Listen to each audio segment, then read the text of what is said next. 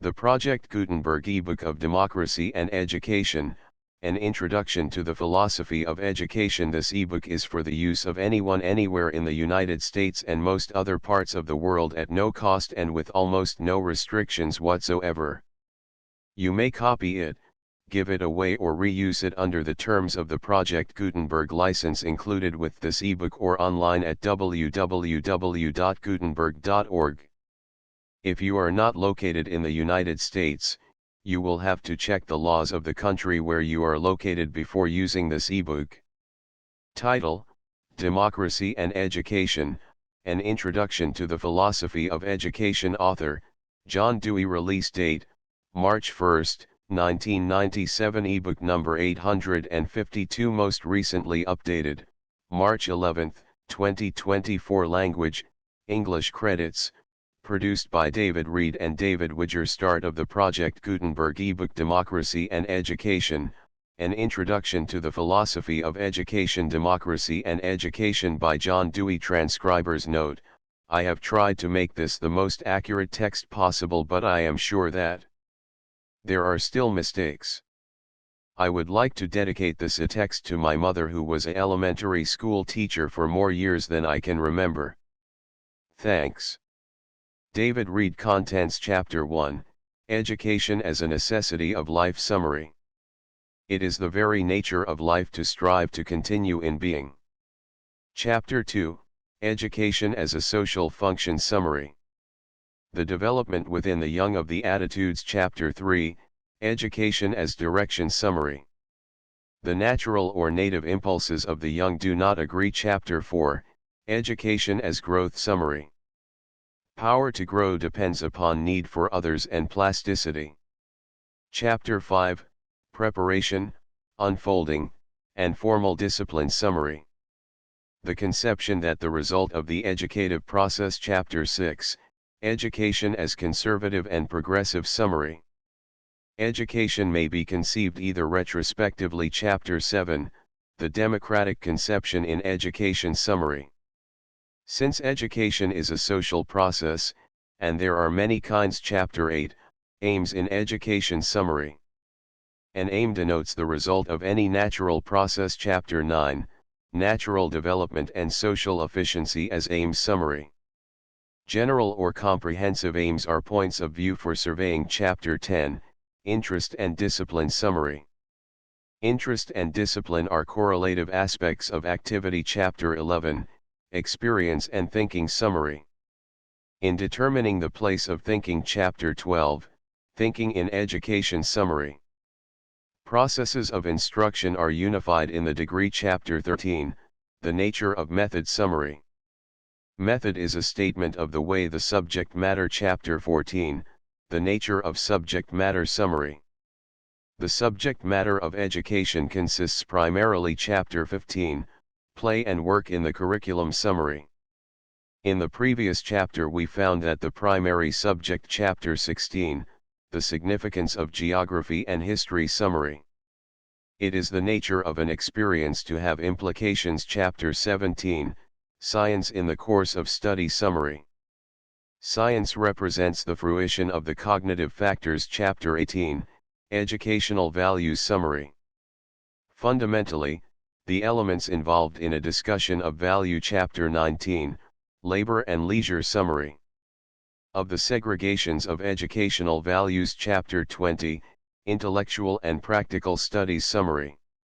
the Greeks were induced to philosophize. Chapter 21, Physical and Social Studies, Naturalism and Humanism. Summary: the philosophic dualism between man and nature is reflected. Chapter 22, The Individual and the World. Summary: true individualism is a product of the relaxation of the grip. Chapter 23, Vocational Aspects of Education. Summary: a vocation signifies any form of continuous activity. Chapter 24, Philosophy of Education. Summary: after a review designed to bring out the philosophic issues. Chapter 25, Theories of Knowledge. Summary: such social divisions as interfere with free and full. Chapter 26, Theories of Morals. Summary: the most important problem of moral education in the school. Chapter 1, Education as a necessity of life. 1.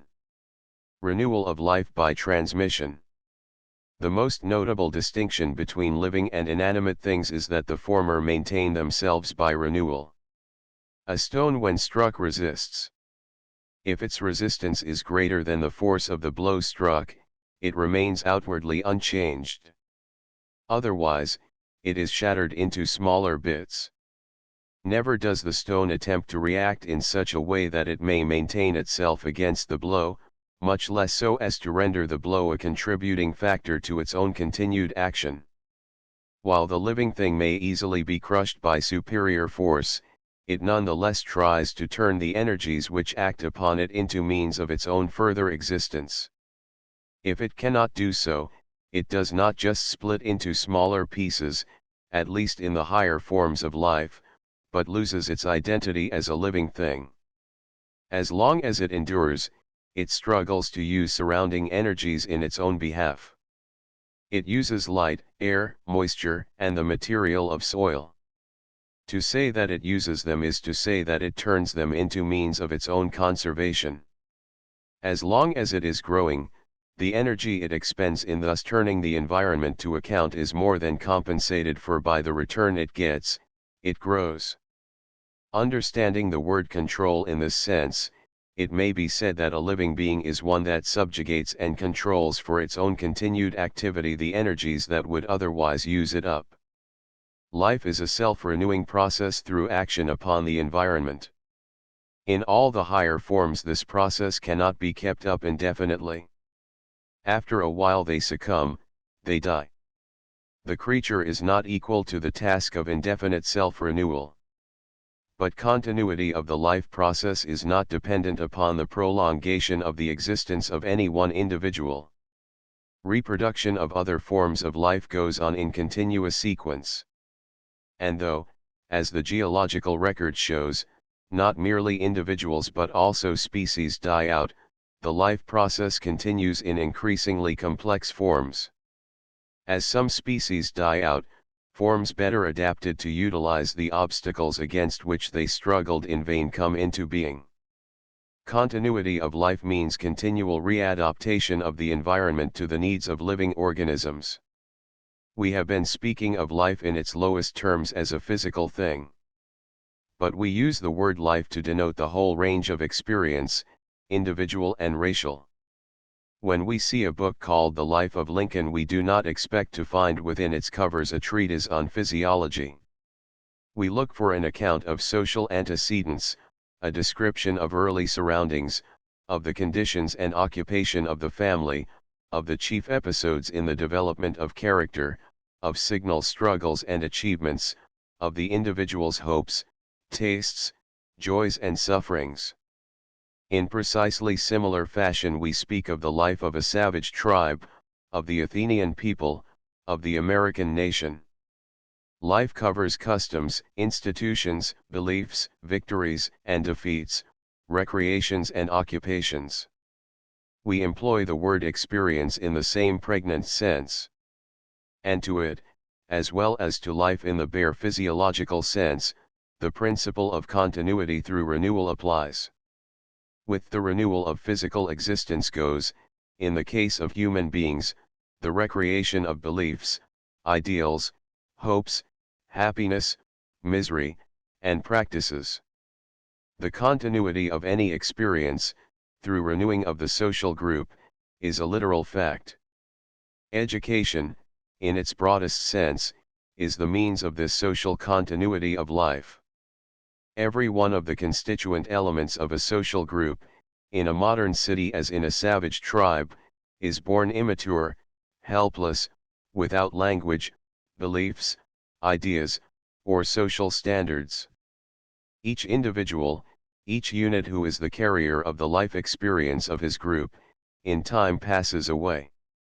Yet the life of the group goes on. The primary ineluctable facts of the birth and death of each one of the constituent members in a social group determine the necessity of education. On one hand, there is the contrast between the immaturity of the newborn members of the group, its future sole representatives, and the maturity of the adult members who possess the knowledge and customs of the group. On the other hand, there is the necessity that these immature members be not merely physically preserved in adequate numbers, but that they be initiated into the interests, purposes, information, skill, and practices of the mature members, otherwise the group will cease its characteristic life. Even in a savage tribe, the achievements of adults are far beyond what the immature members would be capable of if left to themselves. With the growth of civilization, the gap between the original capacities of the immature and the standards and customs of the elders increases. Mere physical growing up, mere mastery of the bare necessities of subsistence will not suffice to reproduce the life of the group. Deliberate effort and the taking of thoughtful pains are required. Beings who are born not only unaware of, but quite indifferent to, the aims and habits of the social group have to be rendered cognizant of them and actively interested. Education, and education alone, spans the gap. Society exists through a process of transmission quite as much as biological life. This transmission occurs by means of communication of habits of doing, thinking, and feeling from the older to the younger. Without this communication of ideals, hopes, expectations, standards, opinions, from those members of society who are passing out of the group life to those who are coming into it, social life could not survive. If the members who compose a society lived on continuously, they might educate the newborn members, but it would be a task directed by personal interest rather than social need. Now it is a work of necessity. If a plague carried off the members of a society all at once, it is obvious that the group would be permanently done for. Yet the death of each of its constituent members is as certain as if an epidemic took them all at once. But the graded difference in age, the fact that some are born as some die, makes possible through transmission of ideas and practices the constant rewebbing of the social fabric. Yet this renewal is not automatic. Unless pains are taken to see that genuine and thorough transmission takes place, the most civilized group will relapse into barbarism and then into savagery. In fact, the human young are so immature that if they were left to themselves without the guidance and succor of others, they could not acquire the rudimentary abilities necessary for physical existence. The young of human beings compare so poorly in original efficiency with the young of many of the lower animals, that even the powers needed for physical sustentation have to be acquired under tuition. How much more, then, is this the case with respect to all the technological, artistic, scientific, and moral achievements of humanity? To education and communication. So obvious, indeed, is the necessity of teaching and learning for the continued existence of a society that we may seem to be dwelling unduly on a truism. But justification is found in the fact that such emphasis is a means of getting us away from an unduly scholastic and formal notion of education. Schools are, indeed, one important method of the transmission which forms the dispositions of the immature, but it is only one means, and, compared with other agencies, a relatively superficial means. Only as we have grasped the necessity of more fundamental and persistent modes of tuition can we make sure of placing the scholastic methods in their true context. Society not only continues to exist by transmission, by communication, but it may fairly be said to exist in transmission, in communication. There is more than a verbal tie between the words common, community, and communication. Men live in a community in virtue of the things which they have in common, and communication is the way in which they come to possess things in common. What they must have in common in order to form a community or society are aims, beliefs, aspirations, knowledge, a common understanding, like-mindedness, as the sociologists say. Such things cannot be passed physically from one to another, like bricks. They cannot be shared as persons would share a pie by dividing it into physical pieces. The communication which ensures participation in a common understanding is one which secures similar emotional and intellectual dispositions, like ways of responding to expectations and requirements. Persons do not become a society by living in physical proximity, any more than a man ceases to be socially influenced by being so many feet or miles removed from others. A book or a letter may institute a more intimate association between human beings separated thousands of miles from each other than exists between dwellers under the same roof. Individuals do not even compose a social group because they all work for a common end. The parts of a machine work with a maximum of cooperativeness for a common result, but they do not form a community. If, however, they were all cognizant of the common end and all interested in it so that they regulated their specific activity in view of it, then they would form a community. But this would involve communication. Each would have to know what the other was about and would have to have some way of keeping the other informed as to his own purpose and progress. Consensus demands communication. We are thus compelled to recognize that within even the most social group there are many relations which are not as yet social. A large number of human relationships in any social group are still upon the machine-like plane. Individuals use one another so as to get desired results, without reference to the emotional and intellectual disposition and consent of those used. Such uses express physical superiority, or superiority of position, skill, technical ability, and command of tools, mechanical or fiscal. So far as the relations of parent and child, teacher and pupil, employer and employee, governor and governed, remain upon this level, they form no true social group, no matter how closely their respective activities touch one another. Giving and taking of orders modifies action and results, but does not of itself effect a sharing of purposes, a communication of interests. Not only is social life identical with communication, but all communication, and hence all genuine social life, is educative. To be a recipient of a communication is to have an enlarged and changed experience. One shares in what another has thought and felt and in so far, meagerly or amply, has his own attitude modified. Nor is the one who communicates left unaffected. Try the experiment of communicating, with fullness and accuracy, some experience to another, especially if it be somewhat complicated, and you will find your own attitude toward your experience changing, otherwise you resort to expletives and ejaculations. The experience has to be formulated in order to be communicated. To formulate requires getting outside of it, seeing it as another would see it, considering what points of contact it has with the life of another so that it may be got into such form that he can appreciate its meaning. Except in dealing with commonplaces and catch-phrases one has to assimilate, imaginatively, something of another's experience in order to tell him intelligently of one's own experience. All communication is like art. It may fairly be said, therefore, that any social arrangement that remains vitally social, or vitally shared, is educative to those who participate in it. Only when it becomes cast in a mold and runs in a routine way does it lose its educative power.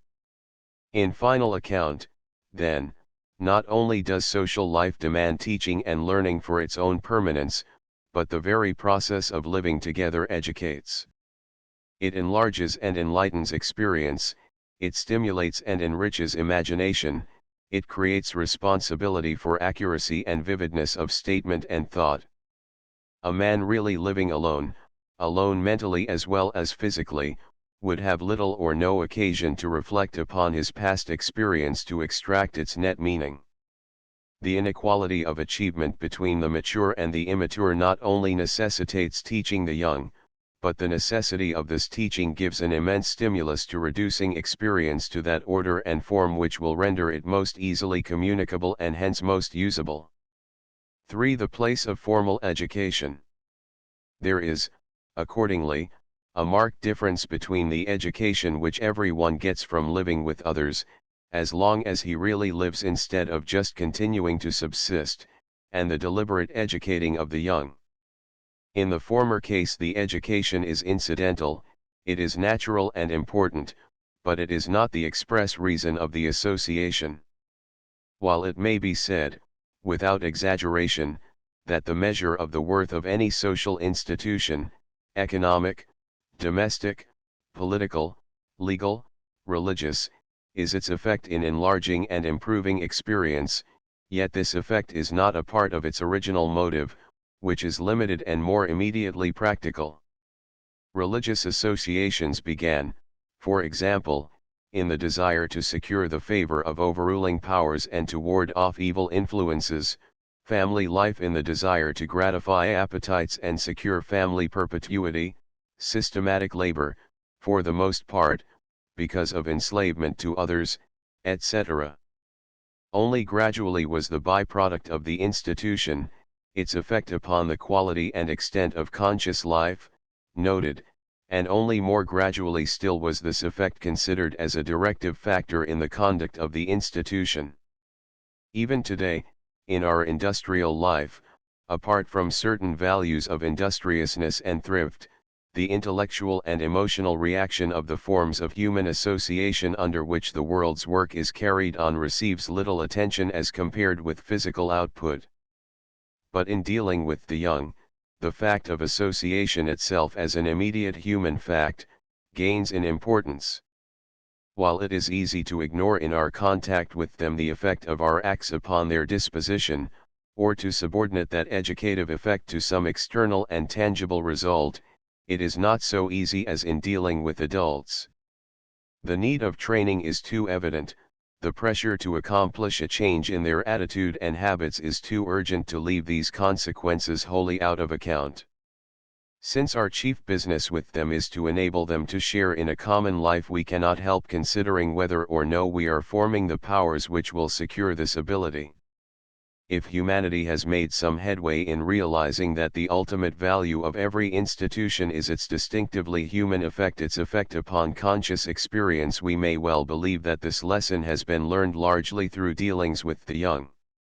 We are thus led to distinguish, within the broad educational process which we have been so far considering, a more formal kind of education, that of direct tuition or schooling.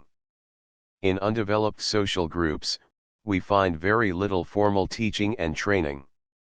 Savage groups mainly rely for instilling needed dispositions into the young upon the same sort of association which keeps adults loyal to their group.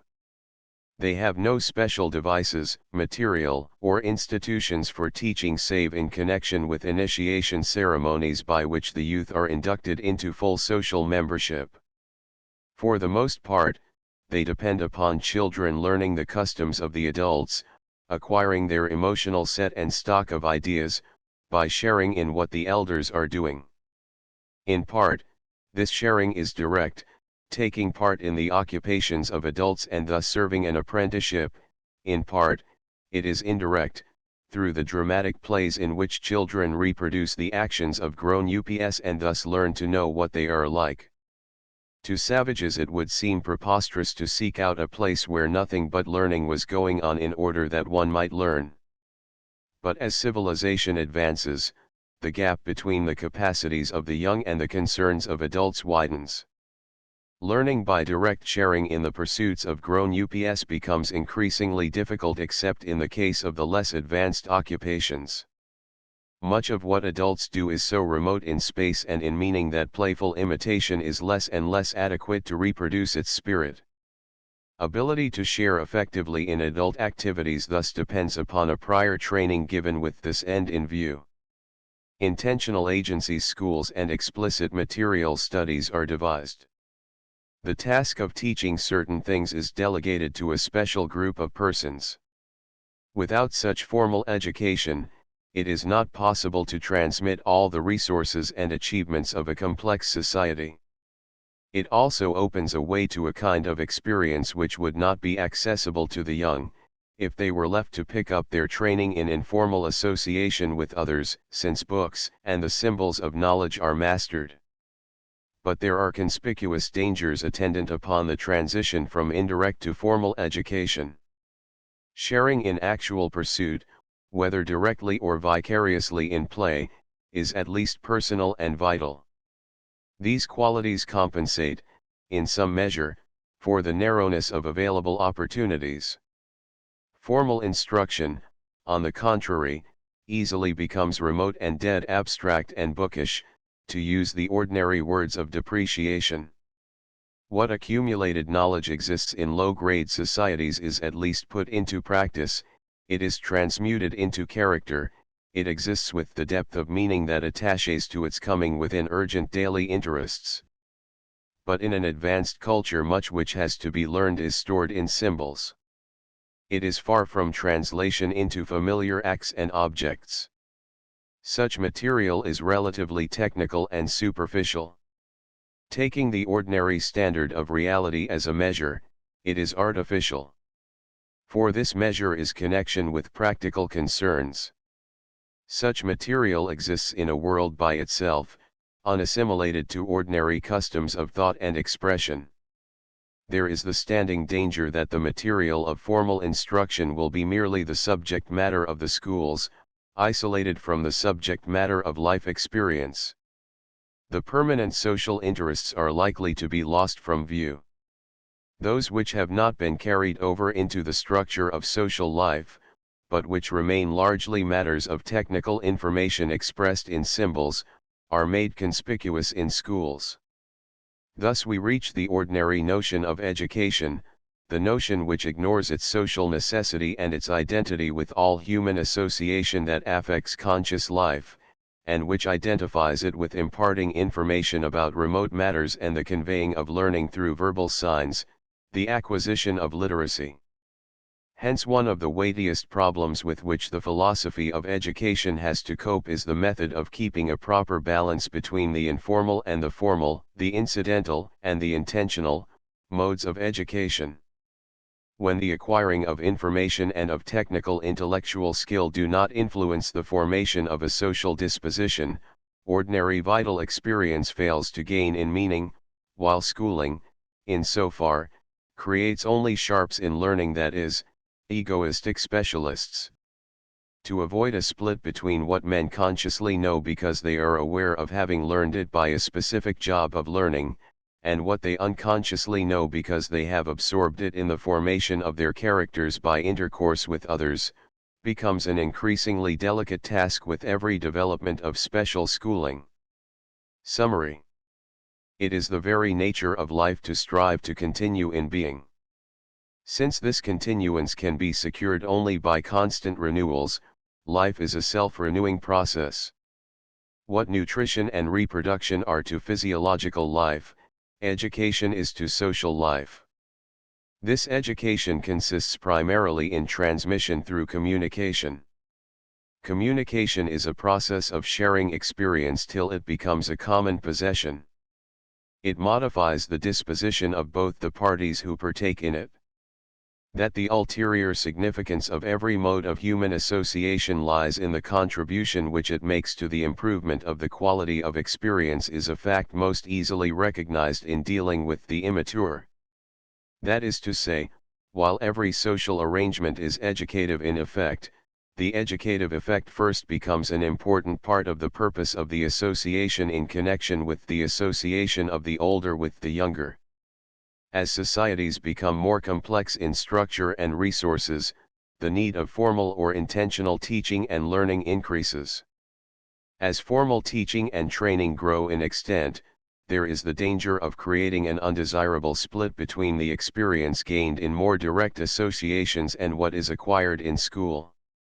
This danger was never greater than at the present time, on account of the rapid growth in the last few centuries of knowledge and technical modes of skill.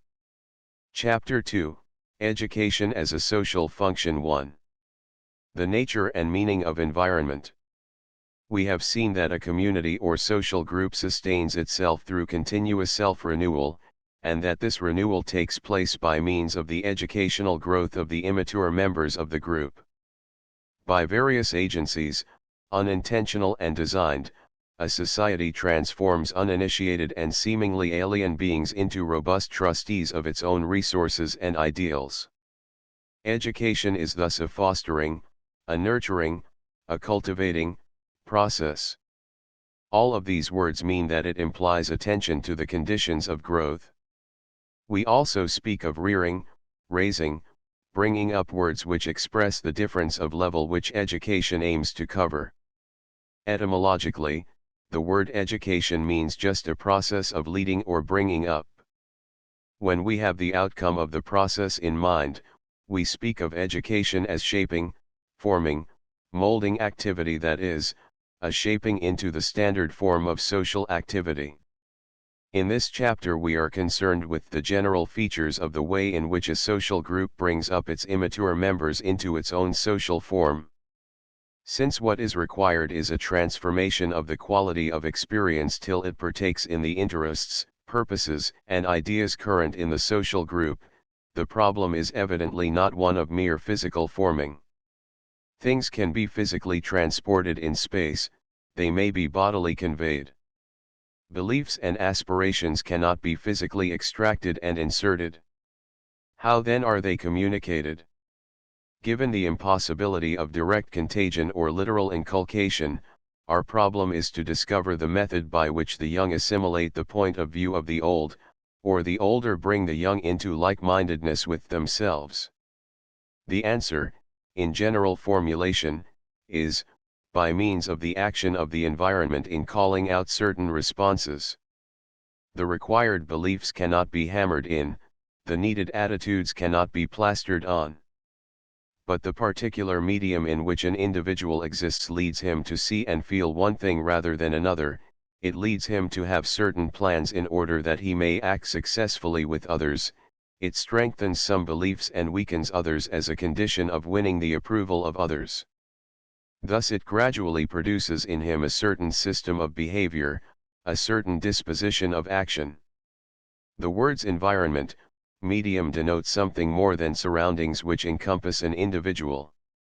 They denote the specific continuity of the surroundings with his own active tendencies.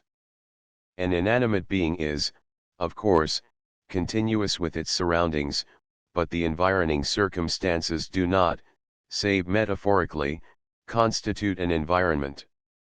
For the inorganic being is not concerned in the influences which affect it. On the other hand, some things which are remote in space and time from a living creature, especially a human creature, may form his environment even more truly than some of the things close to him. The things with which a man varies are his genuine environment. Thus the activities of the astronomer vary with the stars at which he gazes or about which he calculates. Of his immediate surroundings, his telescope is most intimately his environment. The environment of an antiquarian, as an antiquarian, consists of the remote epoch of human life with which he is concerned, and the relics, inscriptions, etc., by which he establishes connections with that period. In brief, the environment consists of those conditions that promote or hinder, stimulate or inhibit, the characteristic activities of a living being. Water is the environment of a fish because it is necessary to the fish's activities to its life. The North Pole is a significant element in the environment of an Arctic explorer, whether he succeeds in reaching it or not, because it defines his activities, makes them what they distinctively are. Just because life signifies not bare passive existence, supposing there is such a thing, but a way of acting, environment or medium signifies what enters into this activity as a sustaining or frustrating condition. 2. The social environment. A being whose activities are associated with others has a social environment. What he does and what he can do depend upon the expectations, demands, approvals, and condemnations of others. A being connected with other beings cannot perform his own activities without taking the activities of others into account. For they are the indispensable conditions of the realization of his tendencies. When he moves he stirs them and reciprocally. We might as well try to imagine a businessman doing business, buying and selling, all by himself, as to conceive it possible to define the activities of an individual in terms of his isolated actions. The manufacturer moreover is as truly socially guided in his activities when he is laying plans in the privacy of his own counting house as when he is buying his raw material or selling his finished goods. Thinking and feeling that have to do with action in association with others is as much a social mode of behavior as is the most overt cooperative or hostile act. What we have more especially to indicate is how the social medium nurtures its immature members. There is no great difficulty in seeing how it shapes the external habits of action. Even dogs and horses have their actions modified by association with human beings. They form different habits because human beings are concerned with what they do. Human beings control animals by controlling the natural stimuli which influence them, by creating a certain environment, in other words. Food, bits, and bridles, noises, vehicles, are used to direct the ways in which the natural or instinctive responses of horses occur. By operating steadily to call out certain acts, habits are formed which function with the same uniformity as the original stimuli. If a rat is put in a maze and finds food only by making a given number of turns in a given sequence, his activity is gradually modified till he habitually takes that course rather than another when he is hungry. Human actions are modified in a like fashion. A burnt child dreads the fire. If a parent arranged conditions so that every time a child touched a certain toy he got burned, the child would learn to avoid that toy as automatically as he avoids touching fire. So far, however, we are dealing with what may be called training in distinction from educative teaching. The changes considered are in outer action rather than in mental and emotional dispositions of behavior. The distinction is not, however, a sharp one. The child might conceivably generate in time a violent antipathy, not only to that particular toy, but to the class of toys resembling it. The aversion might even persist after he had forgotten about the original burns. Later on he might even invent some reason to account for his seemingly irrational antipathy. In some cases, altering the external habit of action by changing the environment to affect the stimuli to action will also alter the mental disposition concerned in the action. Yet this does not always happen. A person trained to dodge a threatening blow, dodges automatically with no corresponding thought or emotion. We have to find, then, some differentia of training from education. A clue may be found in the fact that the horse does not really share in the social use to which his action is put. Someone else uses the horse to secure a result which is advantageous by making it advantageous to the horse to perform the act. He gets food, etc. But the horse, presumably, does not get any new interest. He remains interested in food, not in the service he is rendering. He is not a partner in a shared activity. Were he to become a co-partner, he would, in engaging in the conjointment activity, have the same interest in its accomplishment which others have. He would share their ideas and emotions. Now in many cases, too many cases, the activity of the immature human being is simply played upon to secure habits which are useful. He is trained like an animal rather than educated like a human being. His instincts remain attached to their original objects of pain or pleasure. But to get happiness or to avoid the pain of failure he has to act in a way agreeable to others. In other cases, he really shares or participates in the common activity. In this case, his original impulse is modified. He not merely acts in a way agreeing with the actions of others, but, in so acting, the same ideas and emotions are aroused in him that animate the others. A tribe, let us say, is warlike. The successes for which it strives, the achievements upon which it sets store, are connected with fighting and victory. The presence of this medium incites bellicose exhibitions in a boy, first in games, then in fact when he is strong enough. As he fights he wins approval and advancement, as he refrains, he is disliked, ridiculed, shut out from favorable recognition. It is not surprising that his original belligerent tendencies and emotions are strengthened at the expense of others, and that his ideas turn to things connected with war. Only in this way can he become fully a recognized member of his group. Thus his mental habitudes are gradually assimilated to those of his group. If we formulate the principle involved in this illustration, we shall perceive that the social medium neither implants certain desires and ideas directly, nor yet merely establishes certain purely muscular habits of action, like instinctively winking or dodging a blow. Setting up conditions which stimulate certain visible and tangible ways of acting is the first step. Making the individual a sharer or partner in the associated activity so that he feels its success as his success, its failure as his failure, is the completing step. As soon as he is possessed by the emotional attitude of the group, he will be alert to recognize the special ends at which it aims and the means employed to secure success. His beliefs and ideas, in other words, will take a form similar to those of others in the group.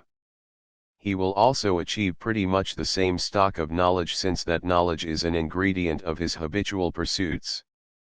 The importance of language in gaining knowledge is doubtless the chief cause of the common notion that knowledge may be passed directly from one to another. It almost seems as if all we have to do to convey an idea into the mind of another is to convey a sound into his ear. Thus imparting knowledge gets assimilated to a purely physical process.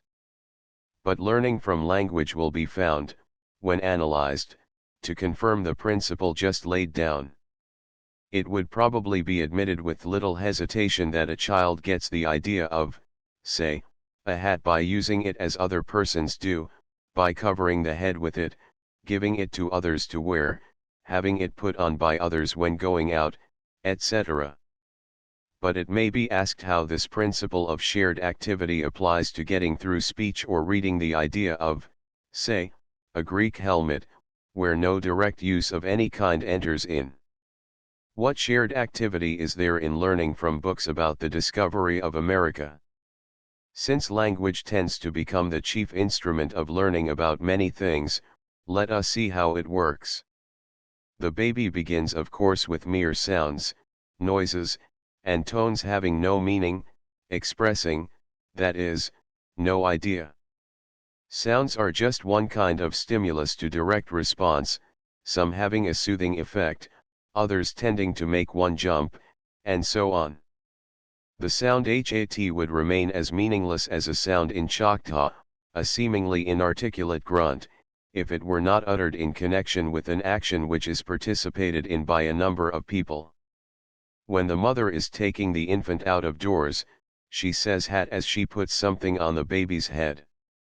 Being taken out becomes an interest to the child. Mother and child not only go out with each other physically, but both are concerned in the going out, they enjoy it in common. By conjunction with the other factors in activity, the sound hat soon gets the same meaning for the child that it has for the parent. It becomes a sign of the activity into which it enters. The bare fact that language consists of sounds which are mutually intelligible is enough of itself to show that its meaning depends upon connection with a shared experience. In short, the sound HAT gains meaning in precisely the same way that the thing hat gains it, by being used in a given way. And they acquire the same meaning with the child which they have with the adult because they are used in a common experience by both. The guarantee for the same manner of use is found in the fact that the thing and the sound are first employed in a joint activity, as a means of setting up an active connection between the child and a grown-up.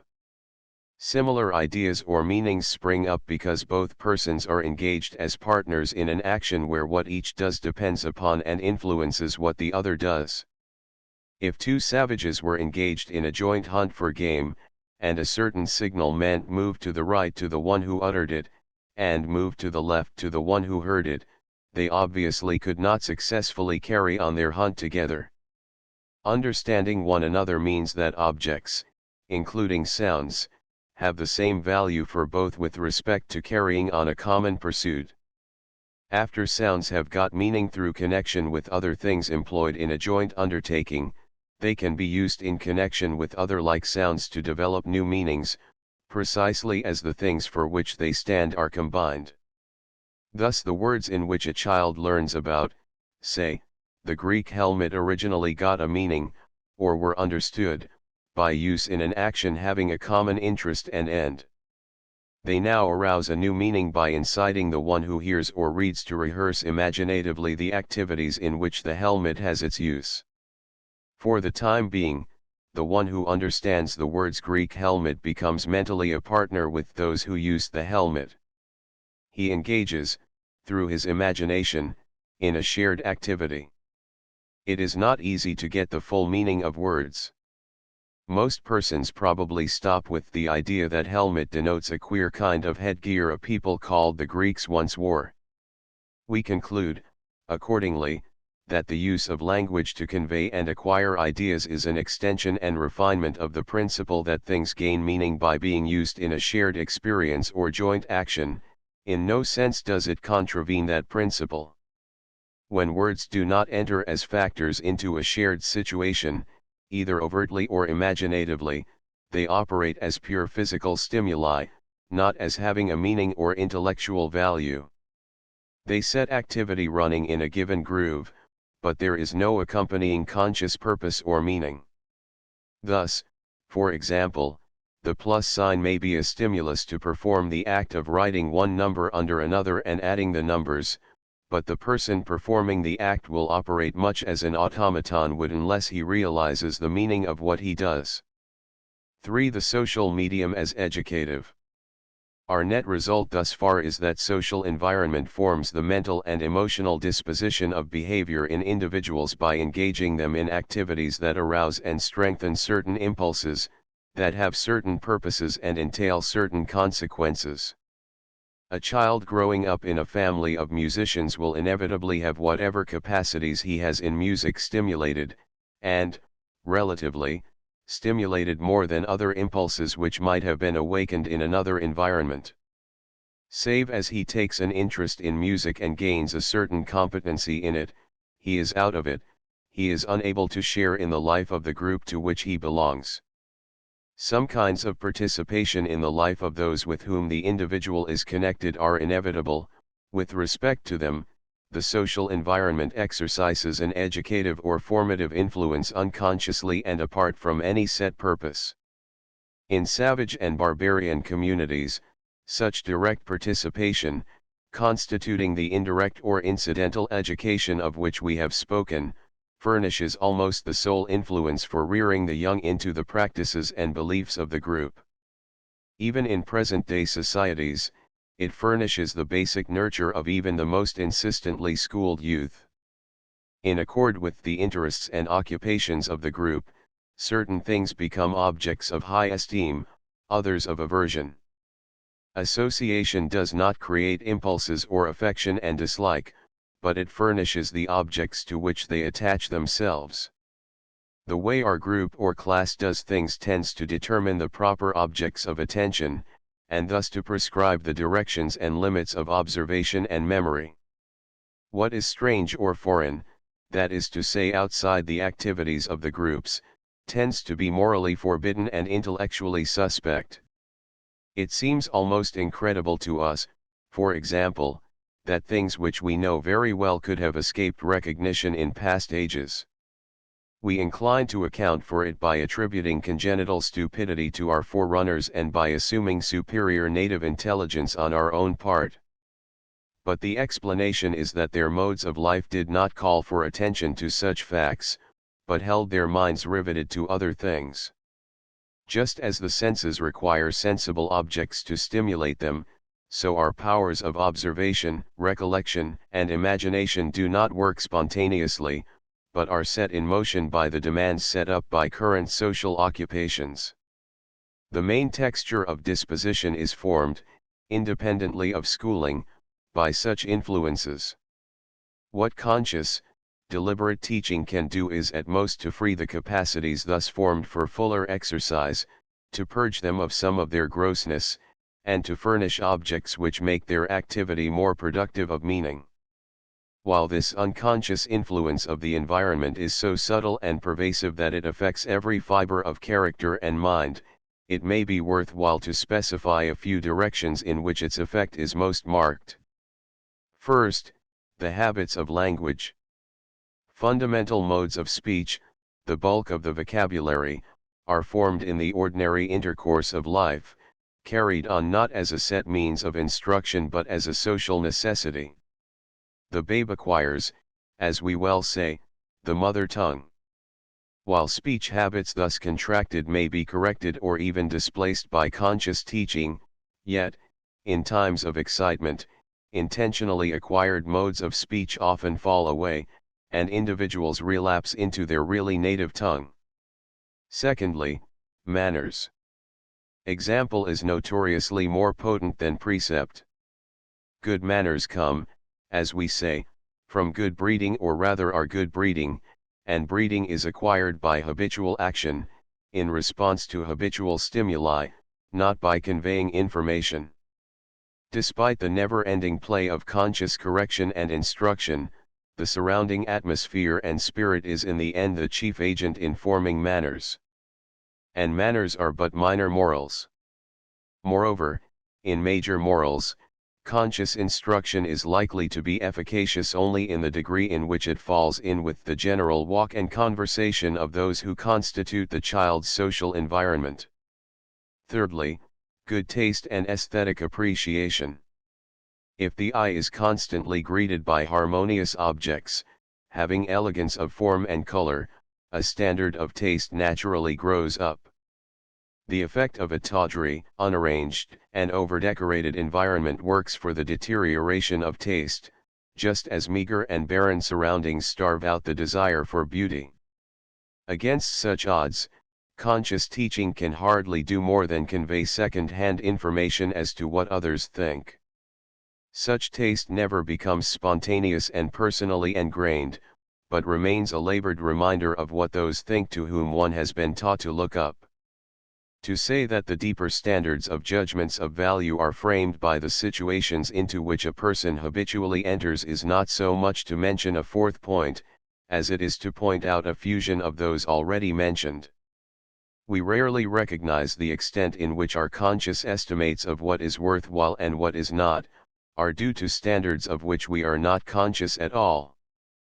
But in general it may be said that the things which we take for granted without inquiry or reflection are just the things which determine our conscious thinking and decide our conclusions.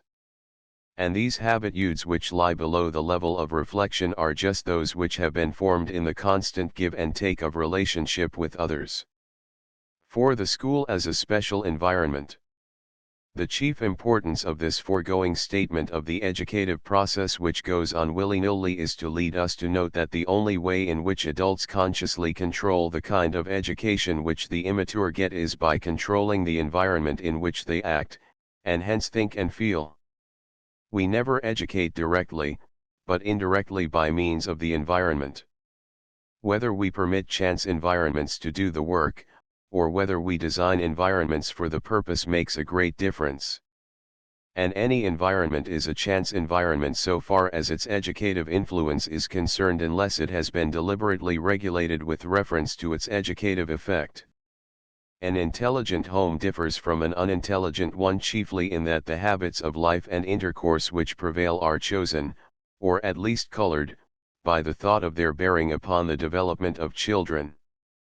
But schools remain, of course, the typical instance of environments framed with express reference to influencing the mental and moral disposition of their members.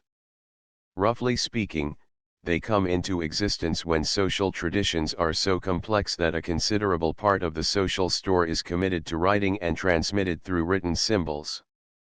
Written symbols are even more artificial or conventional than spoken. They cannot be picked up in accidental intercourse with others. In addition, the written form tends to select and record matters which are comparatively foreign to everyday life. The achievements accumulated from generation to generation are deposited in it even though some of them have fallen temporarily out of use. Consequently, as soon as a community depends to any considerable extent upon what lies beyond its own territory and its own immediate generation, it must rely upon the set agency of schools to ensure adequate transmission of all its resources. To take an obvious illustration, the life of the ancient Greeks and Romans has profoundly influenced our own, and yet the ways in which they affect us do not present themselves on the surface of our ordinary experiences. In similar fashion, people still existing, but remote in space, British, Germans, Italians, directly concern our own social affairs, but the nature of the interaction cannot be understood without explicit statement and attention. In precisely similar fashion, our daily associations cannot be trusted to make clear to the young the part played in our activities by remote physical energies, and by invisible structures. Hence a special mode of social intercourse is instituted, the school, to care for such matters. This mode of association has three functions sufficiently specific, as compared with ordinary associations of life, to be noted. First, a complex civilization is too complex to be assimilated in toto. It has to be broken up into portions, as it were, and assimilated piecemeal, in a gradual and graded way. The relationships of our present social life are so numerous and so interwoven that a child placed in the most favorable position could not readily share in many of the most important of them. Not sharing in them, their meaning would not be communicated to him, would not become a part of his own mental disposition. There would be no seeing the trees because of the forest. Business, politics, art, science, religion, would make all at once a clamor for attention, confusion would be the outcome. The first office of the social organ we call the school is to provide a simplified environment. It selects the features which are fairly fundamental and capable of being responded to by the young. Then it establishes a progressive order, using the factors first acquired as means of gaining insight into what is more complicated. In the second place, it is the business of the school environment to eliminate, so far as possible, the unworthy features of the existing environment from influence upon mental habitudes. It establishes a purified medium of action. Selection aims not only at simplifying but at weeding out what is undesirable. Every society gets encumbered with what is trivial, with dead wood from the past, and with what is positively perverse. The school has the duty of omitting such things from the environment which it supplies, and thereby doing what it can to counteract their influence in the ordinary social environment. By selecting the best for its exclusive use, it strives to reinforce the power of this best. As a society becomes more enlightened, it realizes that it is responsible not to transmit and conserve the whole of its existing achievements, but only such as make for a better future society. The school is its chief agency for the accomplishment of this end. In the third place, it is the office of the school environment to balance the various elements in the social environment, and to see to it that each individual gets an opportunity to escape from the limitations of the social group in which he was born, and to come into living contact with a broader environment. Such words as society and community are likely to be misleading, for they have a tendency to make us think there is a single thing corresponding to the single word. As a matter of fact, a modern society is many societies more or less loosely connected. Each household with its immediate extension of friends makes a society, the village or street group of playmates is a community, each business group, each club, is another. Passing beyond these more intimate groups, there is in a country like our own a variety of races, religious affiliations, economic divisions. Inside the modern city, in spite of its nominal political unity, there are probably more communities, more differing customs, traditions, aspirations, and forms of government or control, than existed in an entire continent at an earlier epoch. Each such group exercises a formative influence on the active dispositions of its members. A clique, a club, a gang, a Fagin's household of thieves, the prisoners in a jail, provide educative environments for those who enter into their collective or conjoint activities, as truly as a church, a labor union, a business partnership, or a political party. Each of them is a mode of associated or community life, quite as much as is a family, a town, or a state. There are also communities whose members have little or no direct contact with one another, like the Guild of Artists, the Republic of Letters, the members of the professional learned class scattered over the face of the earth. For they have aims in common, and the activity of each member is directly modified by knowledge of what others are doing. In the olden times, the diversity of groups was largely a geographical matter. There were many societies, but each, within its own territory, was comparatively homogeneous. But with the development of commerce, transportation, intercommunication, and emigration, countries like the United States are composed of a combination of different groups with different traditional customs.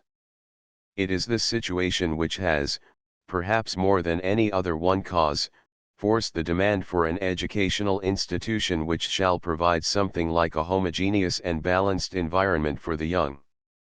Only in this way can the centrifugal forces set up by juxtaposition of different groups within one and the same political unit be counteracted. The intermingling in the school of youth of different races, differing religions, and unlike customs creates for all a new and broader environment.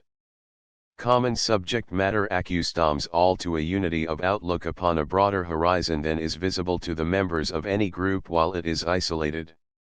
The assimilative force of the American public school is eloquent testimony to the efficacy of the common and balanced appeal.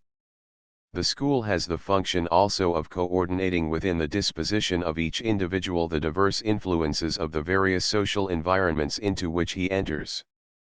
One code prevails in the family, another, on the street, a third, in the workshop or store, a fourth, in the religious association. As a person passes from one of the environments to another, he is subjected to antagonistic poles, and is in danger of being split into a being having different standards of judgment and emotion for different occasions. This danger imposes upon the school a steadying and integrating office. Summary. The development within the young of the attitudes and dispositions necessary to the continuous and progressive life of a society cannot take place by direct conveyance of beliefs, emotions, and knowledge. It takes place through the intermediary of the environment. The environment consists of the sum total of conditions which are concerned in the execution of the activity characteristic of a living being. The social environment consists of all the activities of fellow beings that are bound up in the carrying on of the activities of any one of its members. It is truly educative in its effect in the degree in which an individual shares or participates in some conjoint activity. By doing his share in the associated activity, the individual appropriates the purpose which actuates it, becomes familiar with its methods and subject matters, acquires needed skill, and is saturated with its emotional spirit.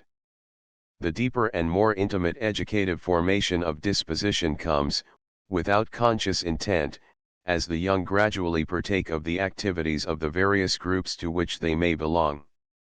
As a society becomes more complex, however, it is found necessary to provide a special social environment which shall especially look after nurturing the capacities of the immature.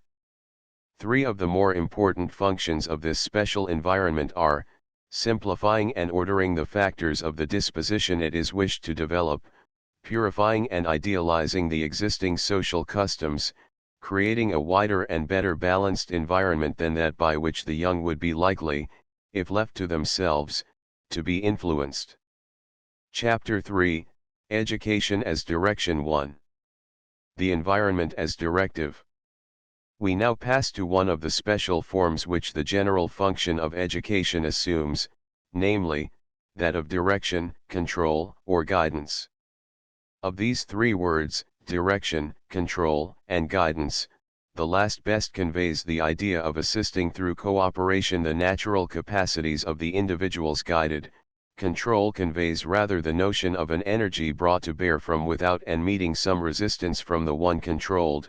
Direction is a more neutral term and suggests the fact that the active tendencies of those directed are led in a certain continuous course, instead of dispersing aimlessly. Direction expresses the basic function, which tends at one extreme to become a guiding assistance and at another, a regulation or ruling. But in any case, we must carefully avoid a meaning sometimes read into the term control. It is sometimes assumed, explicitly or unconsciously, that an individual's tendencies are naturally purely individualistic or egoistic, and thus antisocial. Control then denotes the process by which he is brought to subordinate his natural impulses to public or common ends. Since, by conception, his own nature is quite alien to this process and opposes it rather than helps it, control has in this view a flavor of coercion or compulsion about it. Systems of government and theories of the state have been built upon this notion, and it has seriously affected educational ideas and practices. But there is no ground for any such view. Individuals are certainly interested, at times, in having their own way, and their own way may go contrary to the ways of others. But they are also interested, and chiefly interested upon the whole, in entering into the activities of others and taking part in conjointment and cooperative doings. Otherwise, no such thing as a community would be possible. And there would not even be anyone interested in furnishing the policeman to keep a semblance of harmony unless he thought that thereby he could gain some personal advantage. Control, in truth, means only an emphatic form of direction of powers, and covers the regulation gained by an individual through his own efforts quite as much as that brought about when others take the lead. In general, every stimulus directs activity. It does not simply excite it or stir it up, but directs it toward an object. Put the other way around, a response is not just a reaction, a protest, as it were, against being disturbed, it is, as the word indicates, an answer. It meets the stimulus, and corresponds with it. There is an adaptation of the stimulus and response to each other. A light is the stimulus to the eye to see something, and the business of the eye is to see. If the eyes are open and there is light, seeing occurs, the stimulus is but a condition of the fulfillment of the proper function of the organ, not an outside interruption.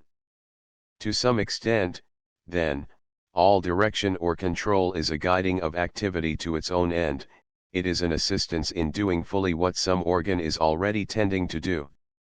This general statement needs, however, to be qualified in two respects.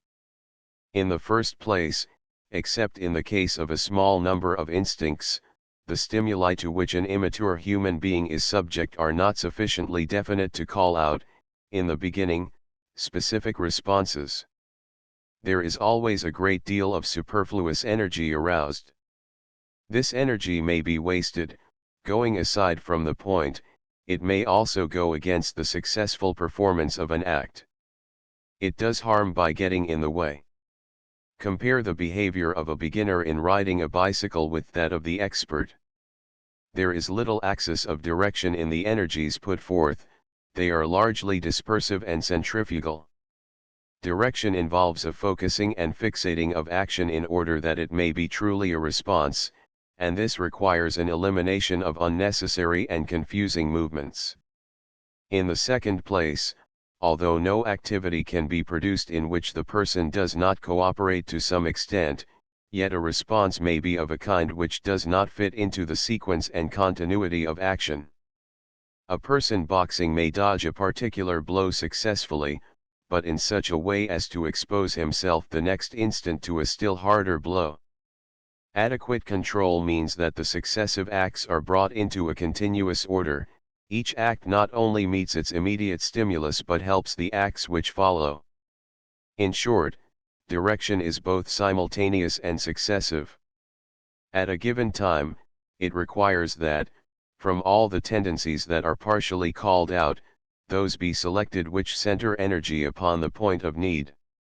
Successively, it requires that each act be balanced with those which precede and come after, so that order of activity is achieved. Focusing and ordering are thus the two aspects of direction, one spatial, the other temporal. The first ensures hitting the mark, the second keeps the balance required for further action. Obviously, it is not possible to separate them in practice as we have distinguished them in idea. Activity must be centered at a given time in such a way as to prepare for what comes next.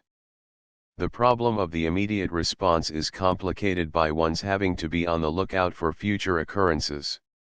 Two conclusions emerge from these general statements.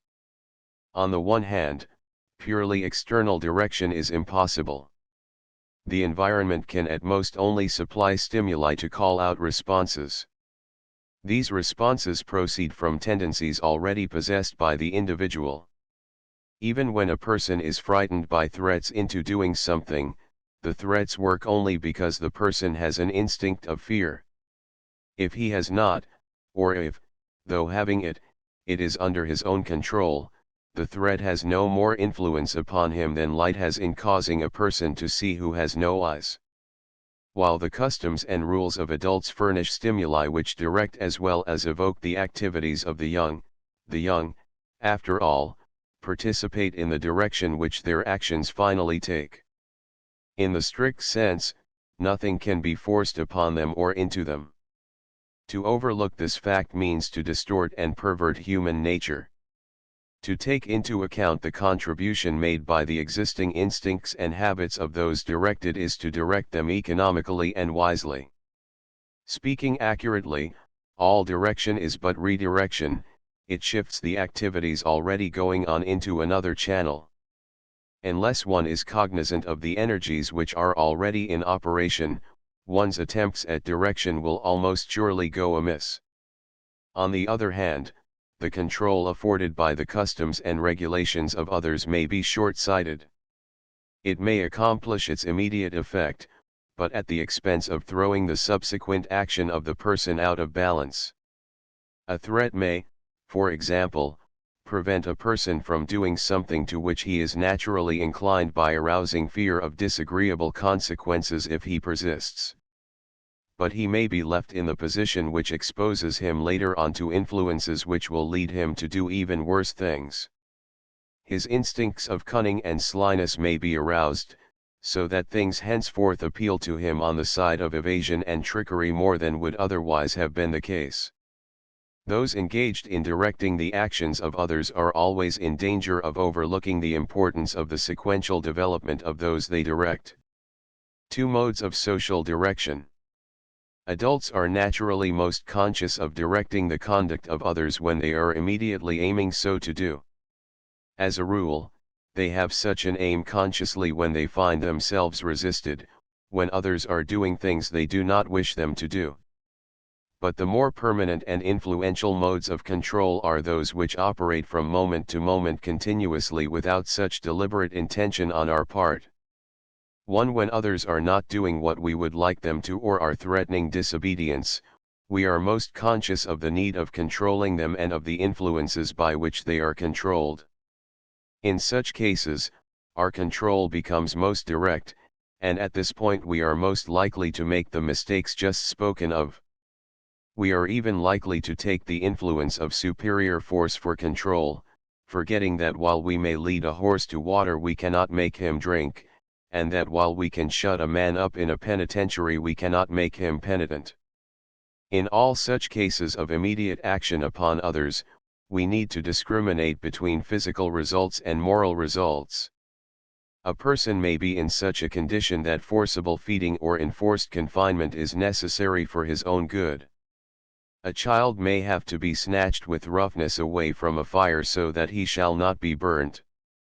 But no improvement of disposition, no educative effect, need follow. A harsh and commanding tone may be effectual in keeping a child away from the fire, and the same desirable physical effect will follow as if he had been snatched away. But there may be no more obedience of a moral sort in one case than in the other. A man can be prevented from breaking into other persons' houses by shutting him up, but shutting him up may not alter his disposition to commit burglary. When we confuse a physical with an educative result, we always lose the chance of enlisting the person's own participating disposition in getting the result desired, and thereby of developing within him an intrinsic and persisting direction in the right way. In general, the occasion for the more conscious acts of control should be limited to acts which are so instinctive or impulsive that the one performing them has no means of foreseeing their outcome. If a person cannot foresee the consequences of his act, and is not capable of understanding what he is told about its outcome by those with more experience, it is impossible for him to guide his act intelligently. In such a state, every act is alike to him. Whatever moves him does move him, and that is all there is to it. In some cases, it is well to permit him to experiment, and to discover the consequences for himself in order that he may act intelligently next time under similar circumstances. But some courses of action are too discommoding and obnoxious to others to allow of this course being pursued. Direct disapproval is now resorted to. Shaming, ridicule, disfavor, rebuke, and punishment are used. Or contrary tendencies in the child are appealed to divert him from his troublesome line of behavior. His sensitiveness to approbation, his hope of winning favor by an agreeable act, are made use of to induce action in another direction. These methods of control are so obvious, because so intentionally employed, that it would hardly be worthwhile to mention them if it were not that notice may now be taken, by way of contrast, of the other more important and permanent mode of control. This other method resides in the ways in which persons, with whom the immature being is associated, use things, the instrumentalities with which they accomplish their own ends. The very existence of the social medium in which an individual lives, moves, and has his being is the standing effective agency of directing his activity. This fact makes it necessary for us to examine in greater detail what is meant by the social environment. We are given to separating from each other the physical and social environments in which we live.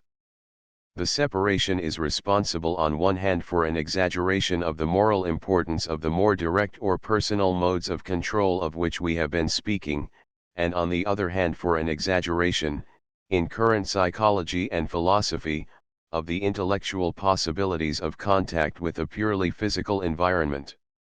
There is not, in fact, any such thing as the direct influence of one human being on another apart from use of the physical environment as an intermediary.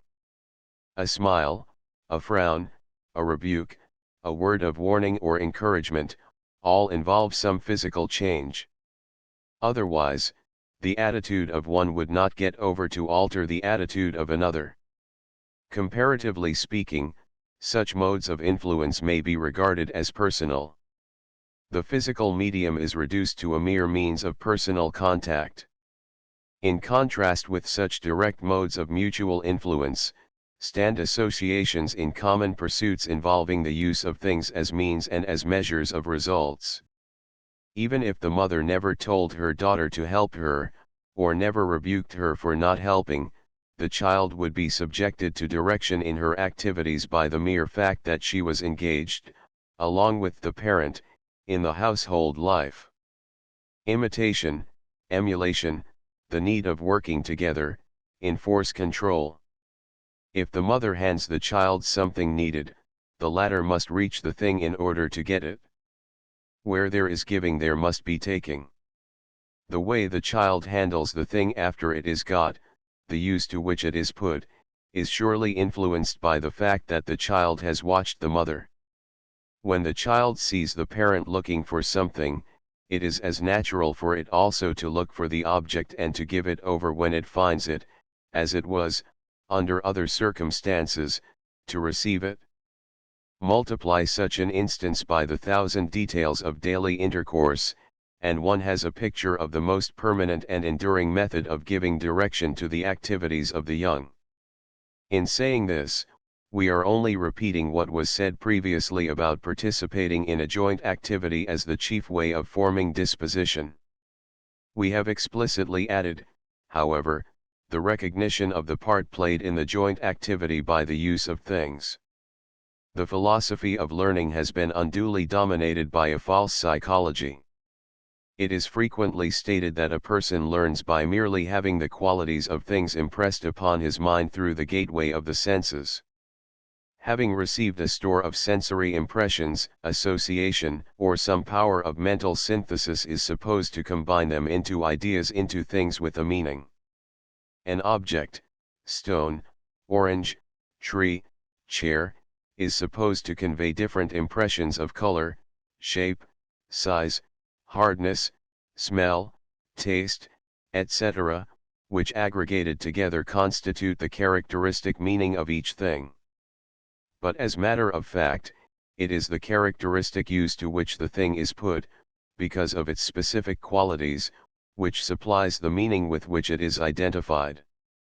A chair is a thing which is put to one use, a table, a thing which is employed for another purpose, an orange is a thing which costs so much, which is grown in warm climes, which is eaten, and when eaten has an agreeable odor and refreshing taste, etc. The difference between an adjustment to a physical stimulus and a mental act is that the latter involves response to a thing in its meaning, the former does not. A noise may make me jump without my mind being implicated. When I hear a noise and run and get water and put out a blaze, I respond intelligently, the sound meant fire, and fire meant need of being extinguished. I bump into a stone, and kick it to one side purely physically. I put it to one side for fear someone will stumble upon it, intelligently, I respond to a meaning which the thing has. I am startled by a thunderclap whether I recognize it or not, more likely, if I do not recognize it. But if I say, either out loud or to myself, that is thunder, I respond to the disturbance as a meaning. My behavior has a mental quality. When things have a meaning for us, we mean, intend, propose, what we do. When they do not, we act blindly, unconsciously, unintelligently. In both kinds of responsive adjustment, our activities are directed or controlled. But in the merely blind response, direction is also blind. There may be training, but there is no education. Repeated responses to recurrent stimuli may fix a habit of acting in a certain way. All of us have many habits of whose import we are quite unaware, since they were formed without our knowing what we were about. Consequently, they possess us, rather than we them. They move us, they control us. Unless we become aware of what they accomplish, and pass judgment upon the worth of the result, we do not control them. A child might be made to bow every time he met a certain person by pressure on his neck muscles, and bowing would finally become automatic. It would not, however, be an act of recognition or deference on his part, till he did it with a certain end in view as having a certain meaning. And not till he knew what he was about and performed the act for the sake of its meaning could he be said to be brought up or educated to act in a certain way. To have an idea of a thing is thus not just to get certain sensations from it. It is to be able to respond to the thing in view of its place in an inclusive scheme of action. It is to foresee the drift and probable consequence of the action of the thing upon us and of our action upon it. To have the same ideas about things which others have, to be like-minded with them, and thus to be really members of a social group, is therefore to attach the same meanings to things and to acts which others attach. Otherwise, there is no common understanding, and no community life. But in a shared activity, each person refers what he is doing to what the other is doing and vice versa. That is, the activity of each is placed in the same inclusive situation.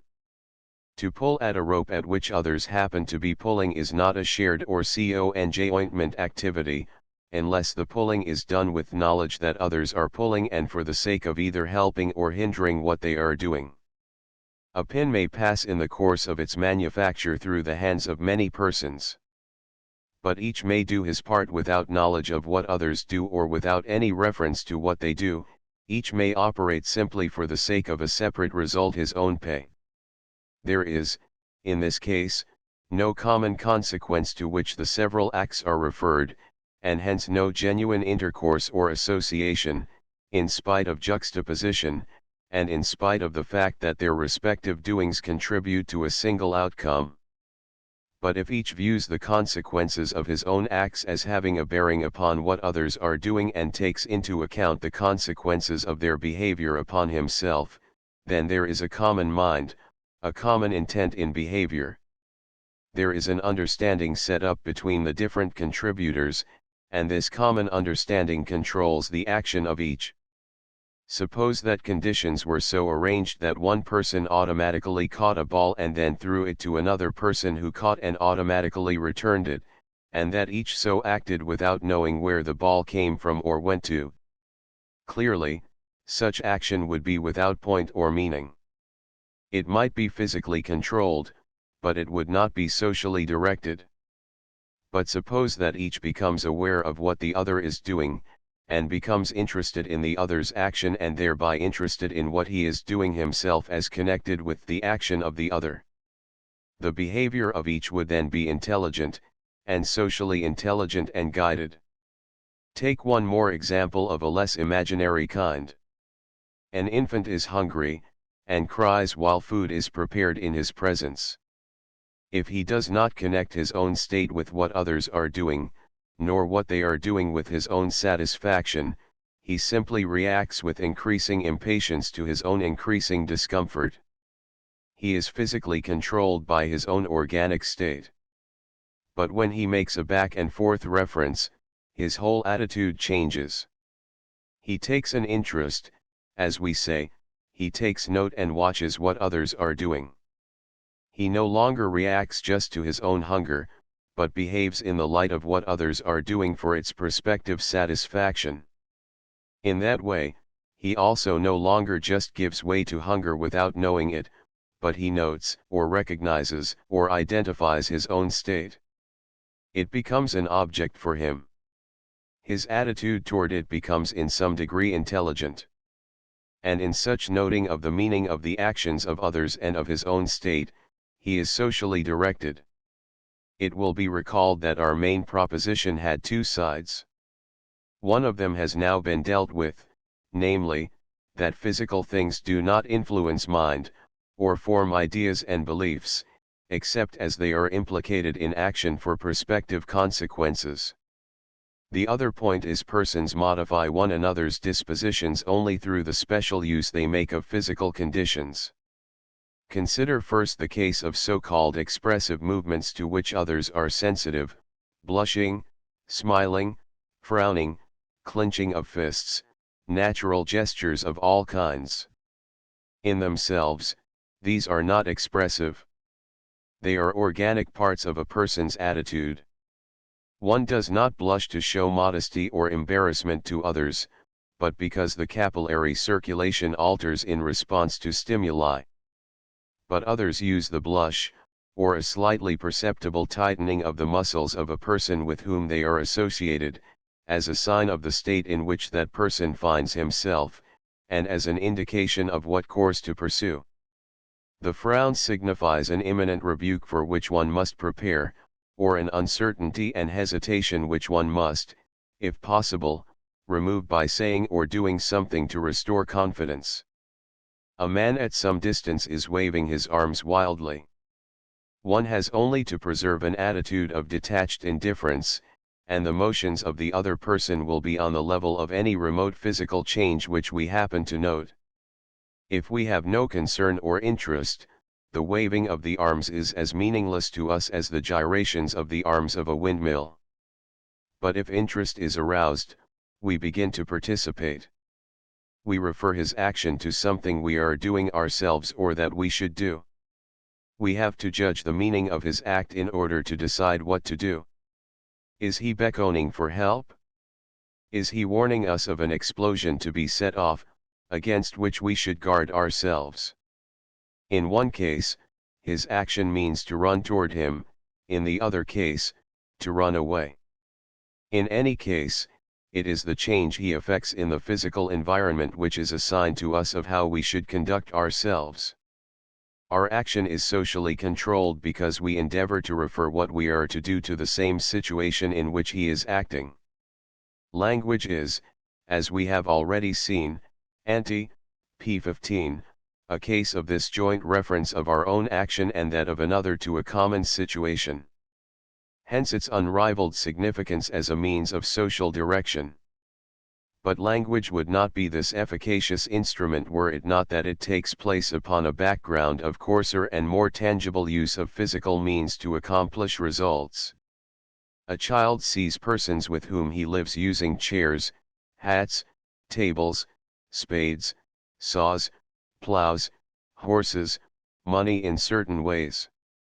If he has any share at all in what they are doing, he is led thereby to use things in the same way, or to use other things in a way which will fit in. If a chair is drawn up to a table, it is a sign that he is to sit in it. If a person extends his right hand, he is to extend his, and so on in a never-ending stream of detail. The prevailing habits of using the products of human art and the raw materials of nature constitute by all odds the deepest and most pervasive mode of social control. When children go to school, they already have minds, they have knowledge and dispositions of judgment which may be appealed to through the use of language.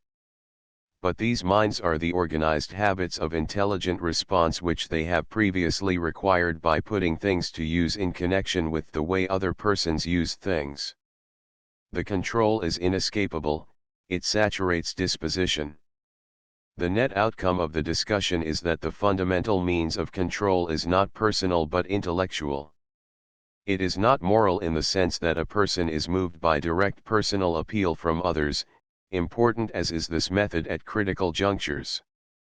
It consists in the habits of understanding, which are set up in using objects in correspondence with others, whether by way of cooperation and assistance or rivalry and competition.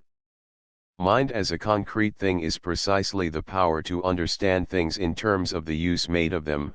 A socialized mind is the power to understand them in terms of the use to which they are turned in joint or shared situations. And mind in this sense is the method of social control. 3. Imitation and social psychology. We have already noted the defects of a psychology of learning which places the individual mind naked, as it were, in contact with physical objects, and which believes that knowledge, ideas, and beliefs accrue from their interaction.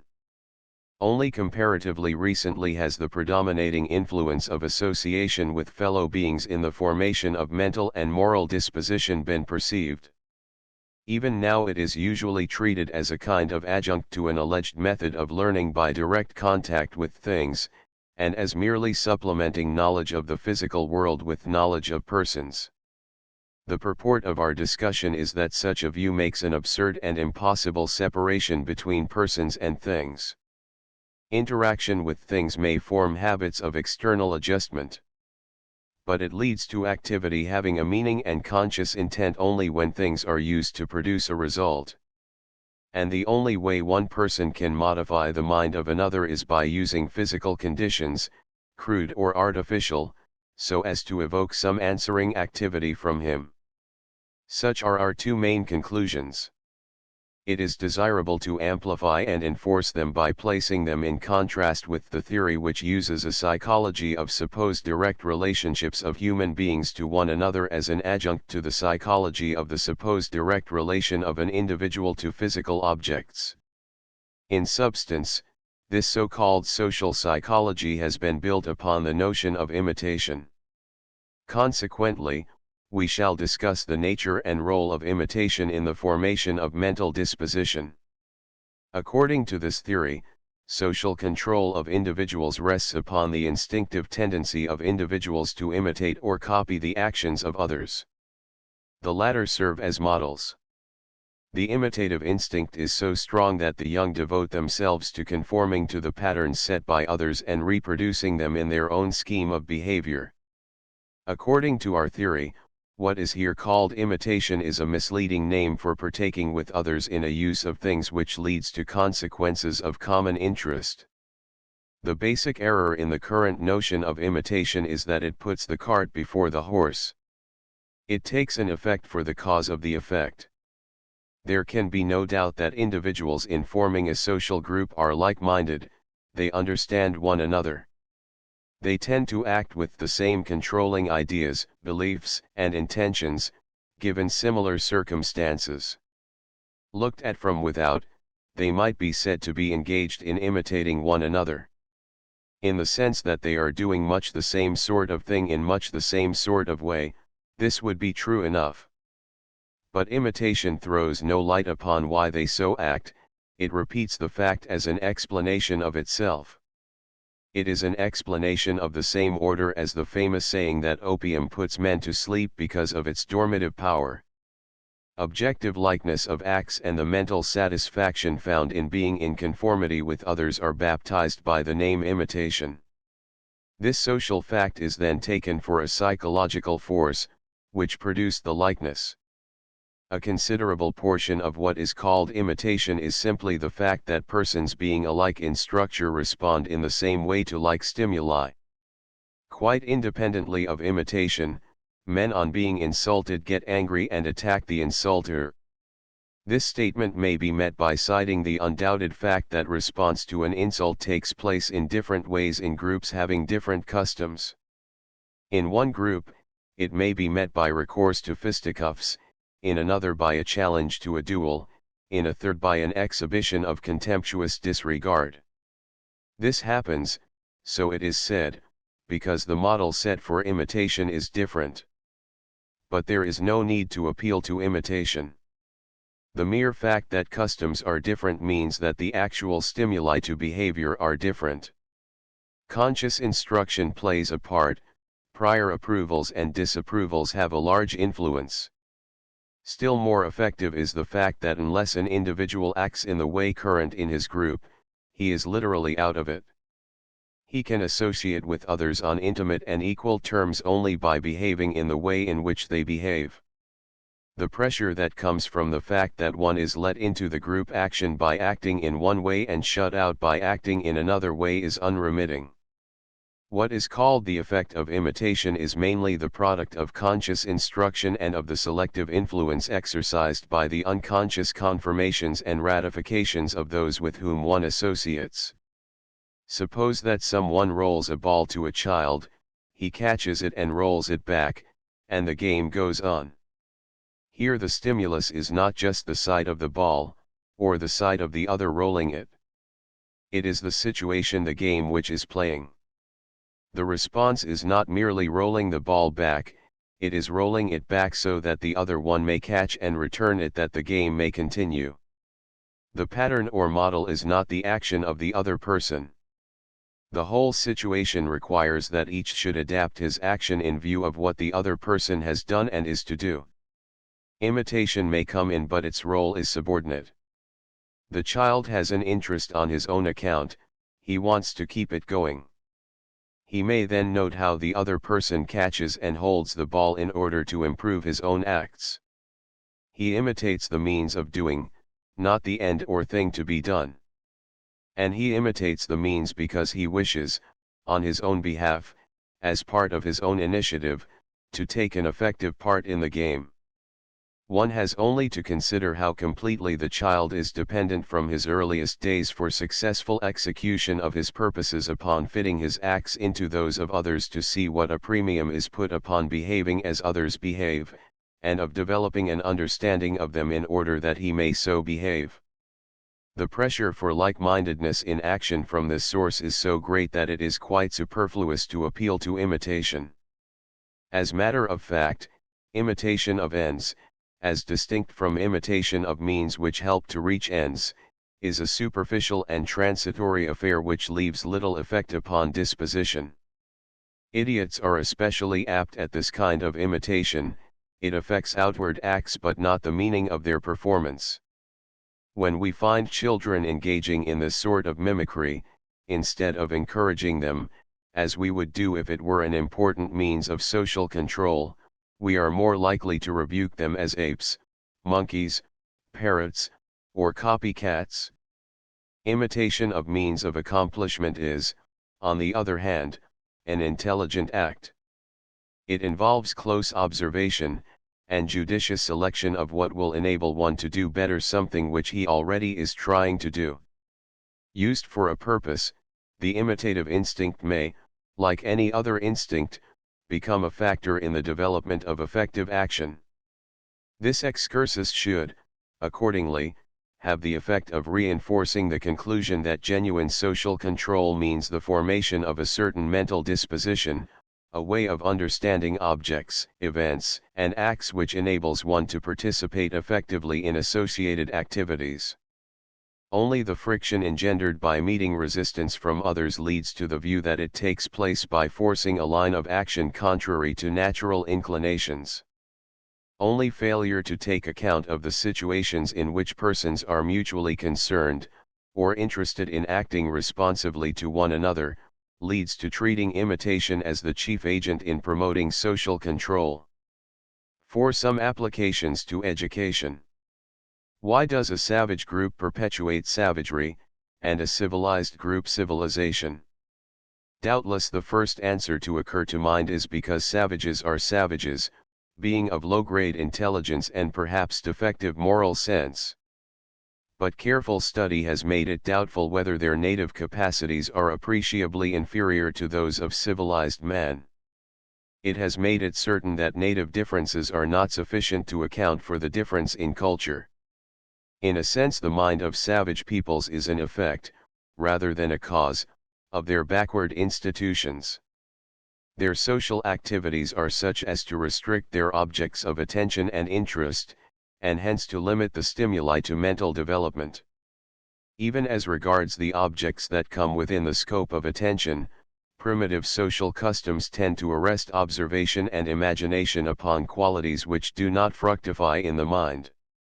Lack of control of natural forces means that a scant number of natural objects enter into associated behavior. Only a small number of natural resources are utilized and they are not worked for what they are worth. The advance of civilization means that a larger number of natural forces and objects have been transformed into instrumentalities of action, into means for securing ends. We start not so much with superior capacities as with superior stimuli for evocation and direction of our capacities. The savage deals largely with crude stimuli. We have weighted stimuli. Prior human efforts have made over natural conditions. As they originally existed, they were indifferent to human endeavors. Every domesticated plant and animal, every tool, every utensil, every appliance, every manufactured article, every aesthetic decoration, every work of art means a transformation of conditions once hostile or indifferent to characteristic human activities into friendly and favoring conditions. Because the activities of children today are controlled by these selected and charged stimuli, children are able to traverse in a short lifetime what the race has needed slow, tortured ages to attain. The dice have been loaded by all the successes which have preceded. Stimuli conducive to economical and effective response, such as our system of roads and means of transportation, our ready command of heat, light, and electricity, our ready-made machines and apparatus for every purpose, do not, by themselves or in their aggregate, constitute a civilization. But the uses to which they are put are civilization, and without the things the uses would be impossible. Time otherwise necessarily devoted to wresting a livelihood from a grudging environment and securing a precarious protection against its inclemencies is freed. A body of knowledge is transmitted, the legitimacy of which is guaranteed by the fact that the physical equipment in which it is incarnated leads to results that square with the other facts of nature. Thus these appliances of art supply a protection, perhaps our chief protection, against a recrudescence of these superstitious beliefs, those fanciful myths and infertile imaginings about nature in which so much of the best intellectual power of the past has been spent. If we add one other factor, namely, that such appliances be not only used, but used in the interests of a truly shared or associated life, then the appliances become the positive resources of civilization. If Greece, with a scant tithe of our material resources, achieved a worthy and noble intellectual and artistic career, it is because Greece operated for social ends such resources as it had. But whatever the situation, whether one of barbarism or civilization, whether one of stinted control of physical forces, or of partial enslavement to a mechanism not yet made tributary to a shared experience, things as they enter into action furnish the educative conditions of daily life and direct the formation of mental and moral disposition. Intentional education signifies, as we have already seen, a specially selected environment, the selection being made on the basis of materials and methods specifically promoting growth in the desired direction.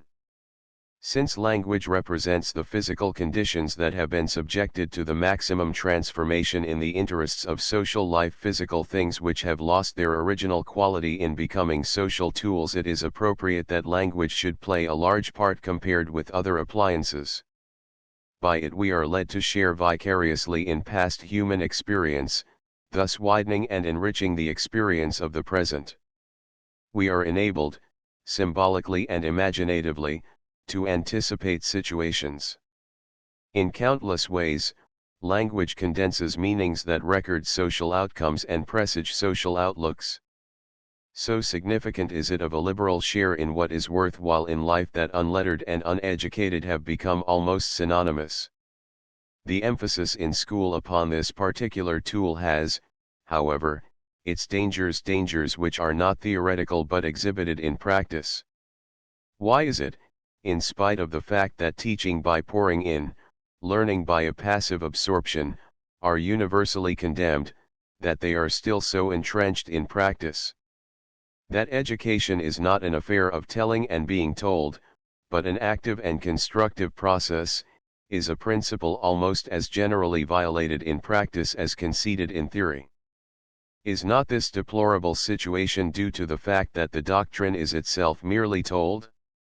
It is preached, it is lectured, it is written about. But its enactment into practice requires that the school environment be equipped with agencies for doing, with tools and physical materials, to an extent rarely attained. It requires that methods of instruction and administration be modified to allow and to secure direct and continuous occupations with things. Not that the use of language as an educational resource should lessen, but that its use should be more vital and fruitful by having its normal connection with shared activities. These things ought yet to have done, and not to have left the others undone. And for the school these things mean equipment with the instrumentalities of cooperative or joint activity. For when the schools depart from the educational conditions effective in the out-of-school environment, they necessarily substitute a bookish, a pseudo-intellectual spirit for a social spirit. Children doubtless go to school to learn, but it has yet to be proved that learning occurs most adequately when it is made a separate conscious business. When treating it as a business of this sort tends to preclude the social sense which comes from sharing in an activity of common concern and value, the effort at isolated intellectual learning contradicts its own aim. We may secure motor activity and sensory excitation by keeping an individual by himself, but we cannot thereby get him to understand the meaning which things have in the life of which he is a part. We may secure technical specialized ability in algebra, Latin, or botany, but not the kind of intelligence which directs ability to useful ends. Only by engaging in a joint activity, where one person's use of material and tools is consciously referred to the use other persons are making of their capacities and appliances, is a social direction of disposition attained. Summary. The natural or native impulses of the young do not agree with the life customs of the group into which they are born. Consequently they have to be directed or guided. This control is not the same thing as physical compulsion.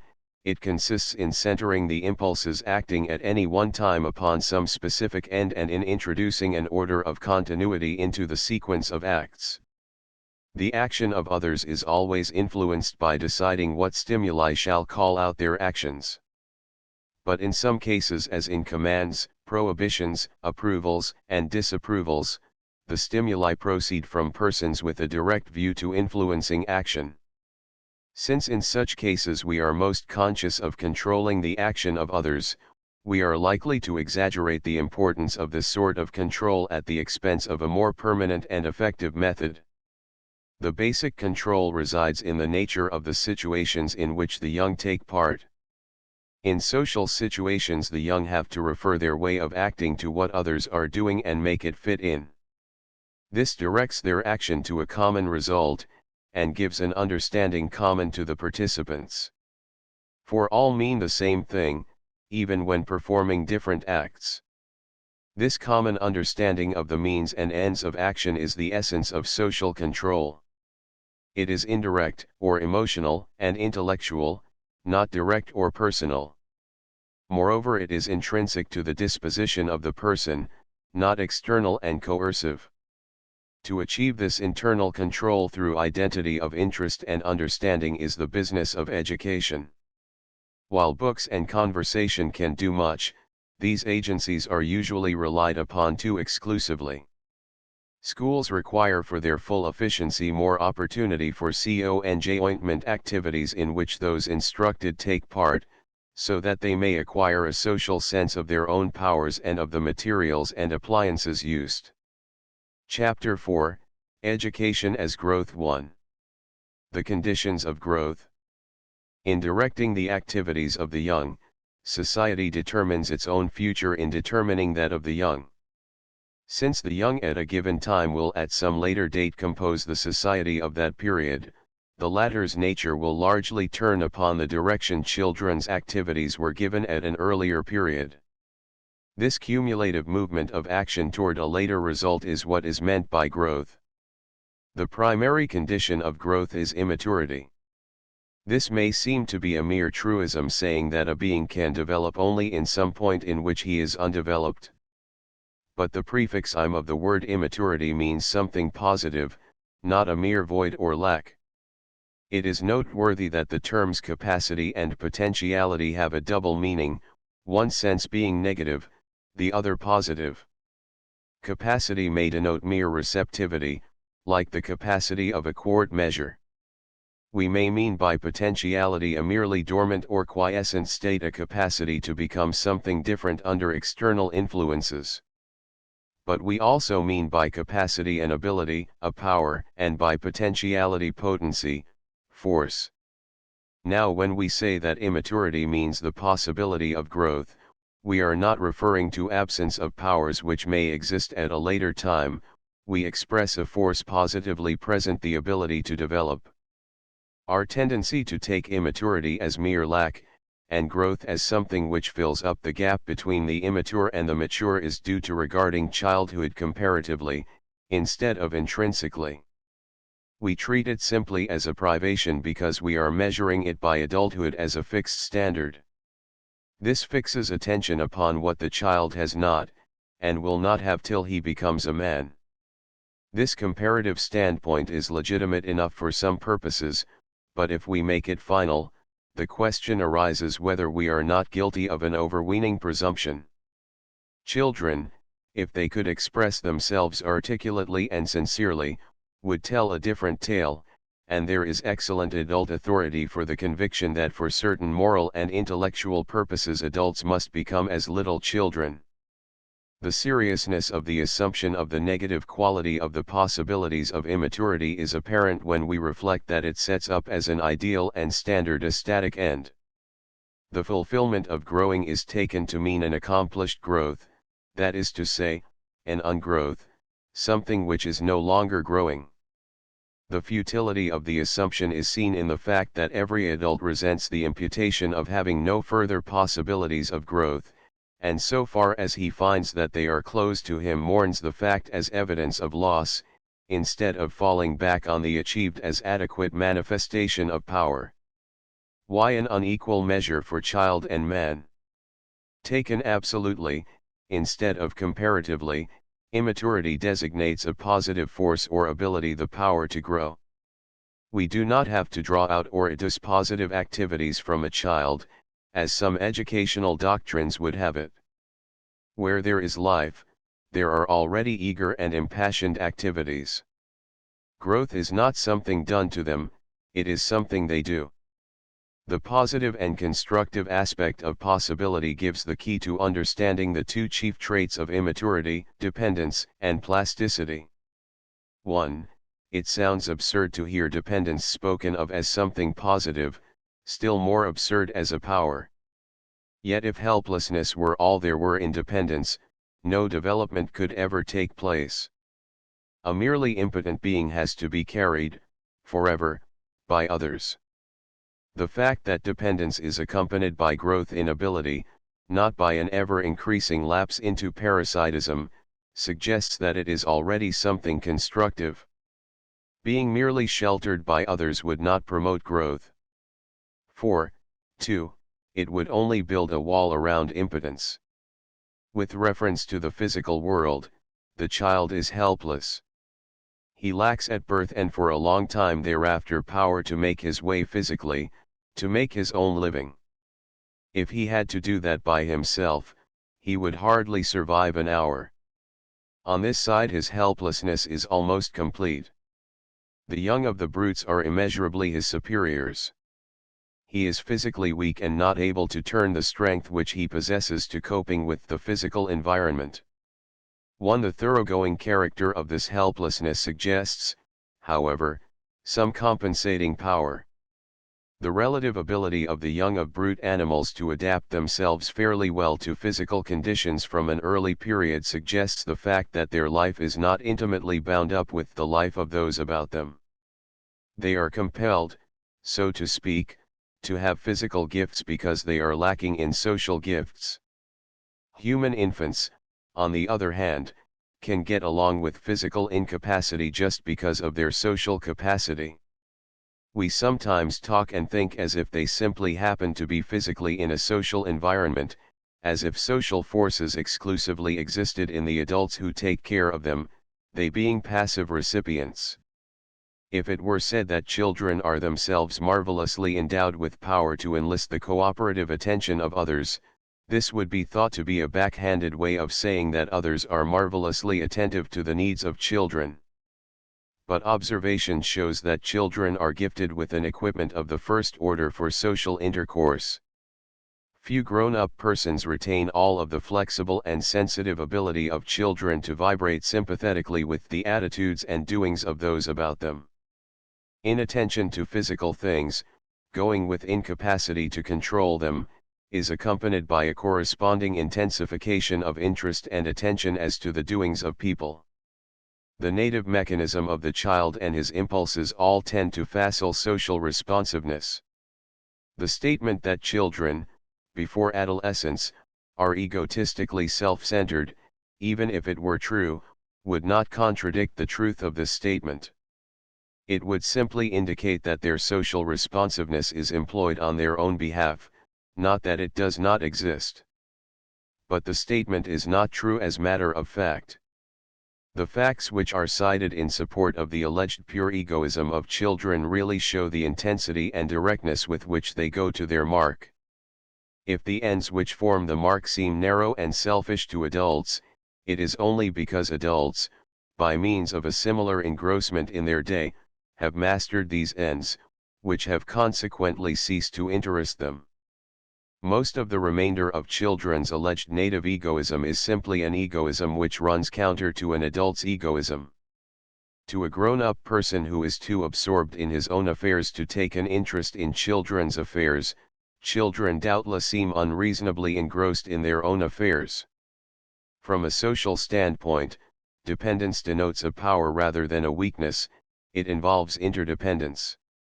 There is always a danger that increased personal independence will decrease the social capacity of an individual. In making him more self-reliant, it may make him more self-sufficient, it may lead to aloofness and indifference. It often makes an individual so insensitive in his relations to others as to develop an illusion of being really able to stand and act alone, an unnamed form of insanity which is responsible for a large part of the remediable suffering of the world. 2. The specific adaptability of an immature creature for growth constitutes his plasticity. This is something quite different from the plasticity of putty or wax. It is not a capacity to take on change of form in accord with external pressure. It lies near the pliable elasticity by which some persons take on the color of their surroundings while retaining their own bent. But it is something deeper than this. It is essentially the ability to learn from experience, the power to retain from one experience something which is of avail in coping with the difficulties of a later situation. This means power to modify actions on the basis of the results of prior experiences, the power to develop dispositions. Without it, the acquisition of habits is impossible. It is a familiar fact that the young of the higher animals, and especially the human young, have to learn to utilize their instinctive reactions. The human being is born with a greater number of instinctive tendencies than other animals. But the instincts of the lower animals perfect themselves for appropriate action at an early period after birth, while most of those of the human infant are of little account just as they stand. An original specialized power of adjustment secures immediate efficiency, but, like a railway ticket, it is good for one route only. A being who, in order to use his eyes, ears, hands, and legs, has to experiment in making varied combinations of their reactions, achieves a control that is flexible and varied. A chick, for example, pecks accurately at a bit of food in a few hours after hatching. This means that definite coordinations of activities of the eyes in seeing and of the body and head in striking are perfected in a few trials. An infant requires about 6 months to be able to gauge with approximate accuracy the action in reaching which will coordinate with his visual activities, to be able, that is, to tell whether he can reach a seen object and just how to execute the reaching. As a result, the chick is limited by the relative perfection of its original endowment. The infant has the advantage of the multitude of instinctive tentative reactions and of the experiences that accompany them, even though he is at a temporary disadvantage because they cross one another. In learning an action, instead of having it given ready-made, one of necessity learns to vary its factors, to make varied combinations of them, according to change of circumstances. A possibility of continuing progress is opened up by the fact that in learning one act, methods are developed good for use in other situations. Still more important is the fact that the human being acquires a habit of learning. He learns to learn. The importance for human life of the two facts of dependence and variable control has been summed up in the doctrine of the significance of prolonged infancy. 1. This prolongation is significant from the standpoint of the adult members of the group as well as from that of the young. The presence of dependent and learning beings is a stimulus to nurture and affection. The need for constant continued care was probably a chief means in transforming temporary cohabitations into permanent unions. It certainly was a chief influence in forming habits of affectionate and sympathetic watchfulness, that constructive interest in the well-being of others which is essential to associated life. Intellectually, this moral development meant the introduction of many new objects of attention, it stimulated foresight and planning for the future. Thus there is a reciprocal influence. Increasing complexity of social life requires a longer period of infancy in which to acquire the needed powers. This prolongation of dependence means prolongation of plasticity, or power of acquiring variable and novel modes of control.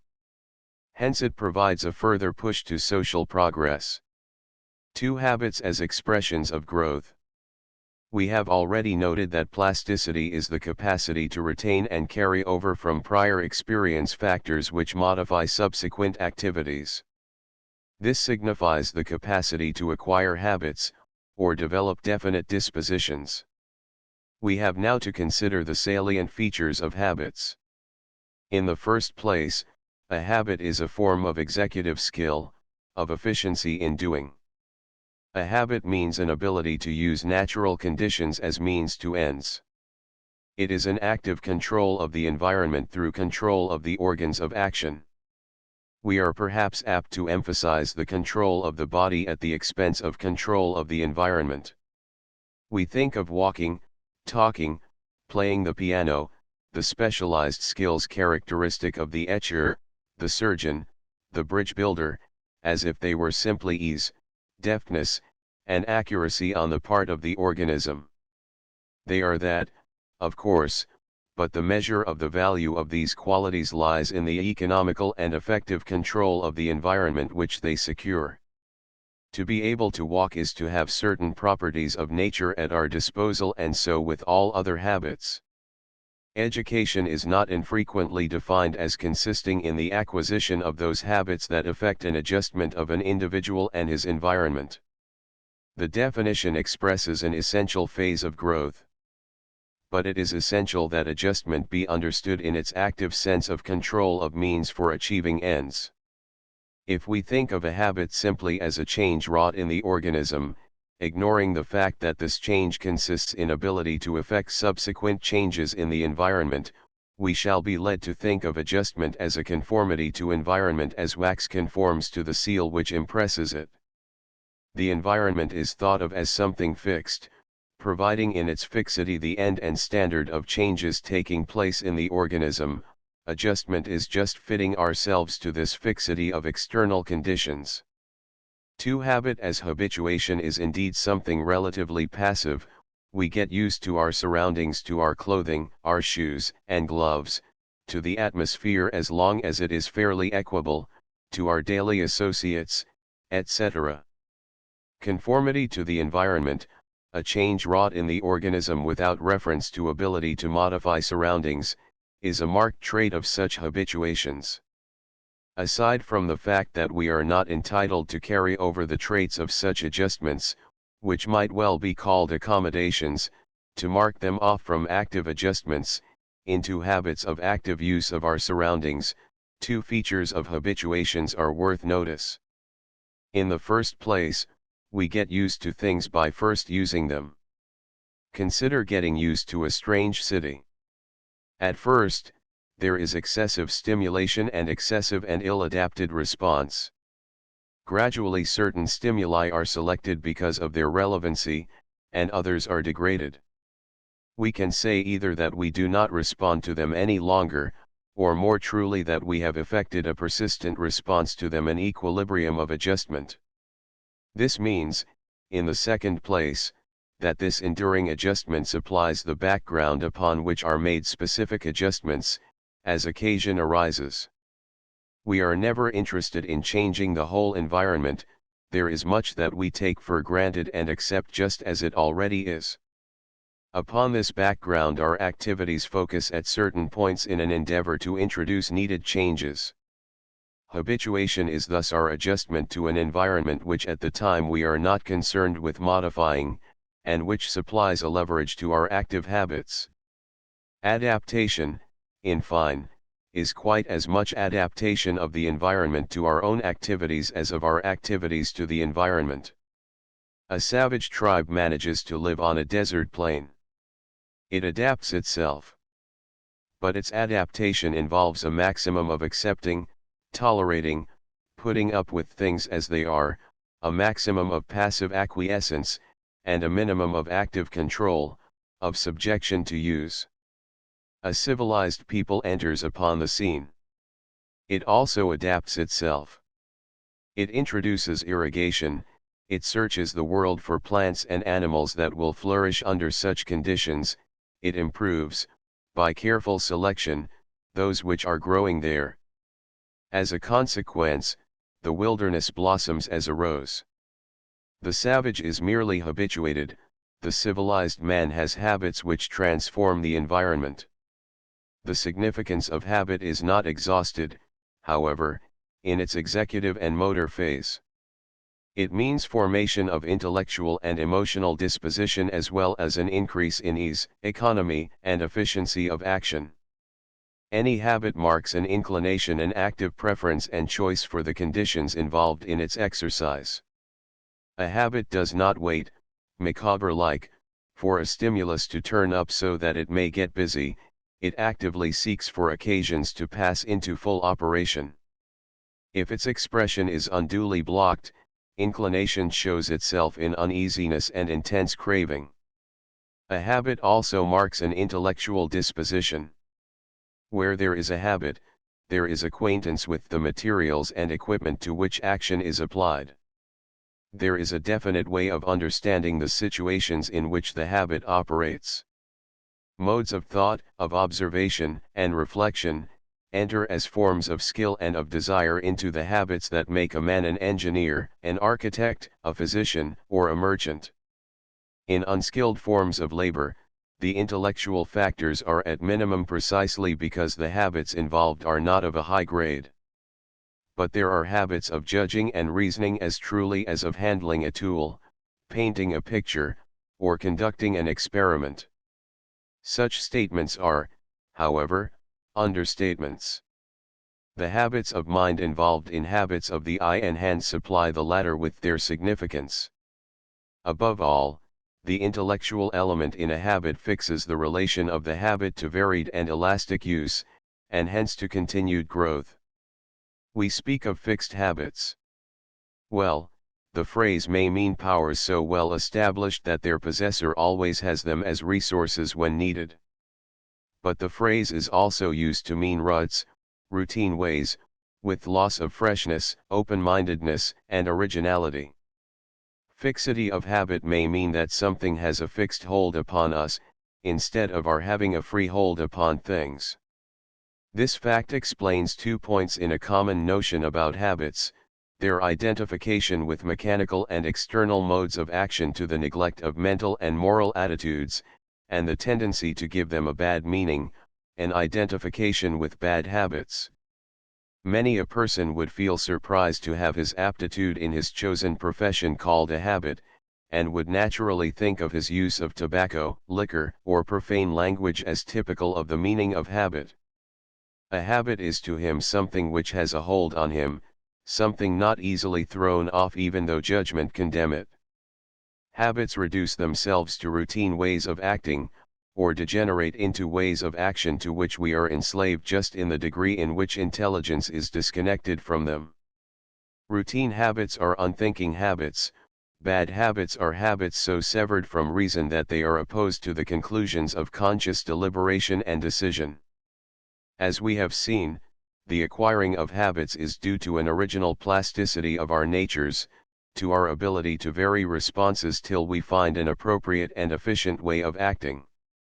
Routine habits, and habits that possess us instead of our possessing them, are habits which put an end to plasticity.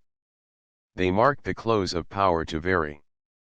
There can be no doubt of the tendency of organic plasticity, of the physiological basis, to lessen with growing years. The instinctively mobile and eagerly varying action of childhood, the love of new stimuli and new developments, too easily passes into a settling down, which means aversion to change and a resting on past achievements. Only an environment which secures the full use of intelligence in the process of forming habits can counteract this tendency. Of course, the same hardening of the organic conditions affects the physiological structures which are involved in thinking. But this fact only indicates the need of persistent care to see to it that the function of intelligence is invoked to its maximum possibility. The short-sighted method which falls back on mechanical routine and repetition to secure external efficiency of habit, motor skill without accompanying thought, marks a deliberate closing in of surroundings upon growth. 3. The educational bearings of the conception of development. We have had so far but little to say in this chapter about education. We have been occupied with the conditions and implications of growth. If our conclusions are justified, they carry with them, however, definite educational consequences. When it is said that education is development, everything depends upon how development is conceived. Our net conclusion is that life is development, and that developing, growing, is life. Translated into its educational equivalents, that means, that the educational process has no end beyond itself, it is its own end, and that, 2, the educational process is one of continual reorganizing, reconstructing, transforming. One development when it is interpreted in comparative terms, that is, with respect to the special traits of child and adult life, means the direction of power into special channels, the formation of habits involving executive skill, definiteness of interest, and specific objects of observation and thought. But the comparative view is not final. The child has specific powers. To ignore that fact is to stunt or distort the organs upon which his growth depends. The adult uses his powers to transform his environment, thereby occasioning new stimuli which redirect his powers and keep them developing. Ignoring this fact means arrested development, a passive accommodation. Normal child and normal adult alike, in other words, are engaged in growing. The difference between them is not the difference between growth and no growth, but between the modes of growth appropriate to different conditions. With respect to the development of powers devoted to coping with specific scientific and economic problems, we may say the child should be growing in manhood. With respect to sympathetic curiosity, unbiased responsiveness, and openness of mind, we may say that the adult should be growing in childlikeness. One statement is as true as the other. Three ideas which have been criticized, namely, the merely privative nature of immaturity, static adjustment to a fixed environment, and rigidity of habit, are all connected with a false idea of growth or development, that it is a movement toward a fixed goal. Growth is regarded as having an end, instead of being an end. The educational counterparts of the three fallacious ideas are: first, failure to take account of the instinctive or native powers of the young; secondly, failure to develop initiative in coping with novel situations; thirdly, an undue emphasis upon drill and other devices which secure automatic skill at the expense of personal perception. In all cases, the adult environment is accepted as a standard for the child. He is to be brought up to it. Natural instincts are either disregarded or treated as nuisances, as obnoxious traits to be suppressed, or at all events to be brought into conformity with external standards. Since conformity is the aim, what is distinctively individual in a young person is brushed aside, or regarded as a source of mischief or anarchy. Conformity is made equivalent to uniformity. Consequently, there are induced lack of interest in the novel, aversion to progress, and dread of the uncertain and the unknown. Since the end of growth is outside of and beyond the process of growing, external agents have to be resorted to induce movement toward it. Whenever a method of education is stigmatized as mechanical, we may be sure that external pressure is brought to bear to reach an external end. 2. Since in reality there is nothing to which growth is relative save more growth, there is nothing to which education is subordinate save more education. It is a commonplace to say that education should not cease when one leaves school. The point of this commonplace is that the purpose of school education is to ensure the continuance of education by organizing the powers that ensure growth. The inclination to learn from life itself and to make the conditions of life such that all will learn in the process of living is the finest product of schooling. When we abandon the attempt to define immaturity by means of fixed comparison with adult accomplishments, we are compelled to give up thinking of it as denoting lack of desired traits. Abandoning this notion, we are also forced to surrender our habit of thinking of instruction as a method of supplying this lack by pouring knowledge into a mental and moral hole which awaits filling. Since life means growth, a living creature lives as truly and positively at one stage as at another, with the same intrinsic fullness and the same absolute claims.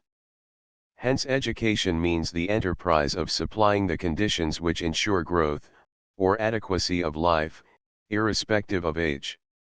We first look with impatience upon immaturity, regarding it as something to be got over as rapidly as possible.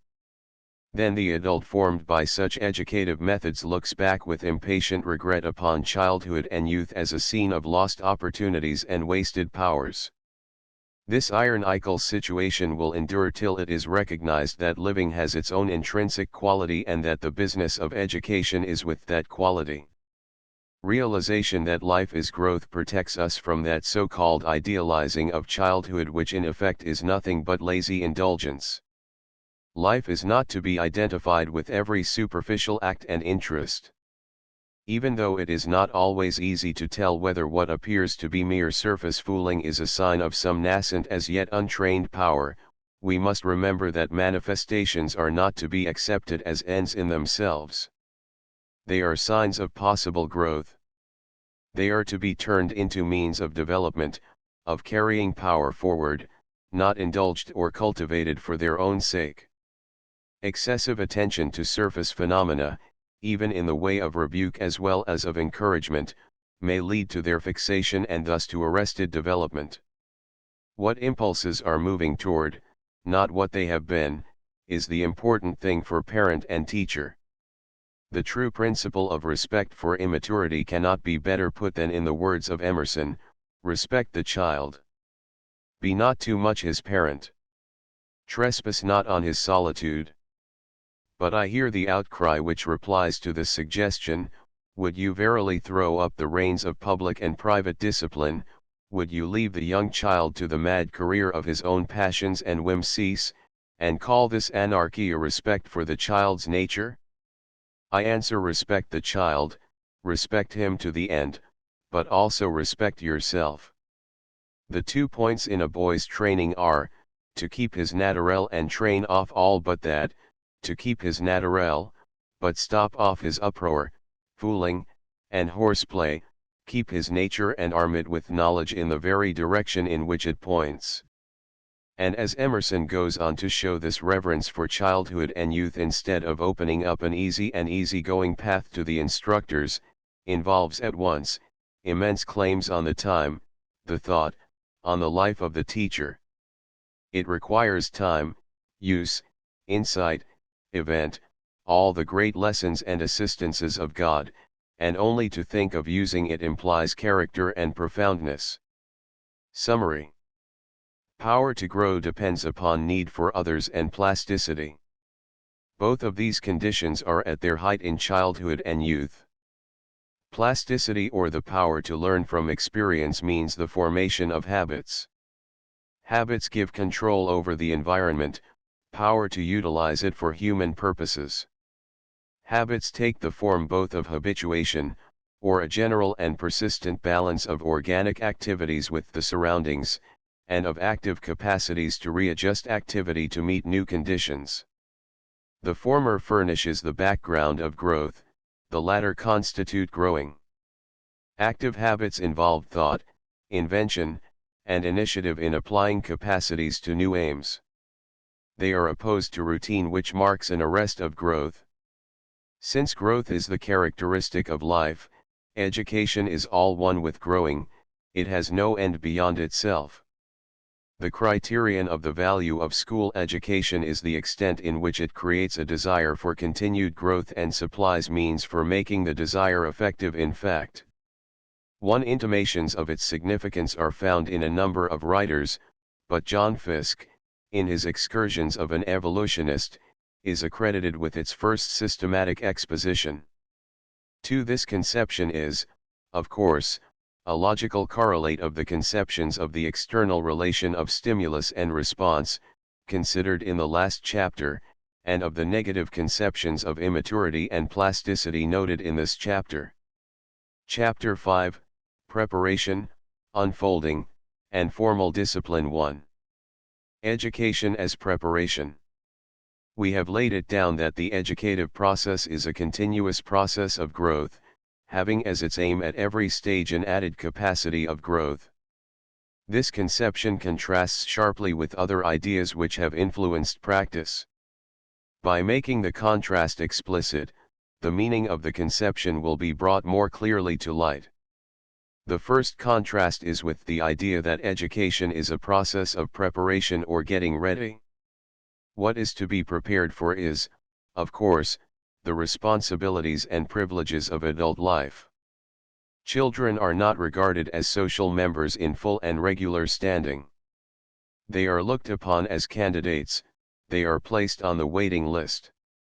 The conception is only carried a little farther when the life of adults is considered as not having meaning on its own account, but as a preparatory probation for another life. The idea is but another form of the notion of the negative and privative character of growth already criticized, hence we shall not repeat the criticisms, but pass on to the evil consequences which flow from putting education on this basis. In the first place, it involves loss of impetus. Motive power is not utilized. Children proverbially live in the present. That is not only a fact not to be evaded, but it is an excellence. The future, just as future, lacks urgency and body. To get ready for something, one knows not what nor why, is to throw away the leverage that exists, and to seek for motive power in a vague chance. Under such circumstances, there is, in the second place, a premium put on shilly-shollying and procrastination. The future prepared for is a long way off, plenty of time will intervene before it becomes a present. Why be in a hurry about getting ready for it? The temptation to postpone is much increased because the present offers so many wonderful opportunities and proffers such invitations to adventure. Naturally attention and energy go to them, education accrues naturally as an outcome, but a lesser education than if the full stress of effort had been put upon making conditions as educative as possible. A third undesirable result is the substitution of a conventional average standard of expectation and requirement for a standard which concerns the specific powers of the individual under instruction. For a severe and definite judgment based upon the strong and weak points of the individual is substituted a vague and wavering opinion concerning what youth may be expected, upon the average, to become in some more or less remote future, say, at the end of the year, when promotions are to take place, or by the time they are ready to go to college or to enter upon what, in contrast with the probationary stage, is regarded as the serious business of life. It is impossible to overestimate the loss which results from the deflection of attention from the strategic point to a comparatively unproductive point. It fails most just where it thinks it is succeeding in getting a preparation for the future. Finally, the principle of preparation makes necessary recourse on a large scale to the use of adventitious motives of pleasure and pain. The future having no stimulating and directing power when severed from the possibilities of the present, something must be hitched onto it to make it work. Promises of reward and threats of pain are employed. Healthy work, done for present reasons and as a factor in living, is largely unconscious. The stimulus resides in the situation with which one is actually confronted. But when this situation is ignored, pupils have to be told that if they do not follow the prescribed course, penalties will accrue, while if they do, they may expect, sometime in the future, rewards for their present sacrifices. Everybody knows how largely systems of punishment have had to be resorted to by educational systems which neglect present possibilities in behalf of preparation for a future. Then, in disgust with the harshness and impotency of this method, the pendulum swings to the opposite extreme, and the dose of information required against some later day is sugar-coated, so that pupils may be fooled into taking something which they do not care for. It is not, of course, a question whether education should prepare for the future. If education is growth, it must progressively realize present possibilities, and thus make individuals better fitted to cope with later requirements. Growing is not something which is completed in odd moments, it is a continuous leading into the future. If the environment, in school and out, supplies conditions which utilize adequately the present capacities of the immature, the future which grows out of the present is surely taken care of. The mistake is not in attaching importance to preparation for future need, but in making it the mainspring of present effort. Because the need of preparation for a continually developing life is great, it is imperative that every energy should be bent to making the present experience as rich and significant as possible. Then, as the present merges insensibly into the future is taken care of.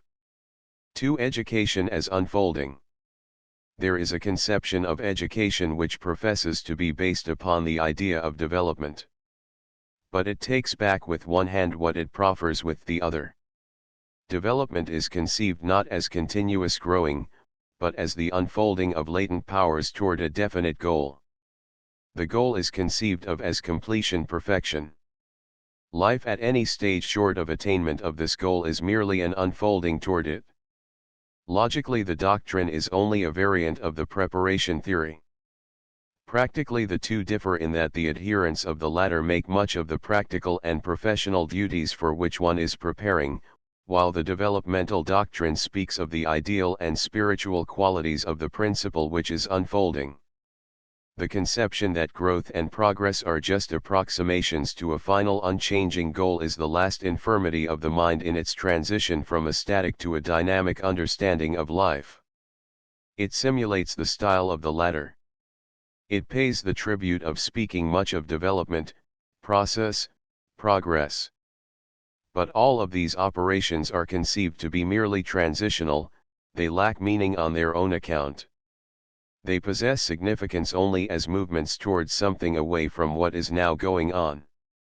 Since growth is just a movement toward a completed being, the final ideal is immobile. An abstract and indefinite future is in control with all which that connotes in depreciation of present power and opportunity. Since the goal of perfection, the standard of development, is very far away, it is so beyond us that, strictly speaking, it is unattainable. Consequently, in order to be available for present guidance, it must be translated into something which stands for it. Otherwise, we should be compelled to regard any and every manifestation of the child as an unfolding from within, and hence sacred. Unless we set up some definite criterion representing the ideal end by which to judge whether a given attitude or act is approximating or moving away, our sole alternative is to withdraw all influences of the environment lest they interfere with proper development. Since that is not practicable, a working substitute is set up. Usually, of course, this is some idea which an adult would like to have a child acquire. Consequently, by suggestive questioning or some other pedagogical device, the teacher proceeds to draw out from the pupil what is desired. If what is desired is obtained, that is evidence that the child is unfolding properly. But as the pupil generally has no initiative of his own in this direction, the result is a random groping after what is wanted, and the formation of habits of dependence upon the cues furnished by others. Just because such methods simulate a true principle and claim to have its sanction, they may do more harm than would outright telling, where, at least, it remains with the child how much will stick. Within the sphere of philosophic thought there have been two typical attempts to provide a working representative of the absolute goal.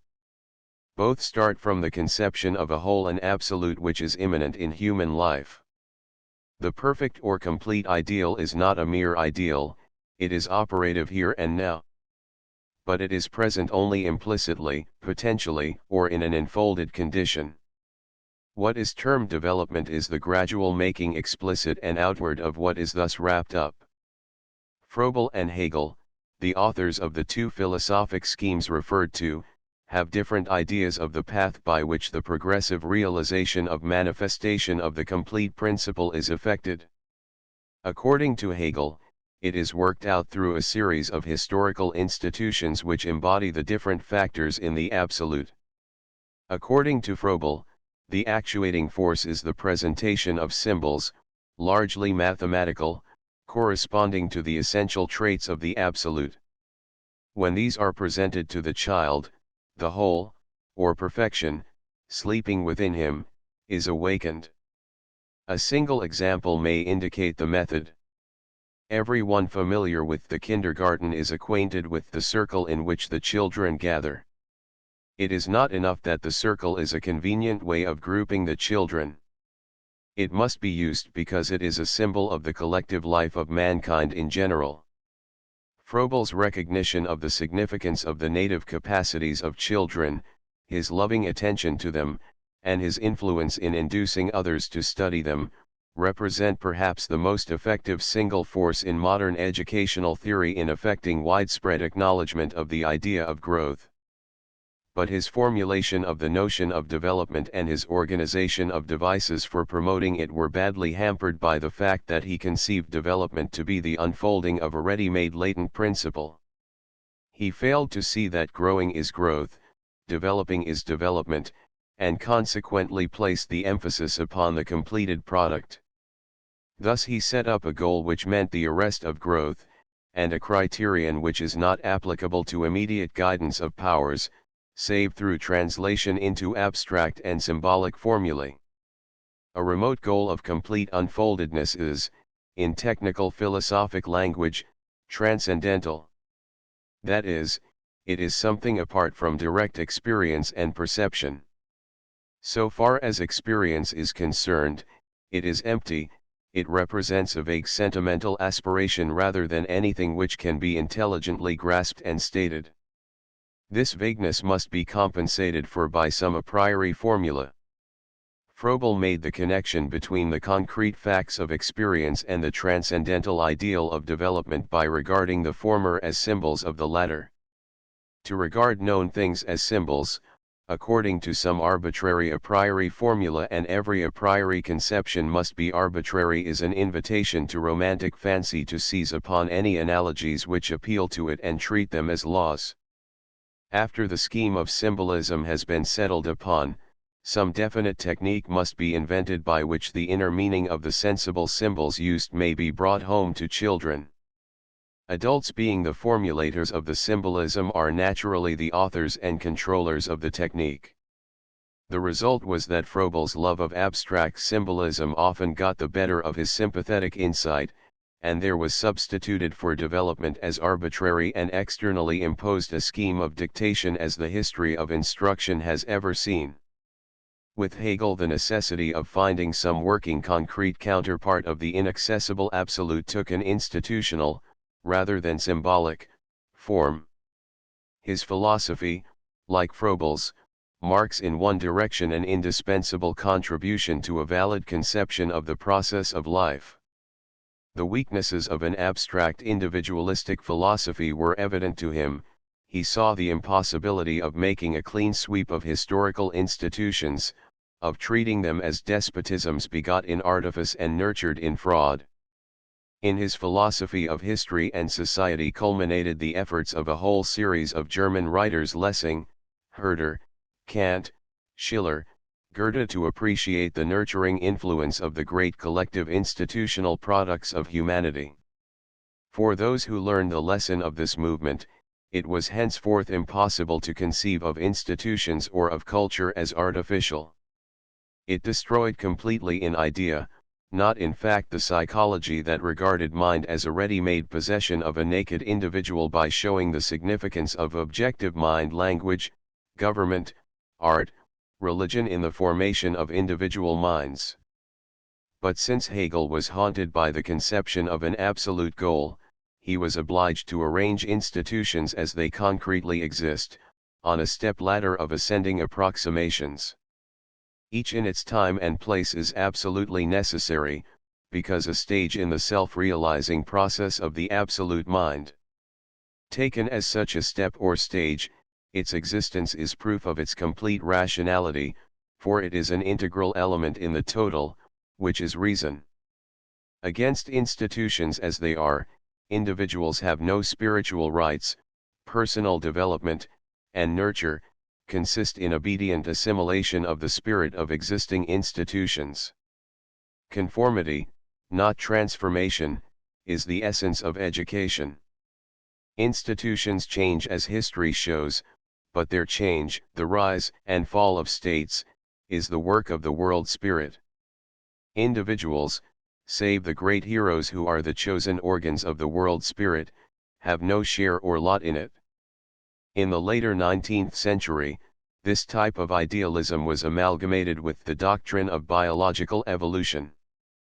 Evolution was a force working itself out to its own end. As against it, or as compared with it, the conscious ideas and preference of individuals are impotent. or, rather, they are but the means by which it works itself out. Social progress is an organic growth, not an experimental selection. Reason is all-powerful, but only absolute reason has any power. The recognition, or rediscovery, for the idea was familiar to the Greeks, that great historic institutions are active factors in the intellectual nurture of mind was a great contribution to educational philosophy.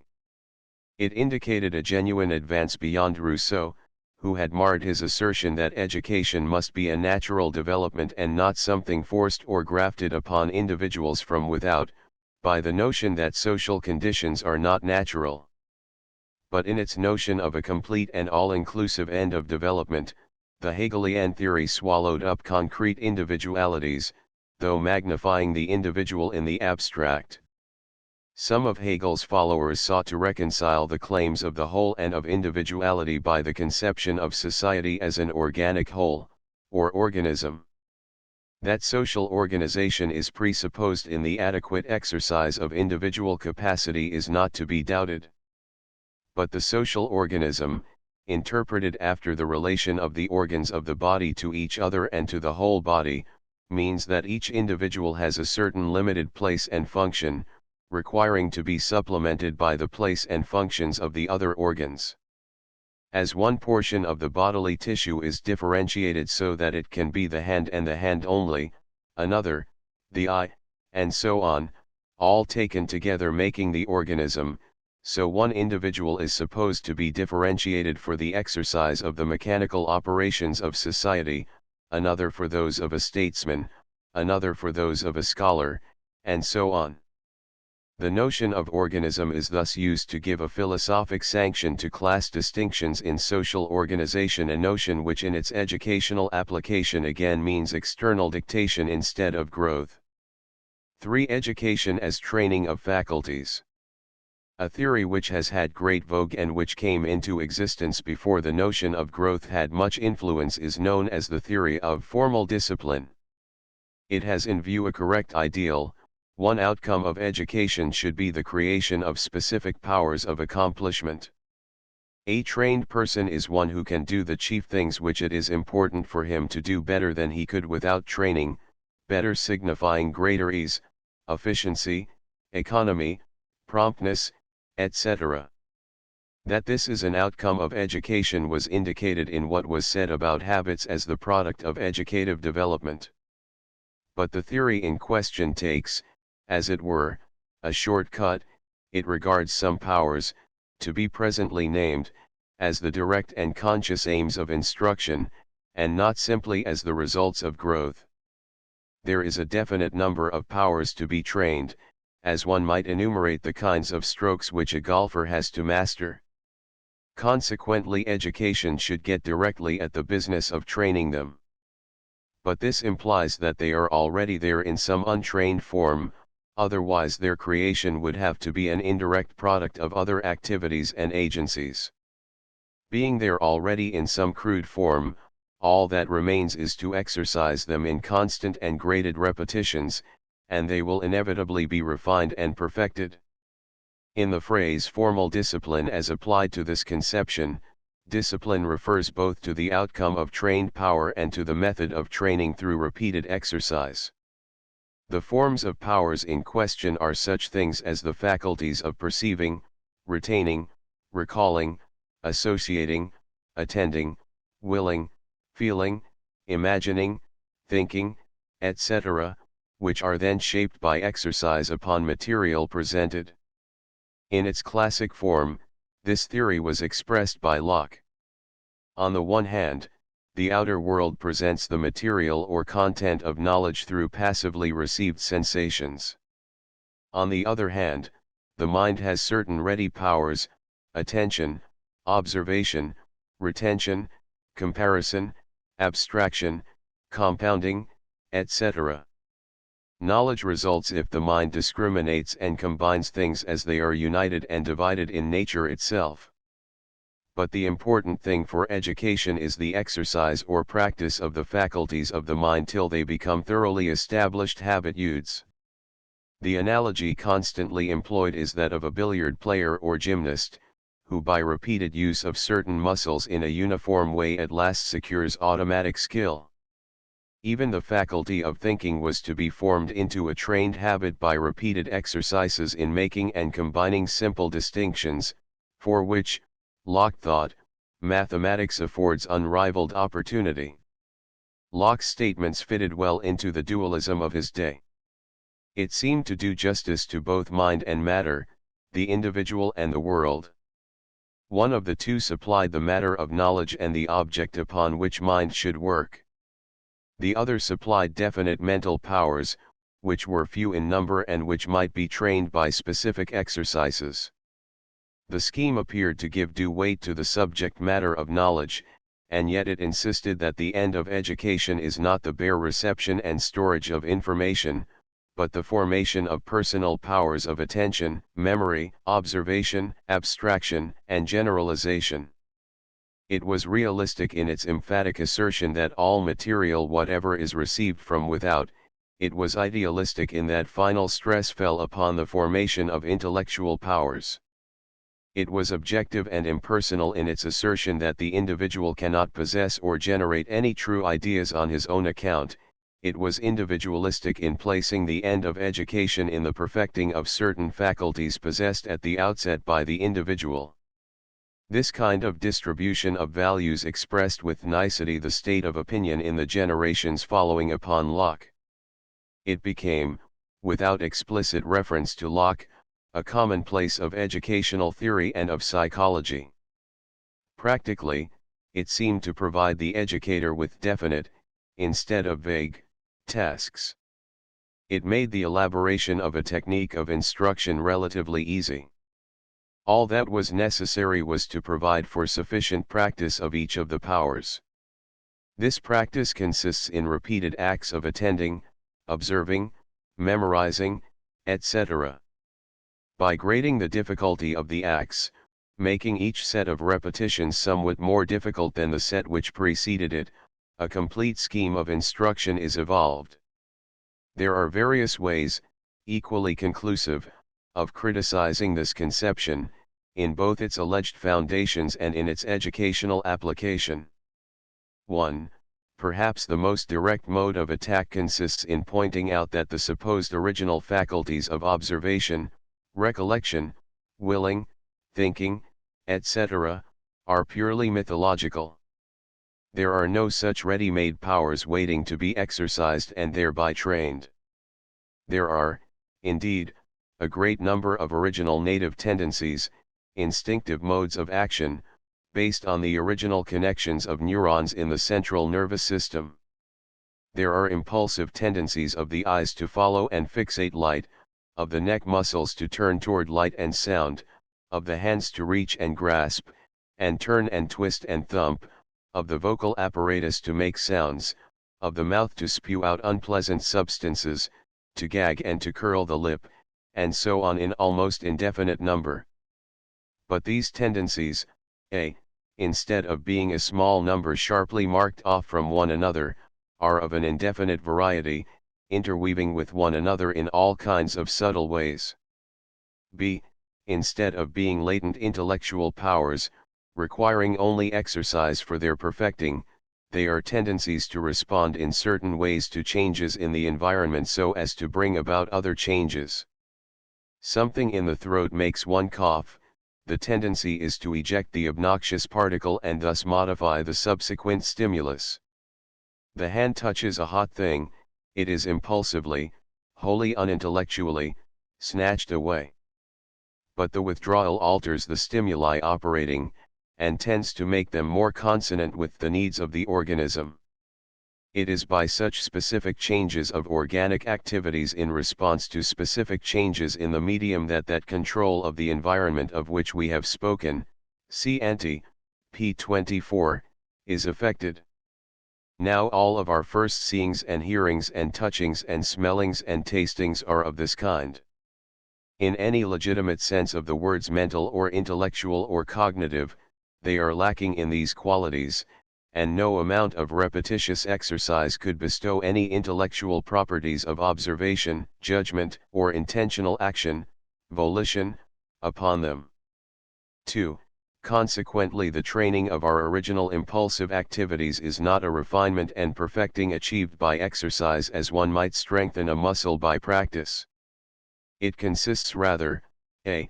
in selecting from the diffused responses which are evoked at a given time those which are especially adapted to the utilization of the stimulus. That is to say, among the reactions of the body in general occur upon stimulation of the eye by light, all except those which are specifically adapted to reaching, grasping, and manipulating the object effectively are gradually eliminated, or else no training occurs. As we have already noted, the primary reactions, with a very few exceptions, are too diffused and general to be practically of much use in the case of the human infant. Hence the identity of training with selective response. Compare p25. b. Equally important is the specific coordination of different factors of response which takes place. There is not merely a selection of the hand reactions which affect grasping, but of the particular visual stimuli which call out just these reactions and no others, and an establishment of connection between the two. But the coordinating does not stop here. Characteristic temperature reactions may take place when the object is grasped. These will also be brought in. Later, the temperature reaction may be connected directly with the optical stimulus, the hand reaction being suppressed as a bright flame, independent of close contact, may steer one away. Or the child in handling the object pounds with it, or crumples it, and a sound issues. The ear response is then brought into the system of response. If a certain sound, the conventional name, is made by others and accompanies the activity, response of both ear and the vocal apparatus connected with auditory stimulation will also become an associated factor in the complex response. 3. The more specialized the adjustment of response and stimulus to each other. 4. Taking the sequence of activities into account, the stimuli are adapted to reactions as well as reactions to stimuli. The more rigid and the less generally available is the training secured. In equivalent language, less intellectual or educative quality attaches to the training. The usual way of stating this fact is that the more specialized the reaction, the less is the skill acquired in practicing and perfecting it transferable to other modes of behavior. According to the orthodox theory of formal discipline, a pupil in studying his spelling lesson acquires, besides ability to spell those particular words, an increase of power of observation, attention, and recollection which may be employed whenever these powers are needed. As matter of fact, the more he confines himself to noticing and fixating the forms of words, irrespective of connection with other things, such as the meaning of the words, the context in which they are habitually used, the derivation and classification of the verbal form, etc., the less likely is he to acquire an ability which can be used for anything except the mere noting of verbal visual forms. He may not even be increasing his ability to make accurate distinctions among geometrical forms, to say nothing of ability to observe in general. He is merely selecting the stimuli supplied by the forms of the letters and the motor reactions of oral or written reproduction. The scope of coordination, to use our prior terminology, is extremely limited. The connections which are employed in other observations and recollections, or reproductions, are deliberately eliminated when the pupil is exercised merely upon forms of letters and words. Having been excluded, they cannot be restored when needed. The ability secured to observe and to recall verbal forms is not available for perceiving and recalling other things. In the ordinary phraseology, it is not transferable. But the wider the context, that is to say, the more varied the stimuli and responses coordinated, the more the ability acquired is available for the effective performance of other acts, not, strictly speaking, because there is any transfer, but because the wide range of factors employed in the specific act is equivalent to a broad range of activity, to a flexible, instead of to a narrow and rigid, coordination. 4. Going to the root of the matter, the fundamental fallacy of the theory is its dualism, that is to say, its separation of activities and capacities from subject matter. There is no such thing as an ability to see or hear or remember in general, there is only the ability to see or hear or remember something. To talk about training a power, mental or physical, in general, apart from the subject matter involved in its exercise, is nonsense. Exercise may react upon circulation, breathing, and nutrition so as to develop vigor or strength, but this reservoir is available for specific ends only by use in connection with the material means which accomplish them. Vigor will enable a man to play tennis or golf or to sail a boat better than he would if he were weak. But only by employing ball and racket, ball and club, sail and tiller, in definite ways does he become expert in any one of them, and expertness in one secures expertness in another only so far as it is either a sign of aptitude for fine muscular coordinations or as the same kind of coordination is involved in all of them.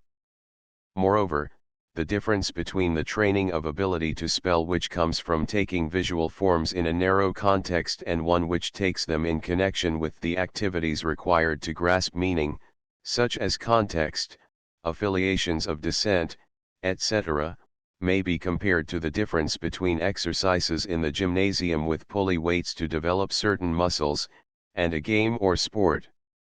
The former is uniform and mechanical, it is rigidly specialized. The latter is varied from moment to moment, no two acts are quite alike, novel emergencies have to be met, the coordinations forming have to be kept flexible and elastic. Consequently, the training is much more general, that is to say, it covers a wider territory and includes more factors. Exactly the same thing holds of special and general education of the mind.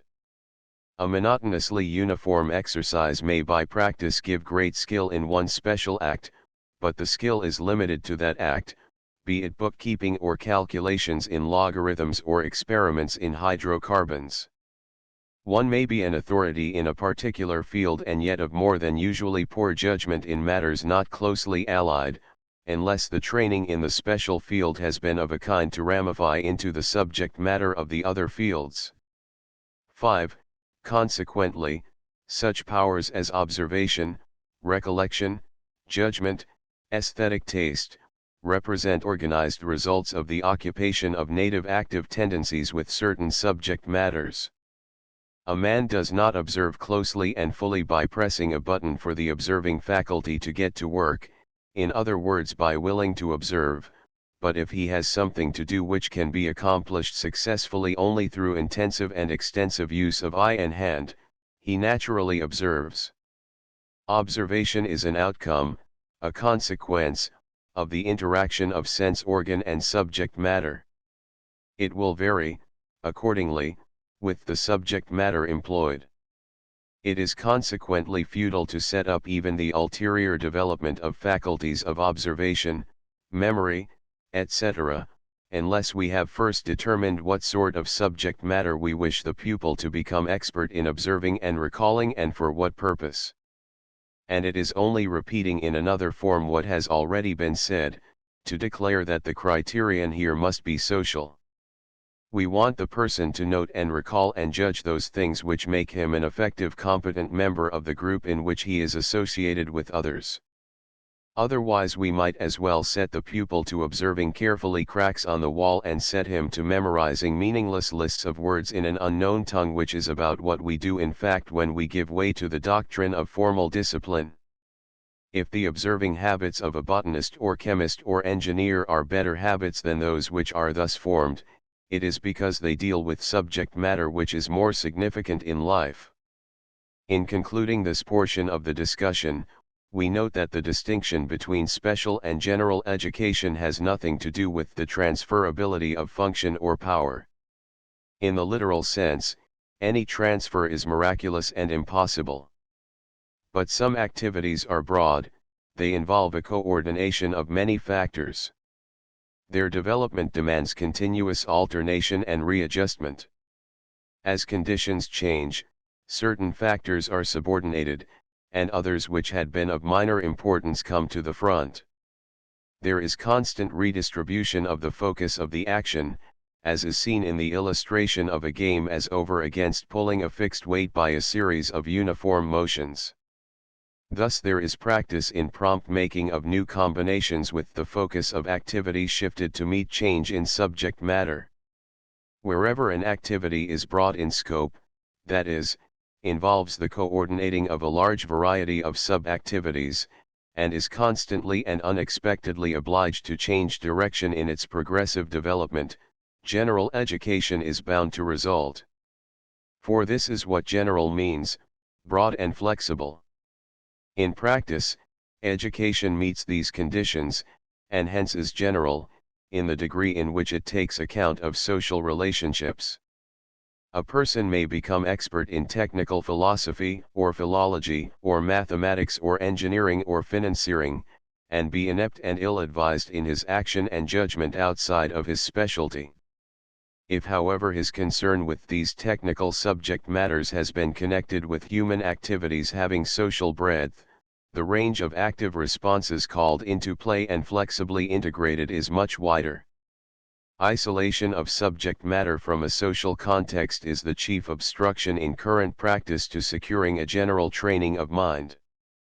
Literature, art, religion, when thus dissociated, are just as narrowing as the technical things which the professional upholders of general education strenuously oppose.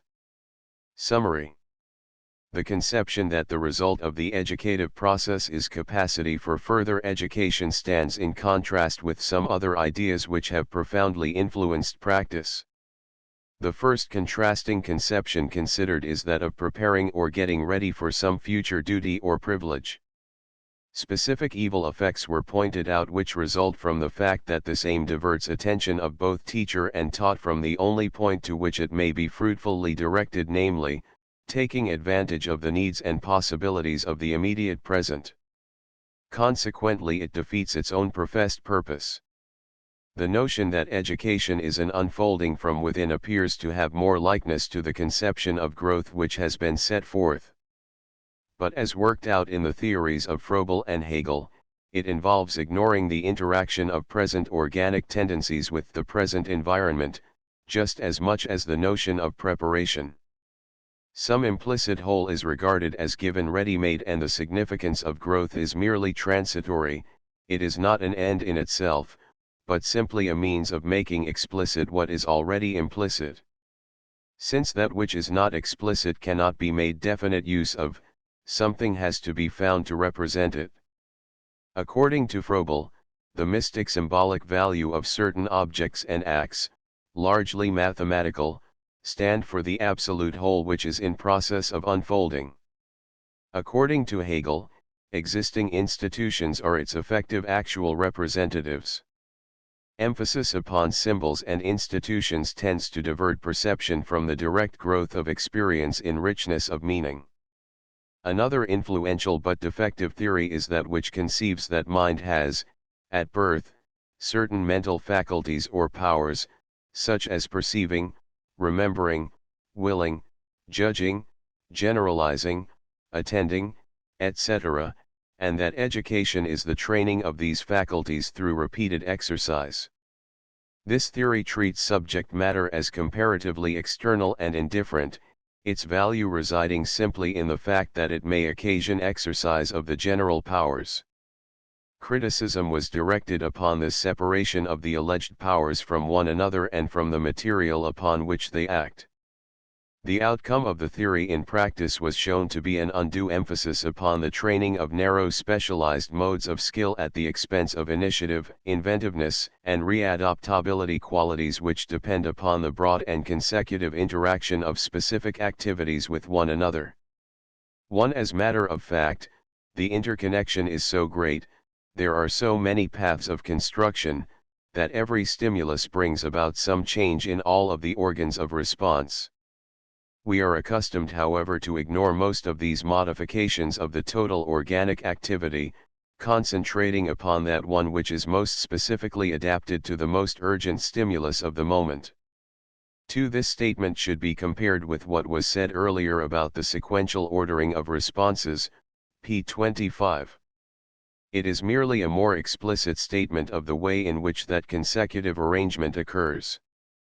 Chapter 6, Education as Conservative and Progressive 1. Education as Formation. We now come to a type of theory which denies the existence of faculties and emphasizes the unique role of subject matter in the development of mental and moral disposition. According to it, education is neither a process of unfolding from within nor is it a training of faculties resident in mind itself.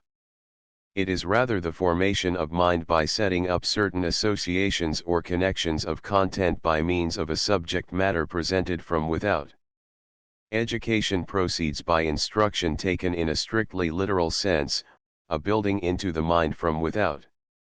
That education is formative of mind is not questioned, it is the conception already propounded. But formation here has a technical meaning dependent upon the idea of something operating from without. Herbart is the best historical representative of this type of theory. He denies absolutely the existence of innate faculties. The mind is simply endowed with the power of producing various qualities in reaction to the various realities which act upon it. These qualitatively different reactions are called presentations, Vorstellungen. Every presentation once called into being persists, it may be driven below the threshold of consciousness by new and stronger presentations, produced by the reaction of the soul to new material, but its activity continues by its own inherent momentum, below the surface of consciousness. What are termed faculties attention, memory, thinking, perception, even the sentiments are arrangements, associations, and complications, formed by the interaction of these submerged presentations with one another and with new presentations. Perception, for example, is the complication of presentations which result from the rise of old presentations to greet and combine with new ones. Memory is the evoking of an old presentation above the threshold of consciousness by getting entangled with another presentation, etc. Pleasure is the result of reinforcement among the independent activities of presentations, pain of their pulling different ways, etc. The concrete character of mind consists, then, wholly of the various arrangements formed by the various presentations in their different qualities. The furniture of the mind is the mind. Mind is wholly a matter of contents. The educational implications of this doctrine are threefold. 1. This or that kind of mind is formed by the use of objects which evoke this or that kind of reaction and which produce this or that arrangement among the reactions called out. The formation of mind is wholly a matter of the presentation of the proper educational materials. 2.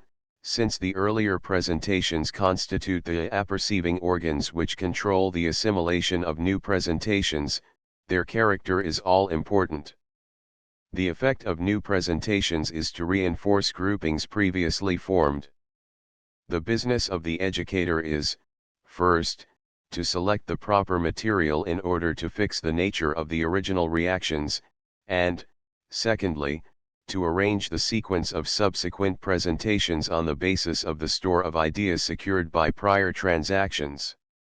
The control is from behind, from the past, instead of, as in the unfolding conception, in the ultimate goal. 3. Certain formal steps of all method in teaching may be laid down. Presentation of new subject matter is obviously the central thing, but since knowing consists in the way in which this interacts with the contents already submerged below consciousness, the first thing is the step of preparation, that is, calling into special activity and getting above the floor of consciousness those older presentations which are to assimilate the new one.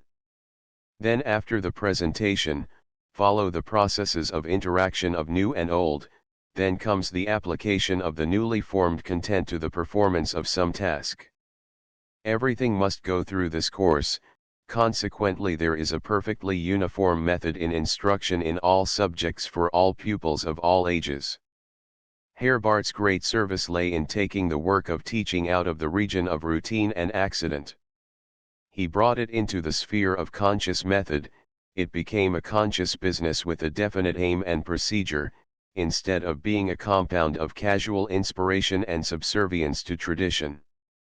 Moreover, everything in teaching and discipline could be specified, instead of our having to be content with vague and more or less mystic generalities about ultimate ideals and speculative spiritual symbols. He abolished the notion of ready-made faculties, which might be trained by exercise upon any sort of material, and made attention to concrete subject matter, to the content, all important. Herbart undoubtedly has had a greater influence in bringing to the front questions connected with the material of study than any other educational philosopher. He stated problems of method from the standpoint of their connection with subject matter, method having to do with the manner and sequence of presenting new subject matter to ensure its proper interaction with old. The fundamental theoretical defect of this view lies in ignoring the existence in a living being of active and specific functions which are developed in the redirection and combination which occur as they are occupied with their environment. The theory represents the schoolmaster come to his own. This fact expresses at once its strength and its weakness.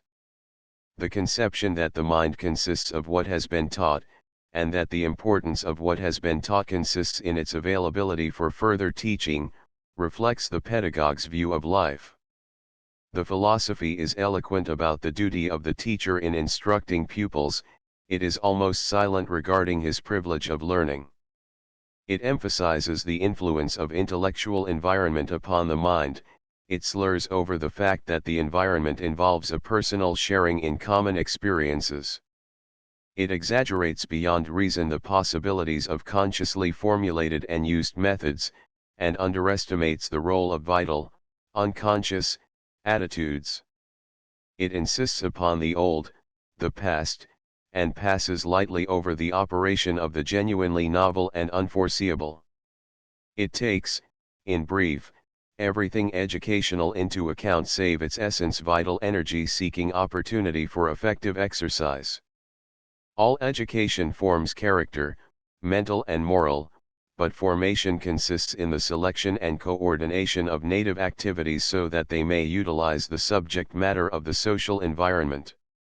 Moreover, the formation is not only a formation of native activities, but it takes place through them. It is a process of reconstruction, reorganization. 2. Education as recapitulation and retrospection. A peculiar combination of the ideas of development and formation from without has given rise to the recapitulation theory of education, biological and cultural. The individual develops, but his proper development consists in repeating in orderly stages the past evolution of animal life and human history. The former recapitulation occurs physiologically, the latter should be made to occur by means of education. The alleged biological truth that the individual in his growth from the simple embryo to maturity repeats the history of the evolution of animal life in the progress of forms from the simplest to the most complex, or expressed technically, that ontogenesis parallels phylogenesis, does not concern us, save as it is supposed to afford scientific foundation for cultural recapitulation of the past. Cultural recapitulation says, first, that children at a certain age are in the mental and moral condition of savagery, their instincts are vagrant and predatory because their ancestors at one time lived such a life. Consequently, so it is concluded, the proper subject matter of their education at this time is the material, especially the literary material of myths, folktale, and song produced by humanity in the analogous stage. Then the child passes on to something corresponding, say, to the pastoral stage, and so on till at the time when he is ready to take part in contemporary life, he arrives at the present epoch of culture. In this detailed and consistent form, the theory, outside of a small school in Germany, followers of Herbart for the most part, has had little currency. But the idea which underlies it is that education is essentially retrospective, that it looks primarily to the past and especially to the literary products of the past, and that mind is adequately formed in the degree in which it is patterned upon the spiritual heritage of the past. This idea has had such immense influence upon higher instruction especially, that it is worth examination in its extreme formulation. In the first place, its biological basis is fallacious. Embryonic growth of the human infant preserves, without doubt, some of the traits of lower forms of life. But in no respect is it a strict traversing of past stages. If there were any strict law of repetition, evolutionary development would clearly not have taken place. Each new generation would simply have repeated its predecessor's existence. Development, in short, has taken place by the entrance of shortcuts and alterations in the prior scheme of growth. And this suggests that the aim of education is to facilitate such short-circuit growth. The great advantage of immaturity, educationally speaking, is that it enables us to emancipate the young from the need of dwelling in an outgrown past. The business of education is rather to liberate the young from reviving and reversing the past than to lead them to a recapitulation of it. The social environment of the young is constituted by the presence and action of the habits of thinking and feeling of civilized men. To ignore the directive influence of this present environment upon the young is simply to abdicate the educational function. A biologist has said, "The history of development in different animals offers to us a series of ingenious, determined, varied but more or less unsuccessful efforts to escape from the necessity of recapitulating, and to substitute for the ancestral method a more direct method. Surely it would be foolish if education did not deliberately attempt to facilitate similar efforts in conscious experience so that they become increasingly successful." The two factors of truth in the conception may easily be disentangled from association with the false context which perverts them.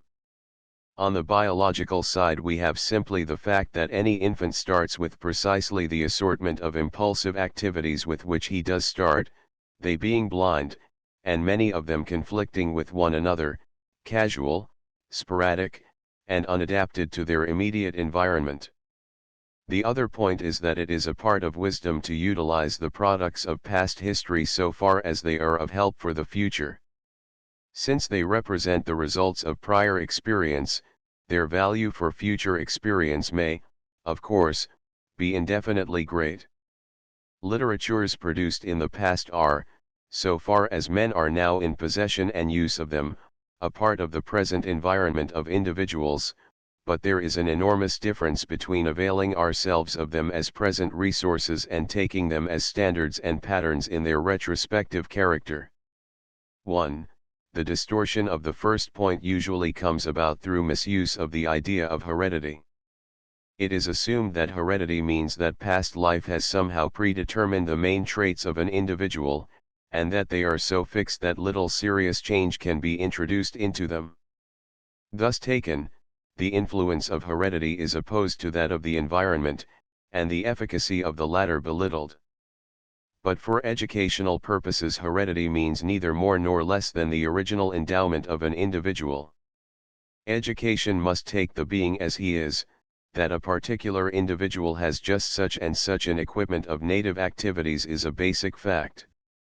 That they were produced in such and such a way, or that they are derived from one's ancestry, is not especially important for the educator, however it may be with the biologist, as compared with the fact that they now exist. Suppose one had to advise or direct a person regarding his inheritance of property.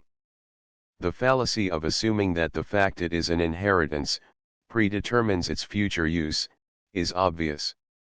The advisor is concerned with making the best use of what is there, putting it at work under the most favorable conditions. Obviously he cannot utilize what is not there, neither can the educator. In this sense, heredity is a limit of education. Recognition of this fact prevents the waste of energy and the irritation that ensue from the too prevalent habit of trying to make by instruction something out of an individual which he is not naturally fitted to become. But the doctrine does not determine what use shall be made of the capacities which exist. And, except in the case of the imbecile, these original capacities are much more varied and potential, even in the case of the more stupid, than we as yet know properly how to utilize.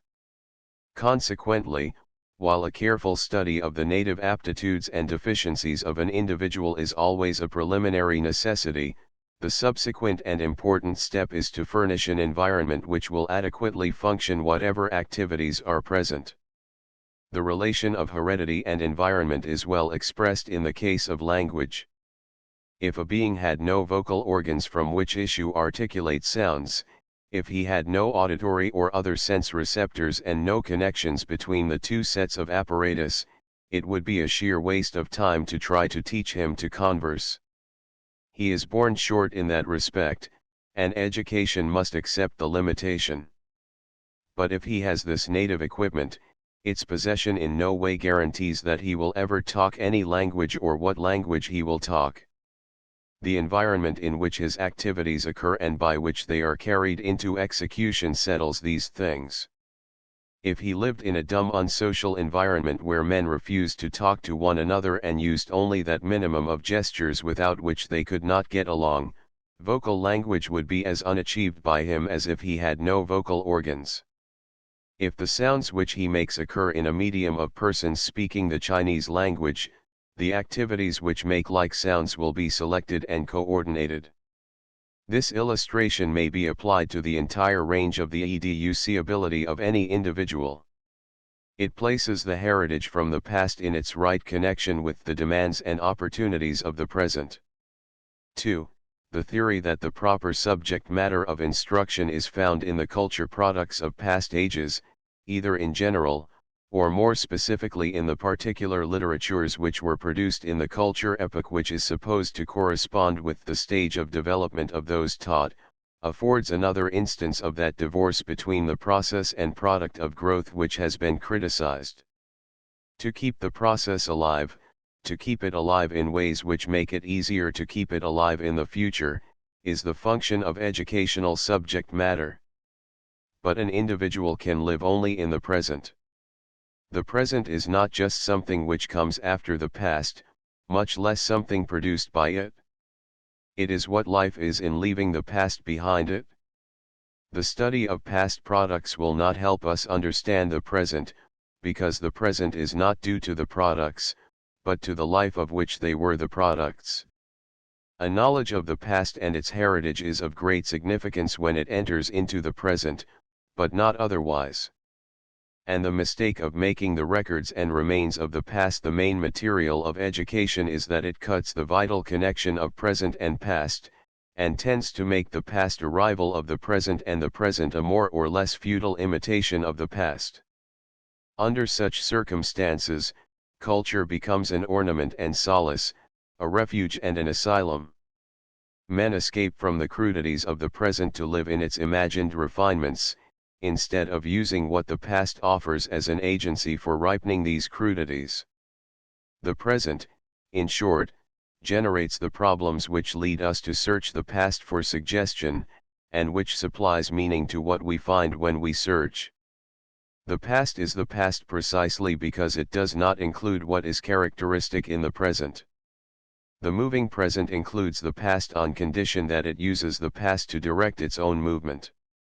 The past is a great resource for the imagination, it adds a new dimension to life, but on condition that it be seen as the past of the present, and not as another and disconnected world. The principle which makes little of the present act of living and operation of growing, the only thing always present, naturally looks to the past because the future goal which it sets up is remote and empty. But having turned its back upon the present, it has no way of returning to it laden with the spoils of the past. A mind that is adequately sensitive to the needs and occasions of the present actuality will have the liveliest of motives for interest in the background of the present, and will never have to hunt for a way back because it will never have lost connection. 3. Education as reconstruction. In its contrast with the ideas both of unfolding of latent powers from within, and of the formation from without, whether by physical nature or by the cultural products of the past, the ideal of growth results in the conception that education is a constant reorganizing or reconstructing of experience. It has all the time an immediate end, and so far as activity is educative, it reaches that end the direct transformation of the quality of experience. Infancy, youth, adult life all stand on the same educative level in the sense that what is really learned at any and every stage of experience constitutes the value of that experience, and in the sense that it is the chief business of life at every point to make living thus contribute to an enrichment of its own perceptible meaning. We thus reach a technical definition of education. It is that reconstruction or reorganization of experience which adds to the meaning of experience, and which increases ability to direct the course of subsequent experience. 1.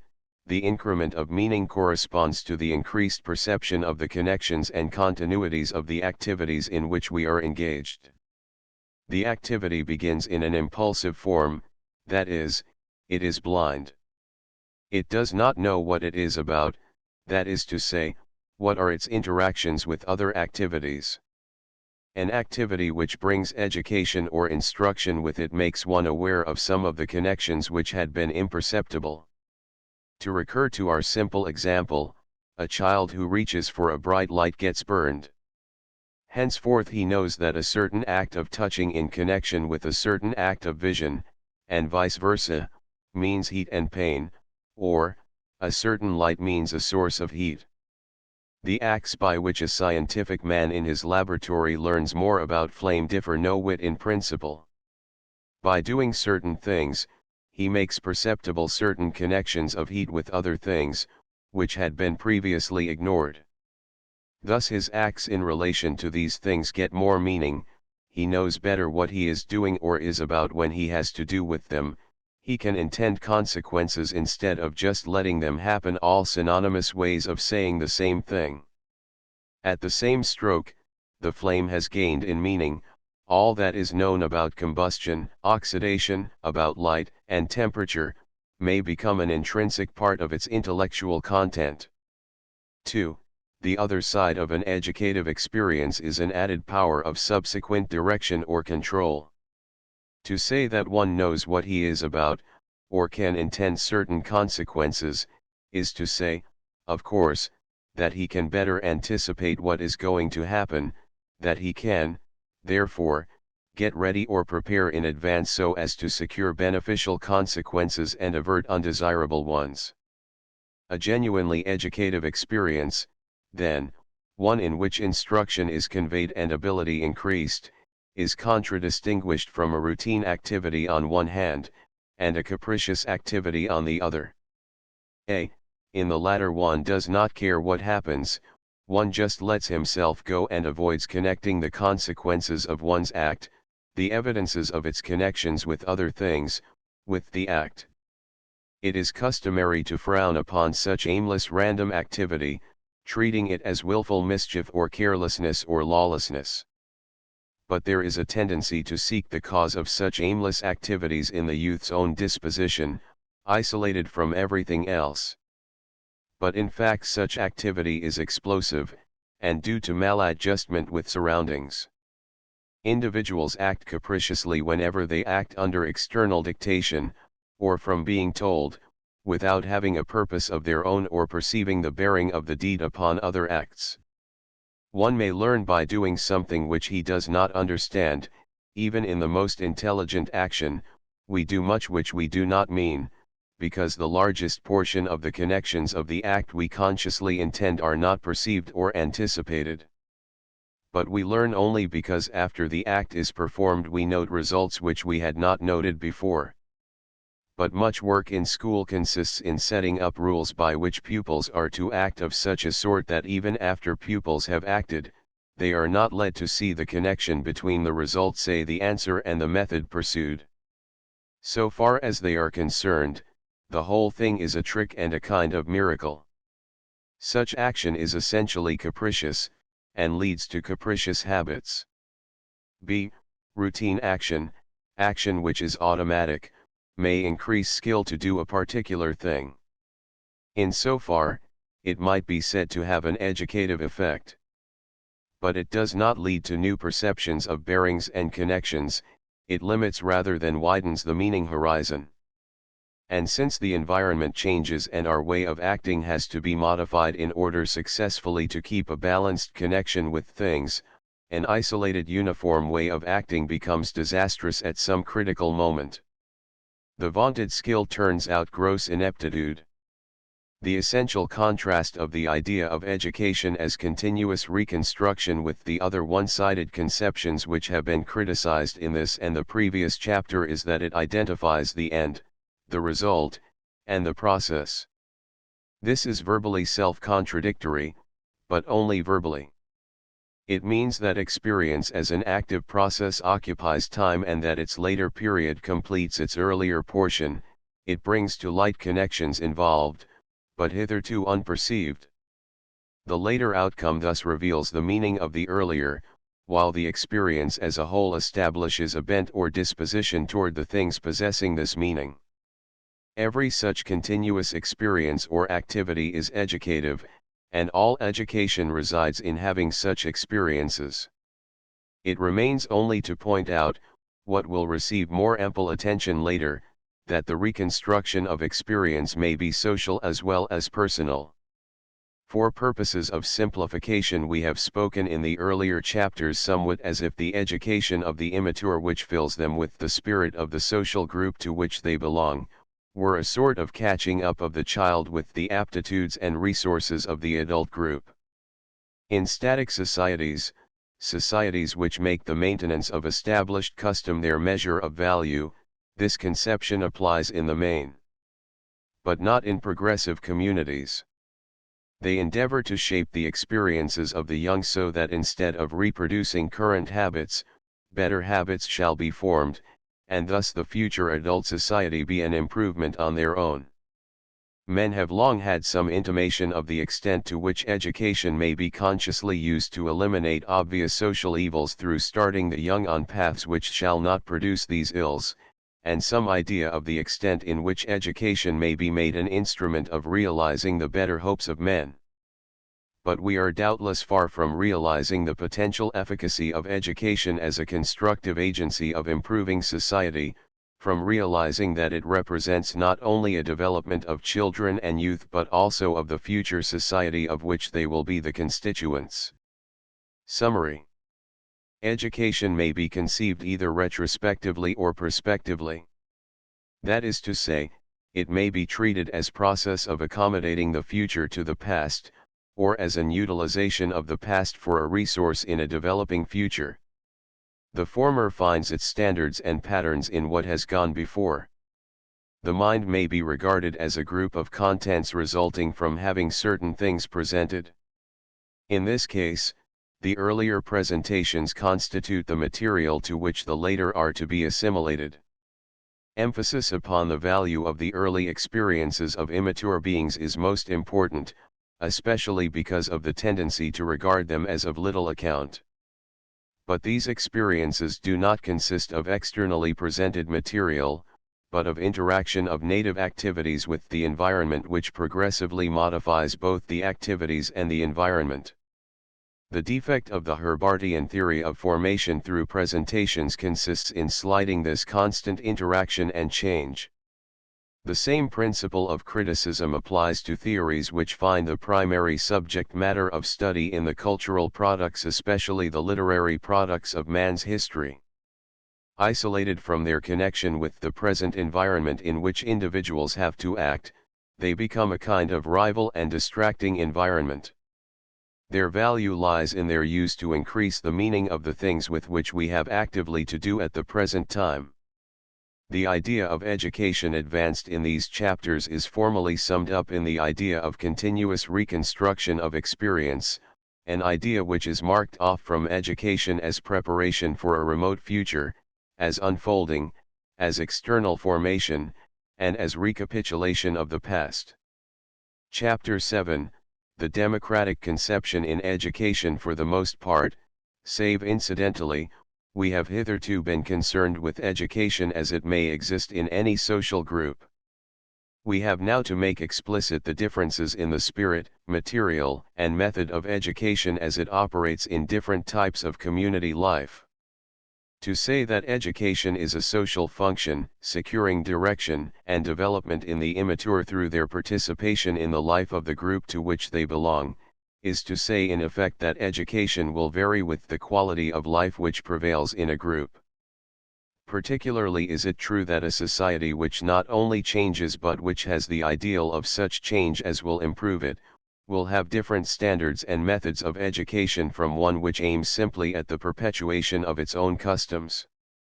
To make the general ideas set forth applicable to our own educational practice, it is, therefore, necessary to come to closer quarters with the nature of present social life.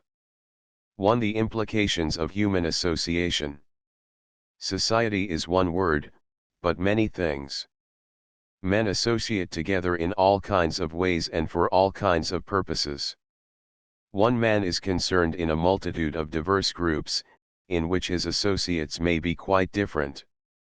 It often seems as if they had nothing in common except that they are modes of associated life. Within every larger social organization there are numerous minor groups, not only political subdivisions, but industrial, scientific, religious, associations. There are political parties with differing aims, social sets, cliques, gangs, corporations, partnerships, groups bound closely together by ties of blood, and so on in endless variety. In many modern states and in some ancient, there is great diversity of populations, of varying languages, religions, moral codes, and traditions. From this standpoint, many a minor political unit, one of our large cities, for example, is a congeries of loosely associated societies, rather than an inclusive and permeating community of action and thought. See ante, p. 20. The terms society, community, are thus ambiguous. They have both a eulogistic or normative sense, and a descriptive sense, a meaning de jure and a meaning de facto. In social philosophy, the former connotation is almost always uppermost. Society is conceived as one by its very nature. The qualities which accompany this unity, praiseworthy community of purpose and welfare, loyalty to public ends, mutuality of sympathy, are emphasized. But when we look at the facts which the term denotes instead of confining our attention to its intrinsic connotation, we find not unity, but a plurality of societies, good and bad. Men banded together in a criminal conspiracy, business aggregations that prey upon the public while serving it, political machines held together by the interest of plunder, are included.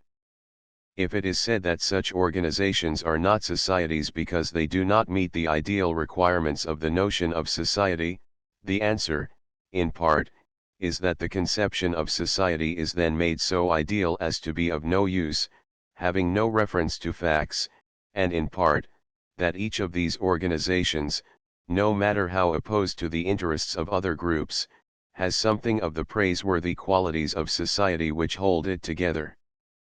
There is honor among thieves, and a band of robbers has a common interest as respects its members. Gangs are marked by fraternal feeling, and narrow cliques by intense loyalty to their own codes. Family life may be marked by exclusiveness, suspicion, and jealousy as to those without, and yet be a model of amity and mutual aid within. Any education given by a group tends to socialize its members, but the quality and value of the socialization depends upon the habits and aims of the group. Hence, once more, the need of a measure for the worth of any given mode of social life. In seeking this measure, we have to avoid two extremes. We cannot set up, out of our heads, something we regard as an ideal society. We must base our conception upon societies which actually exist, in order to have any assurance that our ideal is a practicable one. But, as we have just seen, the ideal cannot simply repeat the traits which are actually found. The problem is to extract the desirable traits of forms of community life which actually exist, and employ them to criticize undesirable features and suggest improvement. Now, in any social group whatever, even in a gang of thieves, we find some interest held in common, and we find a certain amount of interaction and cooperative intercourse with other groups. From these two traits we derive our standard. How numerous and varied are the interests which are consciously shared? How full and free is the interplay with other forms of association? If we apply these considerations to, say, a criminal band, we find that the ties which consciously hold the members together are few in number, reducible almost to a common interest in plunder, and that they are of such a nature as to isolate the group from other groups with respect to give and take of the values of life. Hence, the education such a society gives is partial and distorted. If we take, on the other hand, the kind of family life which illustrates the standard, we find that there are material, intellectual, aesthetic interests in which all participate, and that the progress of one member has worth for the experience of other members. It is readily communicable, and that the family is not an isolated whole, but enters intimately into relationships with business groups, with schools, with all the agencies of culture, as well as with other similar groups, and that it plays a due part in the political organization and in return receives support from it. In short, there are many interests consciously communicated and shared, and there are varied and free points of contact with other modes of association. Let us apply the first element in this criterion to a despotically governed state. It is not true there is no common interest in such an organization between governed and governors. The authorities in command must make some appeal to the native activities of the subjects, must call some of their powers into play. Talleyrand said that a government could do everything with bayonets except sit on them. This cynical declaration is at least a recognition that the bond of union is not merely one of coercive force. It may be said, however, that the activities appealed to are themselves unworthy and degrading, that such a government calls into functioning activities simply capacity for fear. In a way, this statement is true. But it overlooks the fact that fear need not be an undesirable factor in experience. Caution, circumspection, prudence, desire to foresee future events so as to avert what is harmful, these desirable traits are as much a product of calling the impulse of fear into play as is cowardice and abject submission. The real difficulty is that the appeal to fear is isolated. In evoking dread and hope of specific tangible rewards, say comfort and ease, many other capacities are left untouched. Or rather, they are affected, but in such a way as to pervert them. Instead of operating on their own account, they are reduced to mere servants of attaining pleasure and avoiding pain. This is equivalent to saying that there is no extensive number of common interests, there is no free play back and forth among the members of the social group. Stimulation and response are exceedingly one-sided. In order to have a large number of values in common, all the members of the group must have an equable opportunity to receive and to take from others. There must be a large variety of shared undertakings and experiences. Otherwise, the influences which educate some into masters, educate others into slaves. And the experience of each party loses in meaning, when the free interchange of varying modes of life experience is arrested. A separation into a privileged and a subject class prevents social endosmoses. The evils thereby affecting the superior class are less material and less perceptible, but equally real. Their culture tends to be sterile, to be turned back to feed on itself, their art becomes a showy display and artificial, their wealth luxurious, their knowledge over-specialized, their manners fastidious rather than humane. Lack of the free and equitable intercourse which springs from a variety of shared interests makes intellectual stimulation unbalanced. Diversity of stimulation means novelty, and novelty means challenge to thought. The more activity is restricted to a few definite lines as it is when there are rigid class lines preventing adequate interplay of experiences, the more action tends to become routine on the part of the class at a disadvantage, and capricious, aimless, and explosive on the part of the class having the materially fortunate position. Plato defined a slave as one who accepts from another the purposes which control his conduct. This condition obtains even where there is no slavery in the legal sense. It is found wherever men are engaged in activity which is socially serviceable, but whose service they do not understand and have no personal interest in. Much is said about scientific management of work. It is a narrow view which restricts the science which secures efficiency of operation to movements of the muscles. The chief opportunity for science is the discovery of the relations of a man to his work, including his relations to others who take part, which will enlist his intelligent interest in what he is doing. Efficiency in production often demands division of labor. But it is reduced to a mechanical routine unless workers see the technical, intellectual, and social relationships involved in what they do, and engage in their work because of the motivation furnished by such perceptions. The tendency to reduce such things as efficiency of activity and scientific management to purely technical externals is evidence of the one-sided stimulation of thought given to those in control of industry, those who supply its aims.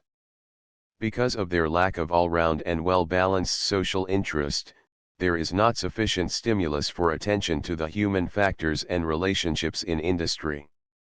Intelligence is narrowed to the factors concerned with technical production and marketing of goods.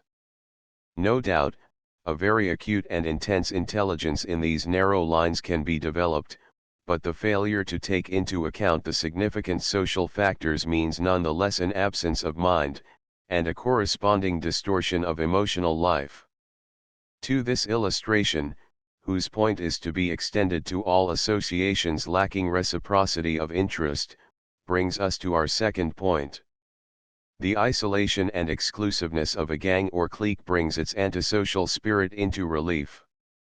But this same spirit is found wherever one group has interests of its own which shut it out from full interaction with other groups, so that its prevailing purpose is the protection of what it has got, instead of reorganization and progress through wider relationships. It marks nations in their isolation from one another, families which seclude their domestic concerns as if they had no connection with a larger life, schools when separated from the interest of home and community, the divisions of rich and poor, learned and unlearned.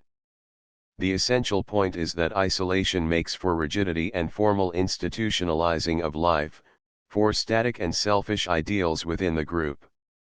That savage tribes regard aliens and enemies as synonymous is not accidental. It springs from the fact that they have identified their experience with rigid adherence to their past customs. On such a basis it is wholly logical to fear intercourse with others, for such contact might dissolve custom. It would certainly occasion reconstruction. It is a commonplace that an alert and expanding mental life depends upon an enlarging range of contact with the physical environment. But the principle applies even more significantly to the field where we are apt to ignore it, the sphere of social contacts.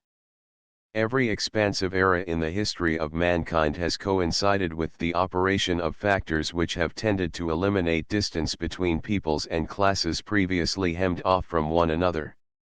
Even the alleged benefits of war, so far as more than alleged, spring from the fact that conflict of peoples at least enforces intercourse between them and thus accidentally enables them to learn from one another, and thereby to expand their horizons.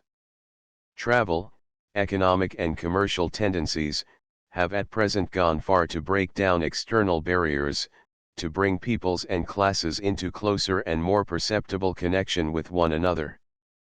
It remains for the most part to secure the intellectual and emotional significance of this physical annihilation of space. To the democratic ideal. The two elements in our criterion both point to democracy. The first signifies not only more numerous and more varied points of shared common interest, but greater reliance upon the recognition of mutual interests as a factor in social control. The second means not only freer interaction between social groups, once isolated so far as intention could keep up a separation, but change in social habit, its continuous readjustment through meeting the new situations produced by varied intercourse. And these two traits are precisely what characterize the democratically constituted society. Upon the educational side, we note first that the realization of a form of social life in which interests are mutually interpenetrating, and where progress, or readjustment, is an important consideration, makes a democratic community more interested than other communities have cause to be in deliberate and systematic education. The devotion of democracy to education is a familiar fact. The superficial explanation is that a government resting upon popular suffrage cannot be successful unless those who elect and who obey their governors are educated. Since a democratic society repudiates the principle of external authority, it must find a substitute in voluntary disposition and interest. These can be created only by education. But there is a deeper explanation. A democracy is more than a form of government, it is primarily a mode of associated living, of conjointment communicated experience.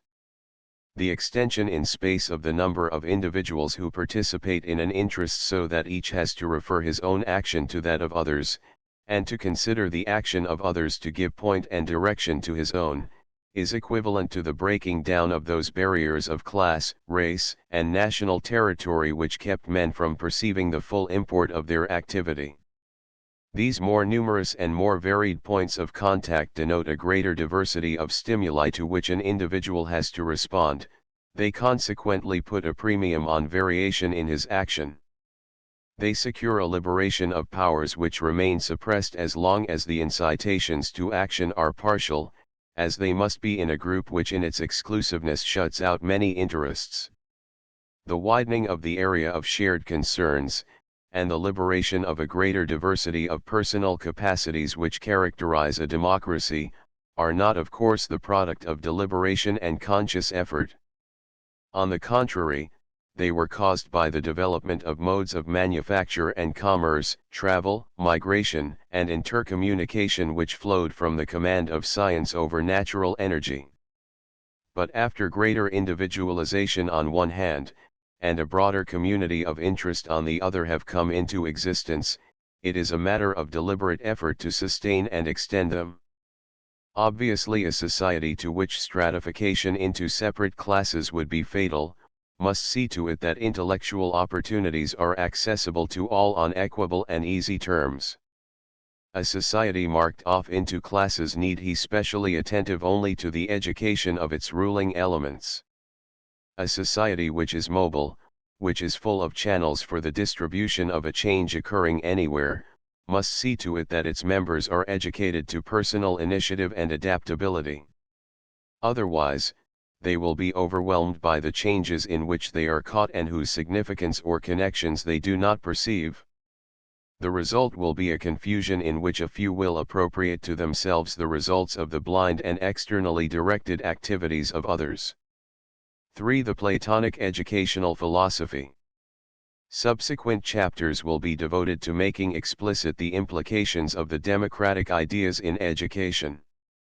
In the remaining portions of this chapter, we shall consider the educational theories which have been evolved in 3 epochs when the social import of education was especially conspicuous. The first one to be considered is that of Plato. No one could better express than did he the fact that a society is stably organized when each individual is doing that for which he has aptitude by nature in such a way as to be useful to others, or to contribute to the whole to which he belongs, and that it is the business of education to discover these aptitudes and progressively to train them for social use.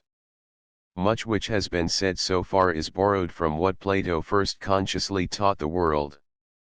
But conditions which he could not intellectually control led him to restrict these ideas in their application. he never got any conception of the indefinite plurality of activities which may characterize an individual and a social group, and consequently limited his view to a limited number of classes of capacities and of social arrangements. Plato's starting point is that the organization of society depends ultimately upon knowledge of the end of existence. If we do not know its end, we shall be at the mercy of accident and caprice. Unless we know the end, the good, we shall have no criterion for rationally deciding what the possibilities are which should be promoted, nor how social arrangements are to be ordered. We shall have no conception of the proper limits and distribution of activities, what he called justice as a trait of both individual and social organization. But how is the knowledge of the final and permanent good to be achieved? In dealing with this question we come upon the seemingly insuperable obstacle that such knowledge is not possible save in a just and harmonious social order. Everywhere else the mind is distracted and misled by false valuations and false perspectives. A disorganized and factional society sets up a number of different models and standards. Under such conditions it is impossible for the individual to attain consistency of mind. Only a complete whole is fully self-consistent. A society which rests upon the supremacy of some factor over another irrespective of its rational or proportionate claims, inevitably leads thought astray. It puts a premium on certain things and slurs over others, and creates a mind whose seeming unity is forced and distorted. Education proceeds ultimately from the patterns furnished by institutions, customs, and laws. Only in a just state will these be such as to give the right education, and only those who have rightly trained minds will be able to recognize the end, and ordering principle of things. We seem to be caught in a hopeless circle. However, Plato suggested a way out. A few men, philosophers, or lovers of wisdom or truth may by study learn at least in outline the proper patterns of true existence. If a powerful ruler should form a state after these patterns, then its regulations could be preserved. An education could be given which would sift individuals, discovering what they were good for, and supplying a method of assigning each to the work in life for which his nature fits him. Each doing his own part, and never transgressing, the order and unity of the whole would be maintained. It would be impossible to find in any scheme of philosophic thought a more adequate recognition on one hand of the educational significance of social arrangements and, on the other, of the dependence of those arrangements upon the means used to educate the young. It would be impossible to find a deeper sense of the function of education in discovering and developing personal capacities, and training them so that they would connect with the activities of others. Yet the society in which the theory was propounded was so undemocratic that Plato could not work out a solution for the problem whose terms he clearly saw. While he affirmed with emphasis that the place of the individual in society should not be determined by birth or wealth or any conventional status, but by his own nature as discovered in the process of education, he had no perception of the uniqueness of individuals. For him they fall by nature into classes, and into a very small number of classes at that. Consequently the testing and sifting function of education only shows to which one of three classes an individual belongs. There being no recognition that each individual constitutes his own class, there could be no recognition of the infinite diversity of active tendencies and combinations of tendencies of which an individual is capable. There were only three types of faculties or powers in the individual's constitution. Hence education would soon reach a static limit in each class, for only diversity makes change and progress. In some individuals, appetites naturally dominate, they are assigned to the laboring and trading class, which expresses and supplies human wants. Others reveal, upon education, that over and above appetites, they have a generous, outgoing, assertively courageous disposition. They become the citizen subjects of the state, its defenders in war, its internal guardians in peace. But their limit is fixed by their lack of reason, which is a capacity to grasp the universal. Those who possess this are capable of the highest kind of education, and become in time the legislators of the state, for laws are the universals which control the particulars of experience. Thus it is not true that in intent, Plato subordinated the individual to the social whole. But it is true that lacking the perception of the uniqueness of every individual, his incommensurability with others, and consequently not recognizing that a society might change and yet be stable, his doctrine of limited powers and classes came in net effect to the idea of the subordination of individuality. We cannot better Plato's conviction that an individual is happy and society well organized when each individual engages in those activities for which he has a natural equipment, nor his conviction that it is the primary office of education to discover this equipment to its possessor and train him for its effective use. But progress in knowledge has made us aware of the superficiality of Plato's lumping of individuals and their original powers into a few sharply marked off classes.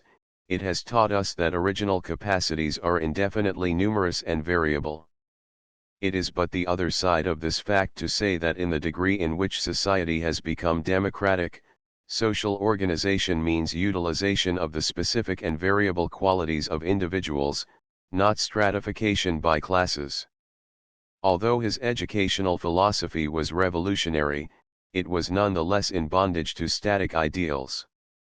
He thought that change or alteration was evidence of lawless flux, that true reality was unchangeable.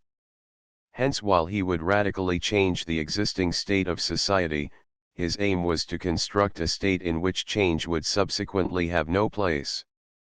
The final end of life is fixed. Given a state framed with this end in view, not even minor details are to be altered. Though they might not be inherently important, yet if permitted they would inure the minds of men to the idea of change, and hence be dissolving and anarchic. The breakdown of his philosophy is made apparent in the fact that he could not trust to gradual improvements in education to bring about a better society which should then improve education, and so on indefinitely. Correct education could not come into existence until an ideal state existed, and after that education would be devoted simply to its conservation. For the existence of this state he was obliged to trust to some happy accident by which philosophic wisdom should happen to coincide with possession of ruling power in the state. For the individualistic ideal of the 18th century. In the 18th century philosophy we find ourselves in a very different circle of ideas. Nature still means something antithetical to existing social organization. Plato exercised a great influence upon Rousseau. But the voice of nature now speaks for the diversity of individual talent and for the need of free development of individuality in all its variety. Education in accord with nature furnishes the goal and the method of instruction and discipline. Moreover, the native or original endowment was conceived, in extreme cases, as non-social or even as antisocial. Social arrangements were thought of as mere external expedients by which these non-social individuals might secure a greater amount of private happiness for themselves. Nevertheless, these statements convey only an inadequate idea of the true significance of the movement. In reality, its chief interest was in progress and in social progress. The seeming antisocial philosophy was a somewhat transparent mask for an impetus toward a wider and freer society, toward cosmopolitanism. The positive ideal was humanity. In membership in humanity, as distinct from a state, man's capacities would be liberated, while in existing political organizations his powers were hampered and distorted to meet the requirements and selfish interests of the rulers of the state. The doctrine of extreme individualism was but the counterpart, the obverse, of ideals of the indefinite perfectibility of man and of a social organization having a scope as wide as humanity. The emancipated individual was to become the organ and agent of a comprehensive and progressive society. The heralds of this gospel were acutely conscious of the evils of the social estate in which they found themselves. They attributed these evils to the limitations imposed upon the free powers of man. Such limitation was both distorting and corrupting. Their impassioned devotion to emancipation of life from external restrictions which operated to the exclusive advantage of the class to whom a past feudal system consigned power, found intellectual formulation in a worship of nature. To give nature full swing was to replace an artificial, corrupt, and inequitable social order by a new and better kingdom of humanity. Unrestrained faith in nature as both a model and a working power was strengthened by the advances of natural science. Inquiry freed from prejudice and artificial restraints of church and state had revealed that the world is a scene of law. The Newtonian solar system, which expressed the reign of natural law, was a scene of wonderful harmony, where every force balanced with every other.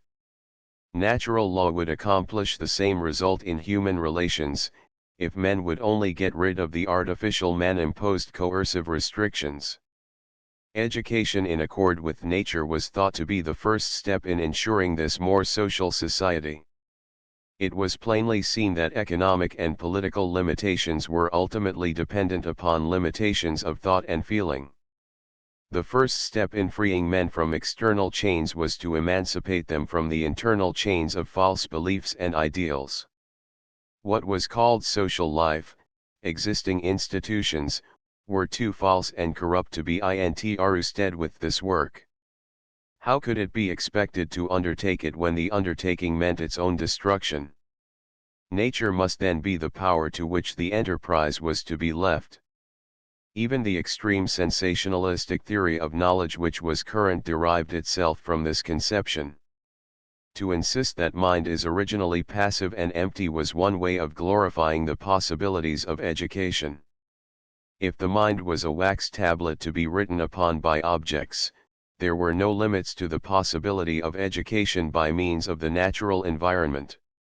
And since the natural world of objects is a scene of harmonious truth, this education would infallibly produce minds filled with the truth. 5. Education as national and as social. As soon as the first enthusiasm for freedom waned, the weakness of the theory upon the constructive side became obvious. Merely to leave everything to nature was, after all, but to negate the very idea of education. It was to trust to the accidents of circumstance.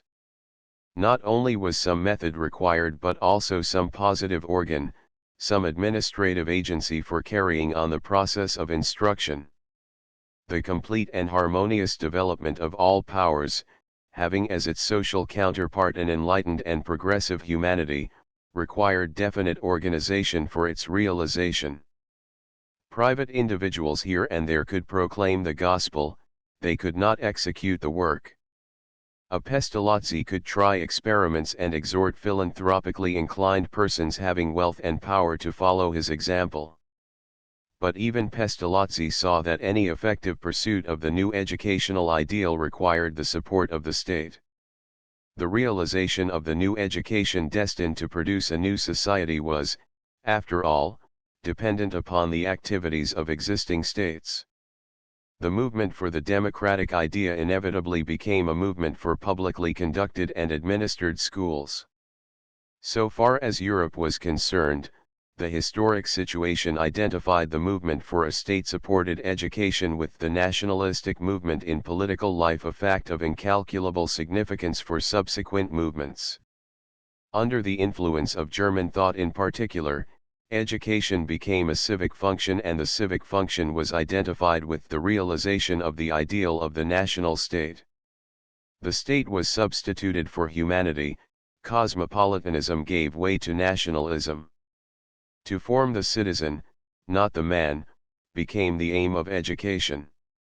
The historic situation to which reference is made is the after-effects of the Napoleonic conquests, especially in Germany.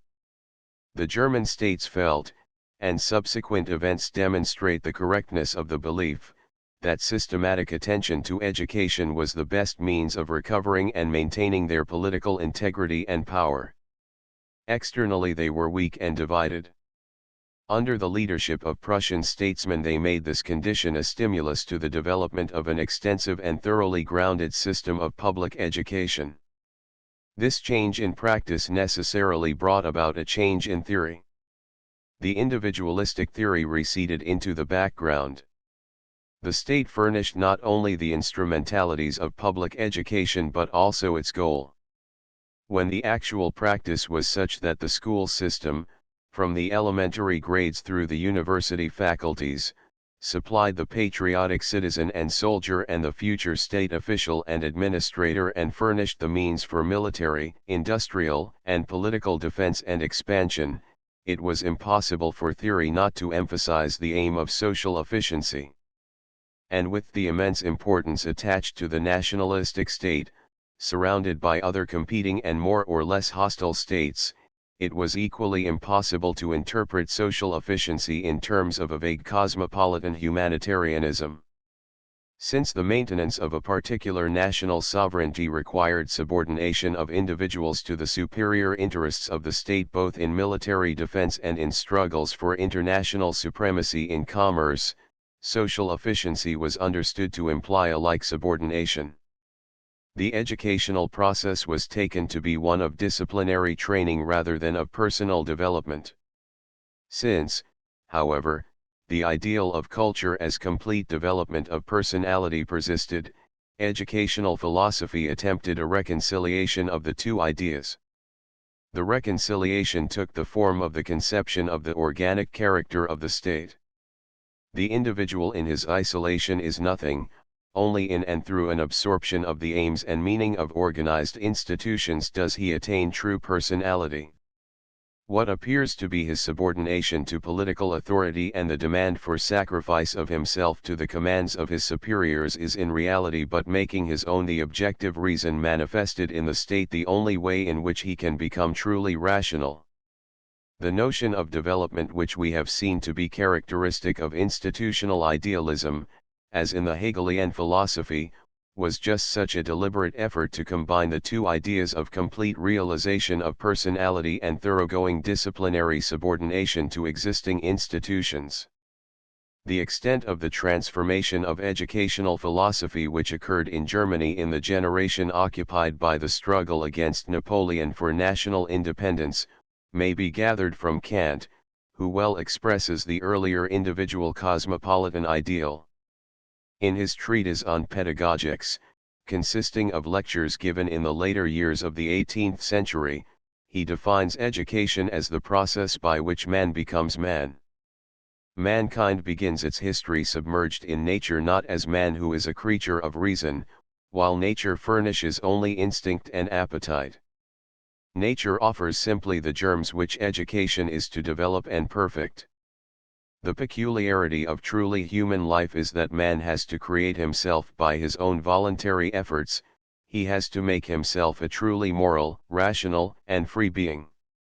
This creative effort is carried on by the educational activities of slow generations. Its acceleration depends upon men consciously striving to educate their successors not for the existing state of affairs but so as to make possible a future better humanity. But there is the great difficulty. Each generation is inclined to educate its young so as to get along in the present world instead of with a view to the proper end of education, the promotion of the best possible realization of humanity as humanity. Parents educate their children so that they may get on, princes educate their subjects as instruments of their own purposes.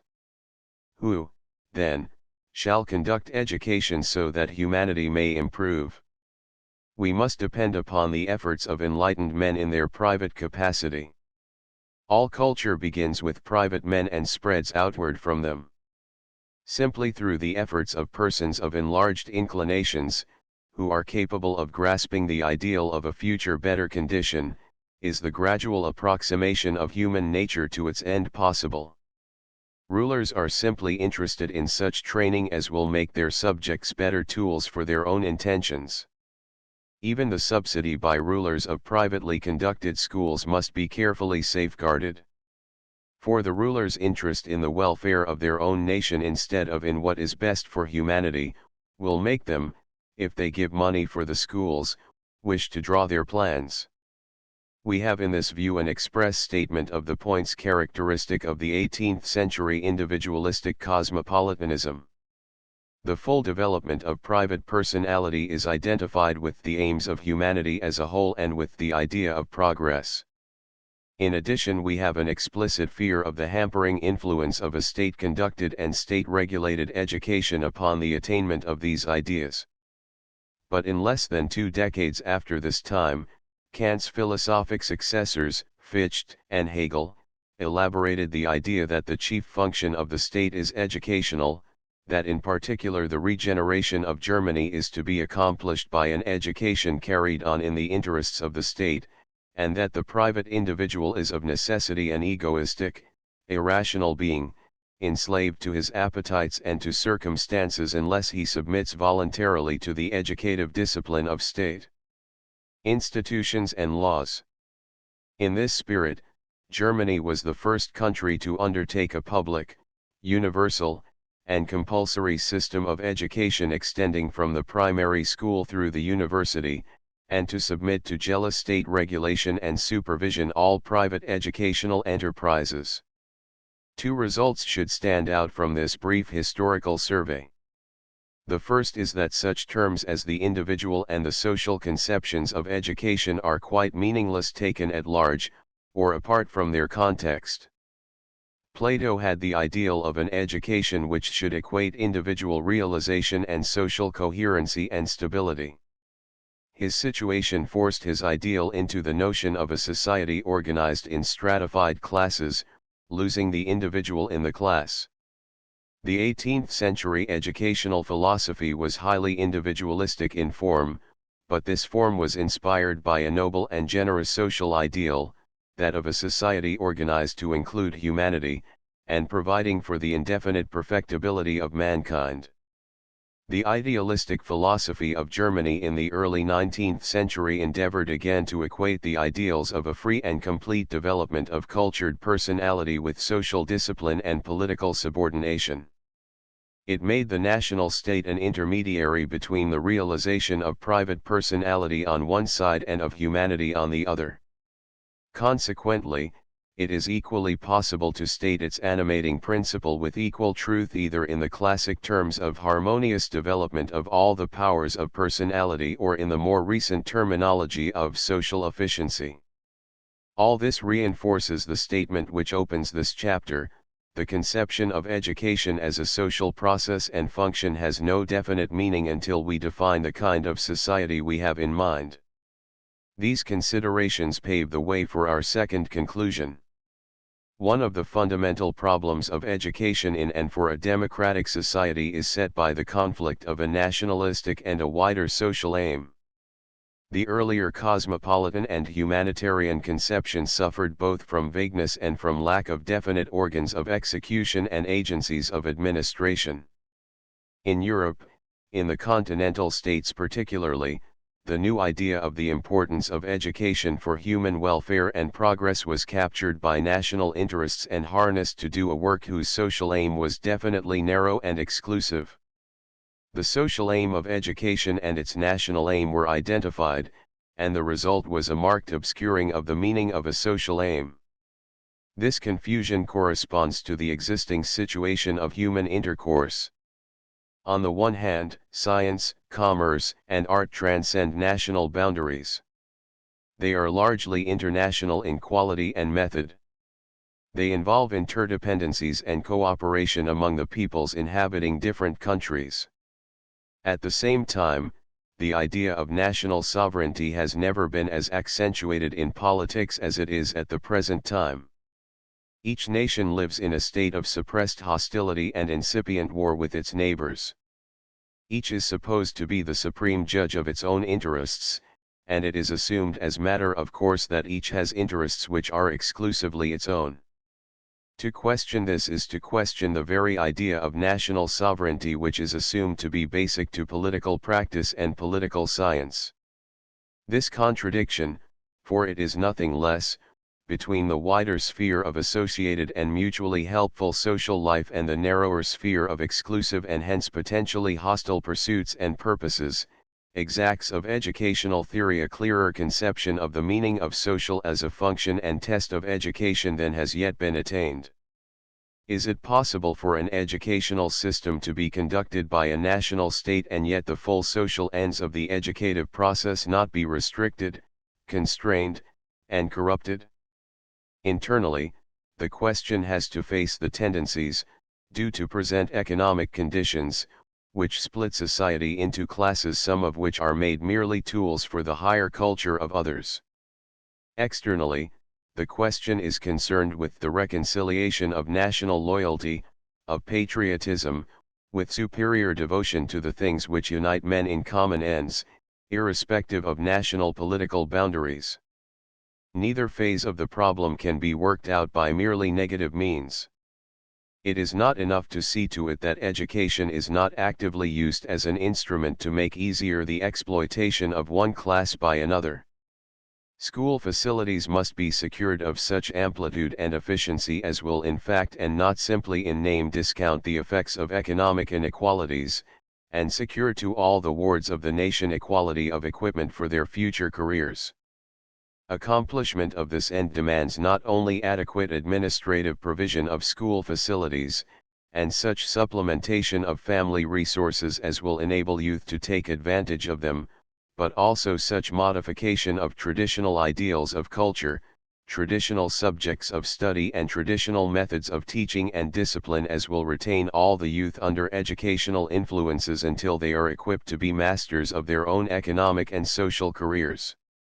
The ideal may seem remote of execution, but the democratic ideal of education is a farcical yet tragic delusion except as the ideal more and more dominates our public system of education.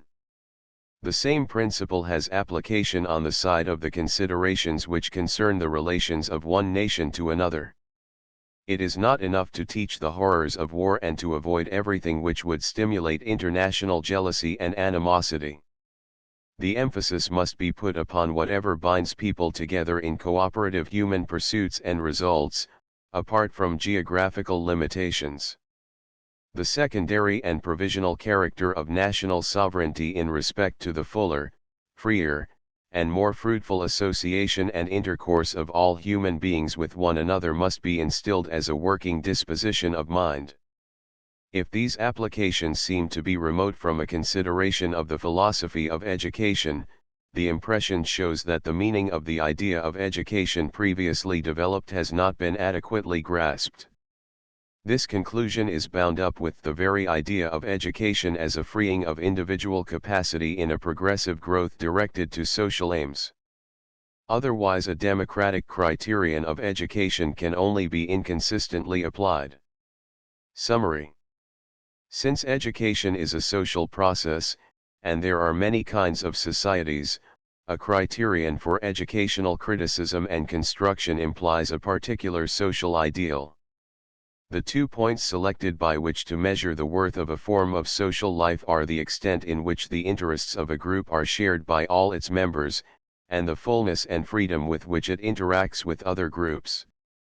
An undesirable society, in other words, is one which internally and externally sets up barriers to free intercourse and communication of experience. A society which makes provision for participation in its good of all its members on equal terms and which secures flexible readjustment of its institutions through interaction of the different forms of associated life is in so far democratic. Such a society must have a type of education which gives individuals a personal interest in social relationships and control, and the habits of mind which secure social changes without introducing disorder. 3 typical historic philosophies of education were considered from this point of view. The Platonic was found to have an ideal formally quite similar to that stated, but which was compromised in its working out by making a class rather than an individual the social unit. The so-called individualism of the 18th century Enlightenment was found to involve the notion of a society as broad as humanity, of whose progress the individual was to be the organ. But it lacked any agency for securing the development of its ideal, as was evidenced in its falling back upon nature. The institutional idealistic philosophies of the 19th century supplied the slack by making the national state the agency, but in so doing narrowed the conception of the social aim to those who were members of the same political unit, and reintroduced the idea of the subordination of the individual to the institution. There is a much neglected strain in Rousseau tending intellectually in this direction. He opposed the existing state of affairs on the ground that it formed neither the citizen nor the man. Under existing conditions, he preferred to try for the latter rather than for the former. But there are many sayings of his which point to the formation of the citizen as ideally the higher, and which indicate that his own endeavor, as embodied in the Emile, was simply the best makeshift the corruption of the times permitted him to sketch. Chapter 8, Aims in Education 1. The nature of an aim. The account of education given in our earlier chapters virtually anticipated the results reached in a discussion of the purport of education in a democratic community. For it assumed that the aim of education is to enable individuals to continue their education, or that the object and reward of learning is continued capacity for growth. Now this idea cannot be applied to all the members of a society except where intercourse of man with man is mutual, and except where there is adequate provision for the reconstruction of social habits and institutions by means of wide stimulation arising from equitably distributed interests. And this means a democratic society. In our search for aims in education, we are not concerned, therefore, with finding an end outside of the educative process to which education is subordinate. Our whole conception forbids. We are rather concerned with the contrast which exists when aims belong within the process in which they operate and when they are set up from without. And the latter state of affairs must obtain when social relationships are not equitably balanced. For in that case, some portions of the whole social group will find their aims determined by an external dictation, their aims will not arise from the free growth of their own experience, and their nominal aims will be means to more ulterior ends of others rather than truly their own. Our first question is to define the nature of an aim so far as it falls within an activity, instead of being furnished from without. We approach the definition by a contrast of mere results with ends. Any exhibition of energy has results. The wind blows about the sands of the desert, the position of the grains is changed. Here is a result, an effect, but not an end. For there is nothing in the outcome which completes or fulfills what went before it. There is mere spatial redistribution. One state of affairs is just as good as any other. Consequently, there is no basis upon which to select an earlier state of affairs as a beginning, a later as an end, and to consider what intervenes as a process of transformation and realization. Consider, for example, the activities of bees in contrast with the changes in the sands when the wind blows them about. The results of the bees' actions may be called ends not because they are designed or consciously intended, but because they are true terminations or completions of what has preceded. When the bees gather pollen and make wax and build cells, each step prepares the way for the next. When cells are built, the queen lays eggs in them.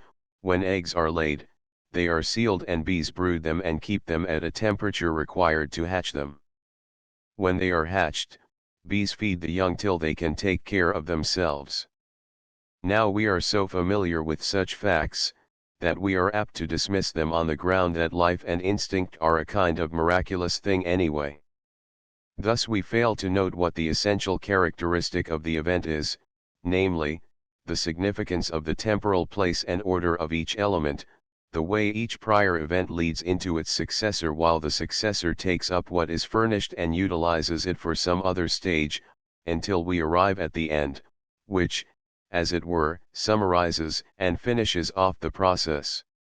Since aims relate always to results, the first thing to look to when it is a question of aims, is whether the work assigned possesses intrinsic continuity. Or is it a mere serial aggregate of acts, first doing one thing and then another? To talk about an educational aim when approximately each act of a pupil is dictated by the teacher, when the only order in the sequence of his acts is that which comes from the assignment of lessons and the giving of directions by another, is to talk nonsense. It is equally fatal to an aim to permit capricious or discontinuous action in the name of spontaneous self-expression. An aim implies an orderly and ordered activity, one in which the order consists in the progressive completing of a process. Given an activity having a time span and cumulative growth within the time succession, an aim means foresight in advance of the end or possible termination. If bees anticipated the consequences of their activity, if they perceived their end in imaginative foresight, they would have the primary element in an aim. Hence it is nonsense to talk about the aim of education or any other undertaking where conditions do not permit of foresight of results, and do not stimulate a person to look ahead to see what the outcome of a given activity is to be. In the next place, the aim as a foreseen end gives direction to the activity. It is not an idle view of a mere spectator, but influences the steps taken to reach the end. The foresight functions in three ways. In the first place, it involves careful observation of the given conditions to see what are the means available for reaching the end, and to discover the hindrances in the way. In the second place, it suggests the proper order or sequence in the use of means. It facilitates an economical selection and arrangement. In the third place, it makes choice of alternatives possible. If we can predict the outcome of acting this way or that, we can then compare the value of the two courses of action, we can pass judgment upon their relative desirability. If we know that stagnant water breeds mosquitoes and that they are likely to carry disease, we can, disliking that anticipated result, take steps to avert it. Since we do not anticipate results as mere intellectual onlookers, but as persons concerned in the outcome, we are partakers in the process which produces the result. We intervene to bring about this result or that. Of course, these 3 points are closely connected with one another. We can definitely foresee results only as we make careful scrutiny of present conditions, and the importance of the outcome supplies the motive for observations. The more adequate our observations, the more varied is the scene of conditions and obstructions that presents itself, and the more numerous are the alternatives between which choice may be made. In turn, the more numerous the recognized possibilities of the situation, or alternatives of action, the more meaning does the chosen activity possess, and the more flexibly controllable is it. Where only a single outcome has been thought of, the mind has nothing else to think of, the meaning attaching to the act is limited. One only steams ahead toward the mark. Sometimes such a narrow course may be effective.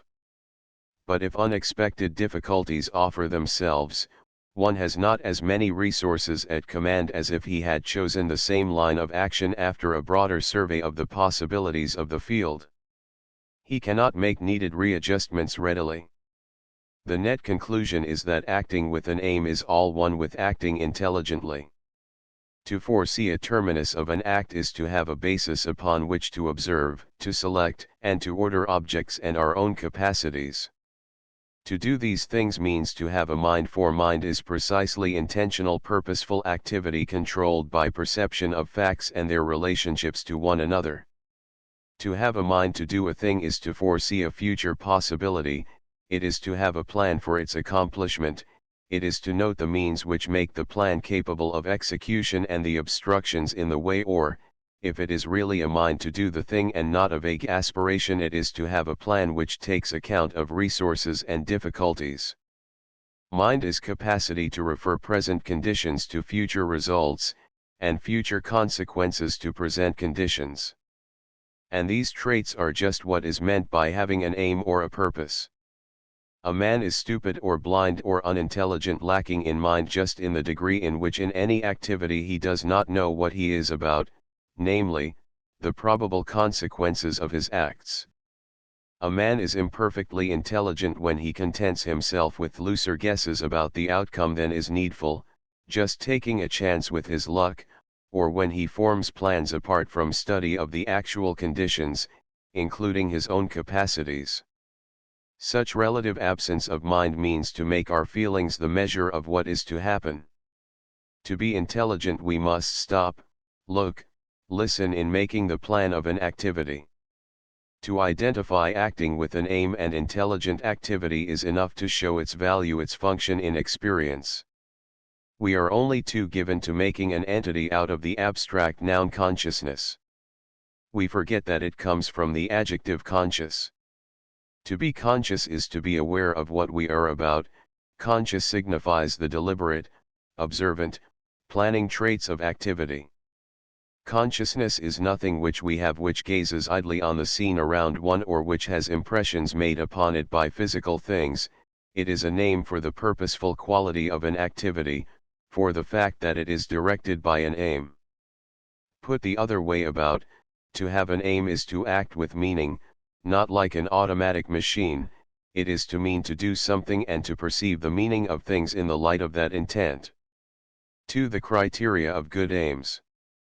We may apply the results of our discussion to a consideration of the criteria involved in a correct establishing of aims. 1. The aim set up must be an outgrowth of existing conditions. It must be based upon a consideration of what is already going on, upon the resources and difficulties of the situation. Theories about the proper end of our activities, educational and moral theories, often violate this principle. They assume ends lying outside our activities, ends foreign to the concrete makeup of the situation, ends which issue from some outside source. Then the problem is to bring our activities to bear upon the realization of these externally supplied ends. They are something for which we ought to act. In any case, such aims limit intelligence. They are not the expression of mind in foresight, observation, and choice of the better among alternative possibilities. They limit intelligence because, given ready-made, they must be imposed by some authority external to intelligence, leaving to the latter nothing but a mechanical choice of means. 2. We have spoken as if aims could be completely formed prior to the attempt to realize them. This impression must now be qualified. The aim as it first emerges is a mere tentative sketch. The act of striving to realize it tests its worth. If it suffices to direct activity successfully, nothing more is required, since its whole function is to set a mark in advance, and at times a mere hint may suffice. But usually, at least in complicated situations, acting upon it brings to light conditions which had been overlooked. This calls for revision of the original aim. It has to be added to and subtracted from. An aim must, then, be flexible. It must be capable of alteration to meet circumstances. An end established externally to the process of action is always rigid. Being inserted or imposed from without, it is not supposed to have a working relationship to the concrete conditions of the situation. What happens in the course of action neither confirms, refutes, nor alters it. Such an end can only be insisted upon. The failure that results from its lack of adaptation is attributed simply to the perverseness of conditions, not to the fact that the end is not reasonable under the circumstances. The value of a legitimate aim, on the contrary, lies in the fact that we can use it to change conditions. It is a method for dealing with conditions so as to effect desirable alterations in them. A farmer who should passively accept things just as he finds them would make as great a mistake as he who framed his plans in complete disregard of what soil, climate, etc., permit. One of the evils of an abstract or remote external aim in education is that its very inapplicability in practice is likely to react into a haphazard snatching at immediate conditions. A good aim surveys the present state of experience of pupils, and forming a tentative plan of treatment, keeps the plan constantly in view and yet modifies it as conditions develop. The aim, in short, is experimental, and hence constantly growing as it is tested in action. 3. the aim must always represent a freeing of activities. The term end in view is suggestive, for it puts before the mind the termination or conclusion of some process. The only way in which we can define an activity is by putting before ourselves the objects in which it terminates, as one's aim in shooting is the target. But we must remember that the object is only a mark or sign by which the mind specifies the activity one desires to carry out. Strictly speaking, not the target but hitting the target is the end in view. One takes aim by means of the target, but also by the sight on the gun. The different objects which are thought of are means of directing the activity. Thus one aims at, say, a rabbit. What he wants is to shoot straight, a certain kind of activity. Or, if it is the rabbit he wants, it is not rabbit apart from his activity, but as a factor in activity. He wants to eat the rabbit, or to show it as evidence of his marksmanship. He wants to do something with it. The doing with the thing, not the thing in isolation, is his end. The object is but a phase of the active end continuing the activity successfully. This is what is meant by the phrase, used above, freeing activity. In contrast with fulfilling some process in order that activity may go on, stands the static character of an end which is imposed from without the activity. It is always conceived of as fixed. It is something to be attained and possessed. When one has such a notion, activity is a mere unavoidable means to something else. It is not significant or important on its own account. As compared with the end, it is but a necessary evil, something which must be gone through before one can reach the object which is alone worthwhile. In other words, the external idea of the aim leads to a separation of means from end, while an end which grows up within an activity as plan for its direction is always both ends and means, the distinction being only one of convenience. Every means is a temporary end until we have attained it.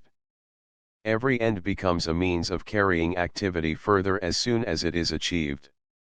We call it end when it marks off the future direction of the activity in which we are engaged, means when it marks off the present direction. Every divorce of end from means diminishes by that much the significance of the activity and tends to reduce it to a drudgery from which one would escape if he could. A farmer has to use plants and animals to carry on his farming activities. It certainly makes a great difference to his life whether he is fond of them, or whether he regards them merely as means which he has to employ to get something else in which alone he is interested. In the former case, his entire course of activity is significant, each phase of it has its own value. He has the experience of realizing his end at every stage, the postponed aim, or end in view, being merely a sight ahead by which to keep his activity going fully and freely. For if he does not look ahead, he is more likely to find himself blocked. The aim is as definitely a means of action as is any other portion of an activity. 3 applications in education. There is nothing peculiar about educational aims. They are just like aims in any directed occupation. The educator, like the farmer, has certain things to do, certain resources with which to do, and certain obstacles with which to contend. The conditions with which the farmer deals, whether as obstacles or resources, have their own structure and operation independently of any purpose of his.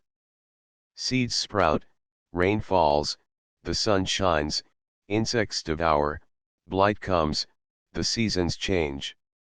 His aim is simply to utilize these various conditions, to make his activities and their energies work together, instead of against one another. It would be absurd if the farmer set up a purpose of farming, without any reference to these conditions of soil, climate, characteristic of plant growth, etc. His purpose is simply a foresight of the consequences of his energies connected with those of the things about him, a foresight used to direct his movements from day to day. Foresight of possible consequences leads to more careful and extensive observation of the nature and performances of the things he had to do with, and to laying out a plan that is, of a certain order in the acts to be performed. It is the same with the educator, whether parent or teacher. It is as absurd for the latter to set up his own aims as the proper objects of the growth of the children as it would be for the farmer to set up an ideal of farming irrespective of conditions. Aims mean acceptance of responsibility for the observations, anticipations, and arrangements required in carrying on a function whether farming or educating.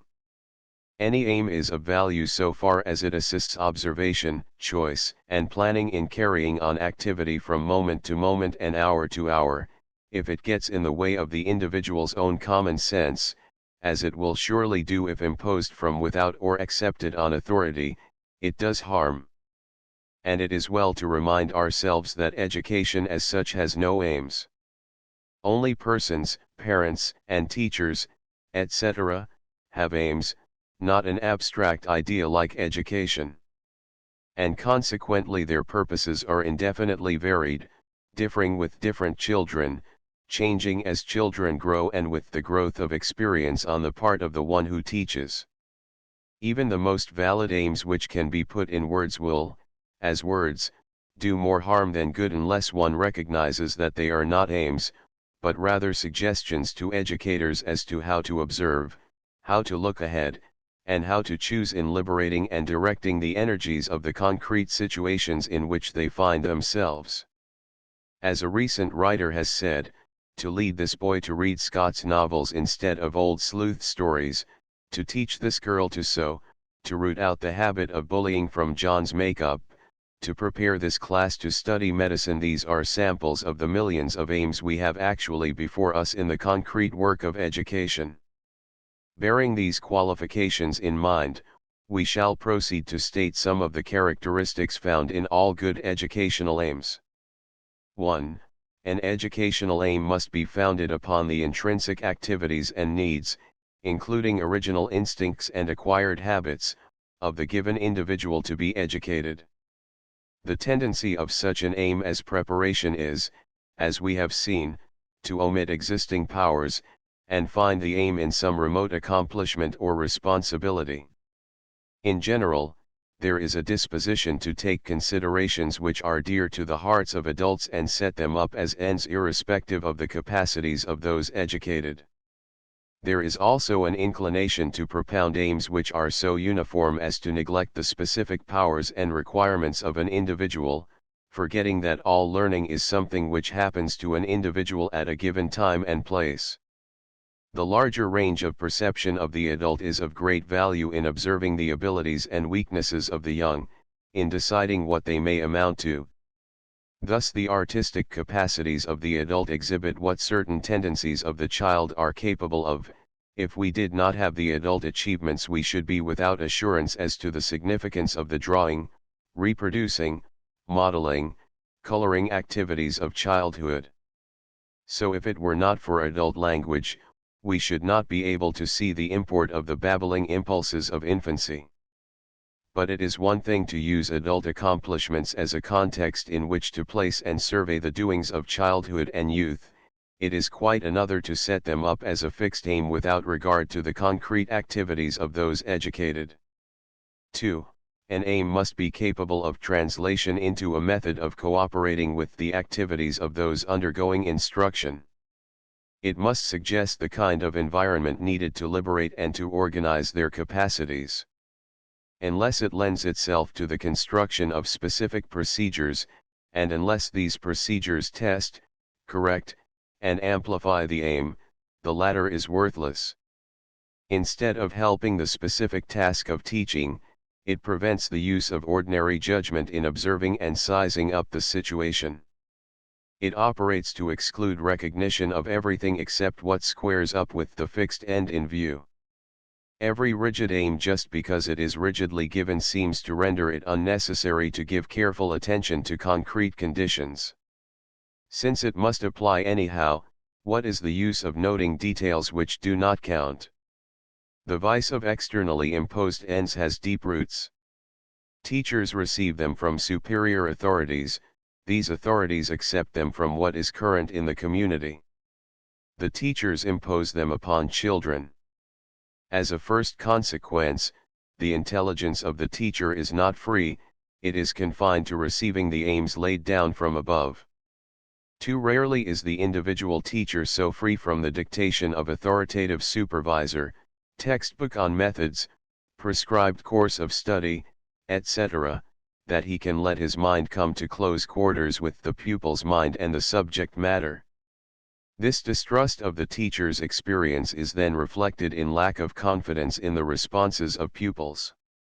The latter receive their aims through a double or treble external imposition, and are constantly confused by the conflict between the aims which are natural to their own experience at the time and those in which they are taught to acquiesce. Until the democratic criterion of the intrinsic significance of every growing experience is recognized, we shall be intellectually confused by the demand for adaptation to external aims.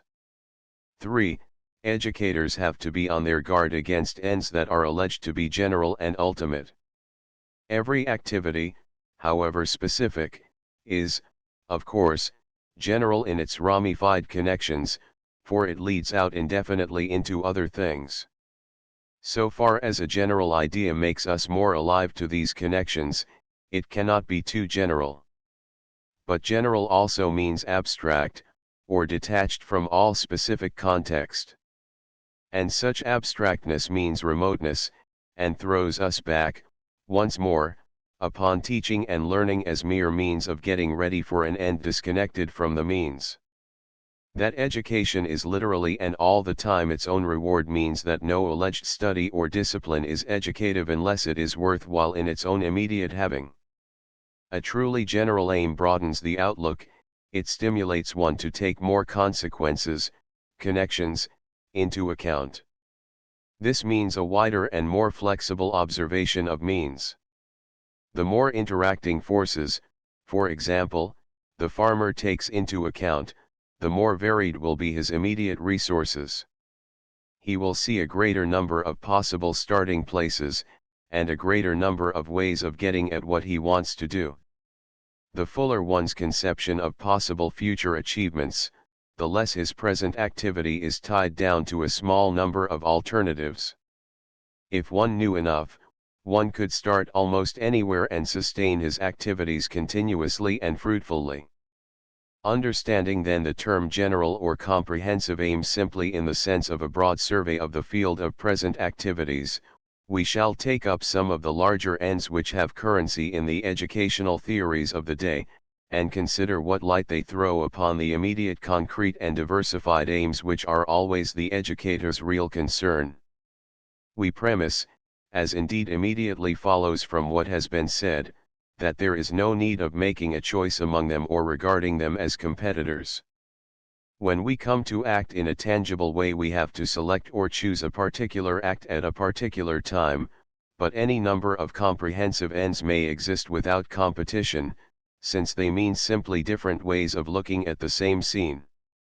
One cannot climb a number of different mountains simultaneously, but the views had when different mountains are ascended supplement one another, they do not set up incompatible, competing worlds. Or, putting the matter in a slightly different way, one statement of an end may suggest certain questions and observations, and another statement another set of questions, calling for other observations. Then the more general ends we have, the better. One statement will emphasize what another slurs over. What a plurality of hypotheses does for the scientific investigator, a plurality of stated aims may do for the instructor. Summary. An aim denotes the result of any natural process brought to consciousness and made a factor in determining present observation and choice of ways of acting. It signifies that an activity has become intelligent. Specifically, it means foresight of the alternative consequences attendant upon acting in a given situation in different ways, and the use of what is anticipated to direct observation and experiment.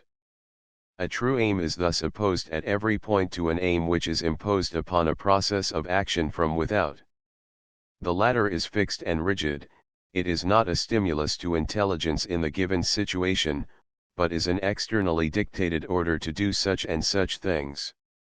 Instead of connecting directly with present activities, it is remote, divorced from the means by which it is to be reached. Instead of suggesting a freer and better balanced activity, it is a limit set to activity. In education, the currency of these externally imposed aims is responsible for the emphasis put upon the notion of preparation for a remote future and for rendering the work of both teacher and pupil mechanical and slavish. Chapter 9, Natural Development and Social Efficiency as Aims 1. Nature as supplying the aim. We have just pointed out the futility of trying to establish the aim of education some one final aim which subordinates all others to itself. We have indicated that since general aims are but prospective points of view from which to survey the existing conditions and estimate their possibilities, we might have any number of them, all consistent with one another. As matter of fact, a large number have been stated at different times, all having great local value. For the statement of aim is a matter of emphasis at a given time. And we do not emphasize things which do not require emphasis, that is, such things as are taking care of themselves fairly well. We tend rather to frame our statement on the basis of the defects and needs of the contemporary situation. We take for granted, without explicit statement which would be of no use, whatever is right or approximately so. We frame our explicit aims in terms of some alteration to be brought about. It is, then, due paradox requiring explanation that a given epoch or generation tends to emphasize in its conscious projections just the things which it has least of in actual fact. A time of domination by authority will call out as response the desirability of great individual freedom, one of disorganized individual activities the need of social control as an educational aim. The actual and implicit practice and the conscious or stated aim thus balance each other. At different times such aims as complete living, better methods of language study, substitution of things for words, social efficiency, personal culture, social service, complete development of personality, encyclopedic knowledge, discipline, aesthetic contemplation, utility, etc., have served. The following discussion takes up 3 statements of recent influence. Certain others have been incidentally discussed in the previous chapters, and others will be considered later in a discussion of knowledge and of the values of studies. We begin with the consideration that education is a process of development in accordance with nature, taking Rousseau's statement, which opposed natural to social, see ante, p. 91, and then pass over to the antithetical conception of social efficiency, which often opposes social to natural. 1. Educational reformers disgusted with the conventionality and artificiality of the scholastic methods they find about them are prone to resort to nature as a standard. Nature is supposed to furnish the law and the end of development, ours it is to follow and conform to her ways. The positive value of this conception lies in the forcible way in which it calls attention to the wrongness of aims which do not have regard to the natural endowment of those educated. Its weakness is the ease with which natural in the sense of normal is confused with the physical. The constructive use of intelligence in foresight, and contriving, is then discounted. We are just to get out of the way and allow nature to do the work. Since no one has stated in the doctrine both its truth and falsity better than Rousseau, we shall turn to him. Education, he says, we receive from 3 sources: nature, men, and things. The spontaneous development of our organs and capacities constitutes the education of nature. The use to which we are taught to put this development constitutes that education given us by men. The acquirement of personal experience from surrounding objects constitutes that of things. Only when these 3 kinds of education are consonant and make for the same end, does a man tend towards his true goal. If we are asked what is this end, the answer is that of nature. For since the concurrence of the 3 kinds of education is necessary to their completeness, the kind which is entirely independent of our control must necessarily regulate us in determining the other two. Then he defines nature to mean the capacities and dispositions which are inborn, as they exist prior to the modification due to constraining habits and the influence of the opinion of others. The wording of Rousseau will repay careful study. It contains as fundamental truths as have been uttered about education in conjunction with a curious twist. It would be impossible to say better what is said in the first sentences. The three factors of educative development are, a. the native structure of our bodily organs and their functional activities, b. the uses to which the activities of these organs are put under the influence of other persons, c. their direct interaction with the environment. This statement certainly covers the ground. His other two propositions are equally sound, namely, a. that only when the three factors of education are consonant and cooperative does adequate development of the individual occur, and, b. that the native activities of the organs, being original, are basic in conceiving consonance. But it requires but little reading between the lines, supplemented by other statements of Rousseau, to perceive that instead of regarding these three things as factors which must work together to some extent in order that any one of them may proceed educatively, he regards them as separate and independent operations. Especially does he believe that there is an independent and, as he says, spontaneous development of the native organs and faculties. He thinks that this development can go on irrespective of the use to which they are put. And it is to this separate development that education coming from social contact is to be subordinated. Now there is an immense difference between a use of native activities in accord with those activities themselves as distinct from forcing them and perverting them and supposing that they have a normal development apart from any use, which development furnishes the standard and norm of all learning by use.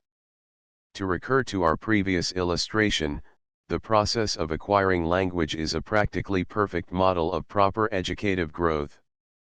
The start is from native activities of the vocal apparatus, organs of hearing, etc. But it is absurd to suppose that these have an independent growth of their own, which left to itself would evolve a perfect speech. Taken literally, Rousseau's principle would mean that adults should accept and repeat the babblings and noises of children not merely as the beginnings of the development of articulate speech which they are, but as furnishing language itself the standard for all teaching of language. The point may be summarized by saying that Rousseau was right, introducing a much-needed reform into education, in holding that the structure and activities of the organs furnish the conditions of all teaching of the use of the organs, but profoundly wrong in intimating that they supply not only the conditions but also the ends of their development. As matter of fact, the native activities develop, in contrast with random and capricious exercise, through the uses to which they are put.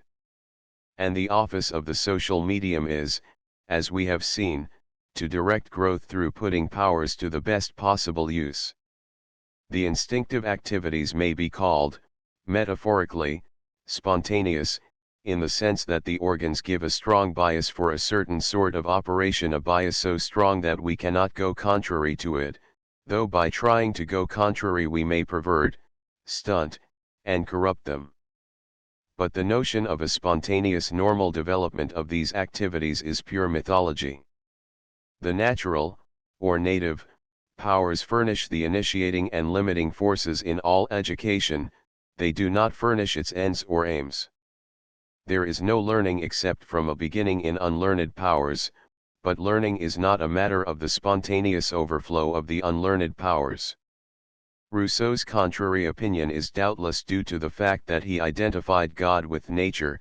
To him the original powers are wholly good, coming directly from a wise and good Creator.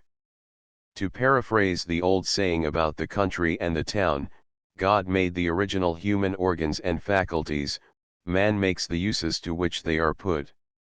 Consequently the development of the former furnishes the standard to which the latter must be subordinated. When men attempt to determine the uses to which the original activities shall be put, they interfere with the divine plan.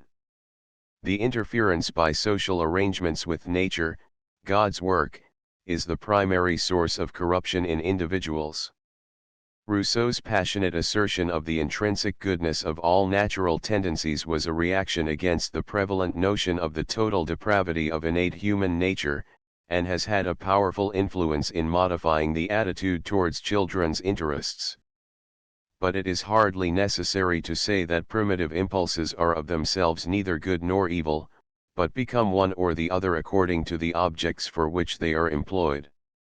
That neglect, suppression, and premature forcing of some instincts at the expense of others, are responsible for many avoidable ills, there can be no doubt. But the moral is not to leave them alone to follow their own spontaneous development, but to provide an environment which shall organize them. Returning to the elements of truth contained in Rousseau's statements, we find that natural development, as an aim, enables him to point the means of correcting many evils in current practices, and to indicate a number of desirable specific aims. 1. Natural development as an aim fixes attention upon the bodily organs and the need of health and vigor. The aim of natural development says to parents and teachers, make health an aim. Normal development cannot be had without regard to the vigor of the body, an obvious enough fact, and yet one whose due recognition in practice would almost automatically revolutionize many of our educational practices. Nature is indeed a vague and metaphorical term, but one thing that nature may be said to utter is that there are conditions of educational efficiency, and that till we have learned what these conditions are and have learned to make our practices accord with them, the noblest and most ideal of our aims are doomed to suffer are verbal and sentimental rather than efficacious. 2. The aim of natural development translates into the aim of respect for physical mobility. In Rousseau's words, children are always in motion, a sedentary life is injurious. When he says that nature's intention is to strengthen the body before exercising the mind, he hardly states the fact fairly. But if he had said that nature's intention, to adopt his poetical form of speech, is to develop the mind especially by exercise of the muscles of the body, he would have stated a positive fact. In other words, the aim of following nature means, in the concrete, regard for the actual part played by use of the bodily organs in explorations, in handling of materials, in plays and games. 3. The general aim translates into the aim of regard for individual differences among children. Nobody can take the principle of consideration of native powers into account without being struck by the fact that these powers differ in different individuals. The difference applies not merely to their intensity, but even more to their quality and arrangement. As Rousseau said, each individual is born with a distinctive temperament. We indiscriminately employ children of different bents on the same exercises, their education destroys the special bent and leaves a dull uniformity. Therefore, after we have wasted our efforts in stunting the true gifts of nature, we see the short-lived and illusory brilliance we have substituted die away, while the natural abilities we have crushed do not revive. Lastly, the aim of following nature means to note the origin, the waxing, and waning, of preferences and interests. Capacities bud and bloom irregularly, there is no even for abreast development. We must strike while the iron is hot. Especially precious are the first dawnings of power. More than we imagine, the ways in which the tendencies of early childhood are treated fix fundamental dispositions and condition the turn taken by powers that show themselves later. Educational concern with the early years of life as distinct from inculcation of useful arts dates almost entirely from the time of the emphasis by Pestalozzi and Froebel, following Rousseau, of natural principles of growth. The irregularity of growth and its significance is indicated in the following passage of a student of the growth of the nervous system. While growth continues, things bodily and mental are lopsided, for growth is never general, but is accentuated now at one spot, now at another. The methods which shall recognize in the presence of these enormous differences of endowment the dynamic values of natural inequalities of growth, and utilize them, preferring irregularity to the rounding out gained by pruning, will most closely follow that which takes place in the body and thus prove most effective. One observation of natural tendencies is difficult under conditions of restraint. They show themselves most readily in a child's spontaneous sayings and doings, that is, in those he engages in when not put at set tasks and when not aware of being under observation. It does not follow that these tendencies are all desirable because they are natural, but it does follow that since they are there, they are operative and must be taken account of. We must see to it that the desirable ones have an environment which keeps them active, and that their activity shall control the direction the others take and thereby induce the disuse of the latter because they lead to nothing. Many tendencies that trouble parents when they appear are likely to be transitory, and sometimes too much direct attention to them only fixes a child's attention upon them. At all events, adults too easily assume their own habits and wishes as standards, and regard all deviations of children's impulses as evils to be eliminated. That artificiality against which the conception of following nature is so largely a protest, is the outcome of attempts to force children directly into the mold of grown-up standards. In conclusion, we note that the early history of the idea of following nature combined two factors which had no inherent connection with one another. Before the time of Rousseau, educational reformers had been inclined to urge the importance of education by ascribing practically unlimited power to it. All the differences between peoples and between classes and persons among the same people were said to be due to differences of training, of exercise, and practice. Originally, mind, reason, understanding is, for all practical purposes, the same in all. This essential identity of mind means the essential equality of all and the possibility of bringing them all to the same level. As a protest against this view, the doctrine of accord with nature meant a much less formal and abstract view of mind and its powers. It substituted specific instincts and impulses and physiological capacities, differing from individual to individual, just as they differ, as Rousseau pointed out, even in dogs of the same litter, for abstract faculties of discernment, memory, and generalization. Upon this side, the doctrine of educative accord with nature has been reinforced by the development of modern biology, physiology, and psychology.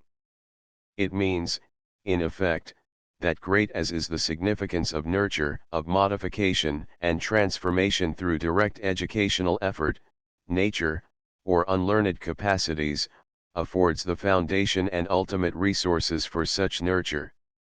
On the other hand, the doctrine of following nature was a political dogma. It meant a rebellion against existing social institutions, customs, and ideals, see ante, p. 91. Rousseau's statement that everything is good as it comes from the hands of the Creator has its signification only in its contrast with the concluding part of the same sentence, everything degenerates in the hands of man.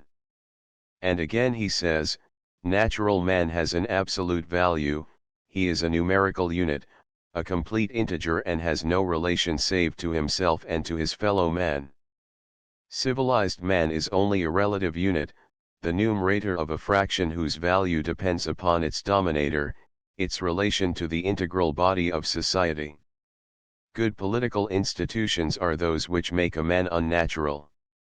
It is upon this conception of the artificial and harmful character of organized social life as it now exists too that he rested the notion that nature not merely furnishes prime forces which initiate growth but also its plan and goal.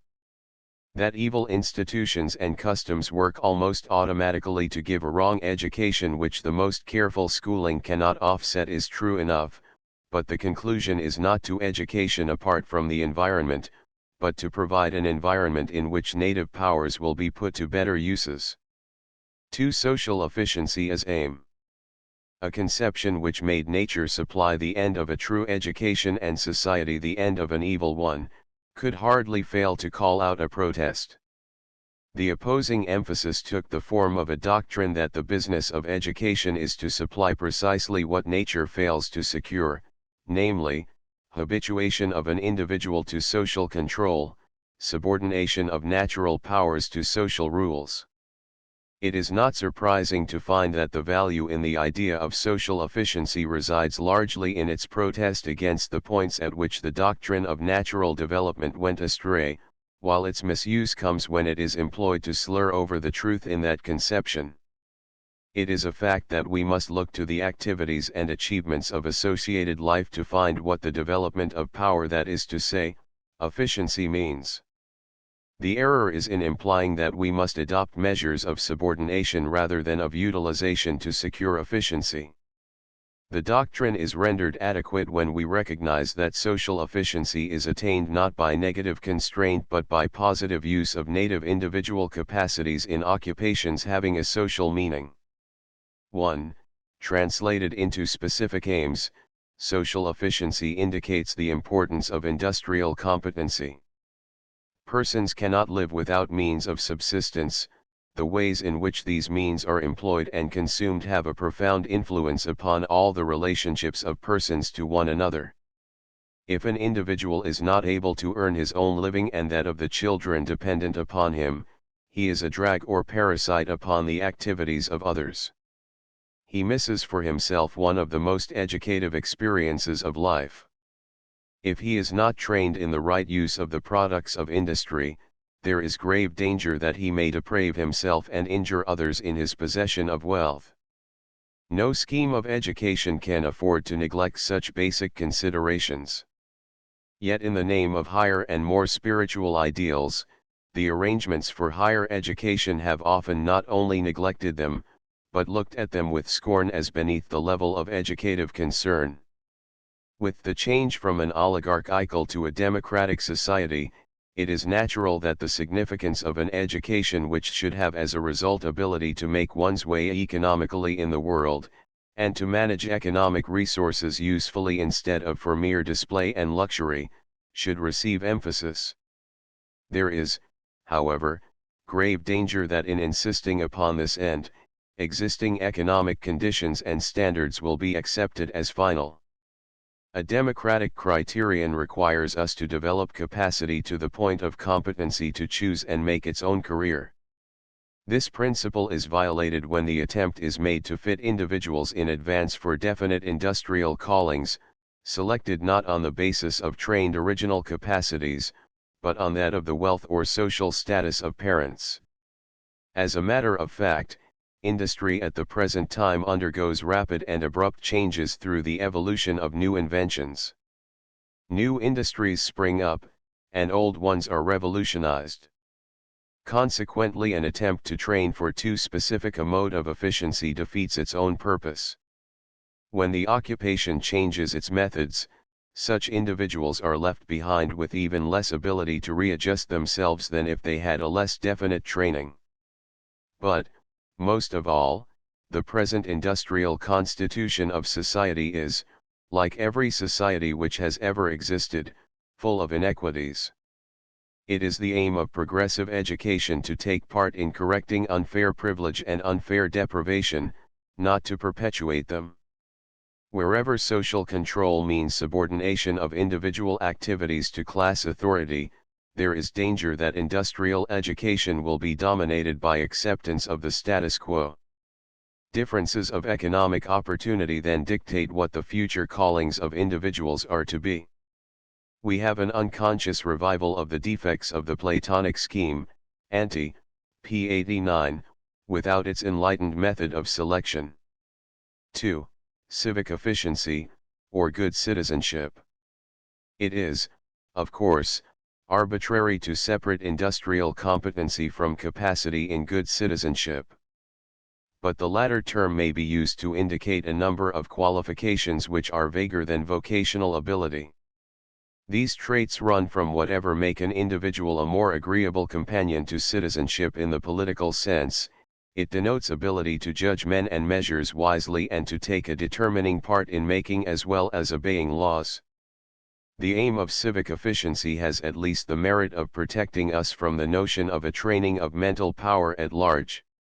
It calls attention to the fact that power must be relative to doing something, and to the fact that the things which most need to be done are things which involve one's relationships with others.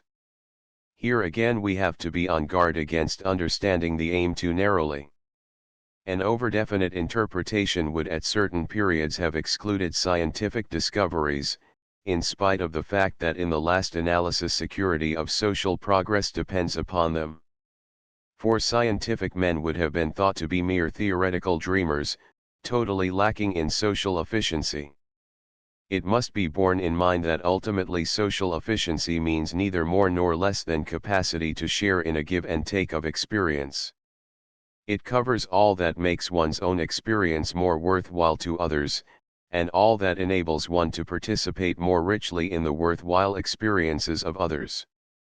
Ability to produce and to enjoy art, capacity for recreation, the significant utilization of leisure, are more important elements in it than elements conventionally associated oftentimes with citizenship. In the broadest sense, social efficiency is nothing less than that socialization of mind which is actively concerned in making experiences more communicable, in breaking down the barriers of social stratification which make individuals impervious to the interests of others. When social efficiency is confined to the service rendered by overt acts, its chief constituent, because its only guarantee, is omitted intelligent sympathy or goodwill. For sympathy as a desirable quality is something more than mere feeling, it is a cultivated imagination for what men have in common and a rebellion at whatever unnecessarily divides them. What is sometimes called a benevolent interest in others may be but an unwitting mask for an attempt to dictate to them what their good shall be, instead of an endeavor to free them so that they may seek and find the good of their own choice. Social efficiency, even social service, are hard and metallic things when severed from an active acknowledgement of the diversity of goods which life may afford to different persons, and from faith in the social utility of encouraging every individual to make his own choice intelligent. 3. Culture as aim. Whether or not social efficiency is an aim which is consistent with culture turns upon these considerations. Culture means at least something cultivated, something ripened. It is opposed to the raw and crude. When the natural is identified with this rawness, culture is opposed to what is called natural development. Culture is also something personal, it is cultivation with respect to appreciation of ideas and art and broad human interests. When efficiency is identified with a narrow range of acts, instead of with the spirit and meaning of activity, culture is opposed to efficiency. Whether called culture or complete development of personality, the outcome is identical with the true meaning of social efficiency whenever attention is given to what is unique in an individual, and he would not be an individual if there were not something incommensurable about him. Its opposite is the mediocre, the average. Whenever distinctive quality is developed, distinction of personality results, and with it greater promise for a social service which goes beyond the supply in quantity of material commodities. For how can there be a society really worth serving unless it is constituted of individuals of significant personal qualities? The fact is that the opposition of high worth of personality to social efficiency is a product of a feudally organized society with its rigid division of inferior and superior. The latter are supposed to have time and opportunity to develop themselves as human beings, the former are confined to providing external products. When social efficiency as measured by product or output is urged as an ideal in a would-be democratic society, it means that the depreciatory estimate of the masses characteristic of an aristocratic community is accepted and carried over. But if democracy has a moral and ideal meaning, it is that a social return be demanded from all and that opportunity for development of distinctive capacities be afforded all. The separation of the two aims in education is fatal to democracy. The adoption of the narrower meaning of efficiency deprives it of its essential justification. The aim of efficiency, like any educational aim, must be included within the process of experience. When it is measured by tangible external products, and not by the achieving of a distinctively valuable experience, it becomes materialistic. Results in the way of commodities which may be the outgrowth of an efficient personality are, in the strictest sense, byproducts of education, byproducts which are inevitable and important, but nevertheless byproducts. To set up an external aim strengthens by reaction the false conception of culture which identifies it with something purely inner. And the idea of perfecting an inner personality is a sure sign of social divisions. What is called inner is simply that which does not connect with others, which is not capable of free and full communication. What is termed spiritual culture has usually been futile, with something rotten about it, just because it has been conceived as a thing which a man might have internally and therefore exclusively. What one is as a person is what one is as associated with others, in a free give and take of intercourse. This transcends both the efficiency which consists in supplying products to others and the culture which is an exclusive refinement and polish.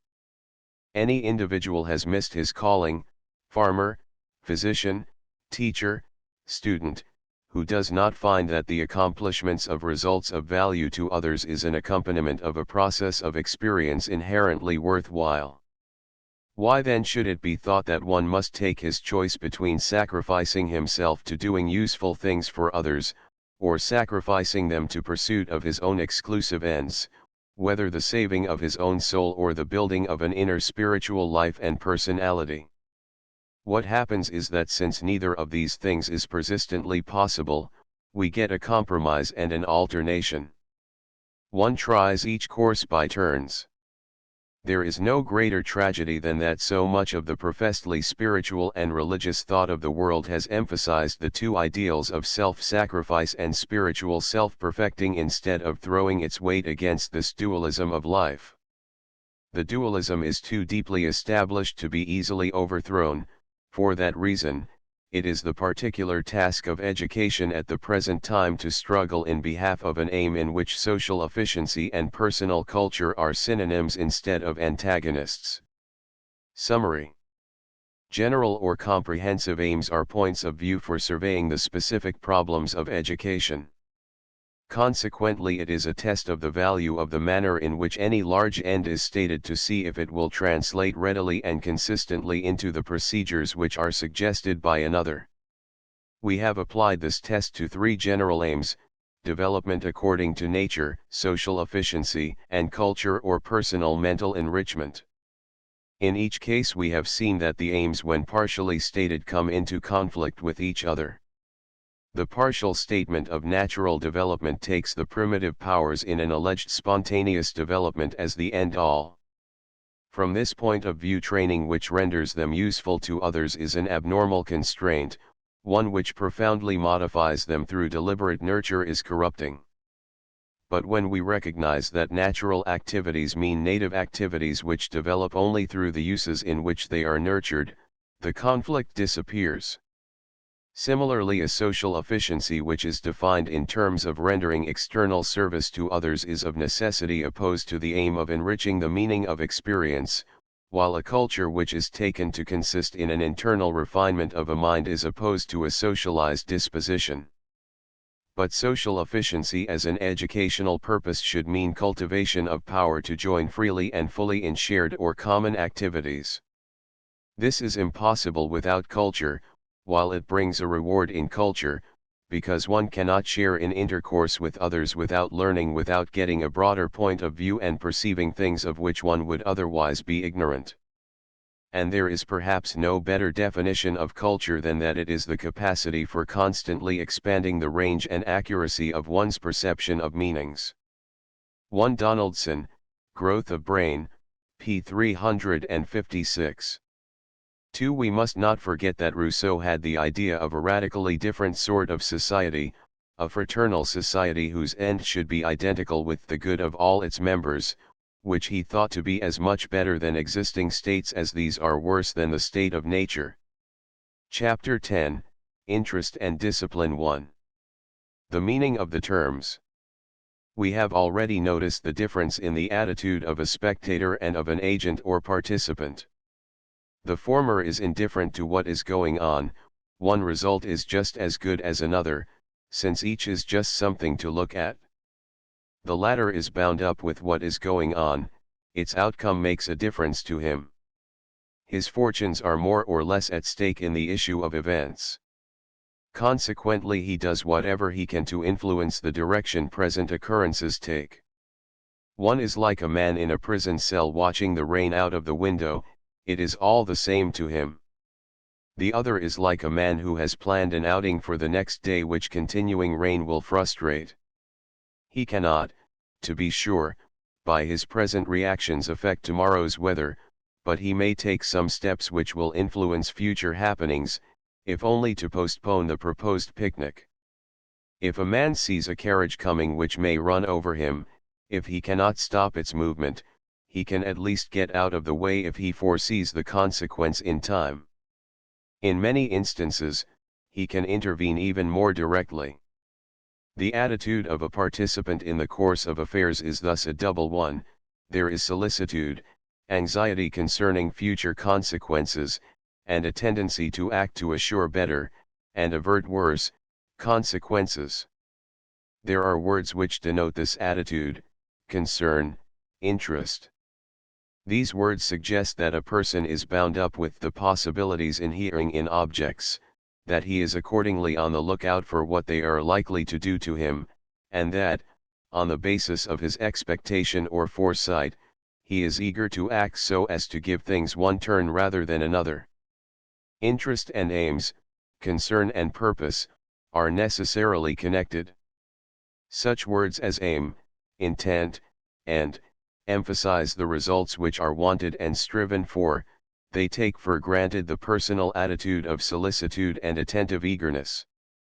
Such words as interest, affection, concern, motivation, emphasize the bearing of what is foreseen upon the individual's fortunes, and his active desire to act to secure a possible result. They take for granted the objective changes. But the difference is but one of emphasis, the meaning that is shaded in one set of words is illuminated in the other. What is anticipated is objective and impersonal: tomorrow's rain, the possibility of being run over. But for an active being, a being who partakes of the consequences instead of standing aloof from them, there is at the same time a personal response. The difference imaginatively foreseen makes a present difference, which finds expression in solicitude and effort. While such words as affection, concern, and motive indicate an attitude of personal preference, they are always attitudes toward objects, toward what is foreseen. We may call the phase of objective foresight intellectual, and the phase of personal concern emotional and volitional, but there is no separation in the facts of the situation. Such a separation could exist only if the personal attitudes ran their course in a world by themselves. But they are always responses to what is going on in the situation of which they are a part, and their successful or unsuccessful expression depends upon their interaction with other changes. Life activities flourish and fail only in connection with changes of the environment. They are literally bound up with these changes.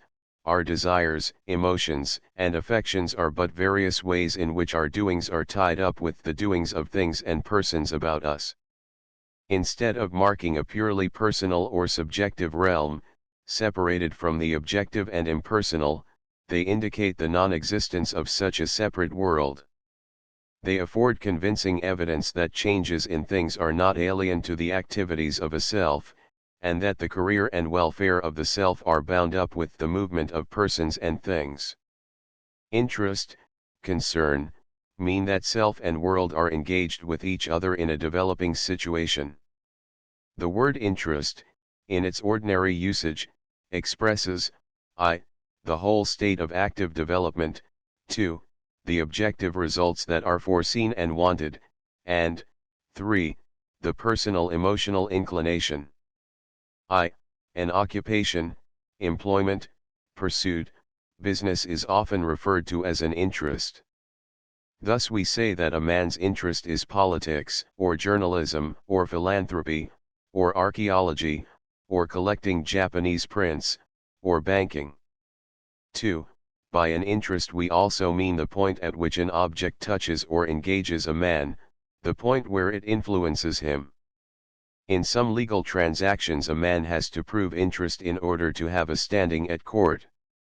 He has to show that some proposed step concerns his affairs.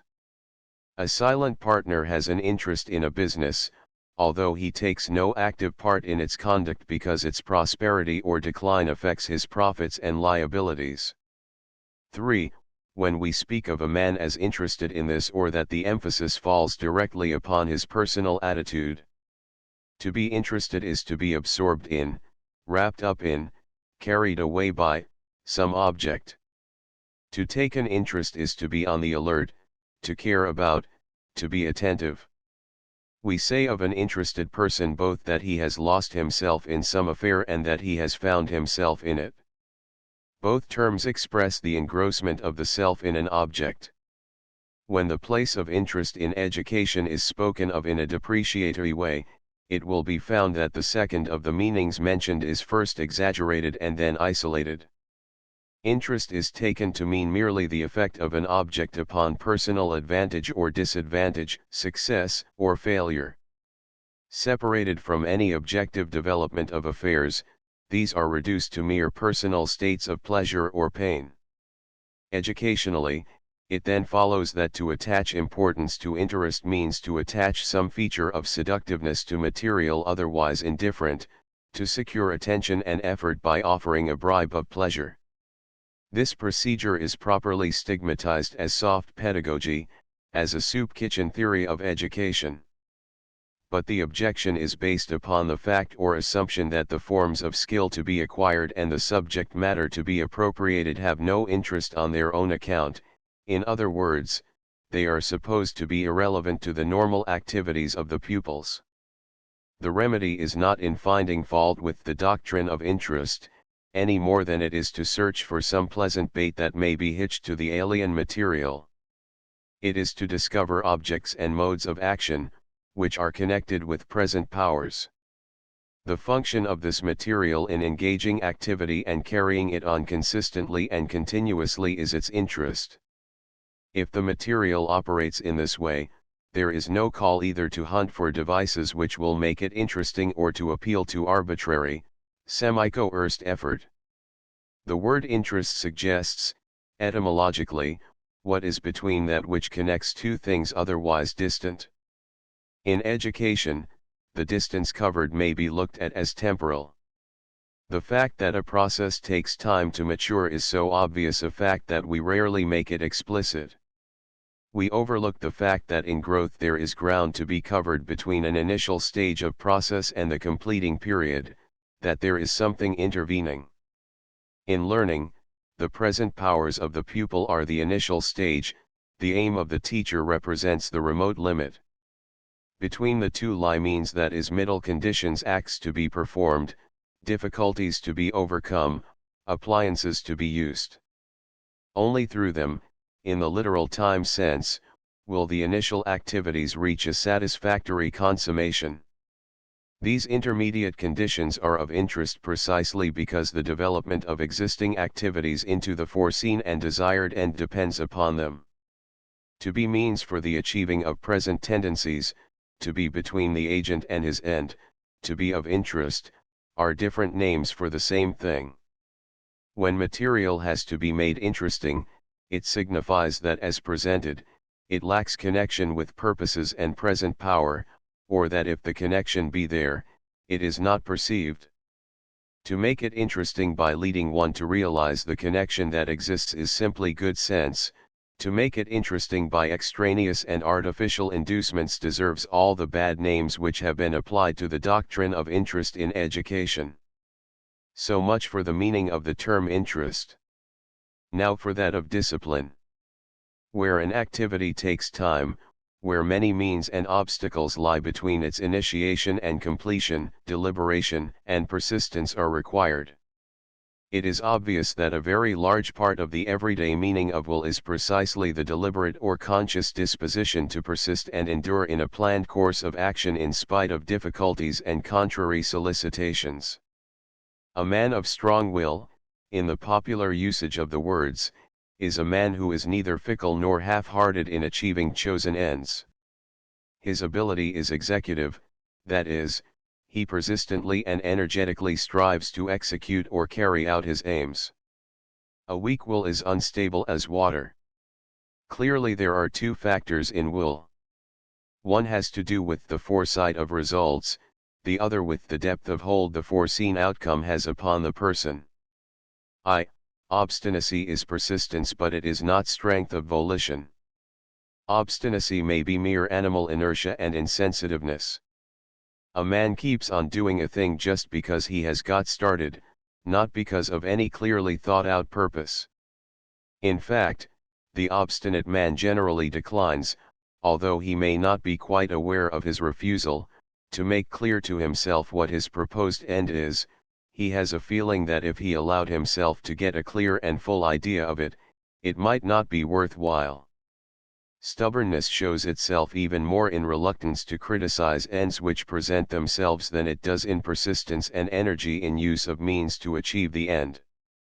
The really executive man is a man who ponders his ends, who makes his ideas of the results of his actions as clear and full as possible. The people we called weak-willed or self-indulgent always deceive themselves as to the consequences of their acts. They pick out some feature which is agreeable and neglect all attendant circumstances. When they begin to act, the disagreeable results they ignored begin to show themselves. They are discouraged, or complain of being thwarted in their good purpose by a hard fate, and shift to some other line of action. That the primary difference between strong and feeble volition is intellectual, consisting in the degree of persistent firmness and fullness with which consequences are thought out, cannot be overemphasized. 2.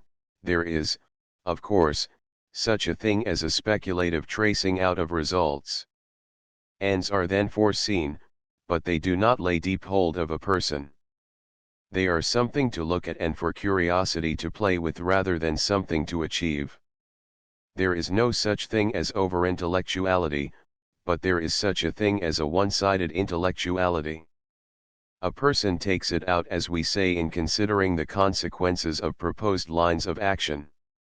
A certain flabbiness of fiber prevents the contemplated object from gripping him and engaging him in action. And most persons are naturally diverted from a proposed course of action by unusual, unforeseen obstacles, or by presentation of inducements to an action that is directly more agreeable. A person who is trained to consider his actions, to undertake them deliberately, is in so far forth disciplined. Add to this ability a power to endure in an intelligently chosen course in face of distraction, confusion, and difficulty, and you have the essence of discipline. Discipline means power at command, mastery of the resources available for carrying through the action undertaken. To know what one is to do and to move to do it promptly and by use of the requisite means is to be disciplined, whether we are thinking of an army or a mind. Discipline is positive. To cow the spirit, to subdue inclination, to compel obedience, to mortify the flesh, to make a subordinate perform an ungenial task, these things are or are not disciplinary according as they do or do not tend to the development of power to recognize what one is about and to persistence in accomplishment. It is hardly necessary to press the point that interest and discipline are connected, not opposed. Even the more purely intellectual phase of trained power apprehension of what one is doing as exhibited in consequences is not possible without interest. Deliberation will be perfunctory and superficial where there is no interest. Parents and teachers often complain, and correctly, that children do not want to hear, or want to understand. Their minds are not upon the subject precisely because it does not touch them, it does not enter into their concerns.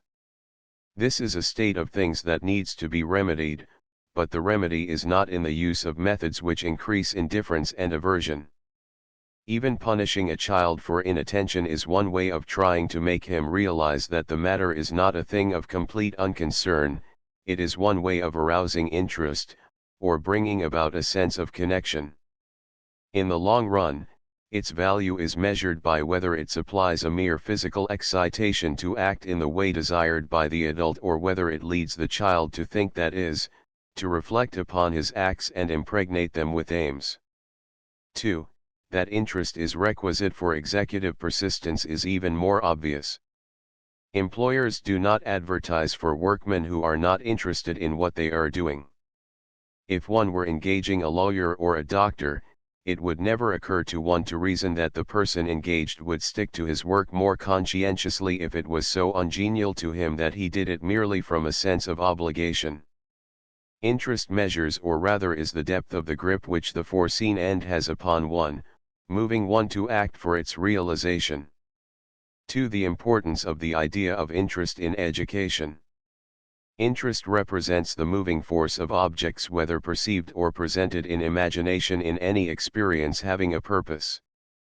In the concrete, the value of recognizing the dynamic place of interest in an educative development is that it leads to considering individual children in their specific capabilities, needs, and preferences.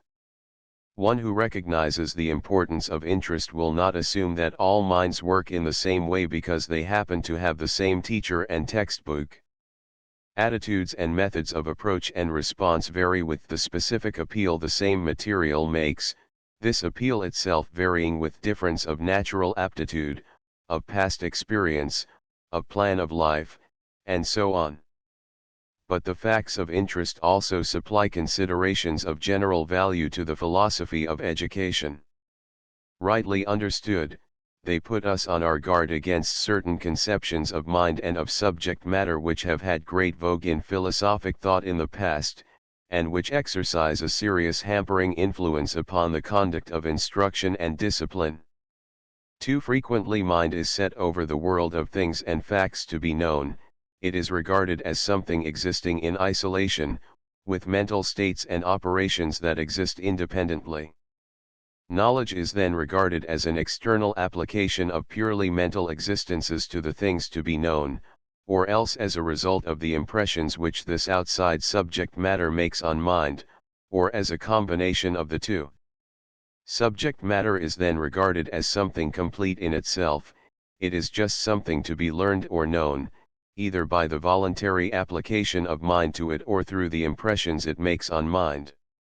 The facts of interest show that these conceptions are mythical. Mind appears in experience as ability to respond to present stimuli on the basis of anticipation of future possible consequences, and with a view to controlling the kind of consequences that are to take place. The things, the subject matter known, consist of whatever is recognized as having a bearing upon the anticipated course of events, whether assisting or retarding it. These statements are too formal to be very intelligible. An illustration may clear up their significance. You are engaged in a certain occupation, say writing with a typewriter. If you are an expert, your formed habits take care of the physical movements and leave your thoughts free to consider your topic. Suppose, however, you are not skilled, or that, even if you are, the machine does not work well. You then have to use intelligence. You do not wish to strike the keys at random and let the consequences be what they may, you wish to record certain words in a given order so as to make sense. You attend to the keys, to what you have written, to your movements, to the ribbon or the mechanism of the machine. Your attention is not distributed indifferently and miscellaneously to any and every detail. It is centered upon whatever has a bearing upon the effective pursuit of your occupation. Your look is ahead, and you are concerned to note the existing facts because and in so far as they are factors in the achievement of the result intended.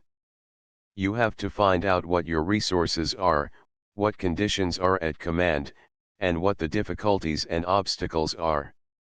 This foresight and this survey with reference to what is foreseen constitute mind. Action that does not involve such a forecast of results and such an examination of means and hindrances is either a matter of habit or else it is blind. In neither case is it intelligent. To be vague and uncertain as to what is intended and careless in observation of conditions of its realization is to be, in that degree, stupid or partially intelligent. If we recur to the case where mind is not concerned with the physical manipulation of the instruments but with what one intends to write, the case is the same. There is an activity in process, one is taken up with the development of a theme. Unless one writes as a phonograph talks, this means intelligence, namely, alertness in foreseeing the various conclusions to which present data and considerations are tending, together with continually renewed observation and recollection to get hold of the subject matter which bears upon the conclusions to be reached. The whole attitude is one of concern with what is to be, and with what is so far as the latter enters into the movement toward the end. Leave out the direction which depends upon foresight of possible future results, and there is no intelligence in present behavior. Let there be imaginative forecast but no attention to the conditions upon which its attainment depends, and there is self-deception or idle dreaming abortive intelligence. If this illustration is typical, mind is not a name for something complete by itself, it is a name for a course of action in so far as that is intelligently directed, in so far, that is to say, as aims, ends, enter into it, with selection of means to further the attainment of aims. Intelligence is not a peculiar possession which a person owns, but a person is intelligent in so far as the activities in which he plays a part have the qualities mentioned. Nor are the activities in which a person engages, whether intelligently or not, exclusive properties of himself, they are something in which he engages and partakes. Other things, the independent changes of other things and persons, cooperate and hinder. The individual's act may be initial in a course of events, but the outcome depends upon the interaction of his response with energies supplied by other agencies. Conceive mind as anything but one factor partaking along with others in the production of consequences, and it becomes meaningless.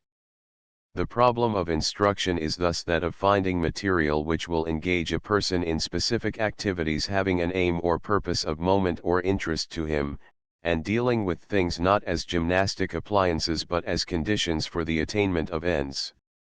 The remedy for the evils attending the doctrine of formal discipline previously spoken of, is not to be found by substituting a doctrine of specialized disciplines, but by reforming the notion of mind and its training.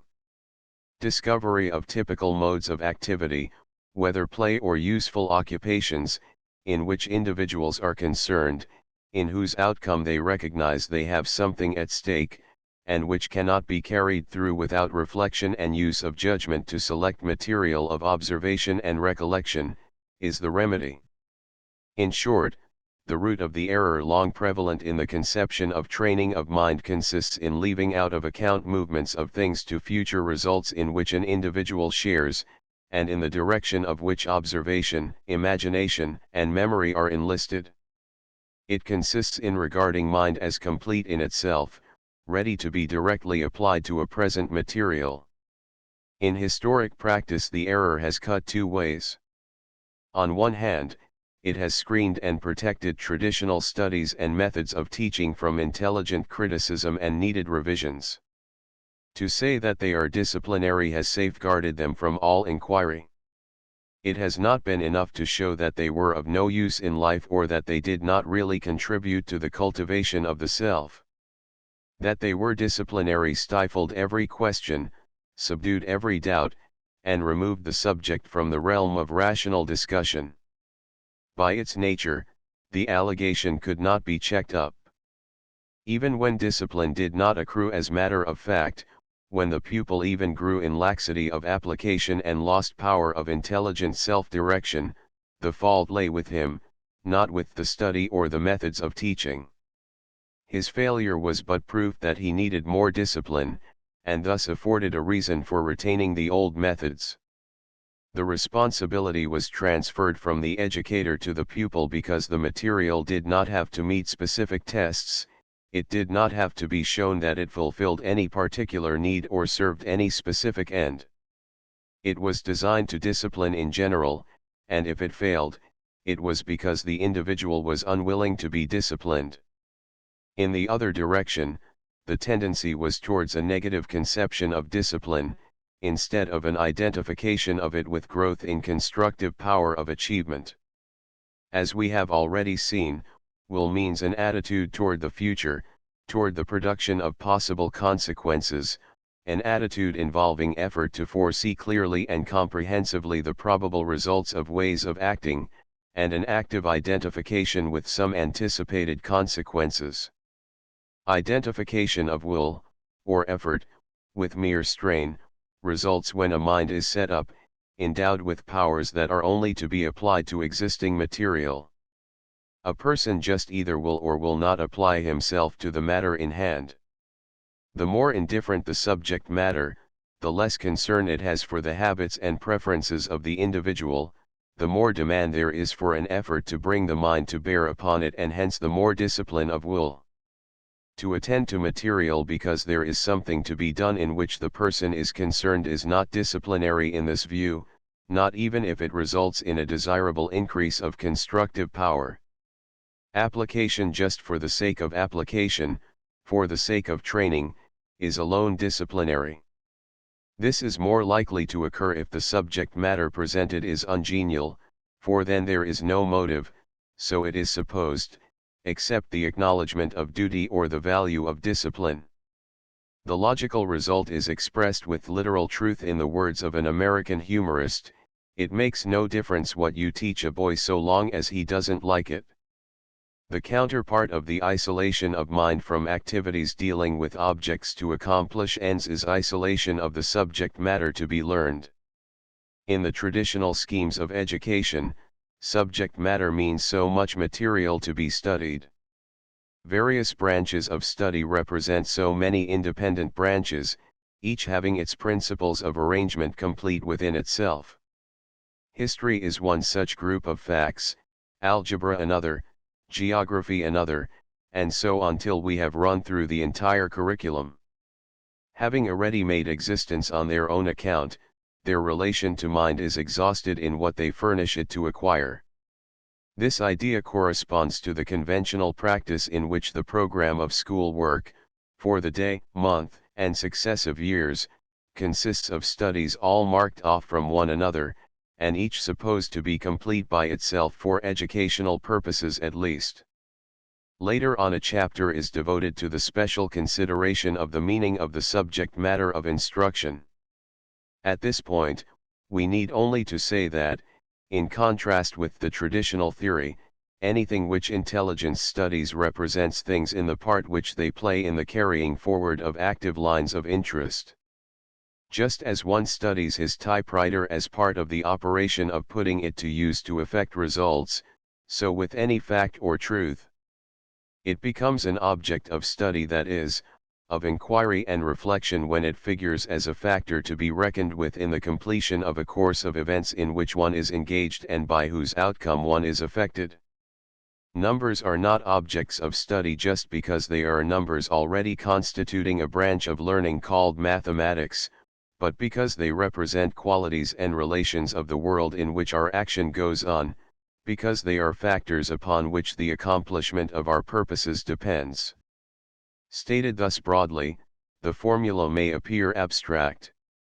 Translated into details, it means that the act of learning or studying is artificial and ineffective in the degree in which pupils are merely presented with a lesson to be learned. Study is effectual in the degree in which the pupil realizes the place of the numerical truth he is dealing with in carrying to fruition activities in which he is concerned. This connection of an object and a topic with the promotion of an activity having a purpose is the first and the last word of a genuine theory of interest in education. 3. Some social aspects of the question. While the theoretical errors of which we have been speaking have their expressions in the conduct of schools, they are themselves the outcome of conditions of social life. A change confined to the theoretical conviction of educators will not remove the difficulties, though it should render more effective efforts to modify social conditions. Men's fundamental attitudes toward the world are fixed by the scope and qualities of the activities in which they partake. The ideal of interest is exemplified in the artistic attitude. Art is neither merely internal nor merely external, merely mental nor merely physical. Like every mode of action, it brings about changes in the world. The changes made by some actions, those which by contrast may be called mechanical, are external, they are shifting things about.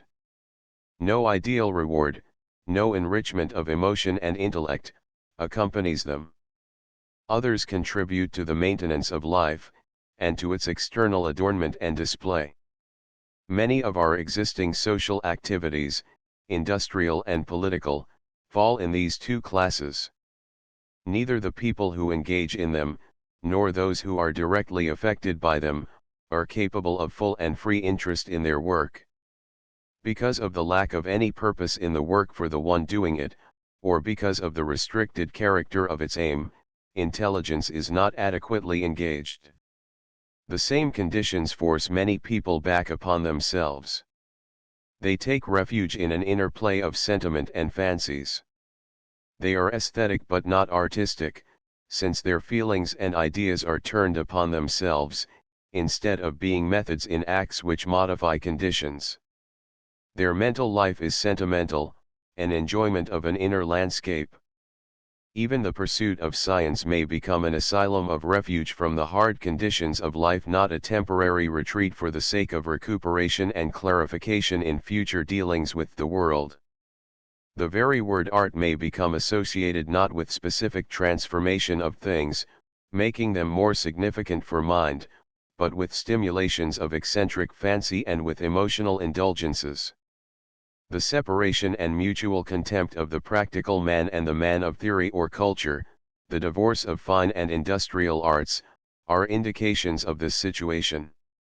Thus interest and mind are either narrowed, or else made perverse. Compare what was said in an earlier chapter about the one-sided meanings which have come to attach to the ideas of efficiency and of culture. This state of affairs must exist so far as society is organized on a basis of division between laboring classes and leisure classes. The intelligence of those who do things becomes hard in the unremitting struggle with things, that of those freed from the discipline of occupation becomes luxurious and effeminate. Moreover, the majority of human beings still lack economic freedom. Their pursuits are fixed by accident and necessity of circumstance. They are not the normal expression of their own powers interacting with the needs and resources of the environment. Our economic conditions still relegate many men to a servile status. As a consequence, the intelligence of those in control of the practical situation is not liberal. Instead of playing freely upon the subjugation of the world for human ends, it is devoted to the manipulation of other men for ends that are non-human in so far as they are exclusive. This state of affairs explains many things in our historic educational traditions. It throws light upon the clash of aims manifested in different portions of the school system, the narrowly utilitarian character of most elementary education, and the narrowly disciplinary or cultural character of most higher education. It accounts for the tendency to isolate intellectual matters till knowledge is scholastic, academic, and professionally technical, and for the widespread conviction that liberal education is opposed to the requirements of an education which shall count in the vocations of life. But it also helps define the peculiar problem of present education. The school cannot immediately escape from the ideals set by prior social conditions. But it should contribute through the type of intellectual and emotional disposition which it forms to the improvement of those conditions. And just here the true conceptions of interest and discipline are full of significance. Persons whose interests have been enlarged and intelligence trained by dealing with things and facts in active occupations having a purpose, whether in play or work, will be those most likely to escape the alternatives of an academic and aloof knowledge and a hard, narrow, and merely practical practice. To organize education so that natural active tendencies shall be fully enlisted in doing something, while seeing to it that the doing requires observation, the acquisition of information, and the use of a constructive imagination, is what most needs to be done to improve social conditions.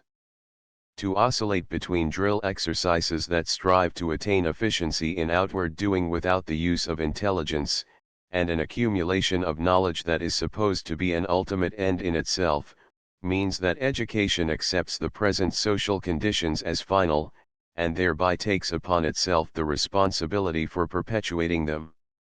A reorganization of education so that learning takes place in connection with the intelligent carrying forward of purposeful activities is a slow work. It can only be accomplished piecemeal, a step at a time. But this is not a reason for nominally accepting one educational philosophy and accommodating ourselves in practice to another. It is a challenge to undertake the task of reorganization courageously and to keep at it persistently. Summary. Interest and discipline are correlative aspects of activity having an aim. Interest means that one is identified with the objects which define the activity and which furnish the means and obstacles to its realization. Any activity with an aim implies a distinction between an earlier incomplete phase and later completing phase. It implies also intermediate steps. To have an interest is to take things as entering into such a continuously developing situation, instead of taking them in isolation. The time difference between the given incomplete state of affairs and the desired fulfillment exacts effort in transformation. It demands continuity of attention and endurance. This attitude is what is practically meant by will. Discipline or development of power of continuous attention is its fruit.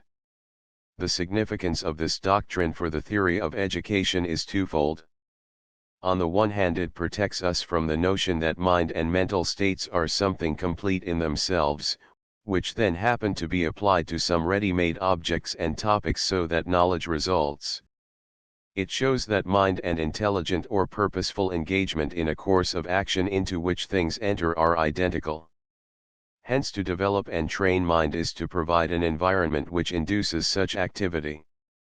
On the other side, it protects us from the notion that subject matter on its side is something isolated and independent. It shows that subject matter of learning is identical with all the objects, ideas, and principles which enter as resources or obstacles into the continuous intentional pursuit of a course of action. The developing course of action, whose end and conditions are perceived, is the unity which holds together what are often divided into an independent mind on one side and an independent world of objects and facts on the other. Chapter 11, Experience and Thinking 1. The nature of experience. The nature of experience can be understood only by noting that it includes an active and a passive element peculiarly combined. On the active hand, experience is trying a meaning which is made explicit in the connected term experiment. On the passive, it is undergoing. When we experience something, we act upon it, we do something with it, then we suffer or undergo the consequences. We do something to the thing and then it does something to us in return, such is the peculiar combination. The connection of these two phases of experience measures the fruitfulness or value of the experience. Mere activity does not constitute experience. It is dispersive, centrifugal, dissipating. Experience as trying involves change, but change is meaningless transition unless it is consciously connected with the return wave of consequences which flow from it. When an activity is continued into the undergoing of consequences, when the change made by action is reflected back into a change made in us, the mere flux is loaded with significance. We learn something. It is not experience when a child merely sticks his finger into a flame, it is experience when the movement is connected with the pain which he undergoes in consequence. Henceforth, the sticking of the finger into flame means a burn. Being burned is a mere physical change, like the burning of a stick of wood, if it is not perceived as a consequence of some other action. Blind and capricious impulses hurry us on heedlessly from one thing to another. So far as this happens, everything is writ in water. There is none of that cumulative growth which makes an experience in any vital sense of that term. On the other hand, many things happen to us in the way of pleasure and pain which we do not connect with any prior activity of our own.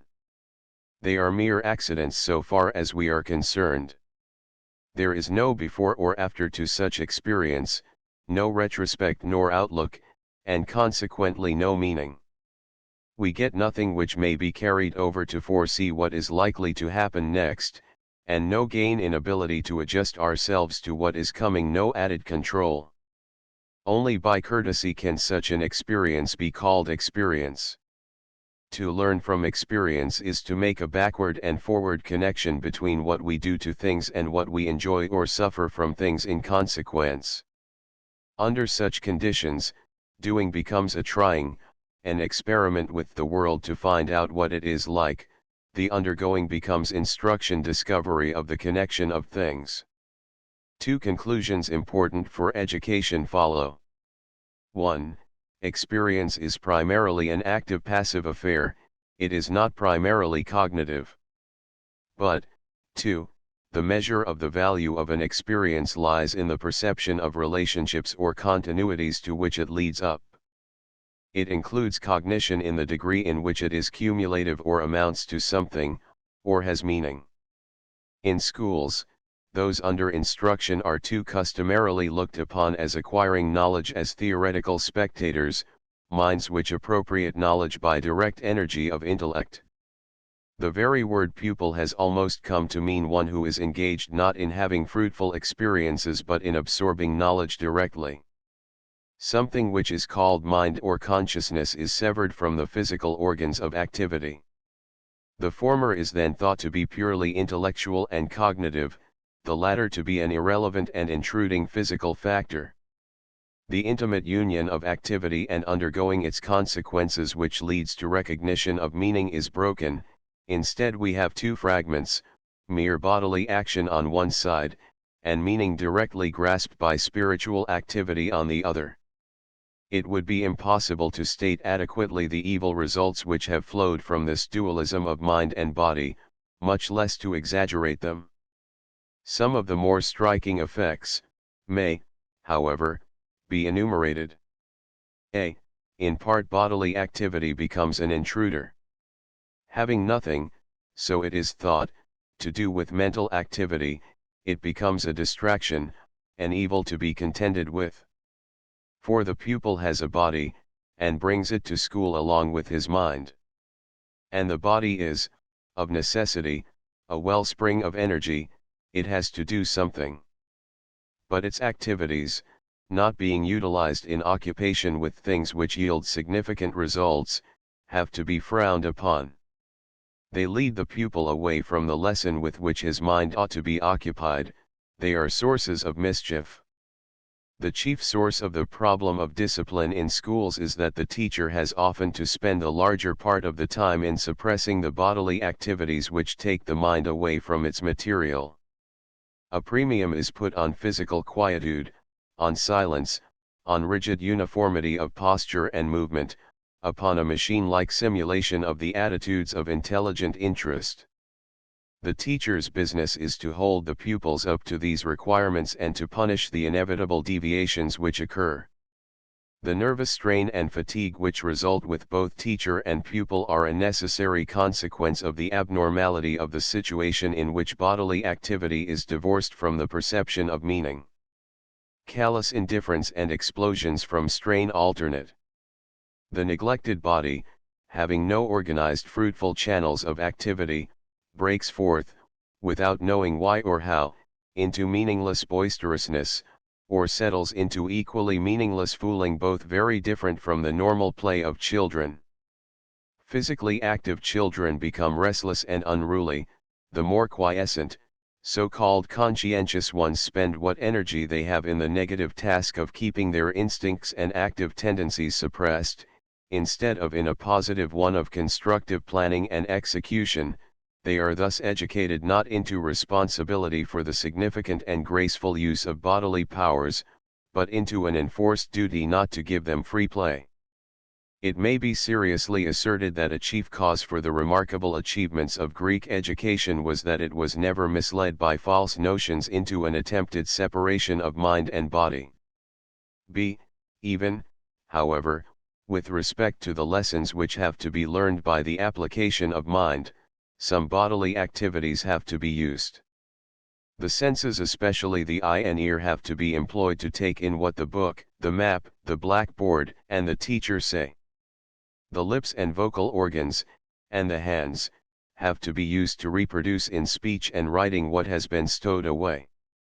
The senses are then regarded as a kind of mysterious conduit through which information is conducted from the external world into the mind. They are spoken of as gateways and avenues of knowledge. To keep the eyes on the book and the ears open to the teacher's words is a mysterious source of intellectual grace.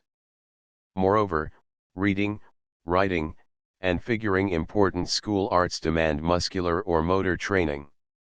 The muscles of eye, hand, and vocal organs accordingly have to be trained to act as pipes for carrying knowledge back out of the mind into external action. For it happens that using the muscles repeatedly in the same way fixes in them an automatic tendency to repeat. The obvious result is a mechanical use of the bodily activities which, in spite of the generally obtrusive and interfering character of the body in mental action, have to be employed more or less. For the senses and muscles are used not as organic participants in having an instructive experience, but as external inlets and outlets of mind. Before the child goes to school, he learns with his hand, eye, and ear, because they are organs of the process of doing something from which meaning results.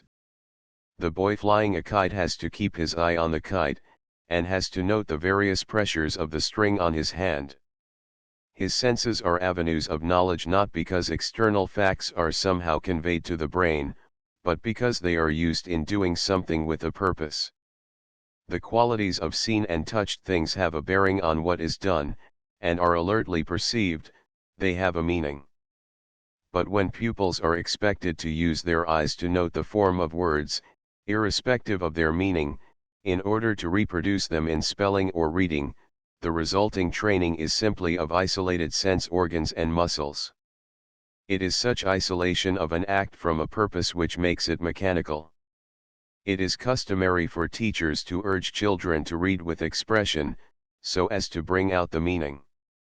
But if they originally learn the sensory-motor technique of reading, the ability to identify forms and to reproduce the sounds they stand for by methods which did not call for attention to meaning, a mechanical habit was established which makes it difficult to read subsequently with intelligence. The vocal organs have been trained to go their own way automatically in isolation, and meaning cannot be tied on at will.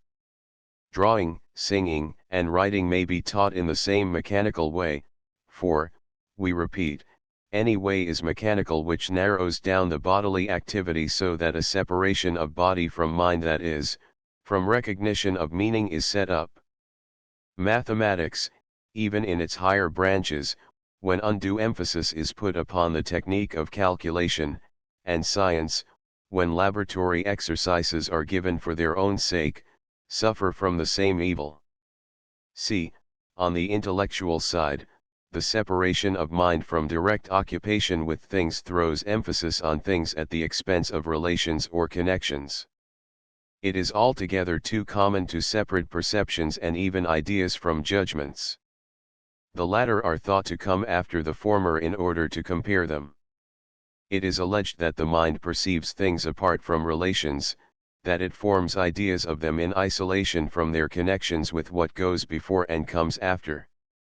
Then judgment or thought is called upon to combine the separated items of knowledge so that their resemblance or causal connection shall be brought out. As matter of fact, every perception and every idea is a sense of the bearings, use, and cause, of a thing.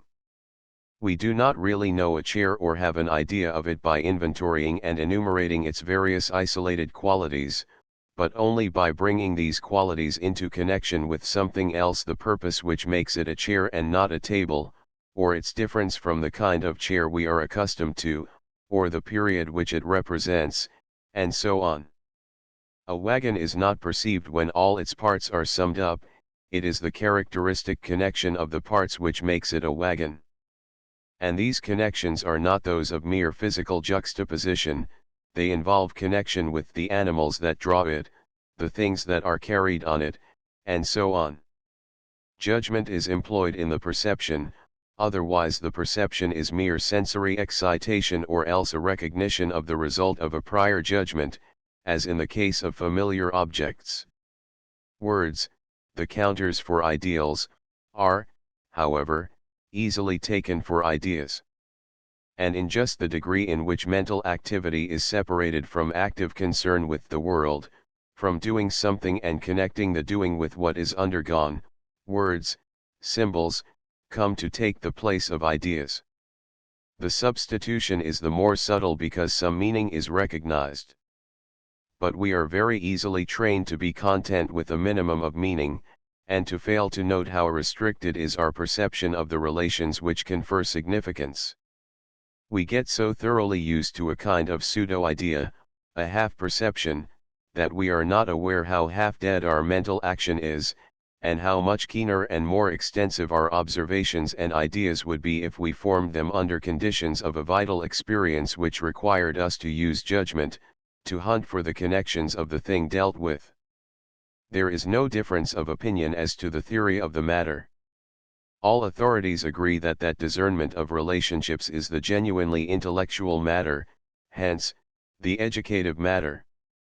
The failure arises in supposing that relationships can become perceptible without experience, without that conjoint trying and undergoing of which we have spoken. It is assumed that mind can grasp them if it will only give attention, and that this attention may be given at will irrespective of the situation. Hence the deluge of half-observations, of verbal ideas, and unassimilated knowledge which afflicts the world. An ounce of experience is better than a ton of theory simply because it is only in experience that any theory has vital and verifiable significance. An experience, a very humble experience, is capable of generating and carrying any amount of theory, or intellectual content, but a theory apart from an experience cannot be definitely grasped even as theory. It tends to become a mere verbal formula, a set of catchwords used to render thinking, or genuine theorizing, unnecessary and impossible. Because of our education we use words, thinking they are ideas, to dispose of questions, the disposal being in reality simply such an obscuring of perception as prevents us from seeing any longer the difficulty. 2. Reflection in experience. Thought or reflection, as we have already seen virtually if not explicitly, is the discernment of the relation between what we try to do and what happens in consequence. No experience having a meaning is possible without some element of thought. But we may contrast two types of experience according to the proportion of reflection found in them.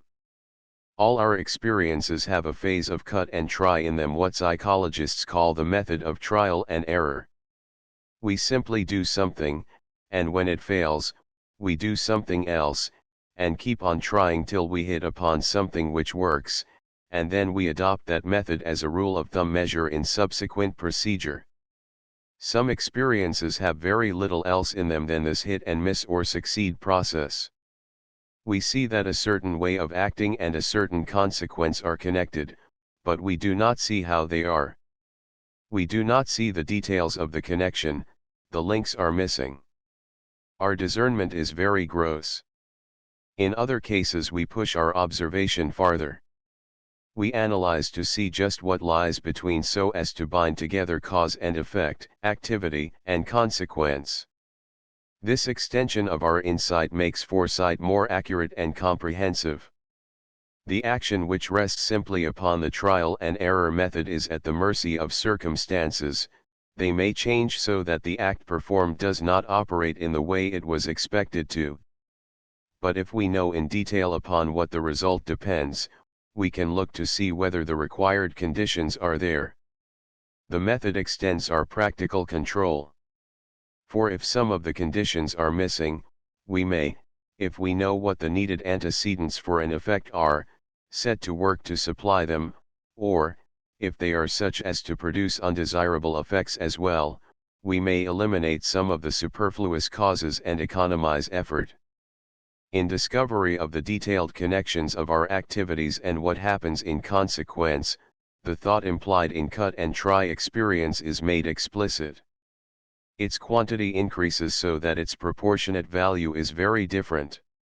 Hence the quality of the experience changes. The change is so significant that we may call this type of experience reflective, that is, reflective par excellence. The deliberate cultivation of this phase of thought constitutes thinking as a distinctive experience. Thinking, in other words, is the intentional endeavor to discover specific connections between something which we do and the consequences which result, so that the two become continuous. Their isolation, and consequently their purely arbitrary going together, is cancelled, a unified developing situation takes its place. The occurrence is now understood, it is explained, it is reasonable, as we say, that the thing should happen as it does. Thinking is thus equivalent to an explicit rendering of the intelligent element in our experience. It makes it possible to act with an end in view. It is the condition of our having aims. As soon as an infant begins to expect, he begins to use something which is now going on as a sign of something to follow. He is, in however simple a fashion, judging. For he takes one thing as evidence of something else, and so recognizes a relationship. Any future development, however elaborate it may be, is only an extending and a refining of this simple act of inference. All that the wisest man can do is to observe what is going on more widely and more minutely, and then select more carefully from what is noted just those factors which point to something to happen. The opposites, once more, to thoughtful action are routine and capricious behavior. The former accepts what has been customary as a full measure of possibility and omits to take into account the connections of the particular things done. The latter makes the momentary act a measure of value, and ignores the connections of our personal action with the energies of the environment. It says, virtually, things are to be just as I happen to like them at this instant, as routine says in effect, let things continue just as I have found them in the past. Both refuse to acknowledge responsibility for the future consequences which flow from present action. Reflection is the acceptance of such responsibility.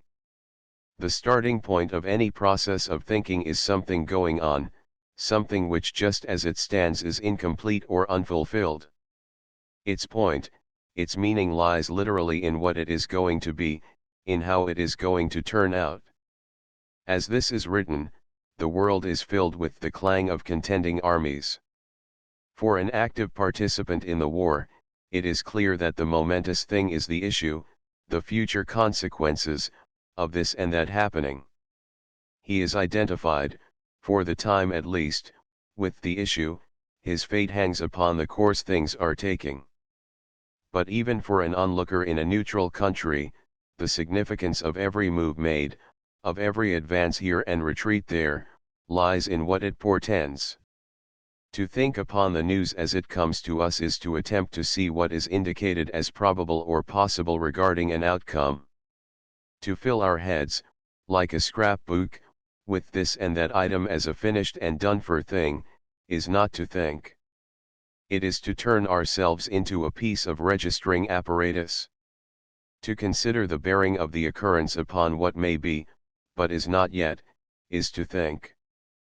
Nor will the reflective experience be different in kind if we substitute distance in time for separation in space. Imagine the war done with, and a future historian giving an account of it. The episode is, by assumption, past. But he cannot give a thoughtful account of the war save as he preserves the time sequence. The meaning of each occurrence, as he deals with it, lies in what was future for it, though not for the historian. To take it by itself as a complete existence is to take it unreflectively. Reflection also implies concern with the issue, a certain sympathetic identification of our own destiny, if only dramatic, with the outcome of the course of events. For the general in the war, or a common soldier, or a citizen of one of the contending nations, the stimulus to thinking is direct and urgent. For neutrals, it is indirect and dependent upon imagination. But the flagrant partisanship of human nature is evidence of the intensity of the tendency to identify ourselves with one possible course of events, and to reject the other as foreign.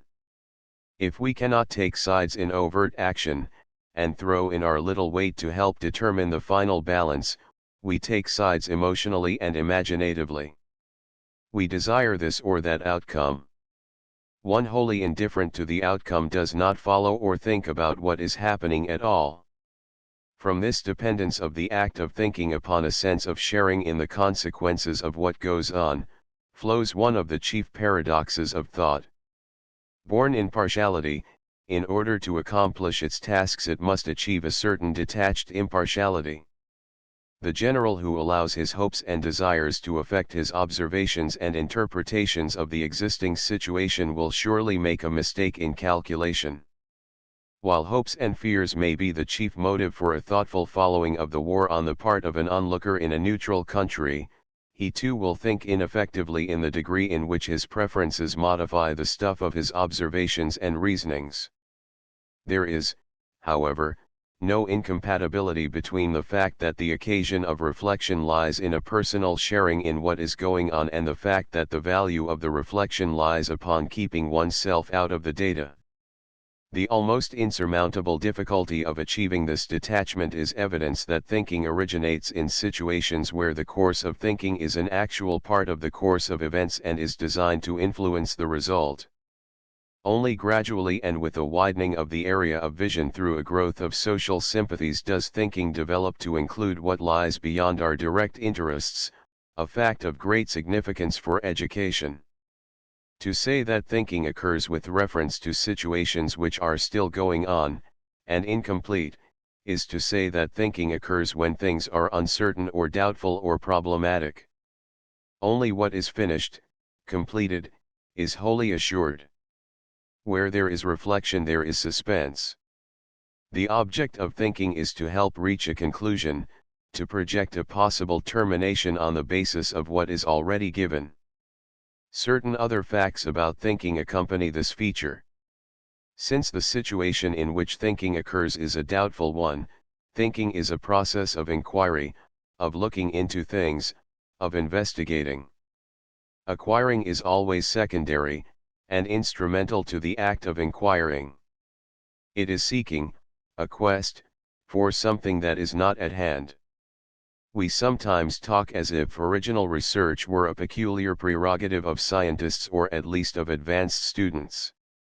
But all thinking is research, and all research is native, original, with him who carries it on, even if everybody else in the world already is sure of what he is still looking for. It also follows that all thinking involves a risk. Certainty cannot be guaranteed in advance. The invasion of the unknown is of the nature of an adventure, we cannot be sure in advance. The conclusions of thinking, till confirmed by the event, are, accordingly, more or less tentative or hypothetical.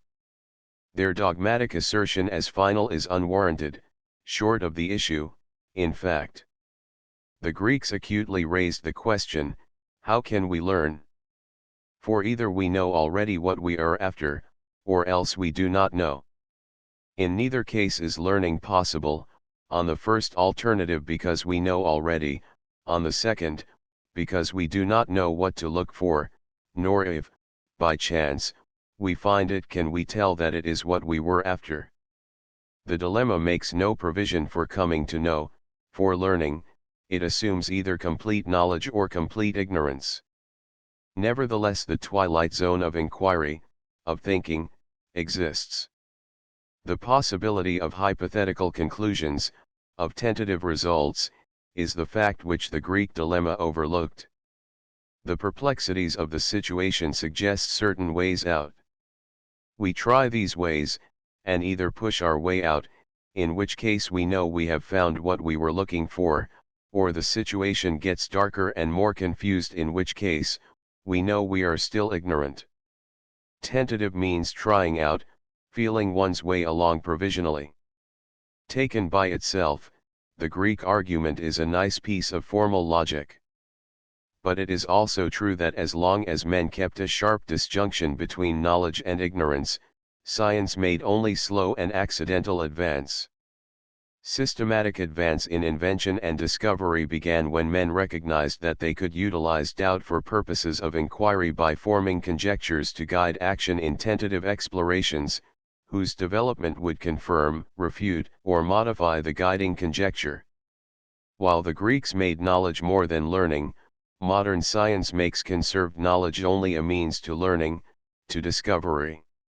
To recur to our illustration, a commanding general cannot base his actions upon either absolute certainty or absolute ignorance. He has a certain amount of information at hand which is, we will assume, reasonably trustworthy. He then infers certain prospective movements, thus assigning meaning to the bare facts of the given situation. His inference is more or less dubious and hypothetical. But he acts upon it. He develops a plan of procedure, a method of dealing with the situation. The consequences which directly follow from his acting this way rather than that test and reveal the worth of his reflections. What he already knows functions and has value in what he learns.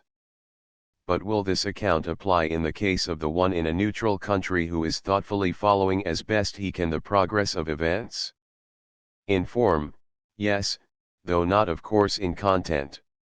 It is self-evident that his guesses about the future indicated by present facts, guesses by which he attempts to supply meaning to a multitude of disconnected data, cannot be the basis of a method which shall take effect in the campaign. That is not his problem. But in the degree in which he is actively thinking, and not merely passively following the course of events, his tentative inferences will take effect in a method of procedure appropriate to his situation. He will anticipate certain future moves, and will be on the alert to see whether they happen or not. In the degree in which he is intellectually concerned, or thoughtful, he will be actively on the lookout. He will take steps which, although they do not affect the campaign, modify in some degree his subsequent actions. Otherwise his later "I told you so" has no intellectual quality at all. It does not mark any testing or verification of prior thinking, but only a coincidence that yields emotional satisfaction and includes a large factor of self-deception. The case is comparable to that of an astronomer who from given data has been led to foresee, infer, a future eclipse. No matter how great the mathematical probability, the inference is hypothetical, a matter of probability. 1. The hypothesis as to the date and position of the anticipated eclipse becomes the material of forming a method of future conduct. Apparatus is arranged, possibly an expedition is made to some far part of the globe. In any case, some active steps are taken which actually change some physical conditions. And apart from such steps and the consequent modification of the situation, there is no completion of the act of thinking. It remains suspended. Knowledge, already attained knowledge, controls thinking and makes it fruitful. So much for the general features of a reflective experience. They are, I, perplexity, confusion, doubt, due to the fact that one is implicated in an incomplete situation whose full character is not yet determined. 2. A conjectural anticipation, a tentative interpretation of the given elements, attributing to them a tendency to effect certain consequences. 3. A careful survey, examination, inspection, exploration, analysis, of all attainable consideration which will define and clarify the problem in hand. 4. A consequent elaboration of the tentative hypothesis to make it more precise and more consistent, because squaring with a wider range of facts, v. taking one stand upon the projected hypothesis as a plan of action which is applied to the existing state of affairs, doing something overtly to bring about the anticipated result, and thereby testing the hypothesis. It is the extent and accuracy of steps 3 and 4 which mark off a distinctive reflective experience from one on the trial and error plane. They make thinking itself into an experience. Nevertheless, we never get wholly beyond the trial and error situation. Our most elaborate and rationally consistent thought has to be tried in the world and thereby tried out. And since it can never take into account all the connections, it can never cover with perfect accuracy all the consequences. Yet a thoughtful survey of conditions is so careful, and the guessing at results so controlled, that we have a right to mark off the reflective experience from the grosser trial and error forms of action. Summary. In determining the place of thinking in experience, we first noted that experience involves a connection of doing or trying with something which is undergone in consequence. A separation of the active doing phase from the passive undergoing phase destroys the vital meaning of an experience. Thinking is the accurate and deliberate instituting of connections between what is done and its consequences. It notes not only that they are connected, but the details of the connection. It makes connecting links explicit in the form of relationships. The stimulus to thinking is found when we wish to determine the significance of some act, performed or to be performed. Then we anticipate consequences. This implies that the situation as it stands is, either in fact or to us, incomplete and hence indeterminate. The projection of consequences means a proposed or tentative solution.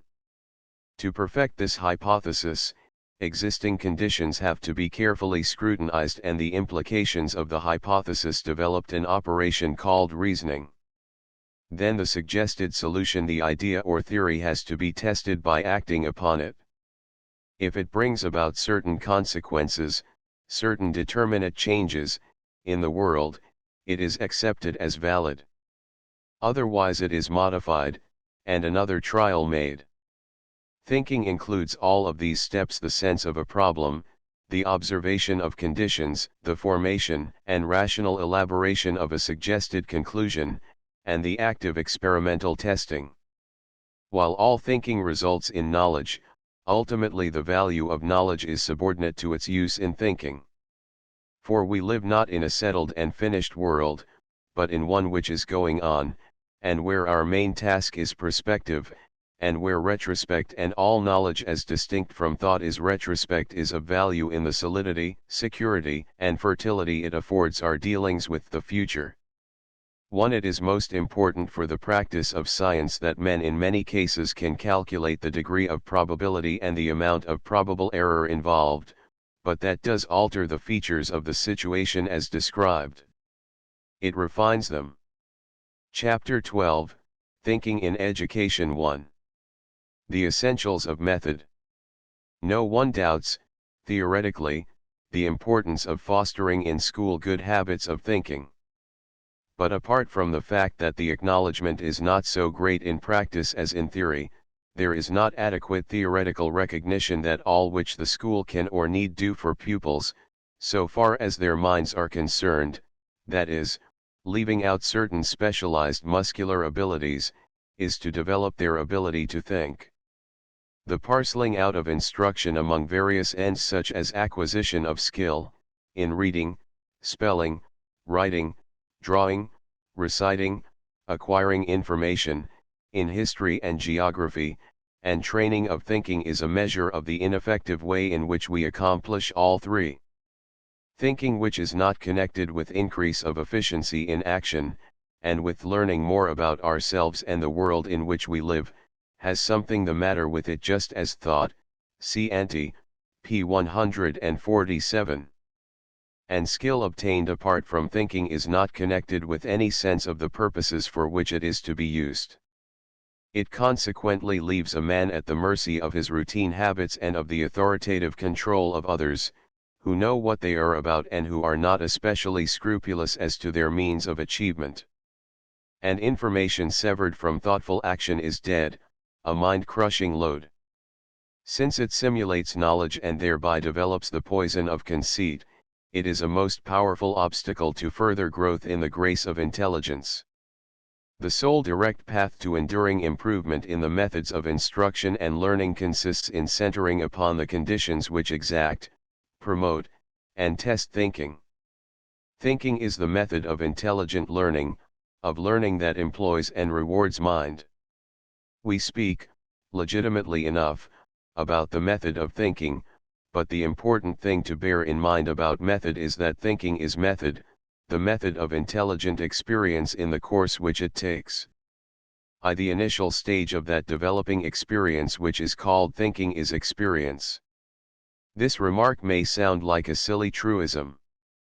It ought to be one, but unfortunately it is not. On the contrary, thinking is often regarded both in philosophic theory and in educational practice as something cut off from experience, and capable of being cultivated in isolation. In fact, the inherent limitations of experience are often urged as the sufficient ground for attention to thinking. Experience is then thought to be confined to the senses and appetites, to a mere material world, while thinking proceeds from a higher faculty, of reason, and is occupied with spiritual or at least literary things. So, oftentimes, a sharp distinction is made between pure mathematics as a peculiarly fit subject matter of thought, since it has nothing to do with physical existences, and applied mathematics, which has utilitarian but not mental value. Speaking generally, the fundamental fallacy in methods of instruction lies in supposing that experience on the part of pupils may be assumed. What is here insisted upon is the necessity of an actual empirical situation as the initiating phase of thought. Experience is here taken as previously defined, trying to do something and having the thing perceptibly do something to one in return. The fallacy consists in supposing that we can begin with ready-made subject matter of arithmetic, or geography, or whatever, irrespective of some direct personal experience of a situation. Even the kindergarten and Montessori techniques are so anxious to get at intellectual distinctions, without waste of time, that they tend to ignore or reduce the immediate crude handling of the familiar material of experience, and to introduce pupils at once to material which expresses the intellectual distinctions which adults have made. But the first stage of contact with any new material, at whatever age of maturity, must inevitably be of the trial and error sort. An individual must actually try, in play or work, to do something with material in carrying out his own impulsive activity, and then note the interaction of his energy and that of the material employed. This is what happens when a child at first begins to build with blocks, and it is equally what happens when a scientific man in his laboratory begins to experiment with unfamiliar objects. Hence the first approach to any subject in school, if thought is to be aroused and not words acquired, should be as unscholastic as possible.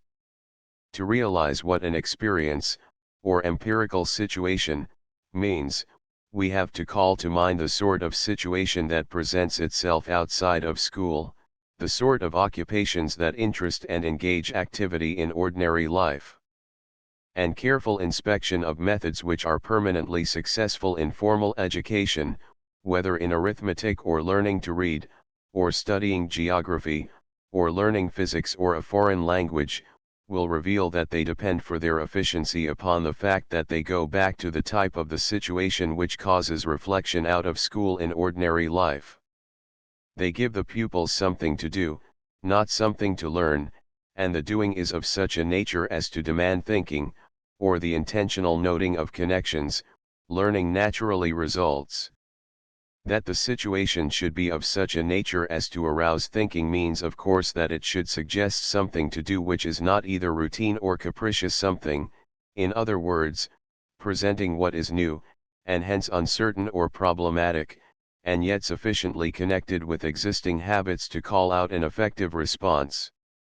An effective response means one which accomplishes a perceptible result, in distinction from a purely haphazard activity, where the consequences cannot be mentally connected with what is done. The most significant question which can be asked, accordingly, about any situation or experience proposed to induce learning is what quality of problem it involves. At first thought, it might seem as if usual school methods measured well up to the standard here set.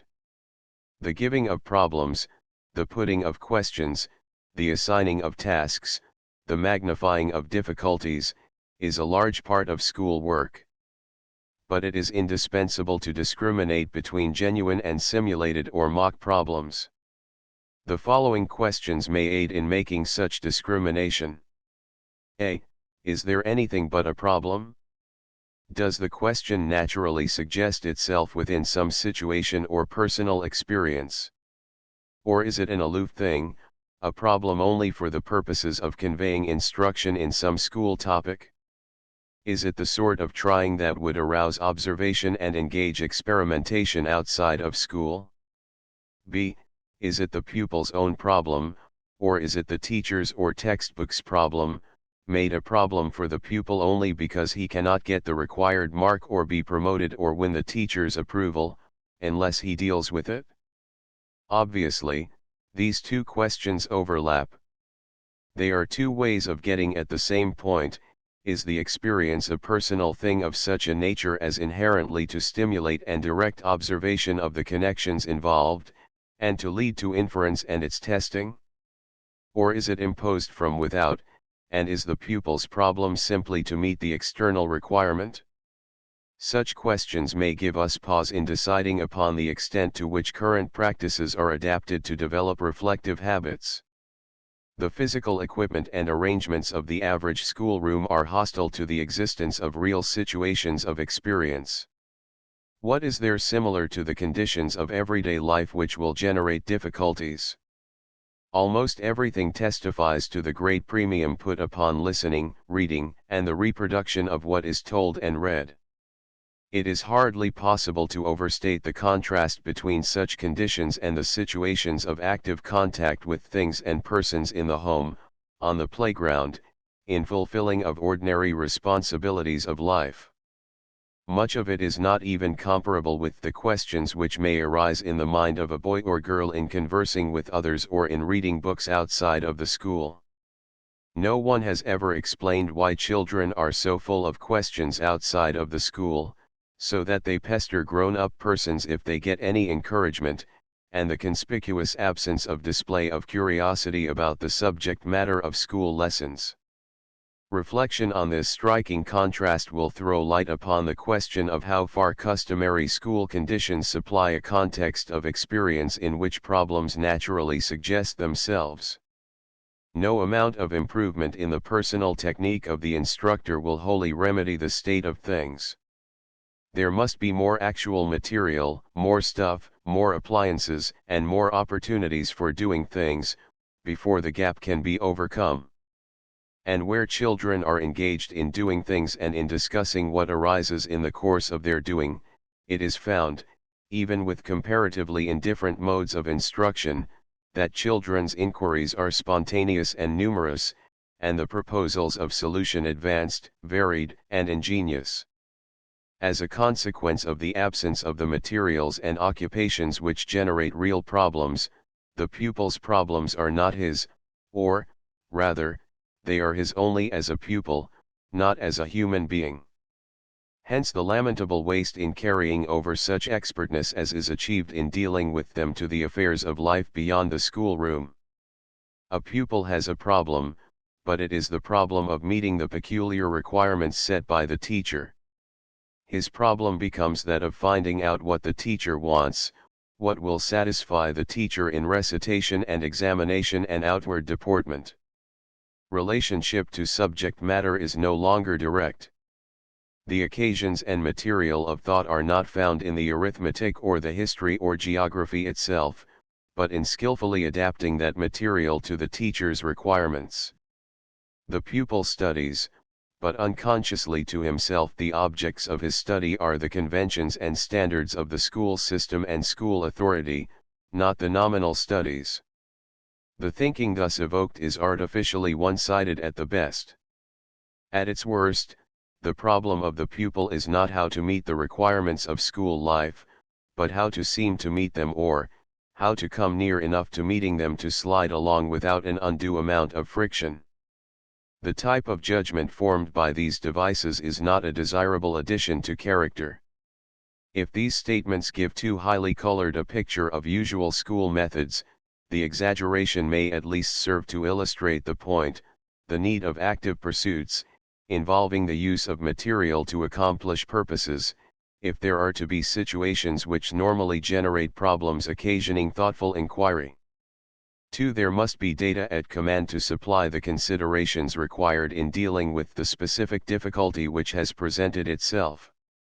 Teachers following a developing method sometimes tell children to think things out for themselves as if they could spin them out of their own heads. The material of thinking is not thoughts, but actions, facts, events, and the relations of things. In other words, to think effectively one must have had, or now have, experiences which will furnish him resources for coping with the difficulty at hand. A difficulty is an indispensable stimulus to thinking, but not all difficulties call out thinking. Sometimes they overwhelm and submerge and discourage. The perplexing situation must be sufficiently like situations which have already been dealt with so that pupils will have some control of the meanings of handling it. A large part of the art of instruction lies in making the difficulty of new problems large enough to challenge thought, and small enough so that, in addition to the confusion naturally attending the novel elements, there shall be luminous familiar spots from which helpful suggestions may spring. In one sense, it is a matter of indifference by what psychological means the subject matter for reflection is provided. Memory, observation, reading, communication, are all avenues for supplying data. The relative proportion to be obtained from each is a matter of the specific features of the particular problem in hand. It is foolish to insist upon observation of objects presented to the senses if the student is so familiar with the objects that he could just as well recall the facts independently. It is possible to induce undue and crippling dependence upon sense presentations. No one can carry around with him a museum of all the things whose properties will assist the conduct of thought. A well-trained mind is one that has a maximum of resources behind it, so to speak, and that is accustomed to go over its past experiences to see what they yield. On the other hand, a quality or relation of even a familiar object may previously have been passed over, and be just the fact that is helpful in dealing with the question. In this case, direct observation is called for. The same principle applies to the use to be made of observation on one hand and of reading and telling on the other. Direct observation is naturally more vivid and vital. But it has its limitations, and in any case it is a necessary part of education that one should acquire the ability to supplement the narrowness of his immediately personal experiences by utilizing the experiences of others. Excessive reliance upon others for data, whether got from reading or listening, is to be depreciated. Most objectionable of all is the probability that others, the book, or the teacher, will supply solutions ready-made, instead of giving material that the student has to adapt and apply to the question in hand for himself. There is no inconsistency in saying that in schools there is usually both too much and too little information supplied by others. The accumulation and acquisition of information for purposes of reproduction in recitation and examination is made too much of. Knowledge, in the sense of information, means the working capital, the indispensable resources, of further inquiry, of finding out, or learning, more things. Frequently it is treated as an end itself, and then the goal becomes to heap it up and display it when called for. This static, cold storage ideal of knowledge is inimical to educative development. It not only lets occasions for thinking go unused, but it swamps thinking. No one could construct a house on ground cluttered with miscellaneous junk. Pupils who have stored their minds with all kinds of material which they have never put to intellectual uses are sure to be hampered when they try to think. They have no practice in selecting what is appropriate, and no criterion to go by. Everything is on the same dead static level. On the other hand, it is quite open to question whether, if information actually functioned in experience through use in application to the student's own purposes, there would not be need of more varied resources in books, pictures, and talks than are usually at command. 3. The correlate in thinking of facts, data, knowledge already acquired, is suggestions, inferences, conjectured meanings, suppositions, tentative explanations, ideas, in short. Careful observation and recollection determine what is given, what is already there, and hence assured. They cannot furnish what is lacking.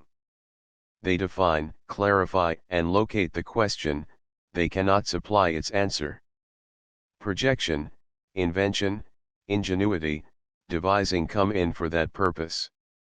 The data arouse suggestions, and only by reference to the specific data can we pass upon the appropriateness of the suggestions.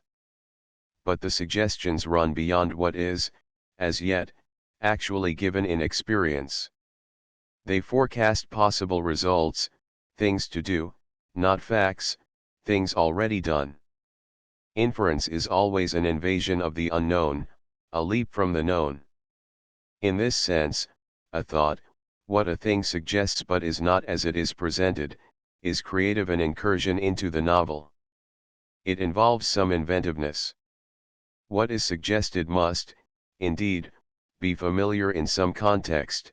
The novelty, the inventive devising, clings to the new light in which it is seen, the different use to which it is put. When Newton thought of his theory of gravitation, the creative aspect of his thought was not found in its materials. They were familiar, many of them commonplace as sun, moon, planets, weight, distance, mass, square of numbers. These were not original ideas, they were established facts. His originality lay in the use to which these familiar acquaintances were put by introduction into an unfamiliar context. The same is true of every striking scientific discovery, every great invention, every admirable artistic production. Only silly folk identify creative originality with the extraordinary and fanciful, others recognize that its measure lies in putting everyday things to uses which had not occurred to others. The operation is novel, not the materials out of which it is constructed. The educational conclusion which follows is that all thinking is original in a projection of considerations which have not been previously apprehended. The child of 3 who discovers what can be done with blocks, or of 6 who finds out what he can make by putting 5 cents and 5 cents together, is really a discoverer, even though everybody else in the world knows it. There is a genuine increment of experience, not another item mechanically added on, but enrichment by a new quality. The charm which the spontaneity of little children has for sympathetic observers is due to perception of this intellectual originality. The joy which children themselves experience is the joy of intellectual constructiveness, of creativeness, if the word may be used without misunderstanding. The educational moral I am chiefly concerned to draw is not, however, that teachers would find their own work less of a grind and strain if school conditions favored learning in the sense of discovery and not in that of storing away what others pour into them, nor that it would be possible to give even children and youth the delights of personal intellectual productiveness, true and important as are these things. It is that no thought, no idea, can possibly be conveyed as an idea from one person to another. When it is told, it is, to the one to whom it is told, another given fact, not an idea. The communication may stimulate the other person to realize the question for himself and to think out a like idea, or it may smother his intellectual interest and suppress his dawning effort at thought. but what he directly gets cannot be an idea. Only by wrestling with the conditions of the problem at first hand, seeking and finding his own way out, does he think. When the parent or teacher has provided the conditions which stimulate thinking and has taken a sympathetic attitude toward the activities of the learner by entering into a common or conjoint experience, all has been done which a second party can do to instigate learning. The rest lies with the one directly concerned. If he cannot devise his own solution, not of course in isolation, but in correspondence with the teacher and other pupils, and find his own way out, he will not learn, not even if he can recite some correct answer with 100% accuracy. We can and do supply ready-made ideas by the thousand. We do not usually take much pains to see that the one learning engages in significant situations where his own activities generate, support, and clinch ideas, that is, perceived meanings or connections. This does not mean that the teacher is to stand off and look on. The alternative to furnishing ready-made subject matter and listening to the accuracy with which it is reproduced is not quiescence, but participation, sharing, in an activity. In such shared activity, the teacher is a learner, and the learner is, without knowing it, a teacher, and upon the whole, the less consciousness there is, on either side, of either giving or receiving instruction, the better. For ideas, as we have seen, whether they be humble guesses or dignified theories, are anticipations of possible solutions.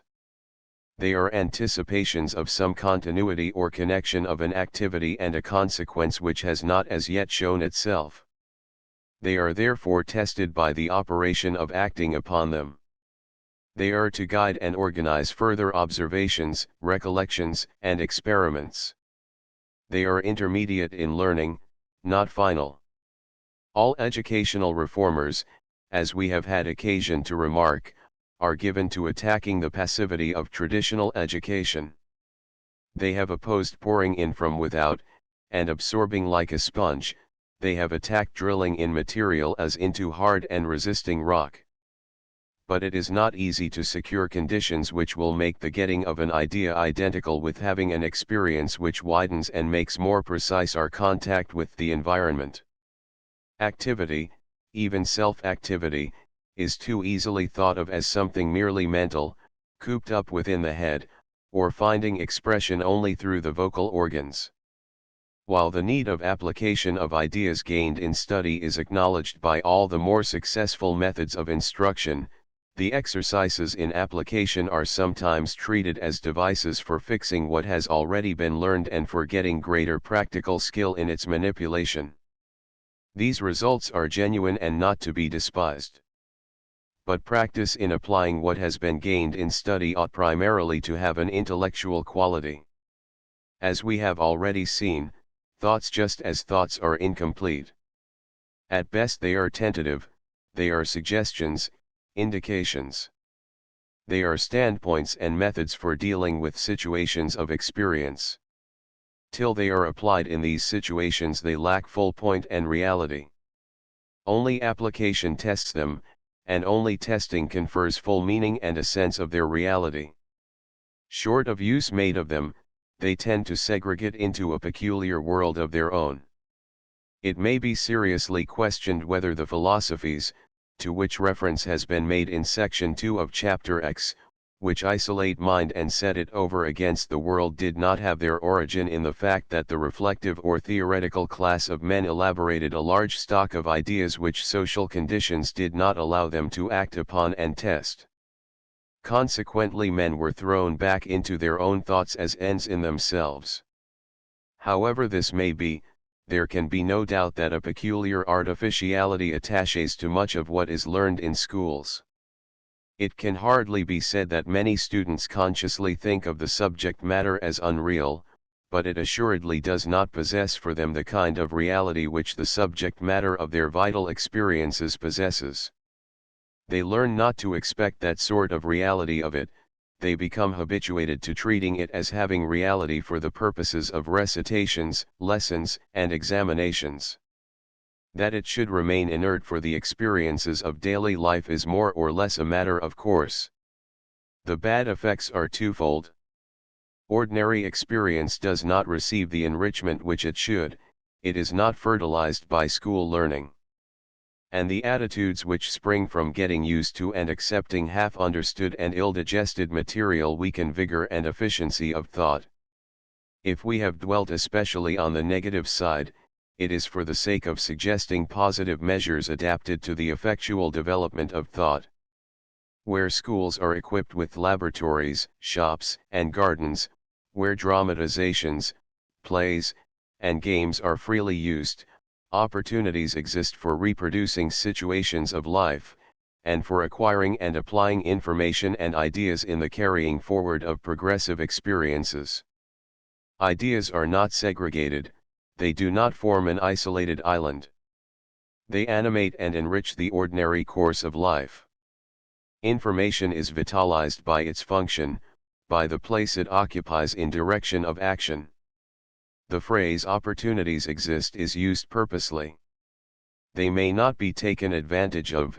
It is possible to employ manual and constructive activities in a physical way, as means of getting just bodily skill, or they may be used almost exclusively for utilitarian, i.e., pecuniary, ends.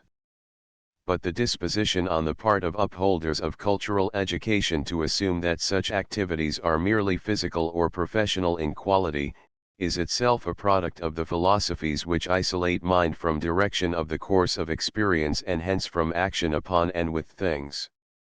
When the mental is regarded as a self-contained separate realm, a counterpart fate befalls bodily activity and movements.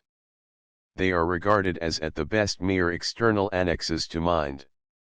They may be necessary for the satisfaction of bodily needs and the attainment of external decency and comfort, but they do not occupy a necessary place in mind nor enact an indispensable role in the completion of thought. Hence they have no place in a liberal education, i.e., one which is concerned with the interests of intelligence. If they come in at all, it is as a concession to the material needs of the masses. That they should be allowed to invade the education of the elite is unspeakable. This conclusion follows irresistibly from the isolated conception of mind, but by the same logic it disappears when we perceive what mind really is, namely, the purposive and directive factor in the development of experience. While it is desirable that all educational institutions should be equipped so as to give students an opportunity for acquiring and testing ideas and information in active pursuits typifying important social situations, it will, doubtless, be a long time before all of them are thus furnished.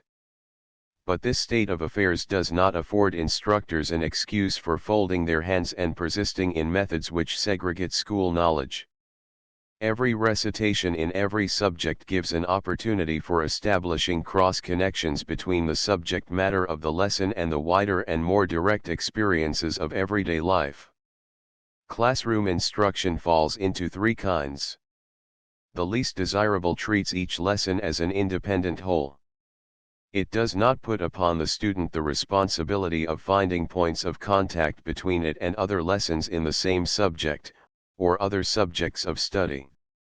Wiser teachers see to it that the student is systematically led to utilize his earlier lessons to help understand the present one, and also to use the present to throw additional light upon what has already been acquired.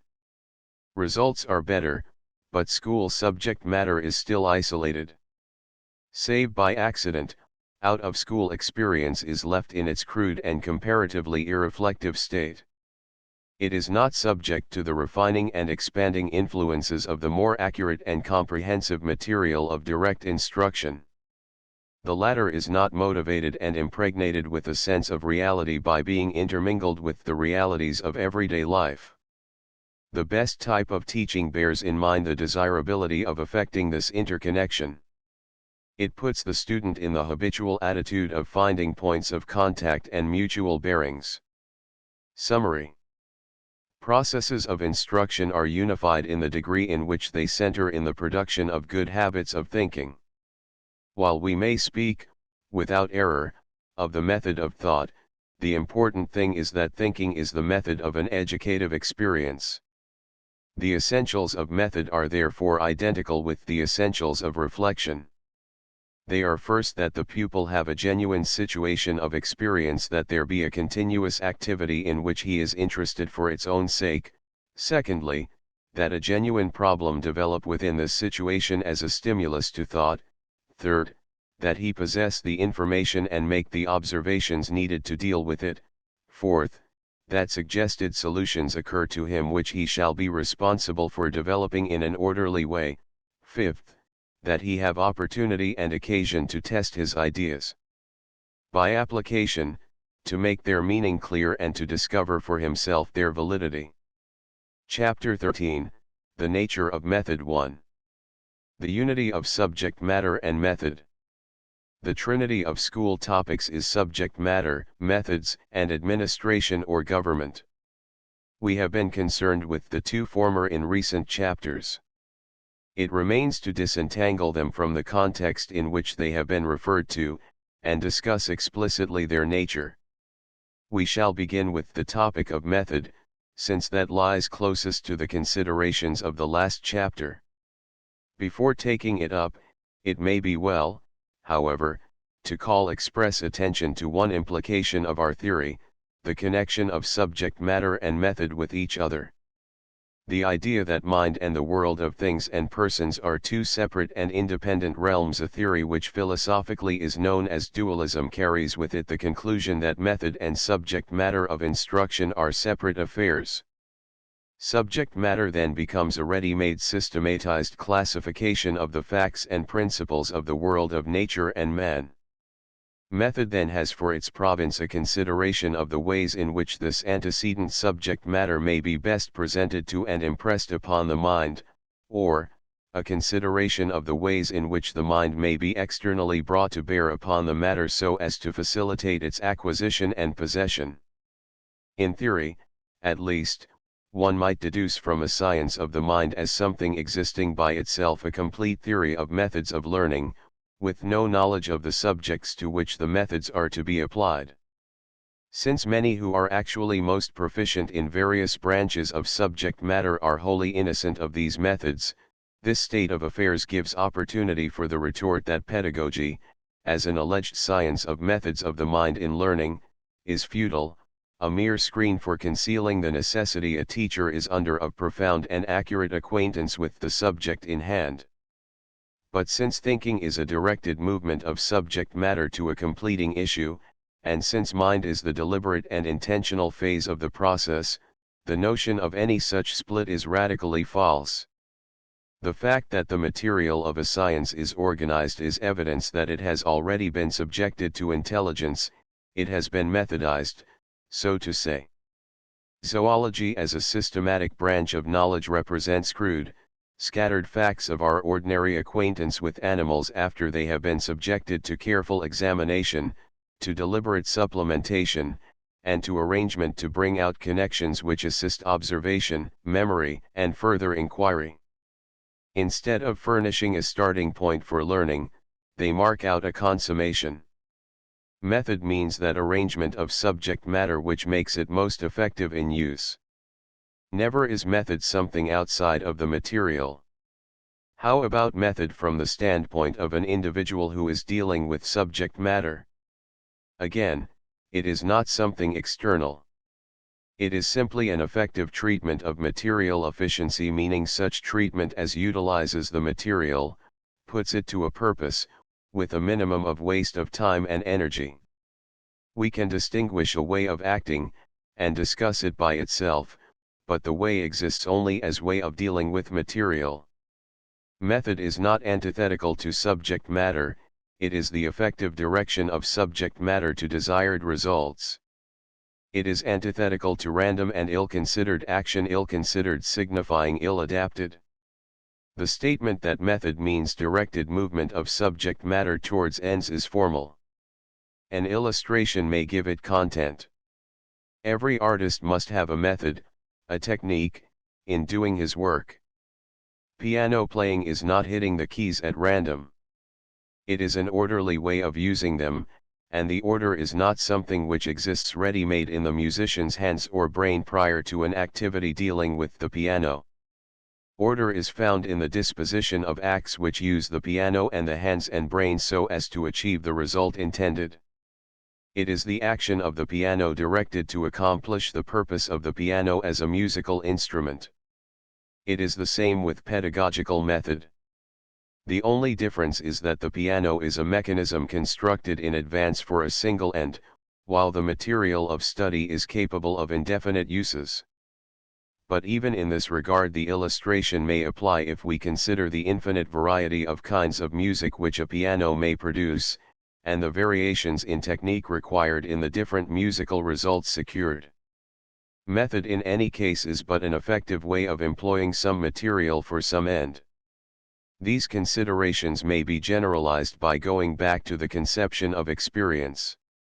Experience as the perception of the connection between something tried and something undergone in consequence is a process. Apart from effort to control the course which the process takes, there is no distinction of subject matter and method. There is simply an activity which includes both what an individual does and what the environment does. A piano player who had perfect mastery of his instrument would have no occasion to distinguish between his contribution and that of the piano. In well-formed, smooth-running functions of any sort, skating, conversing, hearing music, enjoying a landscape, there is no consciousness of separation of the method of the person and of the subject matter. In wholehearted play and work there is the same phenomenon. When we reflect upon an experience instead of just having it, we inevitably distinguish between our own attitude and the objects toward which we sustain the attitude. When a man is eating, he is eating food. He does not divide his act into eating and food. But if he makes a scientific investigation of the act, such a discrimination is the first thing he would effect. He would examine on the one hand the properties of the nutritive material, and on the other hand the acts of the organism in appropriating and digesting. Such reflection upon experience gives rise to a distinction of what we experience, the experienced, and the experiencing the how. When we give names to this distinction we have subject matter and method as our terms. There is the thing seen, heard, loved, hated, imagined, and there is the act of seeing, hearing, loving, hating, imagining, etc. This distinction is so natural and so important for certain purposes, that we are only too apt to regard it as a separation in existence and not as a distinction in thought. Then we make a division between a self and the environment or world. This separation is the root of the dualism of method and subject matter. That is, we assume that knowing, feeling, willing, etc., are things which belong to the self or mind in its isolation, and which then may be brought to bear upon an independent subject matter. We assume that the things which belong in isolation to the self or mind have their own laws of operation irrespective of the modes of active energy of the object. These laws are supposed to furnish method. It would be no less absurd to suppose that men can eat without eating something, or that the structure and movements of the jaws, throat muscles, the digestive activities of stomach, etc., are not what they are because of the material with which their activity is engaged. Just as the organs of the organism are a continuous part of the very world in which food materials exist, so the capacities of seeing, hearing, loving, imagining are intrinsically connected with the subject matter of the world. They are more truly ways in which the environment enters into experience and functions there than they are independent acts brought to bear upon things. Experience, in short, is not a combination of mind and world, subject and object, method and subject matter, but is a single continuous interaction of a great diversity, literally countless in number, of energies. For the purpose of controlling the course or direction which the moving unity of experience takes, we draw a mental distinction between the how and the what. While there is no way of walking or of eating or of learning over and above the actual walking, eating, and studying, there are certain elements in the act which give the key to its more effective control. Special attention to these elements makes them more obvious to perception, letting other factors recede for the time being from conspicuous recognition. Getting an idea of how the experience proceeds indicates to us what factors must be secured or modified in order that it may go on more successfully. This is only a somewhat elaborate way of saying that if a man watches carefully the growth of several plants, some of which do well and some of which amount to little or nothing, he may be able to detect the special conditions upon which the prosperous development of a plant depends. These conditions, stated in an orderly sequence, would constitute the method or way or manner of its growth. There is no difference between the growth of a plant and the prosperous development of an experience. It is not easy, in either case, to seize upon just the factors which make for its best movement. But study of cases of success and failure and minute and extensive comparison, helps to seize upon causes. When we have arranged these causes in order, we have a method of procedure or a technique. A consideration of some evils in education that flow from the isolation of method from subject matter will make the point more definite. In the first place, there is the neglect, of which we have spoken, of concrete situations of experience. There can be no discovery of a method without cases to be studied. The method is derived from observation of what actually happens, with a view to seeing that it happen better next time. But in instruction and discipline, there is rarely sufficient opportunity for children and youth to have the direct normal experiences from which educators might derive an idea of method or order of best development. Experiences are had under conditions of such constraint that they throw little or no light upon the normal course of an experience to its fruition. Methods have then to be authoritatively recommended to teachers, instead of being an expression of their own intelligent observations. Under such circumstances, they have a mechanical uniformity, assumed to be alike for all minds. Where flexible personal experiences are promoted by providing an environment which calls out directed occupations in work and play, the methods ascertained will vary with individuals, for it is certain that each individual has something characteristic in his way of going at things. 2. In the second place, the notion of methods isolated from subject matter is responsible for the false conceptions of discipline and interest already noted. When the effective way of managing material is treated as something ready-made apart from material, there are just three possible ways in which to establish a relationship lacking by assumption. One is to utilize excitement, shock of pleasure, tickling the palate. Another is to make the consequences of not attending painful.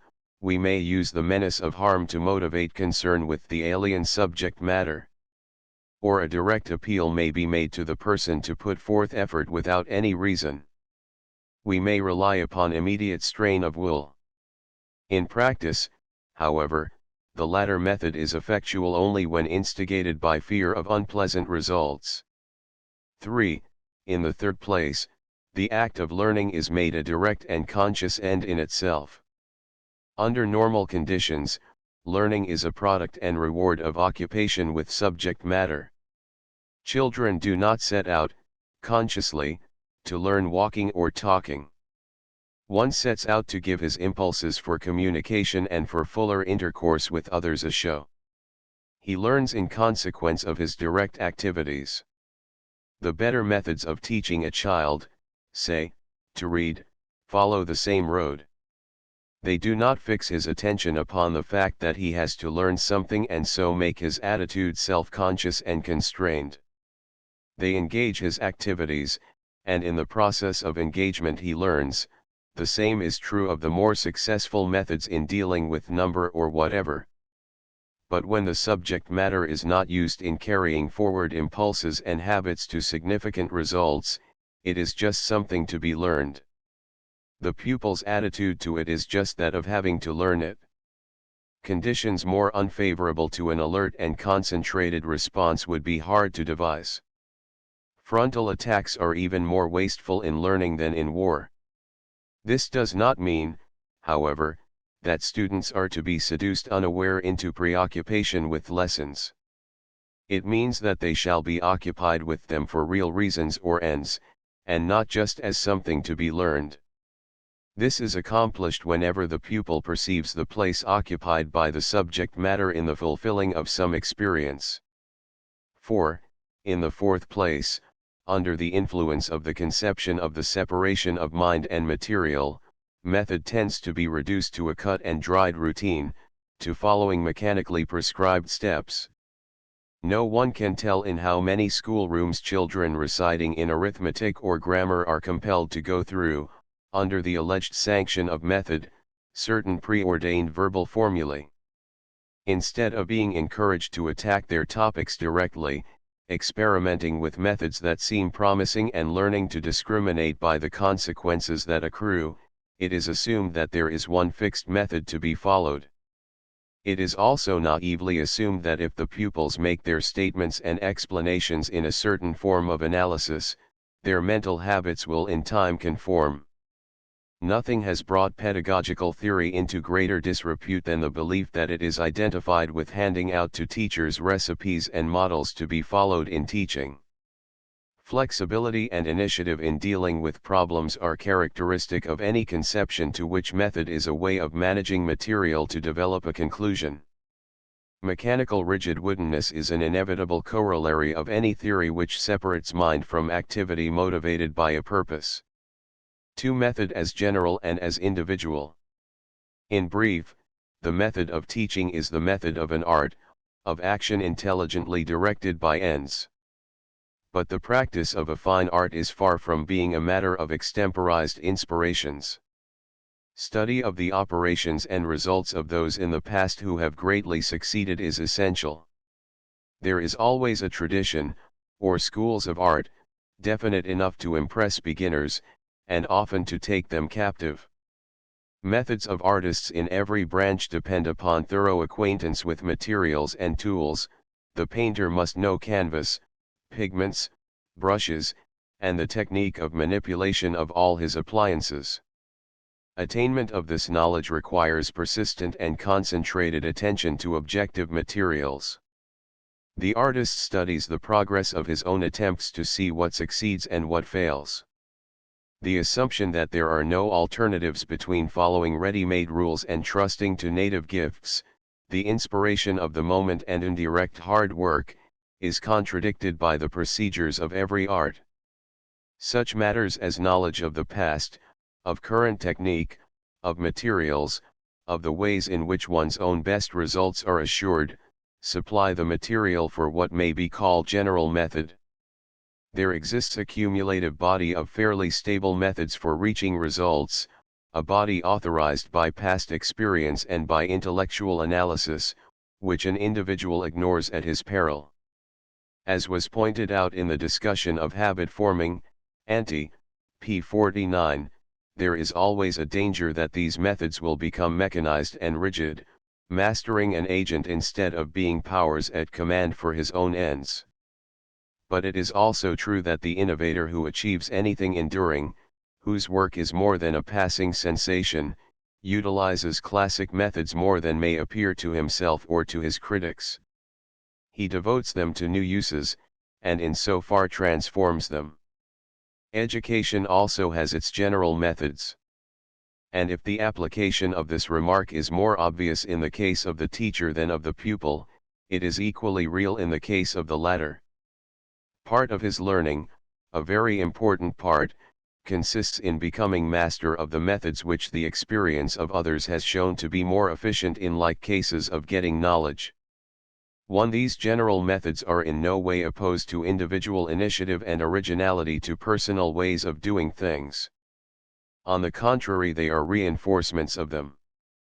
For there is radical difference between even the most general method and a prescribed rule. The latter is a direct guide to action, the former operates indirectly through the enlightenment it supplies as to ends and means. It operates, that is to say, through intelligence, and not through conformity to orders externally imposed. Ability to use even in a masterly way an established technique gives no warranty of artistic work, for the latter also depends upon an animating idea. If knowledge of methods used by others does not directly tell us what to do, or furnish ready-made models, how does it operate? What is meant by calling a method intellectual? Take the case of a physician. No mode of behavior more imperiously demands knowledge of established modes of diagnosis and treatment than does his. But after all, cases are like, not identical. To be used intelligently, existing practices, however authorized they may be, have to be adapted to the exigencies of particular cases. Accordingly, recognized procedures indicate to the physician what inquiries to set on foot for himself, what measures to try. They are standpoints from which to carry on investigations. They economize a survey of the features of the particular case by suggesting the things to be especially looked into. The physician's own personal attitudes, his own ways, individual methods, of dealing with the situation in which he is concerned, are not subordinated to the general principles of procedure, but are facilitated and directed by the latter. The instance may serve to point out the value to the teacher of a knowledge of the psychological methods and the empirical devices found useful in the past. When they get in the way of his own common sense, when they come between him and the situation in which he has to act, they are worse than useless. But if he has acquired them as intellectual aids in sizing up the needs, resources, and difficulties of the unique experiences in which he engages, they are of constructive value. In the last resort, just because everything depends upon his own methods of response, much depends upon how far he can utilize, in making his own response, the knowledge which has accrued in the experience of others. As already intimated, every word of this account is directly applicable also to the method of the pupil, the way of learning. To suppose that students, whether in the primary school or in the university, can be supplied with models of method to be followed in acquiring and expounding a subject is to fall into a self-deception that has lamentable consequences. See ante, p. 169. One must make his own reaction in any case. Indications of the standardized or general methods used in like cases by others, particularly by those who are already experts, are of worth or of harm according as they make his personal reaction more intelligent or as they induce a person to dispense with exercise of his own judgment. If what was said earlier, cp 159, about originality of thought seemed overstrained, demanding more of education than the capacities of average human nature permit, the difficulty is that we lie under the incubus of a superstition. We have set up the notion of mind at large, of intellectual method that is the same for all. Then we regard individuals as differing in the quantity of mind with which they are charged. Ordinary persons are then expected to be ordinary. Only the exceptional are allowed to have originality. The measure of difference between the average student and the genius is a measure of the absence of originality in the former. But this notion of mind in general is a fiction. How one person's abilities compare in quantity with those of another is none of the teacher's business. It is irrelevant to his work. What is required is that every individual shall have opportunities to employ his own powers in activities that have meaning. Mind, individual method, originality, these are convertible terms, signify the quality of purposive or directed action. If we act upon this conviction, we shall secure more originality even by the conventional standard than now develops. Imposing an alleged uniform general method upon everybody breeds mediocrity in all but the very exceptional. And measuring originality by deviation from the mass breeds eccentricity in them. Thus we stifle the distinctive quality of the many, and save in rare instances, like, say, that of Darwin, infect the rare geniuses with an unwholesome quality. 3. The traits of individual method. The most general features of the method of knowing have been given in our chapter on thinking. They are the features of the reflective situation, problem, collection and analysis of data, projection and elaboration of suggestions or ideas, experimental application and testing, the resulting conclusion or judgment. The specific elements of an individual's method or way of attack upon a problem are found ultimately in his native tendencies and his acquired habits and interests. The method of one will vary from that of another, and properly vary, as his original instinctive capacities vary, as his past experiences and his preferences vary. Those who have already studied these matters are in possession of information which will help teachers in understanding the responses different pupils make, and help them in guiding these responses to greater efficiency. Child study, psychology, and a knowledge of social environment supplement the personal acquaintance gained by the teacher. But methods remain the personal concern, approach, and attack of an individual, and no catalog can ever exhaust their diversity of form and tint. Some attitudes may be named, however, which are central in effective intellectual ways of dealing with subject matter. Among the most important are directness, open-mindedness, single-mindedness, or wholeheartedness, and responsibility. 1. It is easier to indicate what is meant by directness through negative terms than in positive ones. Self-consciousness, embarrassment, and constraint are its menacing foes. They indicate that a person is not immediately concerned with subject matter. Something has come between which deflects concern to side issues. A self-conscious person is partly thinking about his problem and partly about what others think of his performances. Diverted energy means loss of power and confusion of ideas. Taking an attitude is by no means identical with being conscious of one's attitude. The former is spontaneous, naive, and simple. It is a sign of whole-souled relationship between a person and what he is dealing with. The latter is not of necessity abnormal. It is sometimes the easiest way of correcting a false method of approach, and of improving the effectiveness of the means one is employing, as golf players, piano players, public speakers, etc., have occasionally to give a special attention to their position and movements. But this need is occasional and temporary. When it is effectual, a person thinks of himself in terms of what is to be done, as one means among others of the realization of an end, as in the case of a tennis player practicing to get the feel of a stroke. In abnormal cases, one thinks of himself not as part of the agencies of execution, but as a separate object, as when the player strikes an attitude thinking of the impression it will make upon spectators, or is worried because of the impression he fears his movements give rise to. Confidence is a good name for what is intended by the term directness.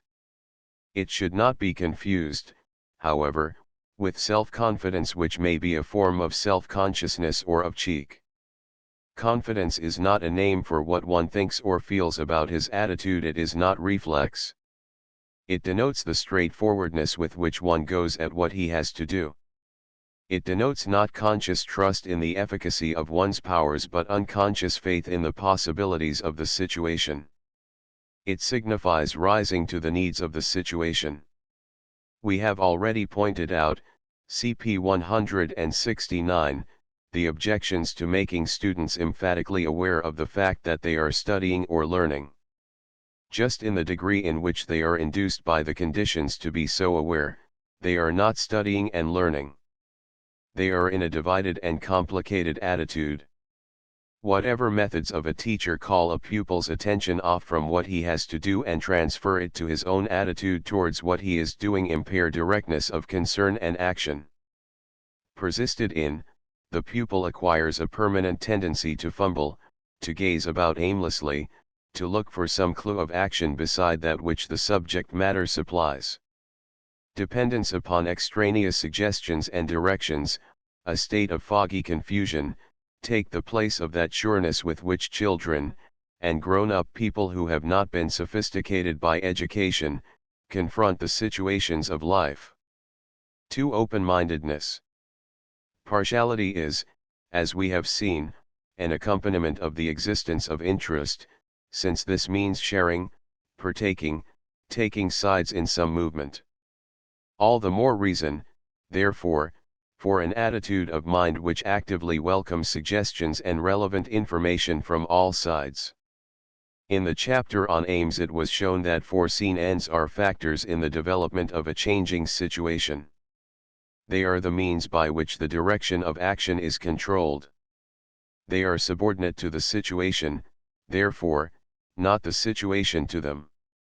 They are not ends in the sense of finalities to which everything must be bent and sacrificed. They are, as foreseen, means of guiding the development of a situation. A target is not the future goal of shooting, it is the centering factor in a present shooting. Openness of mind means accessibility of mind to any and every consideration that will throw light upon the situation that needs to be cleared up, and that will help determine the consequences of acting this way or that. Efficiency in accomplishing ends which have been settled upon as unalterable can coexist with a narrowly opened mind. But intellectual growth means constant expansion of horizons and consequent formation of new purposes and new responses. These are impossible without an active disposition to welcome points of view hitherto alien, an active desire to entertain considerations which modify existing purposes. Retention of capacity to grow is the reward of such intellectual hospitality. The worst thing about stubbornness of mind, about prejudices, is that they arrest development, they shut the mind off from new stimuli. Open-mindedness means retention of the childlike attitude, closed-mindedness means premature intellectual old age. Exorbitant desire for uniformity of procedure and for prompt external results are the chief foes which the open-minded attitude meets in school. The teacher who does not permit and encourage diversity of operation in dealing with questions is imposing intellectual blinders upon pupils, restricting their vision to the one path the teacher's mind happens to approve. Probably the chief cause of devotion to rigidity of method is, however, that it seems to promise speedy, accurately measurable, correct results. The zeal for answers is the explanation of much of the zeal for rigid and mechanical methods.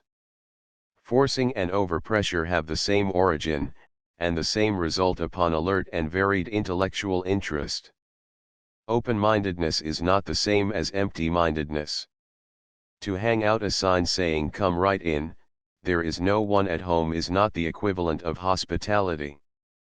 But there is a kind of passivity, willingness to let experiences accumulate and sink in and ripen, which is an essential of development.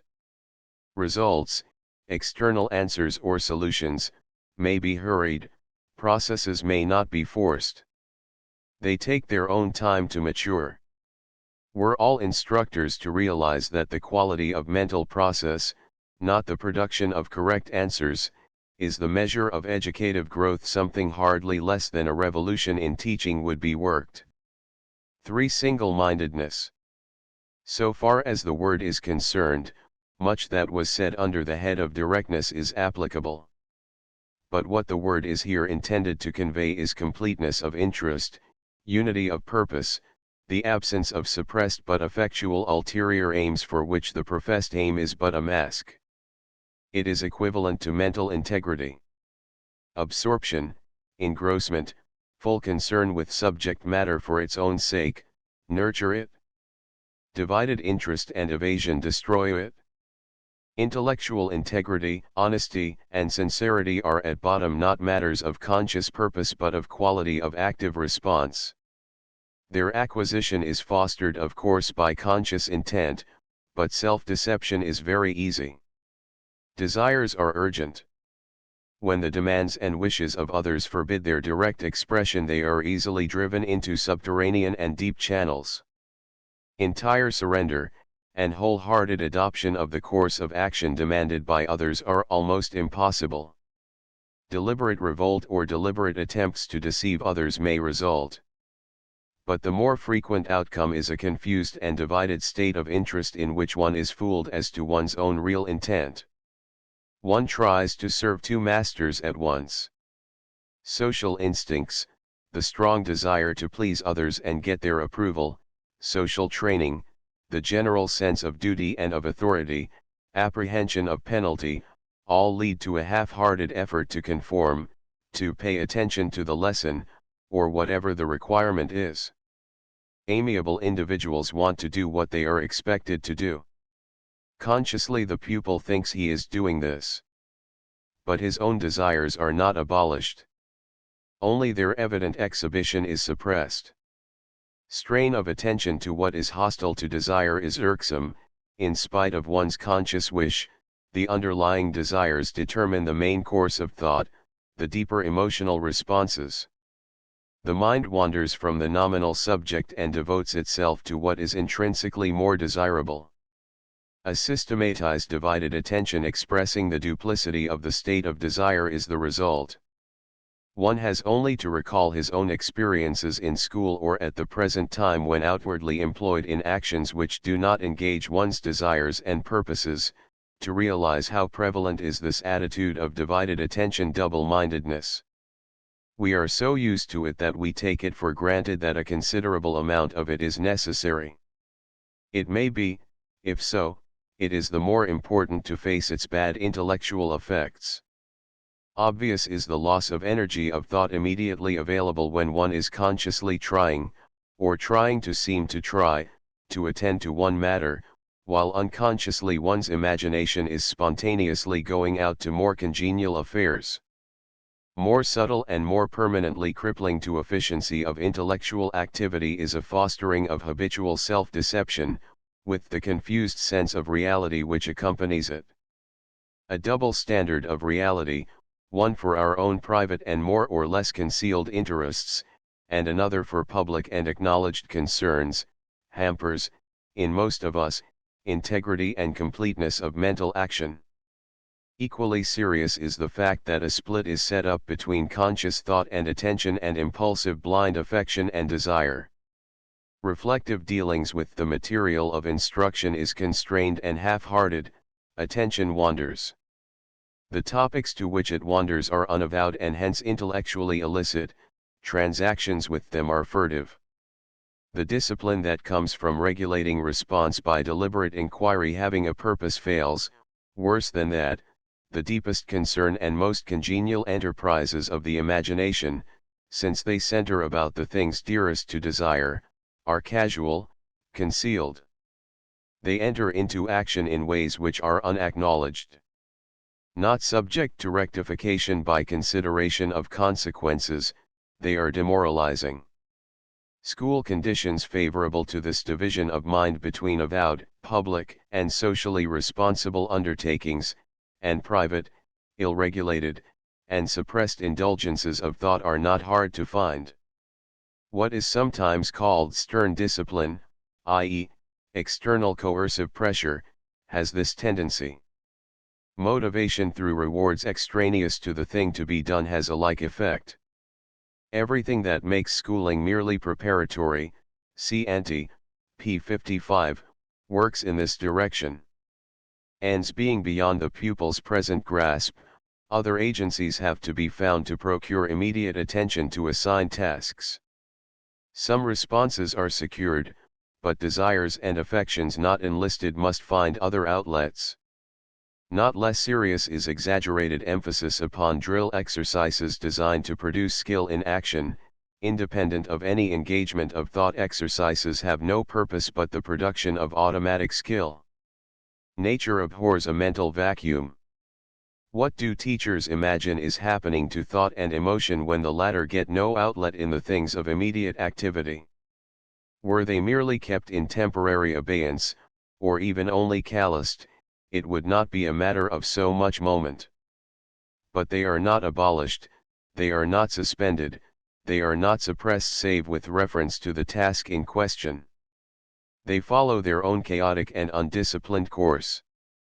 What is native, spontaneous, and vital in mental reaction goes unused and untested, and the habits formed are such that these qualities become less and less available for public and avowed ends. 4. Responsibility. By responsibility as an element in intellectual attitude is meant the disposition to consider in advance the probable consequences of any projected step and deliberately to accept them, to accept them in the sense of taking them into account, acknowledging them in action, not yielding a mere verbal assent. Ideas, as we have seen, are intrinsically standpoints and methods for bringing about a solution of a perplexing situation, forecasts calculated to influence responses. It is only too easy to think that one accepts a statement or believes a suggested truth when one has not considered its implications, when one has made but a cursory and superficial survey of what further things one is committed to by acceptance. Observation and recognition, belief, and assent, then become names for lazy acquiescence in what is externally presented. It would be much better to have fewer facts and truths in instruction, that is, fewer things supposedly accepted if a smaller number of situations could be intellectually worked out to the point where conviction meant something real, some identification of the self with the type of conduct demanded by facts and foresight of results. The most permanent bad results of undue complication of school subjects and congestion of school studies and lessons are not the worry, nervous strain, and superficial acquaintance that follow, serious as these are, but the failure to make clear what is involved in really knowing and believing a thing. Intellectual responsibility means severe standards in this regard. These standards can be built up only through practice in following up and acting upon the meaning of what is acquired. Intellectual thoroughness is thus another name for the attitude we are considering. There is a kind of thoroughness which is almost purely physical, the kind that signifies mechanical and exhausting drill upon all the details of a subject. Intellectual thoroughness is seeing a thing through. It depends upon a unity of purpose to which details are subordinated, not upon presenting a multitude of disconnected details. It is manifested in the firmness with which the full meaning of the purpose is developed, not in attention, however conscientious it may be, to the steps of action externally imposed and directed. Summary. Method is a statement of the way the subject matter of an experience develops most effectively and fruitfully. It is derived, accordingly, from observation of the course of experiences where there is no conscious distinction of personal attitude and manner from material dealt with. The assumption that method is something separate is connected with the notion of the isolation of mind and self from the world of things. It makes instruction and learning formal, mechanical, constrained. While methods are individualized, certain features of the normal course of an experience to its fruition may be discriminated, because of the fund of wisdom derived from prior experiences and because of general similarities in the materials dealt with from time to time. Expressed in terms of the attitude of the individual, the traits of good method are straightforwardness, flexible intellectual interest or open-minded will to learn, integrity of purpose, and acceptance of responsibility for the consequences of one's activity, including thought. 1. This point is developed below in a discussion of what are termed psychological and logical methods respectively. CP 219. Chapter 14, The Nature of Subject Matter 1. Subject matter of educator and of learner. So far as the nature of subject matter in principle is concerned, there is nothing to add to what has been said, see ante, p. 134. It consists of the facts observed, recalled, read, and talked about, and the ideas suggested, in course of a development of a situation having a purpose. This statement needs to be rendered more specific by connecting it with the materials of school instruction, the studies which make up the curriculum. What is the significance of our definition in application to reading, writing, mathematics, history, nature study, drawing, singing, physics, chemistry, modern and foreign languages, and so on? Let us recur to two of the points made earlier in our discussion. The educator's part in the enterprise of education is to furnish the environment which stimulates responses and directs the learner's course. In last analysis, all that the educator can do is modify stimuli so that response will as surely as is possible result in the formation of desirable intellectual and emotional dispositions. Obviously, studies or the subject matter of the curriculum have intimately to do with this business of supplying an environment. The other point is the necessity of a social environment to give meaning to habits formed. In what we have termed informal education, subject matter is carried directly in the matrix of social intercourse. It is what the persons with whom an individual associates do and say. This fact gives a clue to the understanding of the subject matter of formal or deliberate instruction. A connecting link is found in the stories, traditions, songs, and liturgies which accompany the doings and rites of a primitive social group. They represent the stock of meanings which have been precipitated out of previous experience, which are so prized by the group as to be identified with their conception of their own collective life. Not being obviously a part of the skill exhibited in the daily occupations of eating, hunting, making war and peace, constructing rugs, pottery, and baskets, etc., they are consciously impressed upon the young, often, as in the initiation ceremonies, with intense emotional fervor. Even more pains are consciously taken to perpetuate the myths, legends, and sacred verbal formulae of the group than to transmit the directly useful customs of the group, just because they cannot be picked up, as the latter can be in the ordinary processes of association. As the social group grows more complex, involving a greater number of acquired skills which are dependent, either in fact or in the belief of the group, upon standard ideas deposited from past experience, the content of social life gets more definitely formulated for purposes of instruction. As we have previously noted, probably the chief motive for consciously dwelling upon the group life, extracting the meanings which are regarded as most important and systematizing them in a coherent arrangement, is just the need of instructing the young so as to perpetuate group life. Once started on this road of selection, formulation, and organization, no definite limit exists. The invention of writing and of printing gives the operation an immense impetus. Finally, the bonds which connect the subject matter of school study with the habits and ideals of the social group are disguised and covered up. The ties are so loosened that it often appears as if there were none, as if subject matter existed simply as knowledge on its own independent behoof, and as if study were the mere act of mastering it for its own sake, irrespective of any social values. Since it is highly important for practical reasons to counteract this tendency, see ante, p. 8, the chief purposes of our theoretical discussion are to make clear the connection which is so readily lost from sight, and to show in some detail the social content and function of the chief constituents of the course of study. The points need to be considered from the standpoint of instructor and of student. To the former, the significance of a knowledge of subject matter, going far beyond the present knowledge of pupils, is to supply definite standards and to reveal to him the possibilities of the crude activities of the immature. The material of school studies translates into concrete and detailed terms the meanings of current social life which it is desirable to transmit. It puts clearly before the instructor the essential ingredients of the culture to be perpetuated, in such an organized form as to protect him from the haphazard efforts he would be likely to indulge in if the meanings had not been standardized. 2. A knowledge of the ideas which have been achieved in the past as the outcome of activity places the educator in a position to perceive the meaning of the seeming impulsive and aimless reactions of the young, and to provide the stimuli needed to direct them so that they will amount to something.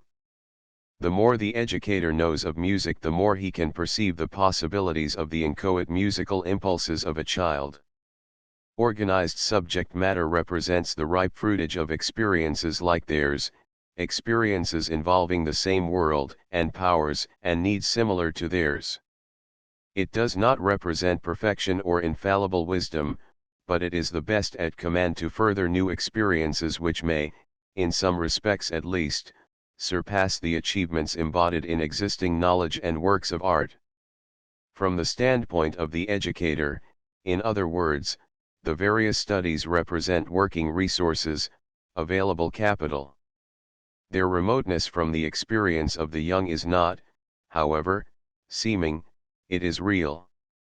The subject matter of the learner is not, therefore, it cannot be, identical with the formulated, the crystallized, and systematized subject matter of the adult, the material as found in books and in works of art, etc.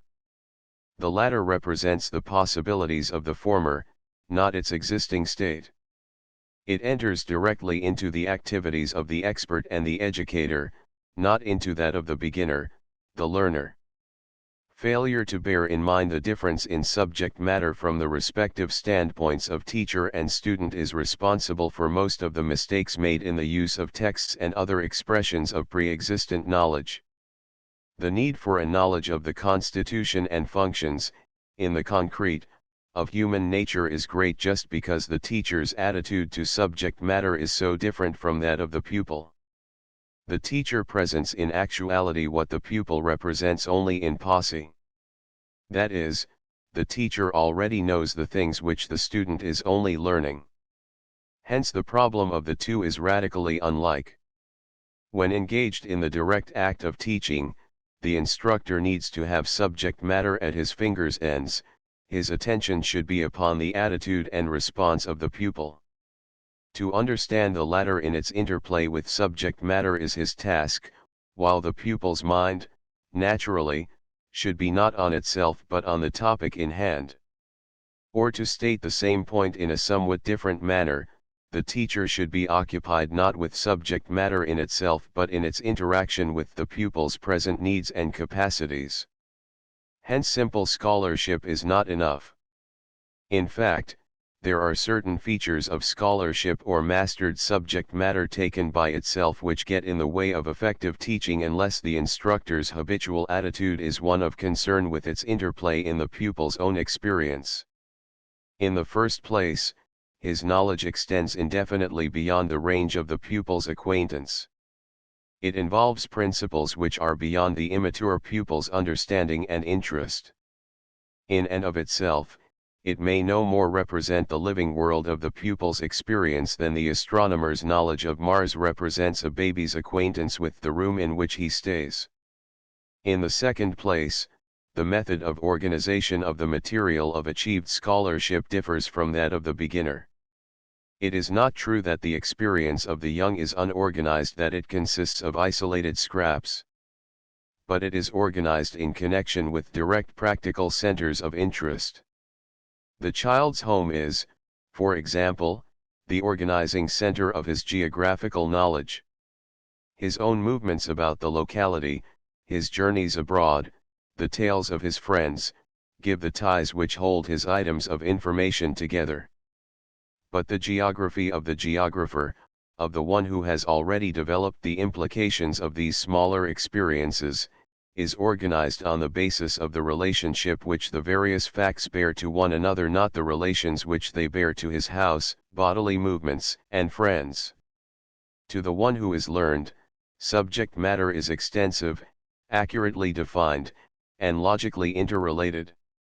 To the one who is learning, it is fluid, partial, and connected through his personal occupations. The problem of teaching is to keep the experience of the student moving in the direction of what the expert already knows. Hence the need that the teacher know both subject matter and the characteristic needs and capacities of the student. 2. The development of subject matter in the learner. It is possible, without doing violence to the facts, to mark off 3 fairly typical stages in the growth of subject matter in the experience of the learner.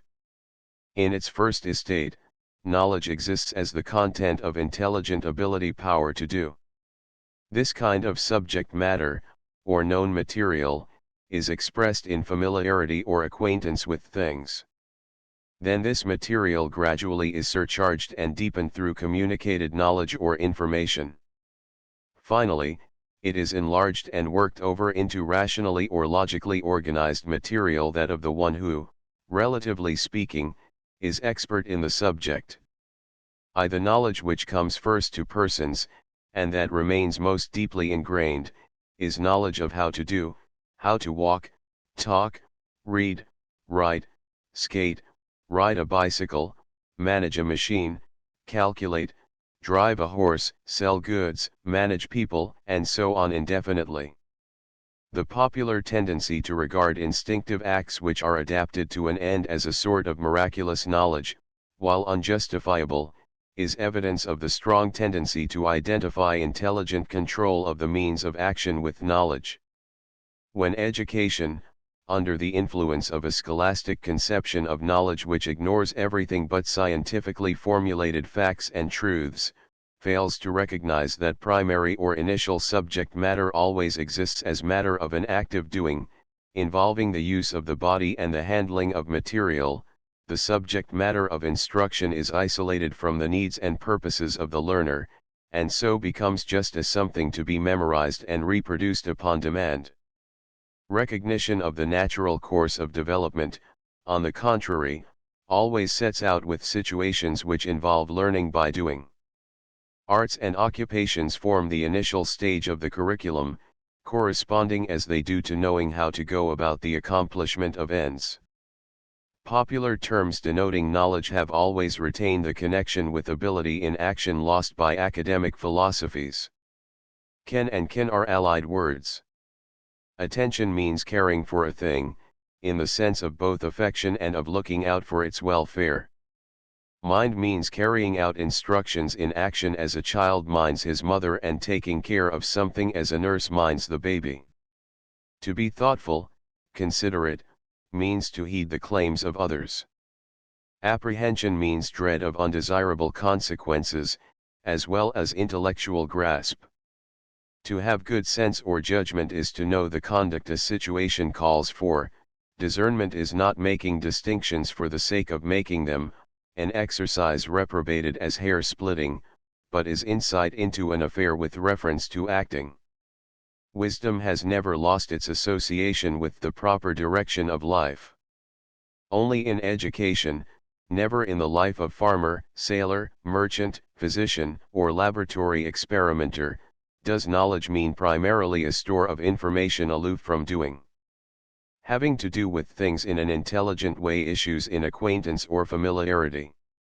The things we are best acquainted with are the things we put to frequent use, such things as chairs, tables, pen, paper, clothes, food, knives, and forks on the commonplace level, differentiating into more special objects according to a person's occupations in life.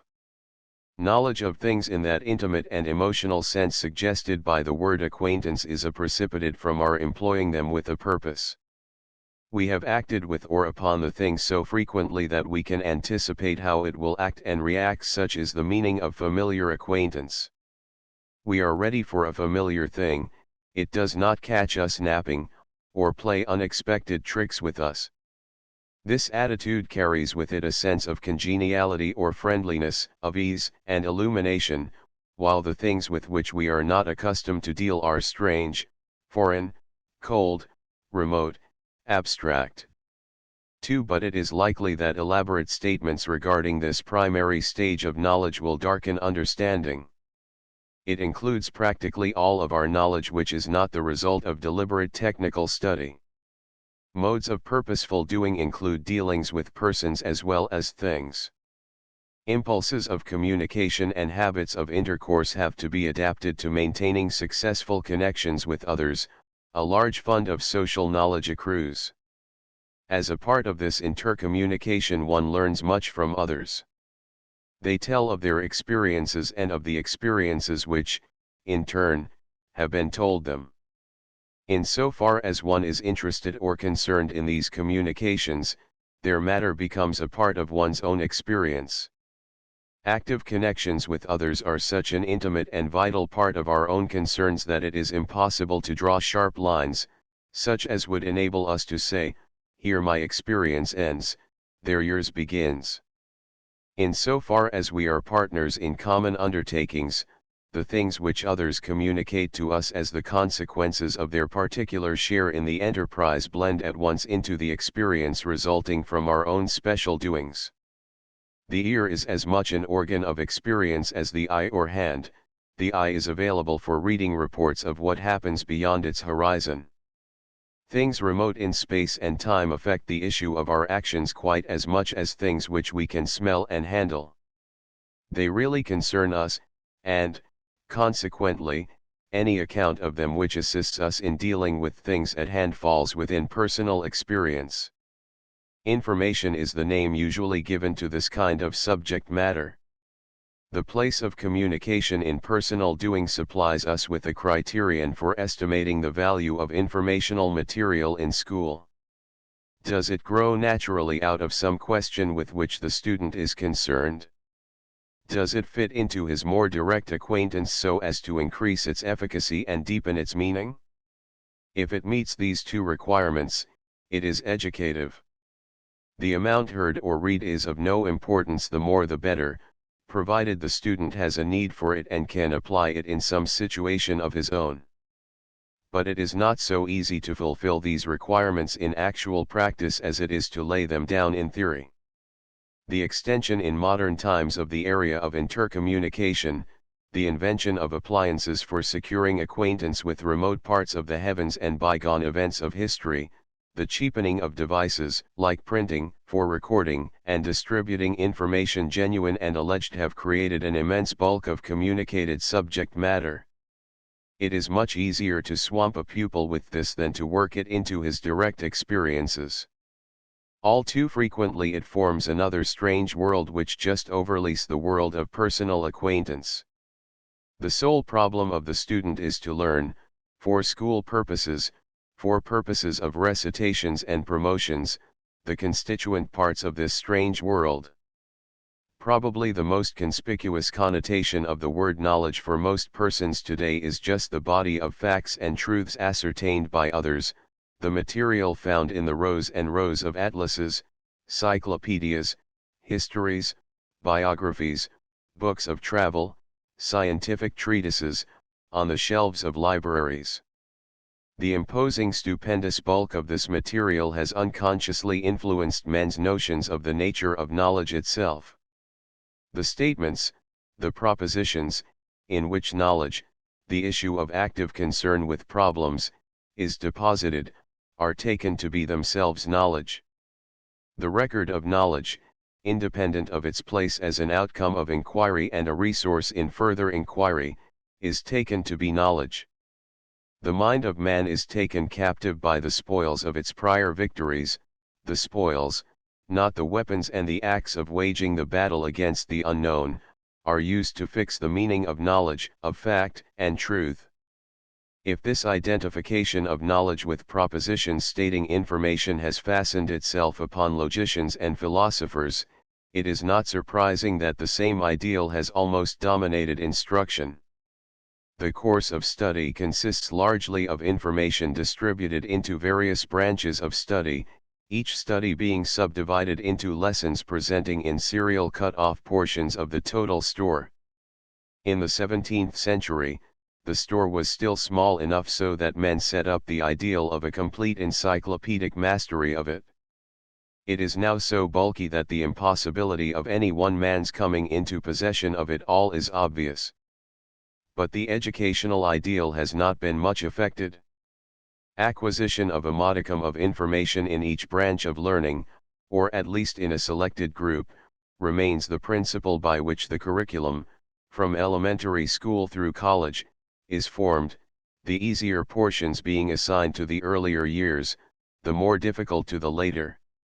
The complaints of educators that learning does not enter into character and affect conduct, the protests against memo-writer work, against cramming, against grad-grind preoccupation with facts, against devotion to wire-drawn distinctions and ill-understood rules and principles, all follow from this state of affairs. Knowledge which is mainly second-hand, other men's knowledge, tends to become merely verbal. It is no objection to information that it is clothed in words, communication necessarily takes place through words. But in the degree in which what is communicated cannot be organized into the existing experience of the learner, it becomes mere words, that is, pure sense stimuli, lacking in meaning. Then it operates to call out mechanical reactions, ability to use the vocal organs to repeat statements, or the hand to write or to do sums.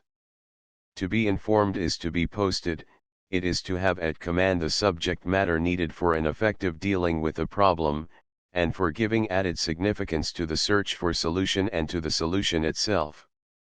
Informational knowledge is the material which can be fallen back upon as given, settled, established, assured in a doubtful situation. It is a kind of bridge for mind in its passage from doubt to discovery. It has the office of an intellectual middleman.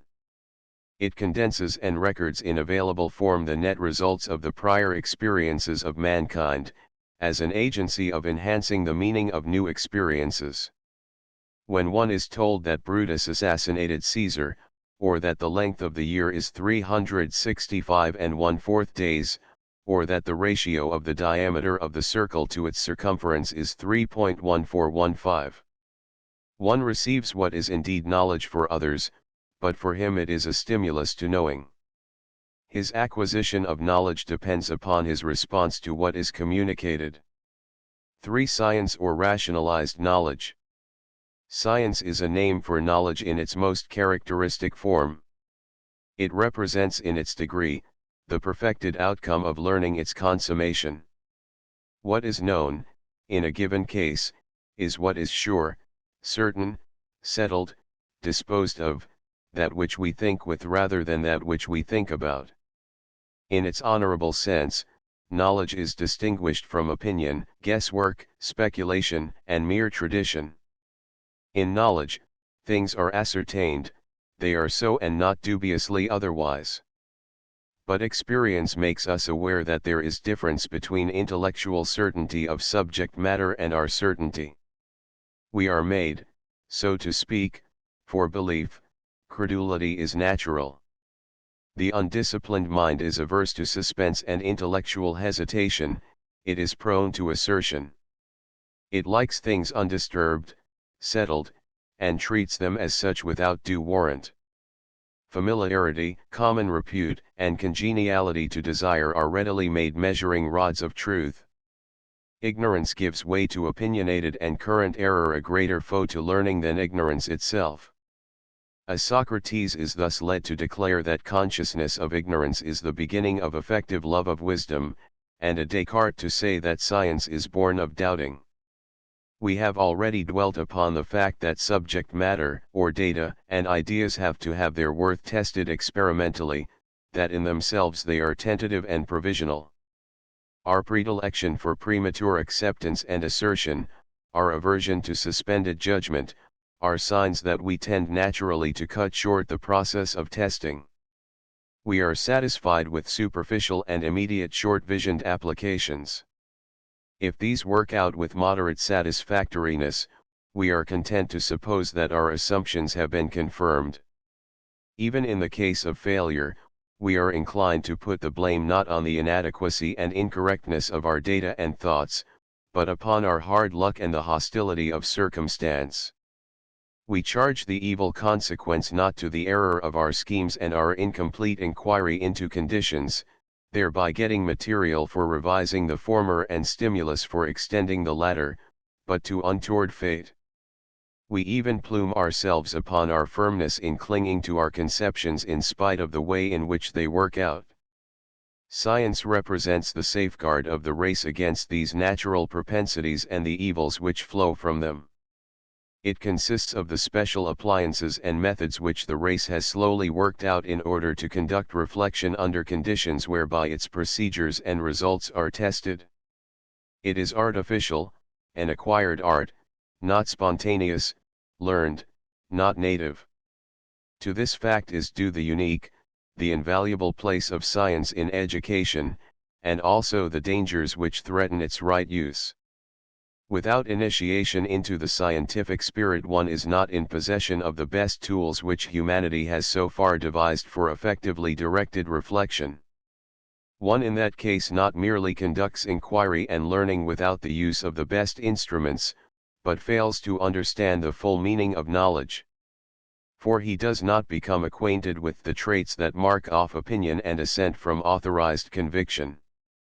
On the other hand, The fact that science marks the perfecting of knowing in highly specialized conditions of technique renders its results, taken by themselves, remote from ordinary experience, a quality of aloofness that is popularly designated by the term abstract. When this isolation appears in instruction, scientific information is even more exposed to the dangers attendant upon presenting ready-made subject matter than are other forms of information.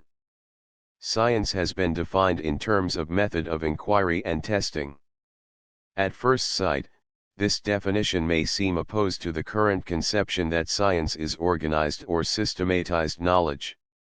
The opposition, however, is only seeming, and disappears when the ordinary definition is completed. Not organization but the kind of organization effected by adequate methods of tested discovery marks off science. The knowledge of a farmer is systematized in the degree in which he is competent. It is organized on the basis of relation of means to ends practically organized.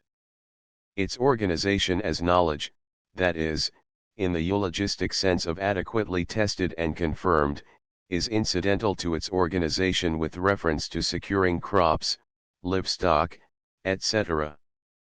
But scientific subject matter is organized with specific reference to the successful conduct of the enterprise of discovery, to knowing as a specialized undertaking. Reference to the kind of assurance attending science will shed light upon this statement. It is rational assurance, logical warranty. The ideal of scientific organization is, therefore, that every conception and statement shall be of such a kind as to follow from others and to lead to others. Conceptions and propositions mutually imply and support one another. This double relation of leading to and confirming is what is meant by the terms logical and rational. The everyday conception of water is more available for ordinary uses of drinking, washing, irrigation, etc., than the chemist's notion of it. The latter's description of it as H20 is superior from the standpoint of place and use in inquiry. It states the nature of water in a way which connects it with knowledge of other things, indicating to one who understands it how the knowledge is arrived at and its bearings upon other portions of knowledge of the structure of things. Strictly speaking, it does not indicate the objective relations of water any more than does a statement that water is transparent, fluid, without taste or odor, satisfying to thirst, etc. It is just as true that water has these relations as that it is constituted by two molecules of hydrogen in combination with one of oxygen. But for the particular purpose of conducting discovery with a view to ascertainment of fact, the latter relations are fundamental. The more one emphasizes organization as a mark of science, then, the more he is committed to a recognition of the primacy of method in the definition of science. For method defines the kind of organization in virtue of which science is science. For subject matter as social. Our next chapters will take up various school activities and studies and discuss them as successive stages in that evolution of knowledge which we have just been discussing. It remains to say a few words upon subject matter as social, since our prior remarks have been mainly concerned with its intellectual aspect. A difference in breadth and depth exists even in vital knowledge, even in the data and ideas which are relevant to real problems and which are motivated by purposes. For there is a difference in the social scope of purposes and the social importance of problems. With the wide range of possible material to select from, it is important that education, especially in all its phases short of the most specialized, should use a criterion of social worth. All information and systematized scientific subject matter have been worked out under the conditions of social life and have been transmitted by social means. But this does not prove that all is of equal value for the purposes of forming the disposition and supplying the equipment of members of present society.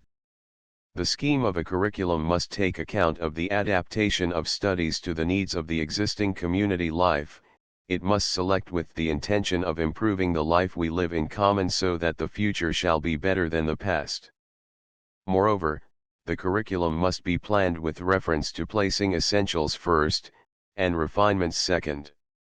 The things which are socially most fundamental, that is, which have to do with the experiences in which the widest groups share, are the essentials. The things which represent the needs of specialized groups and technical pursuits are secondary. There is truth in the saying that education must first be human and only after that professional. But those who utter the saying frequently have in mind in the term human only a highly specialized class, the class of learned men who preserve the classic traditions of the past. They forget that material is humanized in the degree in which it connects with the common interests of men as men. Democratic society is peculiarly dependent for its maintenance upon the use in forming a course of study of criteria which are broadly human. Democracy cannot flourish where the chief influences in selecting subject matter of instruction are utilitarian ends narrowly conceived for the masses, and, for the higher education of the few, the traditions of a specialized cultivated class. The notion that the essentials of elementary education are the 3 R's mechanically treated, is based upon ignorance of the essentials needed for realization of democratic ideals. Unconsciously it assumes that these ideals are unrealizable. It assumes that in the future, as in the past, getting a livelihood, making a living, must signify for most men and women doing things which are not significant, freely chosen, and ennobling to those who do them, doing things which serve ends unrecognized by those engaged in them, carried on under the direction of others for the sake of pecuniary reward. For preparation of large numbers for a life of this sort, and only for this purpose, are mechanical efficiency in reading, writing, spelling and figuring, together with attainment of a certain amount of muscular dexterity, essentials. Such conditions also infect the education called liberal, with illiberality. They imply a somewhat parasitic cultivation bought at the expense of not having the enlightenment and discipline which come from concern with the deepest problems of common humanity. A curriculum which acknowledges the social responsibilities of education must present situations where problems are relevant to the problems of living together, and where observation and information are calculated to develop social insight and interest. Summary. The subject matter of education consists primarily of the meanings which supply content to existing social life. The continuity of social life means that many of these meanings are contributed to present activity by past collective experience. As social life grows more complex, these factors increase in number and import. There is need of special selection, formulation, and organization in order that they may be adequately transmitted to the new generation. But this very process tends to set up subject matter as something of value just by itself, apart from its function in promoting the realization of the meanings implied in the present experience of the immature. Especially is the educator exposed to the temptation to conceive his task in terms of the pupil's ability to appropriate and reproduce the subject matter in set statements, irrespective of its organization into his activities as a developing social member. The positive principle is maintained when the young begin with active occupations having a social origin and use, and proceed to a scientific insight in the materials and laws involved, through assimilating into their more direct experience the ideas and facts communicated by others who have had a larger experience. Once since the learned man should also still be a learner, it will be understood that these contrasts are relative, not absolute. But in the earlier stages of learning at least they are practically all important. Chapter 15, Play and Work in the Curriculum 1. The place of active occupations in education. In consequence partly of the efforts of educational reformers, partly of increased interest in child psychology, and partly of the direct experience of the schoolroom, the course of study has in the past generation undergone considerable modification.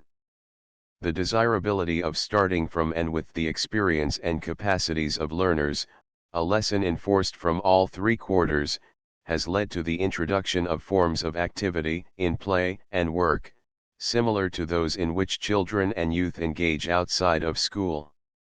Modern psychology has substituted for the general, ready-made faculties of older theory a complex group of instinctive and impulsive tendencies. Experience has shown that when children have a chance at physical activities which bring their natural impulses into play, going to school is a joy, management is less of a burden, and learning is easier.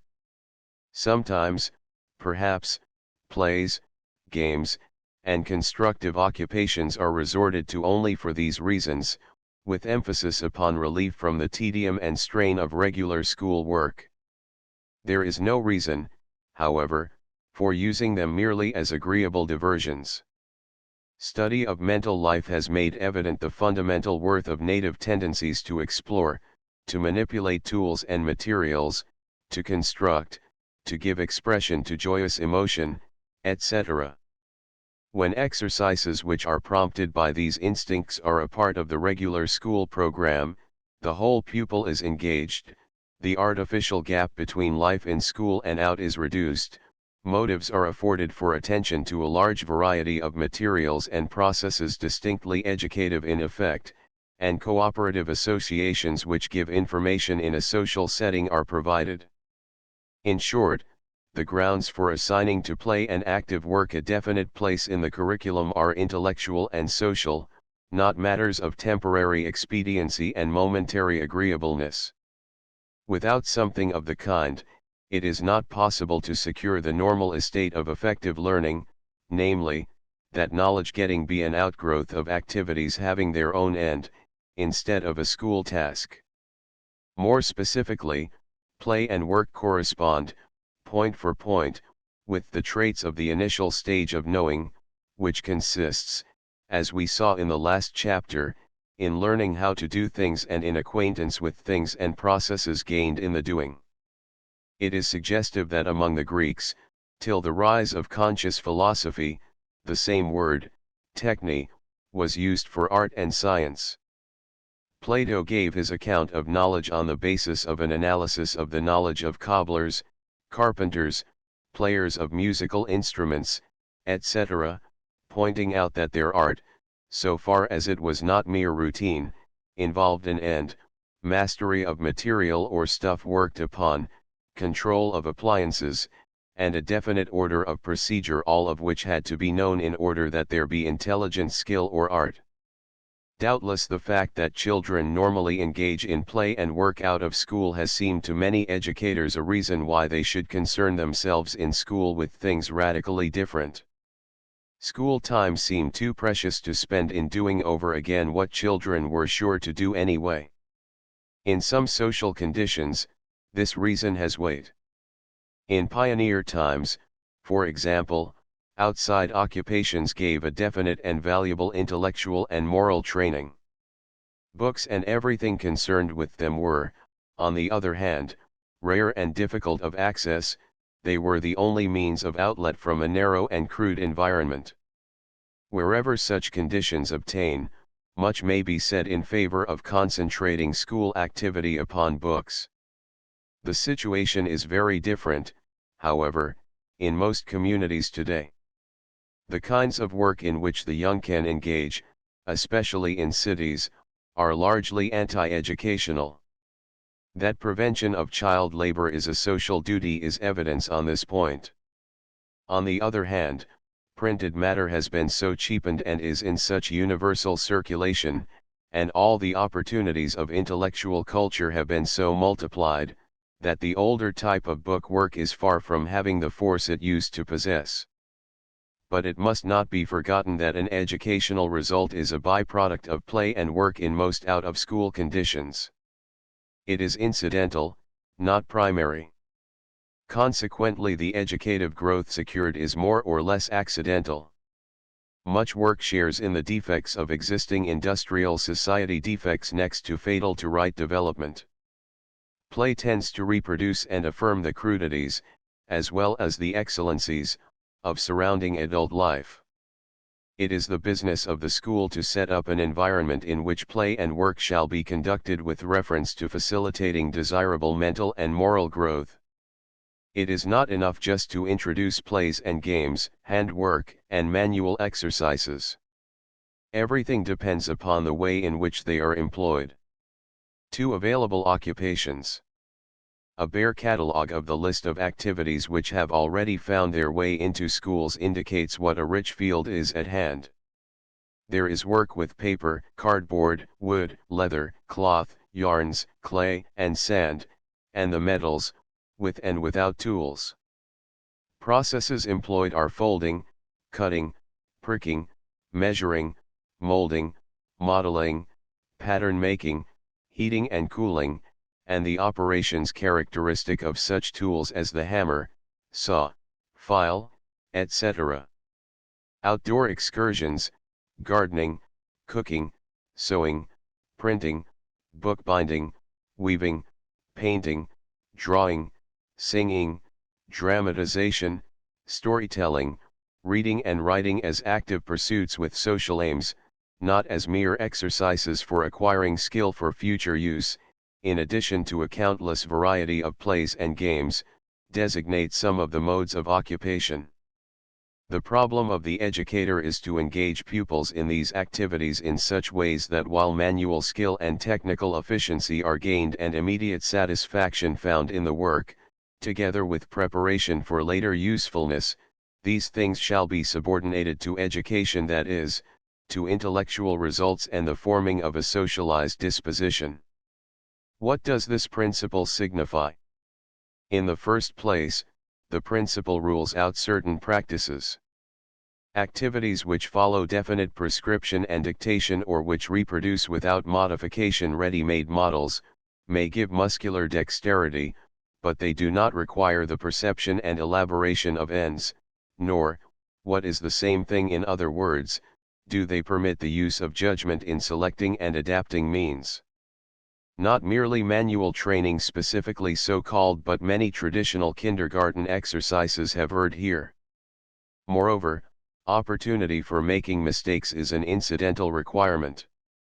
Not because mistakes are ever desirable, but because overzeal to select material and appliances which forbid a chance for mistakes to occur, restricts initiative, reduces judgment to a minimum, and compels the use of methods which are so remote from the complex situations of life that the power gained is of little availability. It is quite true that children tend to exaggerate their powers of execution and to select projects that are beyond them. But limitation of capacity is one of the things which has to be learned. Like other things, it is learned through the experience of consequences. The danger that children undertaking too complex projects will simply muddle and mess, and produce not merely crude results, which is a minor matter, but acquire crude standards, which is an important matter, is great. But it is the fault of the teacher if the pupil does not perceive in due season the inadequacy of his performances, and thereby receive a stimulus to attempt exercises which will perfect his powers. Meantime, it is more important to keep alive a creative and constructive attitude than to secure an external perfection by engaging the pupil's action in too-minute and too closely regulated pieces of work. Accuracy and finish of detail can be insisted upon in such portions of a complex work as are within the pupil's capacity. Unconscious suspicion of native experience and consequent overdoing of external control are shown quite as much in the material supplied as in the matter of the teacher's orders. The fear of raw material is shown in laboratory, manual training shop, Froebelian kindergarten, and Montessori house of childhood. The demand is for materials which have already been subjected to the perfecting work of mind, a demand which shows itself in the subject matter of active occupations quite as well as in academic book learning. That such material will control the pupil's operations so as to prevent errors is true. The notion that a pupil operating with such material will somehow absorb the intelligence that went originally to its shaping is fallacious. Only by starting with crude material and subjecting it to purposeful handling will he gain the intelligence embodied in finished material. In practice, overemphasis upon formed material leads to an exaggeration of mathematical qualities, since intellect finds its profit in physical things from matters of size, form, and proportion and the relations that flow from them. But these are known only when their perception is a fruit of acting upon purposes which require attention to them. The more human the purpose, or the more it approximates the ends which appeal in daily experience, the more real the knowledge. When the purpose of the activity is restricted to ascertaining these qualities, the resulting knowledge is only technical. To say that active occupations should be concerned primarily with wholes is another statement of the same principle. Wholes for purposes of education are not, however, physical affairs. Intellectually, the existence of a whole depends upon a concern or interest, it is qualitative, the completeness of appeal made by a situation. Exaggerated devotion to formation of efficient skill irrespective of present purpose always shows itself in devising exercises isolated from a purpose. Laboratory work is made to consist of tasks of accurate measurement with a view to acquiring knowledge of the fundamental units of physics, irrespective of contact with the problems which make these units important, or of operations designed to afford facility in the manipulation of experimental apparatus. The technique is acquired independently of the purposes of discovery and testing which alone give it meaning. Kindergarten employments are calculated to give information regarding cubes, spheres, etc., and to form certain habits of manipulation of material, for everything must always be done just so, the absence of more vital purposes being supposedly compensated for by the alleged symbolism of the material used. Manual training is reduced to a series of ordered assignments calculated to secure the mastery of one tool after another and technical ability in the various elements of construction like the different joints. It is argued that pupils must know how to use tools before they attack actual making, assuming that pupils cannot learn how in the process of making. Pestalozzi's just insistence upon the active use of the senses, as a substitute for memorizing words, left behind it in practice schemes for object lessons intended to acquaint pupils with all the qualities of selected objects. The error is the same. In all these cases it is assumed that before objects can be intelligently used, their properties must be known. In fact, the senses are normally used in the course of intelligent, that is, purposeful, use of things, since the qualities perceived are factors to be reckoned with in accomplishment. Witness the different attitude of a boy in making, say, a kite, with respect to the grain and other properties of wood, the matter of size, angles, and proportion of parts, to the attitude of a pupil who has an object lesson on a piece of wood, where the sole function of wood and its properties is to serve as subject matter for the lesson. The failure to realize that the functional development of a situation alone constitutes a whole for the purpose of mind is the cause of the false notions which have prevailed in instruction concerning the simple and the complex. For the person approaching a subject, the simple thing is his purpose, the use he desires to make of material, tool, or technical process, no matter how complicated the process of execution may be. The unity of the purpose, with the concentration upon details which it entails, confers simplicity upon the elements which have to be reckoned with in the course of action. It furnishes each with a single meaning according to its service in carrying on the whole enterprise. After one has gone through the process, the constituent qualities and relations are elements, each possessed with a definite meaning of its own. The false notion referred to takes the standpoint of the expert, the one for whom elements exist, isolates them from purposeful action, and presents them to beginners as the simple things. But it is time for a positive statement. Aside from the fact that active occupations represent things to do, not studies, their educational significance consists in the fact that they may typify social situations. Men's fundamental common concerns center about food, shelter, clothing, household furnishings, and the appliances connected with production, exchange, and consumption. Representing both the necessities of life and the adornments with which the necessities have been clothed, They tap instincts at a deep level, they are saturated with facts and principles having a social quality. To charge that the various activities of gardening, weaving, construction in wood, manipulation of metals, cooking, etc., which carry over these fundamental human concerns into school resources, have a merely bread and butter value is to miss their point. If the mass of mankind has usually found in its industrial occupations nothing but evils which had to be endured for the sake of maintaining existence, the fault is not in the occupations, but in the conditions under which they are carried on. The continually increasing importance of economic factors in contemporary life makes it the more needed that education should reveal their scientific content and their social value. For in schools, occupations are not carried on for pecuniary gain but for their own content.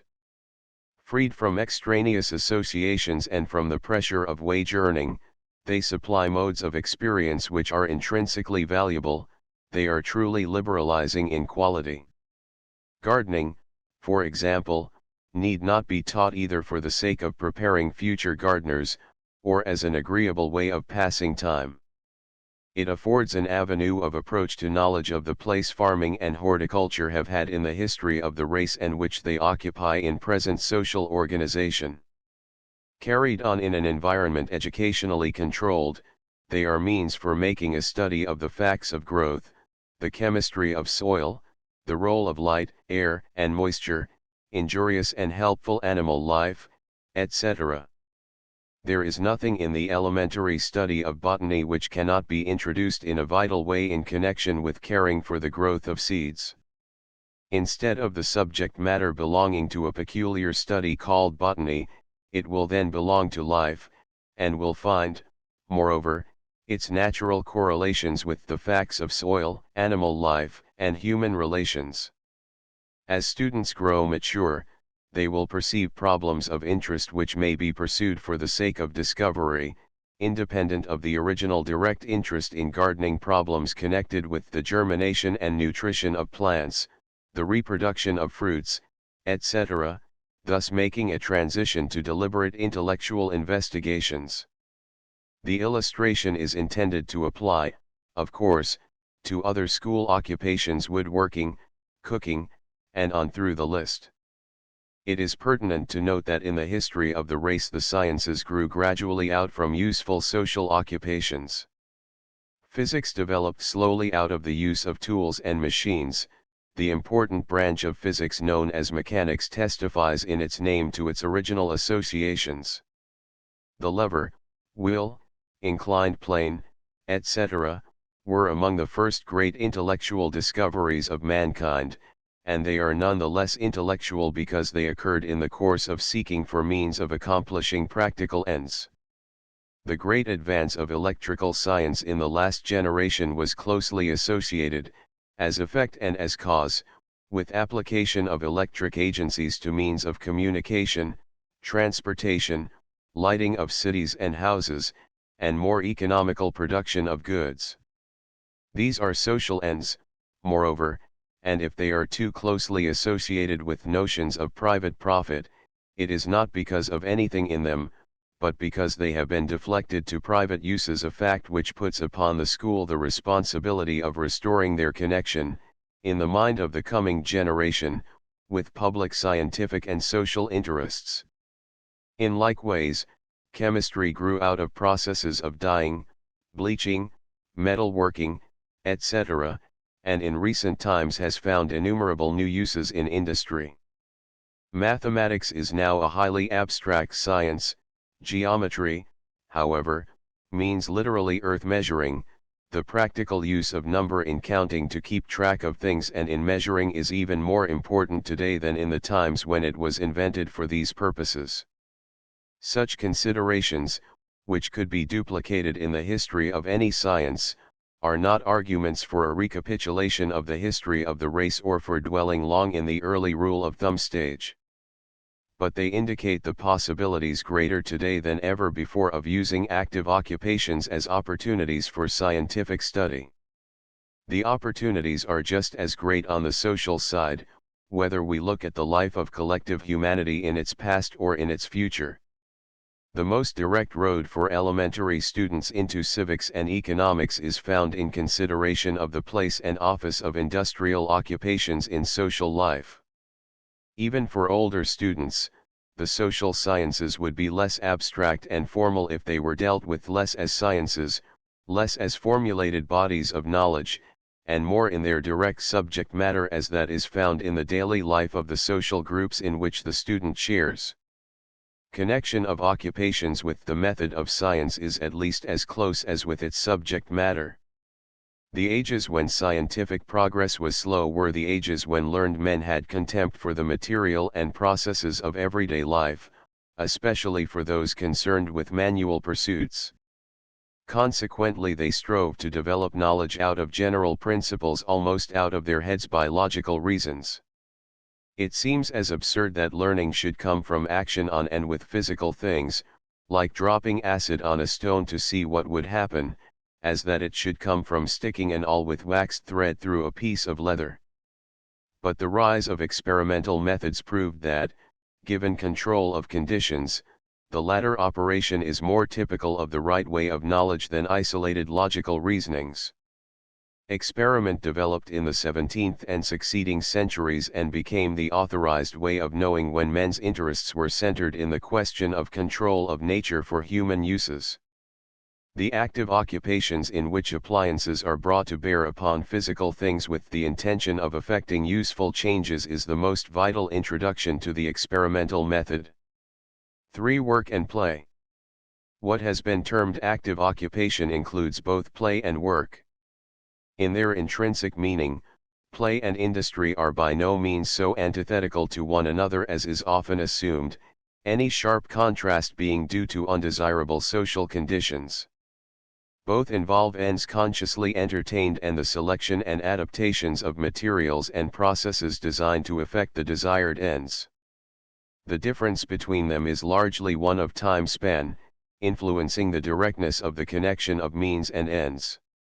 In play, the interest is more direct, a fact frequently indicated by saying that in play the activity is its own end, instead of its having an ulterior result. The statement is correct, but it is falsely taken, if supposed to mean that play activity is momentary, having no element of looking ahead and none of pursuit. Hunting, for example, is one of the commonest forms of adult play, but the existence of foresight and the direction of present activity by what one is watching for are obvious. When an activity is its own end in the sense that the action of the moment is complete in itself, it is purely physical, it has no meaning. CP 77.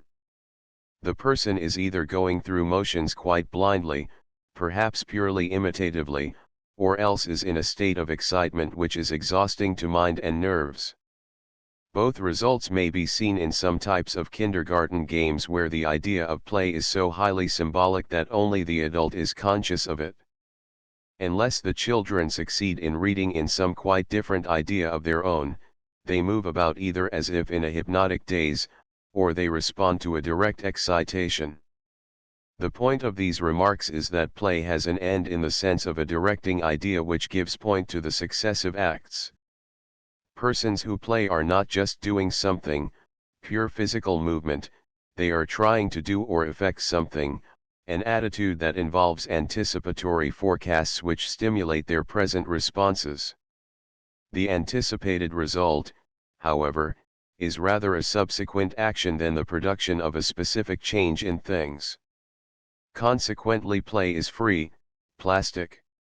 Where some definite external outcome is wanted, the end has to be held to with some persistence, which increases as the contemplated result is complex and requires a fairly long series of intermediate adaptations. When the intended act is another activity, it is not necessary to look far ahead and it is possible to alter it easily and frequently. If a child is making a toy boat, he must hold on to a single end and direct a considerable number of acts by that one idea. If he is just playing boat, he may change the material that serves as a boat almost at will, and introduce new factors as fancy suggests. The imagination makes what it will of chairs, blocks, leaves, chips, if they serve the purpose of carrying activity forward. From a very early age, however, there is no distinction of exclusive periods of play activity and work activity, but only one of emphasis. There are definite results which even young children desire, and try to bring to pass. Their eager interest in sharing the occupations of others, if nothing else, accomplishes this. Children want to help, they are anxious to engage in the pursuits of adults which affect external changes, setting the table, washing dishes, helping care for animals, etc. In their plays, they like to construct their own toys and appliances. With increasing maturity, activity which does not give back results of tangible and visible achievement loses its interest. Play then changes to fooling, and if habitually indulged in is demoralizing. Observable results are necessary to enable persons to get a sense and a measure of their own powers. When make-believe is recognized to be make-believe, the device of making objects in fancy alone is too easy to stimulate intense action. One has only to observe the countenance of children really playing to note that their attitude is one of serious absorption. This attitude cannot be maintained when things cease to afford adequate stimulation. When fairly remote results of a definite character are foreseen and enlist persistent effort for their accomplishment, play passes into work. Like play, it signifies purposeful activity and differs not in that activity is subordinated to an external result, but in the fact that a longer course of activity is occasioned by the idea of a result. The demand for continuous attention is greater, and more intelligence must be shown in selecting and shaping means. To extend this account would be to repeat what has been said under the caption of aim, interest, and thinking. It is pertinent, however, to inquire why the idea is so current that work involves subordination of an activity to an ulterior material result. The extreme form of this subordination, namely drudgery, offers a clue. Activity carried on under conditions of external pressure or coercion is not carried on for any significance attached to the doing. The course of action is not intrinsically satisfying, it is a mere means for avoiding some penalty, or for gaining some reward at its conclusion. What is inherently repulsive is endured for the sake of averting something still more repulsive or of securing a gain hitched on by others. Under unfree economic conditions, this state of affairs is bound to exist. Work or industry offers little to engage the emotions and the imagination, it is a more or less mechanical series of strains. Only the hold which the completion of the work has upon a person will keep him going. But the end should be intrinsic to the action, it should be its end, a part of its own course. Then it affords a stimulus to effort very different from that arising from the thought of results which have nothing to do with the intervening action. As already mentioned, the absence of economic pressure in schools supplies an opportunity for reproducing industrial situations of mature life under conditions where the occupation can be carried on for its own sake. If in some cases, pecuniary recognition is also a result of an action, though not the chief motive for it, that fact may well increase the significance of the occupation. Where something approaching drudgery or the need of fulfilling externally imposed tasks exists, the demand for play persists, but tends to be perverted. The ordinary course of action fails to give adequate stimulus to emotion and imagination. So in leisure time, there is an imperious demand for their stimulation by any kind of means, gambling, drink, etc., may be resorted to. Or, in less extreme cases, there is recourse to idle amusement, to anything which passes time with immediate agreeableness. Recreation, as the word indicates, is recuperation of energy. No demand of human nature is more urgent or less to be escaped. The idea that the need can be suppressed is absolutely fallacious, and the Puritanic tradition which disallows the need has entailed an enormous crop of evils. If education does not afford opportunity for wholesome recreation and train capacity for seeking and finding it, the suppressed instincts find all sorts of illicit outlets, sometimes overt, sometimes confined to indulgence of the imagination. Education has no more serious responsibility than making adequate provision for enjoyment of recreative leisure, not only for the sake of immediate health, but still more if possible for the sake of its lasting effect upon habits of mind. Art is again the answer to this demand. Summary. In the previous chapter we found that the primary subject matter of knowing is that contained in learning how to do things of a fairly direct sort. The educational equivalent of this principle is the consistent use of simple occupations which appeal to the powers of youth and which typify general modes of social activity. Skill and information about materials, tools, and laws of energy are acquired while activities are carried on for their own sake. The fact that they are socially representative gives a quality to the skill and knowledge gained which makes them transferable to out-of-school situations. It is important not to confuse the psychological distinction between play and work with the economic distinction. Psychologically, the defining characteristic of play is not amusement nor aimlessness. It is the fact that the aim is thought of as more activity in the same line, without defining continuity of action in reference to results produced. Activities as they grow more complicated gain added meaning by greater attention to specific results achieved. Thus they pass gradually into work. Both are equally free and intrinsically motivated, apart from false economic conditions which tend to make play into idle excitement for the well-to-do, and work into ungenial labor for the poor. Work is psychologically simply an activity which consciously includes regard for consequences as a part of itself. It becomes constrained labor when the consequences are outside of the activity as an end to which activity is merely a means. Work which remains permeated with the play attitude is art in quality if not in conventional designation. Chapter 16, The Significance of Geography and History 1. Extension of meaning of primary activities.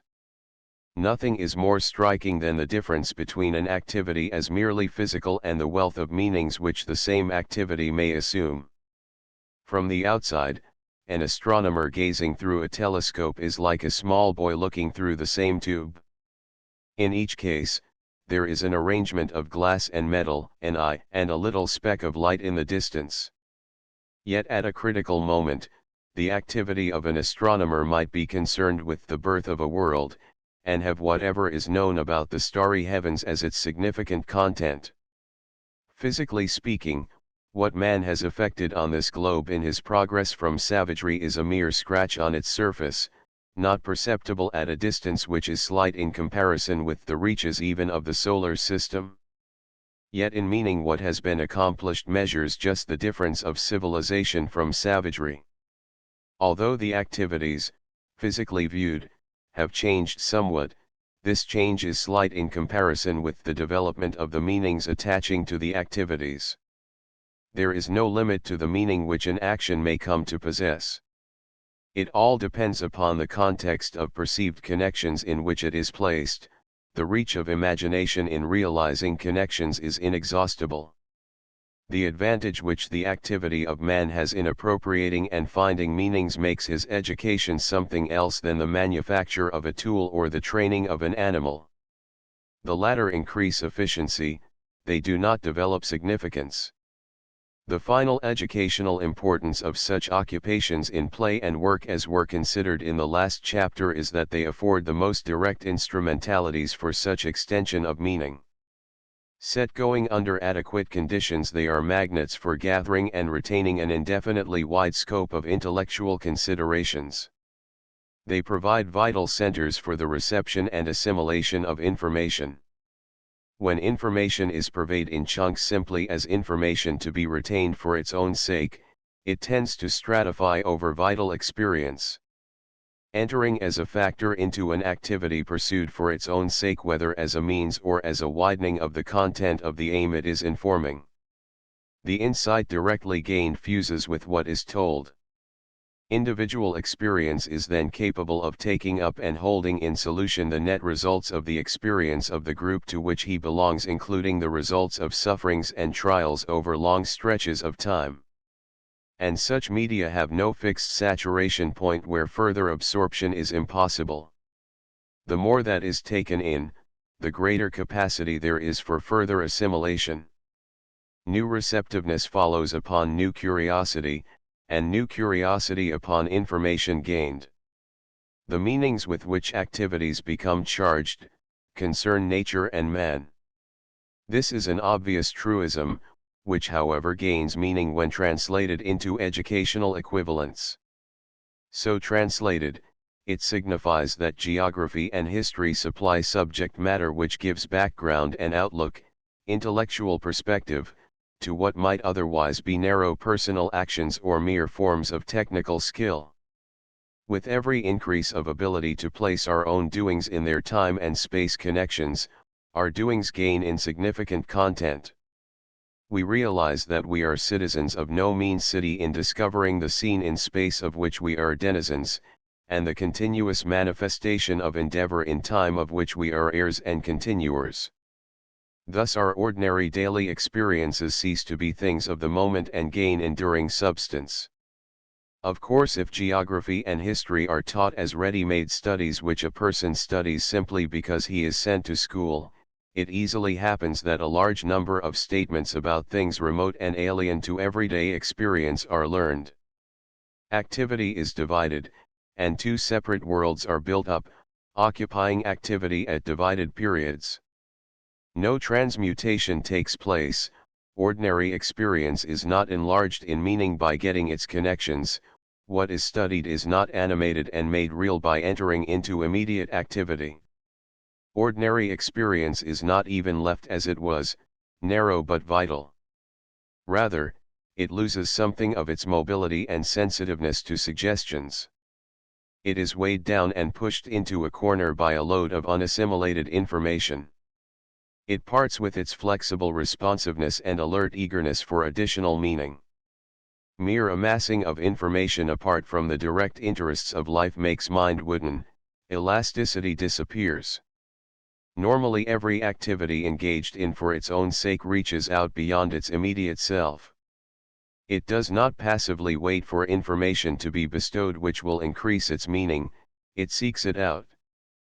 Curiosity is not an accidental isolated possession, it is a necessary consequence of the fact that an experience is a moving, changing thing, involving all kinds of connections with other things.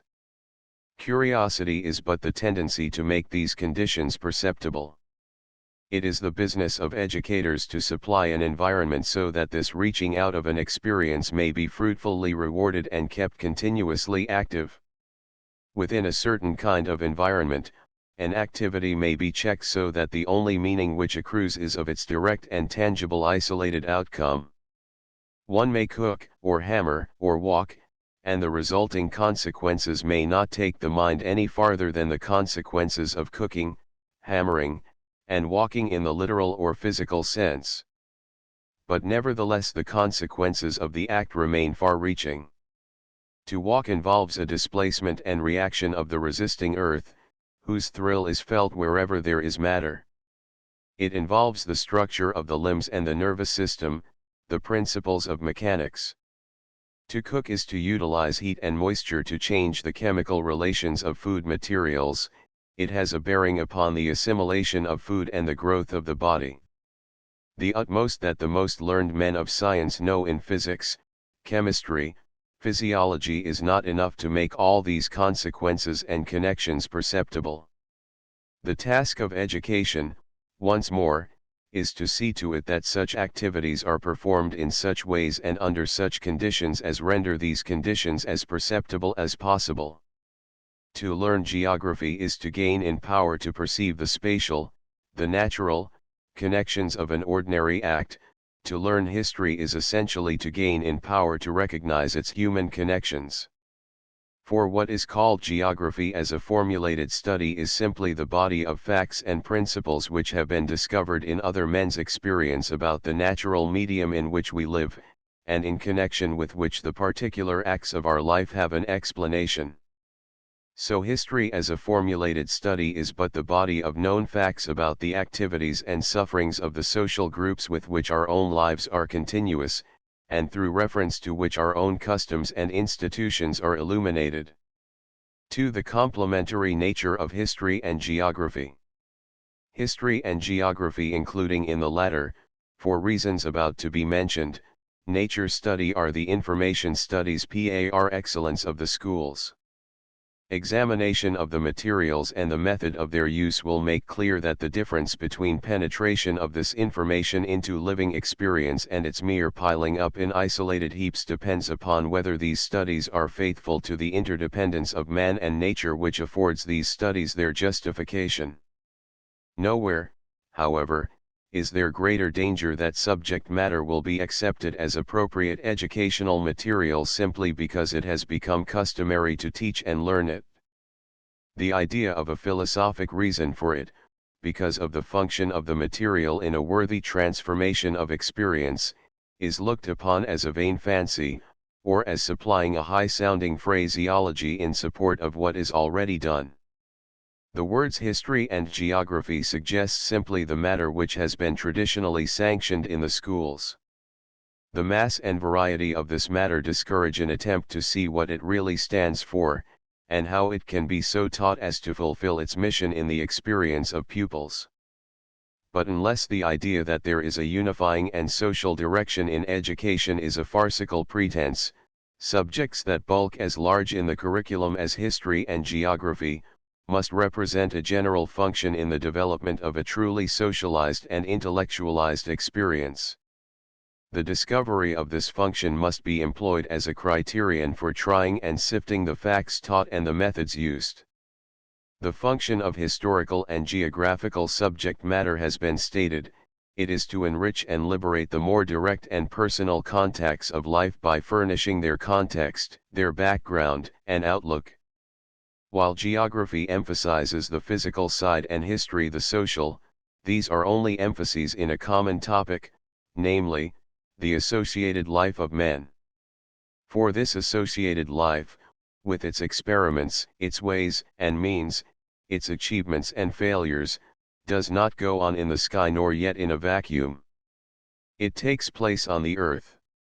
This setting of nature does not bear to social activities the relation that the scenery of a theatrical performance bears to a dramatic representation. It enters into the very make-up of the social happenings that form history. Nature is the medium of social occurrences. It furnishes original stimuli, it supplies obstacles and resources. Civilization is the progressive mastery of its varied energies. When this interdependence of the study of history, representing the human emphasis, with the study of geography, representing the natural, is ignored, history sinks to a listing of dates with an appended inventory of events, labeled important, or else it becomes a literary fantasy, for in purely literary history the natural environment is but stage scenery. Geography, of course, has its educative influence in a counterpart connection of natural facts with social events and their consequences. The classic definition of geography as an account of the earth as the home of man expresses the educational reality. But it is easier to give this definition than it is to present specific geographical subject matter in its vital human bearings.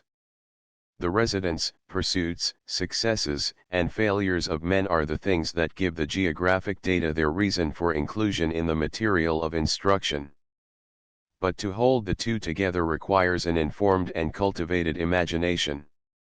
When the ties are broken, geography presents itself as that hodgepodge of unrelated fragments too often found. It appears as a veritable ragbag of intellectual odds and ends, the height of a mountain here, the course of a river there, the quantity of shingles produced in this town, the tonnage of the shipping in that, the boundary of a county, the capital of a state. The earth as the home of man is humanizing and unified, the earth viewed as a miscellany of facts is scattering and imaginatively inert. Geography is a topic that originally appeals to imagination, even to the romantic imagination. It shares in the wonder and glory that attach to adventure, travel, and exploration. The variety of peoples and environments, their contrast with familiar scenes, furnishes infinite stimulation. The mind is moved from the monotony of the customary. And while local or home geography is the natural starting point in the reconstructive development of the natural environment, it is an intellectual starting point for moving out into the unknown, not an end in itself. When not treated as a basis for getting at the large world beyond, the study of the home geography becomes as deadly as do object lessons which simply summarize the properties of familiar objects. The reason is the same. The imagination is not fed, but is held down to recapitulating, cataloging, and refining what is already known. But when the familiar fences that mark the limits of the village proprietors are signs that introduce an understanding of the boundaries of great nations, even fences are lighted with meaning. Sunlight, air, running water, inequality of Earth's surface, varied industries, civil officers and their duties, all these things are found in the local environment. Treated as if their meaning began and ended in those confines, they are curious facts to be laboriously learned. As instruments for extending the limits of experience, bringing within its scope peoples and things otherwise strange and unknown, they are transfigured by the use to which they are put. Sunlight, wind, stream, commerce, political relations come from afar and lead the thoughts afar. To follow their course is to enlarge the mind, not by stuffing it with additional information, but by remaking the meaning of what was previously a matter of course. The same principle coordinates branches, or phases, of geographical study which tend to become specialized and separate. Mathematical or astronomical, physiographic, topographic, political, commercial, geography, all make their claims. How are they to be adjusted? By an external compromise that crowds in so much of each. No other method is to be found unless it be constantly borne in mind that the educational center of gravity is in the cultural or humane aspects of the subject. From this center, any material becomes relevant in so far as it is needed to help appreciate the significance of human activities and relations. The differences of civilization in cold and tropical regions, the special inventions, industrial and political, of peoples in the temperate regions, cannot be understood without appeal to the Earth as a member of the solar system. Economic activities deeply influence social intercourse and political organization on one side, and reflect physical conditions on the other. The specializations of these topics are for the specialists, their interaction concerns man as a being whose experience is social. To include nature study within geography doubtless seems forced, verbally, it is. But in educational idea there is but one reality, and it is pity that in practice we have two names, for the diversity of names tends to conceal the identity of meaning. Nature and the earth should be equivalent terms, and so should earth study and nature study.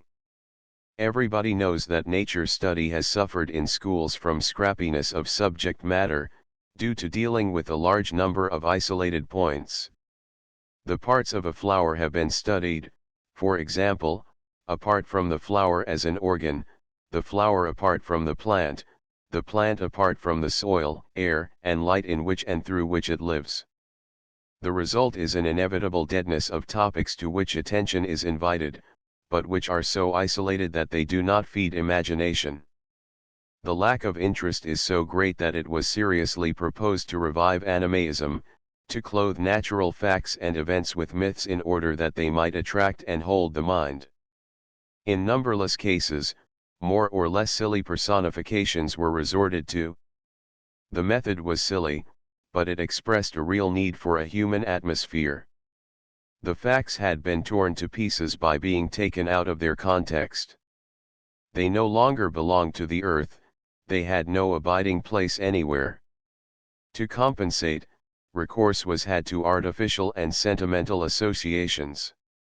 The real remedy is to make nature study a study of nature, not of fragments made meaningless through complete removal from the situations in which they are produced and in which they operate.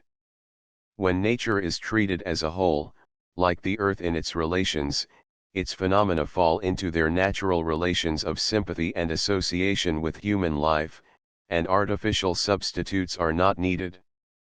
3. History and present social life. The segregation which kills the vitality of history is divorce from present modes and concerns of social life. The past just as past is no longer our affair. If it were wholly gone and done with, there would be only one reasonable attitude toward it. Let the dead bury their dead. But knowledge of the past is the key to understanding the present.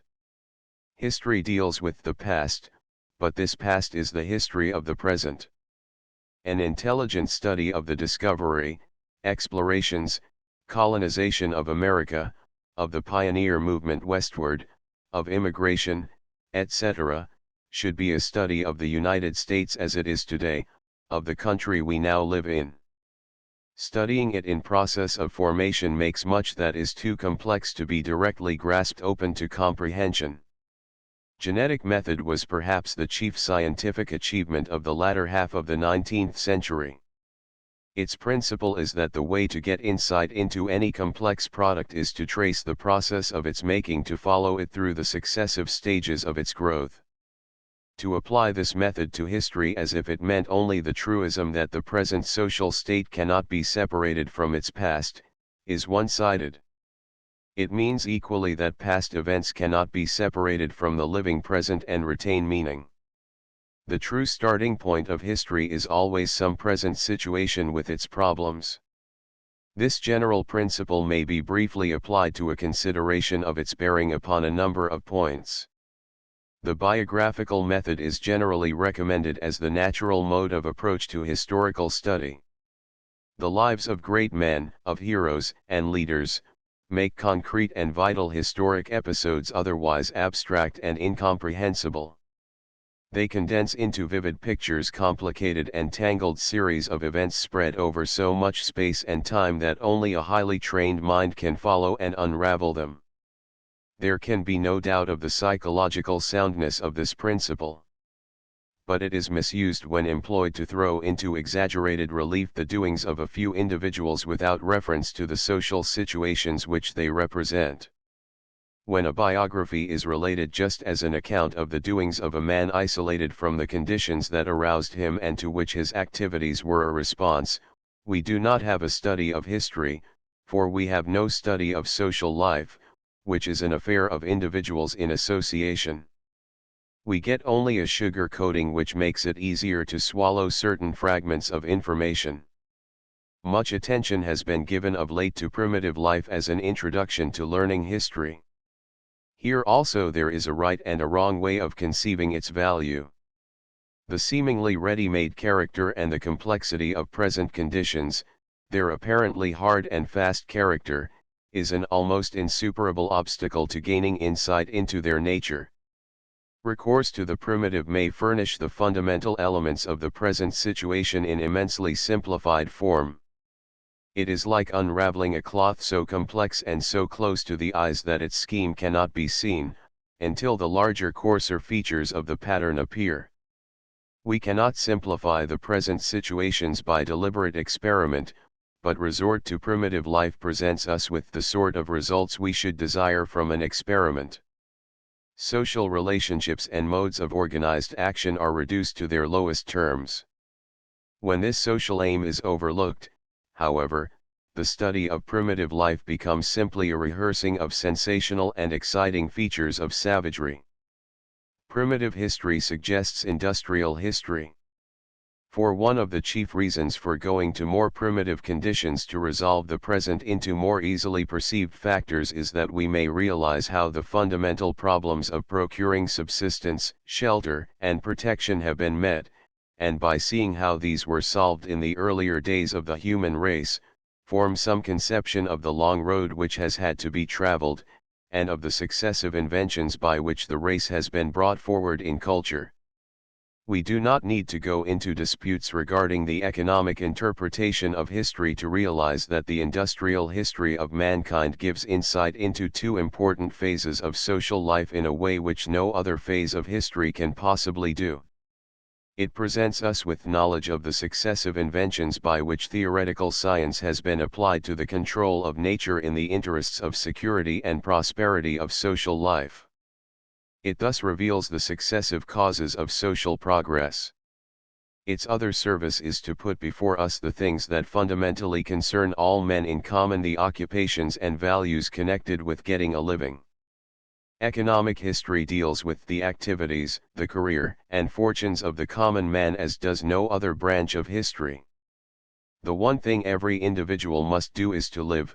The one thing that society must do is to secure from each individual his fair contribution to the general well-being and see to it that a just return is made to him. Economic history is more human, more democratic, and hence more liberalizing than political history. It deals not with the rise and fall of principalities and powers, but with the growth of the effective liberties, through command of nature, of the common man for whom powers and principalities exist. Industrial history also offers a more direct avenue of approach to the realization of the intimate connection of man's struggles, successes, and failures with nature than does political history, to say nothing of the military history into which political history so easily runs when reduced to the level of youthful comprehension. For industrial history is essentially an account of the way in which man has learned to utilize natural energy from the time when men mostly exploited the muscular energies of other men to the time when, in promise if not in actuality, the resources of nature are so under command as to enable men to extend a common dominion over her. When the history of work, when the conditions of using the soil, forest, mine, of domesticating and cultivating grains and animals, of manufacture and distribution, are left out of account, history tends to become merely literary, a systematized romance of a mythical humanity living upon itself instead of upon the earth. Perhaps the most neglected branch of history in general education is intellectual history. We are only just beginning to realize that the great heroes who have advanced human destiny are not its politicians, generals, and diplomatists, but the scientific discoverers and inventors who have put into man's hands the instrumentalities of an expanding and controlled experience, and the artists and poets who have celebrated his struggles, triumphs, and defeats in such language, pictorial, plastic, or written, that their meaning is rendered universally accessible to others. One of the advantages of industrial history as a history of man's progressive adaptation of natural forces to social uses is the opportunity which it affords for consideration of advance in the methods and results of knowledge. At present men are accustomed to eulogize intelligence and reason in general terms, their fundamental importance is urged. But pupils often come away from the conventional study of history, and think either that the human intellect is a static quantity which has not progressed by the invention of better methods, or else that intelligence, save as a display of personal shrewdness, is a negligible historic factor.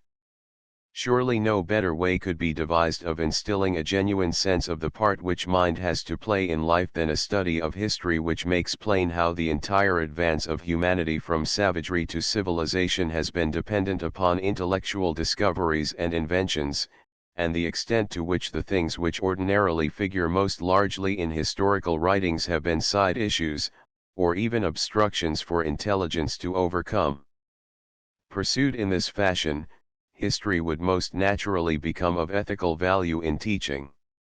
Intelligent insight into present forms of associated life is necessary for a character whose morality is more than colorless innocence. Historical knowledge helps provide such insight. It is an organ for analysis of the warp and woof of the present social fabric, of making known the forces which have woven the pattern. The use of history for cultivating a socialized intelligence constitutes its moral significance. It is possible to employ it as a kind of reservoir of anecdotes to be drawn on to inculcate special moral lessons on this virtue or that vice. But such teaching is not so much an ethical use of history as it is an effort to create moral impressions by means of more or less authentic material. At best, it produces a temporary emotional glow, at worst, callous indifference to moralizing.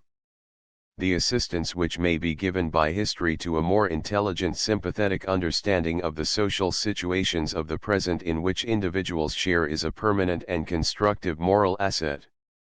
Summary. It is the nature of an experience to have implications which go far beyond what is at first consciously noted in it. Bringing these connections or implications to consciousness enhances the meaning of the experience. Any experience, however trivial in its first appearance, is capable of assuming an indefinite richness of significance by extending its range of perceived connections. Normal communication with others is the readiest way of effecting this development, for it links up the net results of the experience of the group and even the race with the immediate experience of an individual. By normal communication is meant that in which there is a joint interest, a common interest, so that one is eager to give and the other to take. It contrasts with telling or stating things simply for the sake of impressing them upon another, merely in order to test him to see how much he has retained and can literally reproduce. Geography and history are the two great school resources for bringing about the enlargement of the significance of a direct personal experience. The active occupations described in the previous chapter reach out in space and time with respect to both nature and man.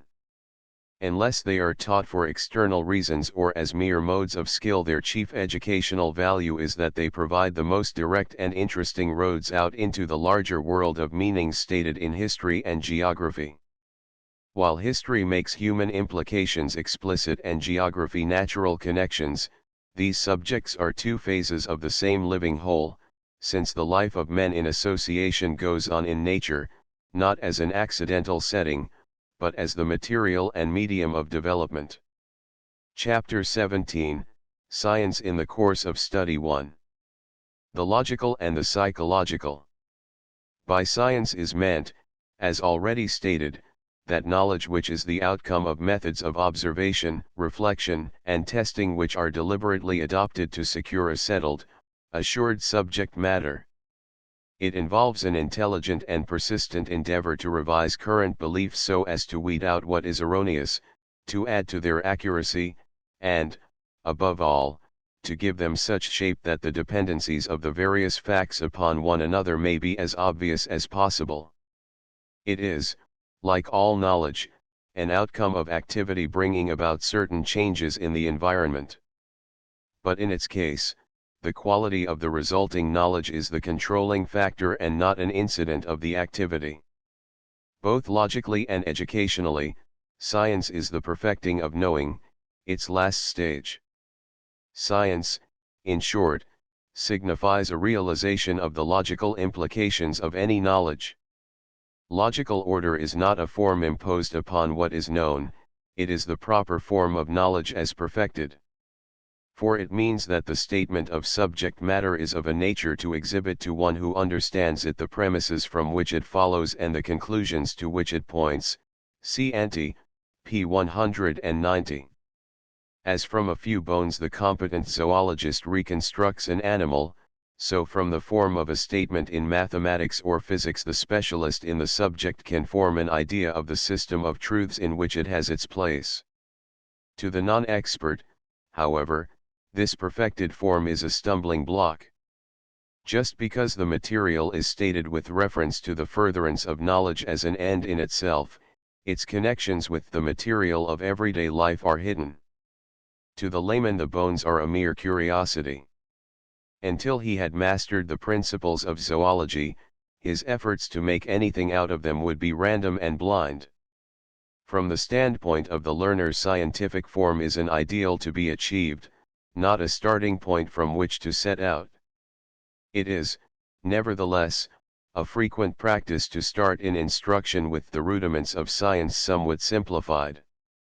The necessary consequence is an isolation of science from significant experience. The pupil learns symbols without the key to their meaning. he acquires a technical body of information without ability to trace its connections with the objects and operations with which he is familiar. Often he acquires simply a peculiar vocabulary. There is a strong temptation to assume that presenting subject matter in its perfected form provides a royal road to learning. What more natural than to suppose that the immature can be saved time and energy, and be protected from needless error by commencing where competent inquirers have left off? The outcome is written large in the history of education. Pupils begin their study of science with texts in which the subject is organized into topics according to the order of the specialist. Technical concepts, with their definitions, are introduced at the outset. Laws are introduced at a very early stage, with at best a few indications of the way in which they were arrived at. The pupils learn a science instead of learning the scientific way of treating the familiar material of ordinary experience. The method of the advanced student dominates college teaching, the approach of the college is transferred into the high school, and so down the line, with such omissions as may make the subject easier. The chronological method, which begins with the experience of the learner and develops from that the proper modes of scientific treatment, is often called the psychological method, in distinction from the logical method of the expert or specialist. The apparent loss of time involved is more than made up for by the superior understanding and vital interests secured. What the pupil learns he at least understands.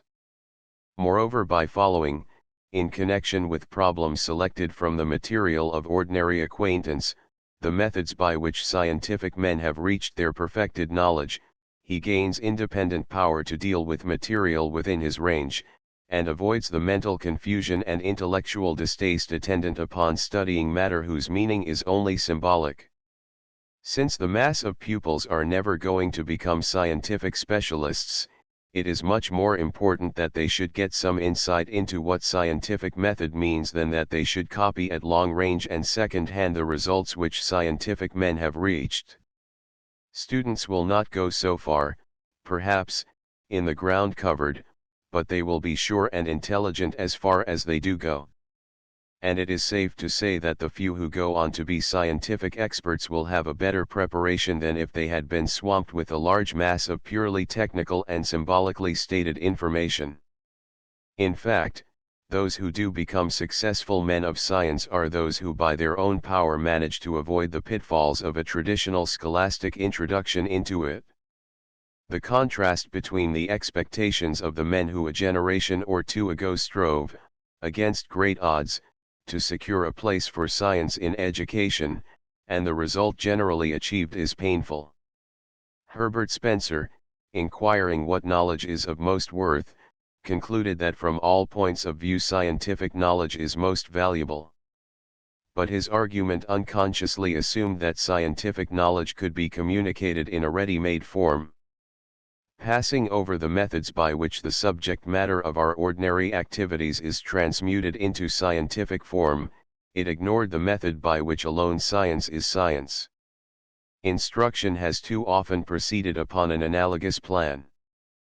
But there is no magic attached to material stated in technically correct scientific form. When learned in this condition, it remains a body of inert information. Moreover, its form of statement removes it further from fruitful contact with everyday experiences than does the mode of statement proper to literature.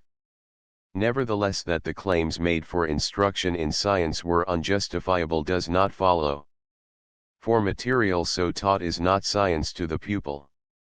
Contact with things and laboratory exercises, while a great improvement upon textbooks arranged upon the deductive plan, do not of themselves suffice to meet the need. While they are an indispensable portion of scientific method, they do not as a matter of course constitute scientific method. Physical materials may be manipulated with scientific apparatus, but the materials may be disassociated in themselves and in the ways in which they are handled, from the materials and processes used out of school. The problems dealt with may be only problems of science, problems, that is, which would occur to one already initiated in the science of the subject. our attention may be devoted to getting skill in technical manipulation without reference to the connection of laboratory exercises with a problem belonging to subject matter. There is sometimes a ritual of laboratory instruction as well as of heathen religion. It has been mentioned, incidentally, that scientific statements, or logical form, implies the use of signs or symbols. The statement applies, of course, to all use of language. But in the vernacular, the mind proceeds directly from the symbol to the thing signified. Association with familiar material is so close that the mind does not pause upon the sign. The signs are intended only to stand for things and acts. But scientific terminology has an additional use. It is designed, as we have seen, not to stand for the things directly in their practical use in experience, but for the things placed in a cognitive system. Ultimately, of course, they denote the things of our common sense acquaintance. But immediately they do not designate them in their common context, but translated into terms of scientific inquiry. Atoms, molecules, chemical formulae, the mathematical propositions in the study of physics, all these have primarily an intellectual value and only indirectly an empirical value. They represent instruments for the carrying on of science. As in the case of other tools, their significance can be learned only by use. We cannot procure understanding of their meaning by pointing to things, but only by pointing to their work when they are employed as part of the technique of knowledge. Even the circle, square, etc., of geometry exhibit a difference from the squares and circles of familiar acquaintance, and the further one proceeds in mathematical science, the greater the remoteness from the everyday empirical thing. Qualities which do not count for the pursuit of knowledge about spatial relations are left out, those which are important for this purpose are accentuated. If one carries his study far enough, he will find even the properties which are significant for spatial knowledge giving way to those which facilitate knowledge of other things, perhaps a knowledge of the general relations of number. There will be nothing in the conceptual definitions even to suggest spatial form, size, or direction. This does not mean that they are unreal mental inventions, but it indicates that direct physical qualities have been transmuted into tools for a special end, the end of intellectual organization. In every machine, the primary state of material has been modified by subordinating it to use for a purpose. Not the stuff in its original form, but in its adaptation to an end is important. No one would have a knowledge of a machine who could enumerate all the materials entering into its structure, but only he who knew their uses and could tell why they are employed as they are. In like fashion, one has a knowledge of mathematical conceptions only when he sees the problems in which they function and their specific utility in dealing with these problems. Knowing the definitions, rules, formulae, etc., is like knowing the names of parts of a machine without knowing what they do. In one case, as in the other, the meaning, or intellectual content, is what the element accomplishes in the system of which it is a member. 2. Science and social progress. Assuming that the development of the direct knowledge gained in occupations of social interest is carried to a perfected logical form, the question arises as to its place in experience. In general, the reply is that science marks the emancipation of mind from devotion to customary purposes and makes possible the systematic pursuit of new ends. It is the agency of progress in action. Progress is sometimes thought of as consisting in getting nearer to ends already sought. But this is a minor form of progress, for it requires only improvement of the means of action or technical advance. More important modes of progress consist in enriching prior purposes and in forming new ones. Desires are not a fixed quantity, nor does progress mean only an increased amount of satisfaction. With increased culture and new mastery of nature, new desires, demands for new qualities of satisfaction, show themselves, for intelligence perceives new possibilities of action. This projection of new possibilities leads to search for new means of execution, and progress takes place, while the discovery of objects not already used leads to suggestion of new ends. That science is the chief means of perfecting control of means of action is witnessed by the great crop of inventions which followed intellectual command of the secrets of nature. The wonderful transformation of production and distribution known as the Industrial Revolution is the fruit of experimental science. Railways, steamboats, electric motors, telephone and telegraph, automobiles, aeroplanes and dirigibles are conspicuous evidences of the application of science in life. But none of them would be of much importance without the thousands of less sensational inventions by means of which natural science has been rendered tributary to our daily life. It must be admitted that to a considerable extent the progress thus procured has been only technical. It has provided more efficient means for satisfying pre-existent desires, rather than modified the quality of human purposes. There is, for example, no modern civilization which is the equal of Greek culture in all respects. Science is still too recent to have been absorbed into imaginative and emotional disposition. Men move more swiftly and surely to the realization of their ends, but their ends too largely remain what they were prior to scientific enlightenment.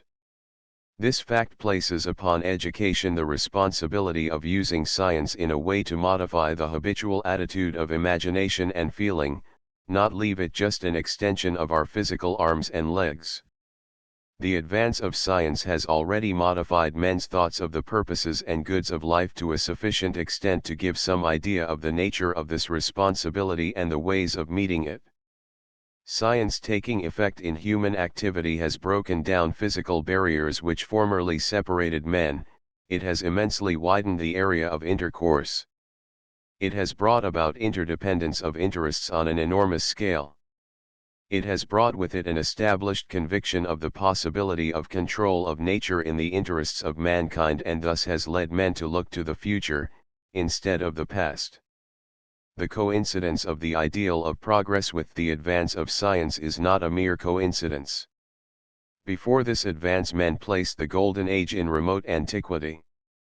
Now they face the future with a firm belief that intelligence properly used can do away with evils once thought inevitable. To subjugate devastating disease is no longer a dream, the hope of abolishing poverty is not utopian.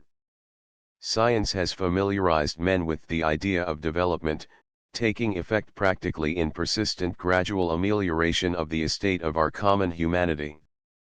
The problem of an educational use of science is then to create an intelligence pregnant with belief in the possibility of the direction of human affairs by itself. The method of science engrained through education in habit means emancipation from rule of thumb and from the routine generated by rule of thumb procedure. The word empirical in its ordinary use does not mean connected with experiment, but rather crude and unrational. Under the influence of conditions created by the non-existence of experimental science, experience was opposed in all the ruling philosophies of the past to reason and the truly rational. Empirical knowledge meant the knowledge accumulated by a multitude of past instances without intelligent insight into the principles of any of them. To say that medicine was empirical meant that it was not scientific, but a mode of practice based upon accumulated observations of diseases and of remedies used more or less at random. Such a mode of practice is of necessity happy-go-lucky. Success depends upon chance. It lends itself to deception and quackery. Industry that is empirically controlled forbids constructive applications of intelligence. It depends upon following in an imitative slavish manner the models set in the past.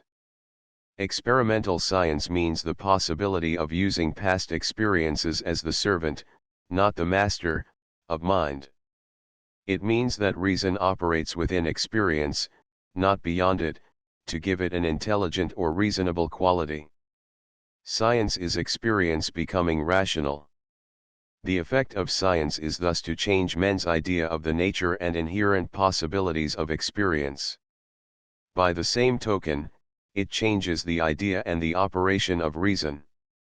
Instead of being something beyond experience, remote, aloof, concerned with a sublime region that has nothing to do with the experienced facts of life, it is found indigenous in experience, the factor by which past experiences are purified and rendered into tools for discovery and advance.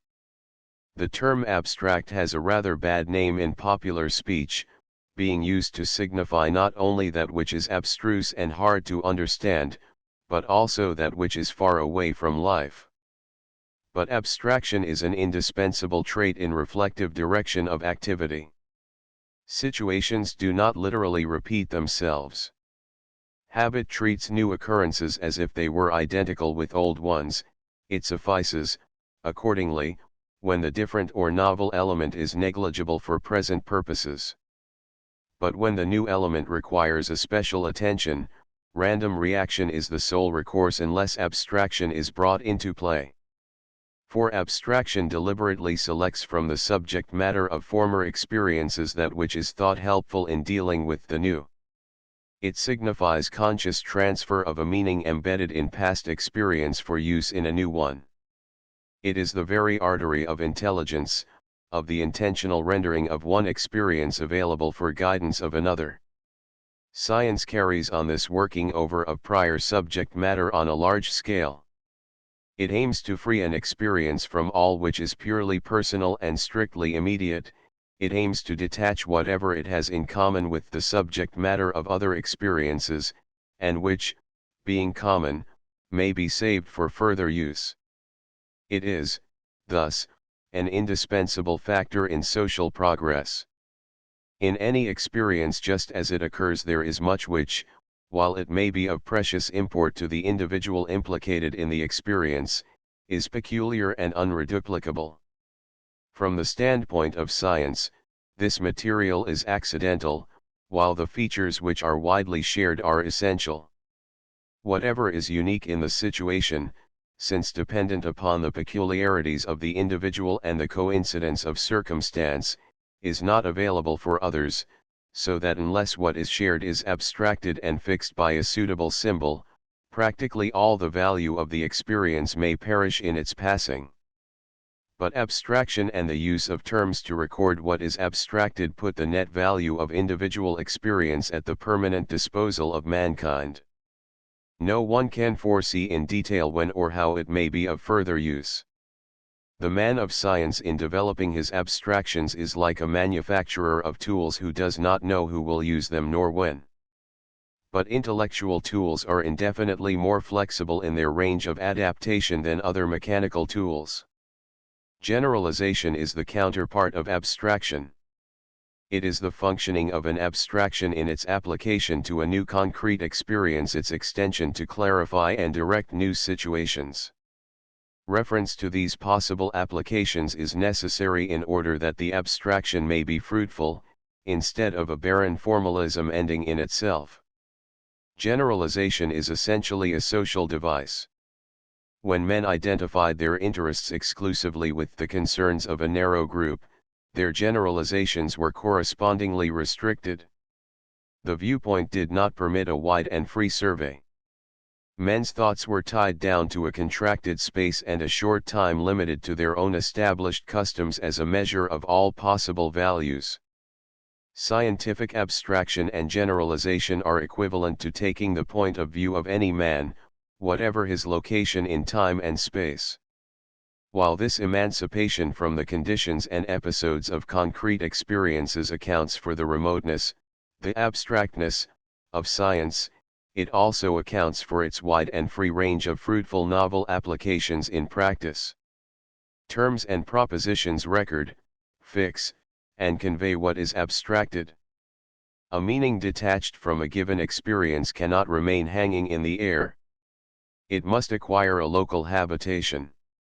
Names give abstract meanings a physical locus and body. Formulation is thus not an afterthought or byproduct, it is essential to the completion of the work of thought. Persons know many things which they cannot express, but such knowledge remains practical, direct, and personal. An individual can use it for himself, he may be able to act upon it with efficiency. Artists and executives often have their knowledge in this state. But it is personal, untransferable, and, as it were, instinctive. To formulate the significance of an experience, a man must take into conscious account the experiences of others. He must try to find a standpoint which includes the experience of others as well as his own. Otherwise his communication cannot be understood. He talks a language which no one else knows. While literary art furnishes the supreme successes in stating of experiences so that they are vitally significant to others, the vocabulary of science is designed, in another fashion, to express the meaning of experienced things in symbols which anyone will know who studies the science. Aesthetic formulation reveals and enhances the meaning of experiences one already has. Scientific formulation supplies one with tools for constructing new experiences with transformed meanings. To sum up, science represents the office of intelligence in projection and control of new experiences, pursued systematically, intentionally, and on a scale due to freedom from limitations of habit. It is the sole instrumentality of conscious, as distinct from accidental, progress. And if its generality, its remoteness from individual conditions, confer upon it a certain technicality and aloofness, these qualities are very different from those of merely speculative theorizing. The latter are in permanent dislocation from practice, the former are temporarily detached for the sake of wider and freer application in later concrete action. There is a kind of idle theory which is antithetical to practice, but genuinely scientific theory falls within practice as the agency of its expansion and its direction to new possibilities. 3. Naturalism and humanism in education. There exists an educational tradition which opposes science to literature and history in the curriculum.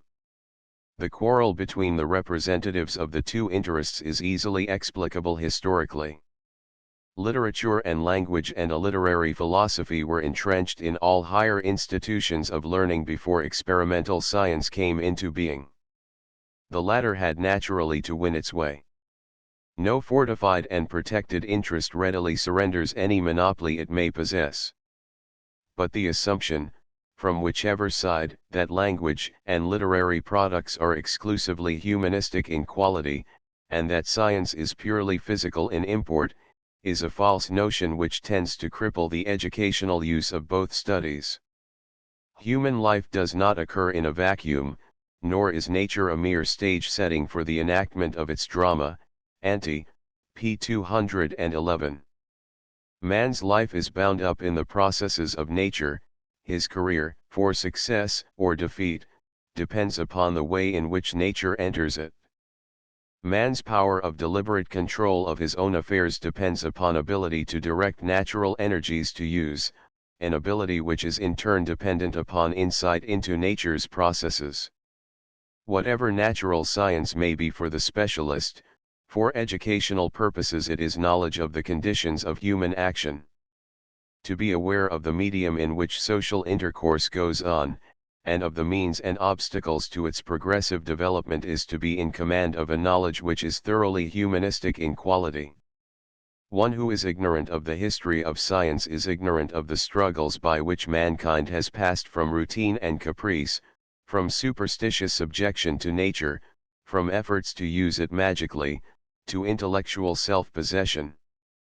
That science may be taught as a set of formal and technical exercises is only too true. This happens whenever information about the world is made an end in itself. The failure of such instruction to procure culture is not, however, evidence of the antithesis of natural knowledge to humanistic concern, but evidence of a wrong educational attitude. Dislike to employ scientific knowledge as it functions in men's occupations is itself a survival of an aristocratic culture. The notion that applied knowledge is somehow less worthy than pure knowledge, was natural to a society in which all useful work was performed by slaves and serfs, and in which industry was controlled by the models set by custom rather than by intelligence. Science, or the highest knowing, was then identified with pure theorizing, apart from all application in the uses of life, and knowledge relating to useful arts suffered the stigma attaching to the classes who engaged in them, see below, ch 19. The idea of science thus generated persisted after science had itself adopted the appliances of the arts, using them for the production of knowledge, and after the rise of democracy. Taking theory just as theory, however, that which concerns humanity is of more significance for man than that which concerns a merely physical world. In adopting the criterion of knowledge laid down by a literary culture, aloof from the practical needs of the mass of men, the educational advocates of scientific education put themselves at a strategic disadvantage. So far as they adopt the idea of science appropriate to its experimental method and to the movements of a democratic and industrial society, they have no difficulty in showing that natural science is more humanistic than an alleged humanism which bases its educational schemes upon the specialized interests of a leisure class. For, as we have already stated, humanistic studies when set in opposition to study of nature are hampered. They tend to reduce themselves to exclusively literary and linguistic studies, which in turn tend to shrink to the classics, to languages no longer spoken. For modern languages may evidently be put to use, and hence fall under the ban. It would be hard to find anything in history more ironical than the educational practices which have identified the humanities exclusively with the knowledge of Greek and Latin. Greek and Roman art and institutions made such important contributions to our civilization that there should always be the amplest opportunities for making their acquaintance. But to regard them as par excellence, the humane studies involves a deliberate neglect of the possibilities of the subject matter which is accessible in education to the masses, and tends to cultivate a narrow snobbery, that of a learned class whose insignia are the accidents of exclusive opportunity. Knowledge is humanistic in quality not because it is about human products in the past, but because of what it does in liberating human intelligence and human sympathy.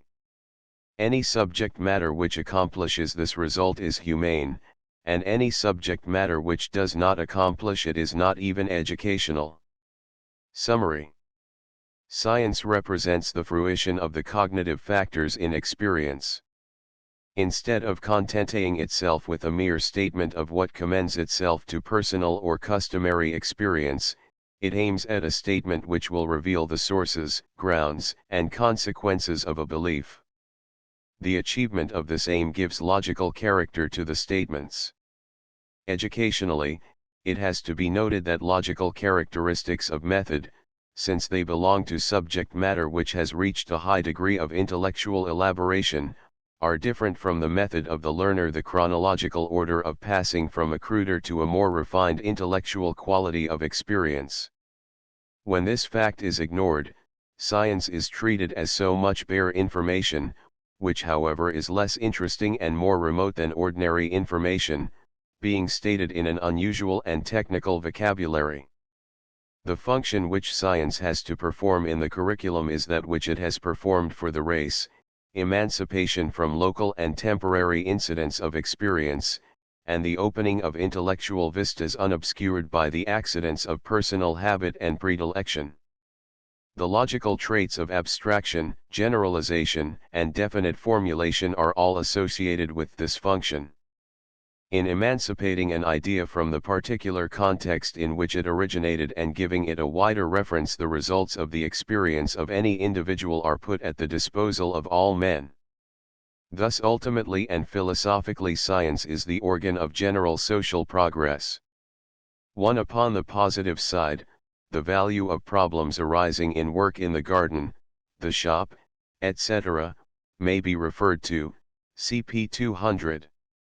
The laboratory may be treated as an additional resource to supply conditions and appliances for the better pursuit of these problems. Chapter 18, Educational Values. The considerations involved in a discussion of educational values have already been brought out in the discussion of aims and interests. The specific values usually discussed in educational theories coincide with aims which are usually urged. They are such things as utility, culture, information, preparation for social efficiency, mental discipline, or power, and so on. The aspect of these aims in virtue of which they are valuable has been treated in our analysis of the nature of interest, and there is no difference between speaking of art as an interest or concern and referring to it as a value. It happens, however, that discussion of values has usually been centered about a consideration of the various ends subserved by specific subjects of the curriculum. It has been a part of the attempt to justify those subjects by pointing out the significant contributions to life accruing from their study. An explicit discussion of educational values thus affords an opportunity for reviewing the prior discussion of aims and interests on one hand and of the curriculum on the other, by bringing them into connection with one another. 1. The nature of realization or appreciation. Much of our experience is indirect. It is dependent upon signs which intervene between the things and ourselves, signs which stand for or represent the former.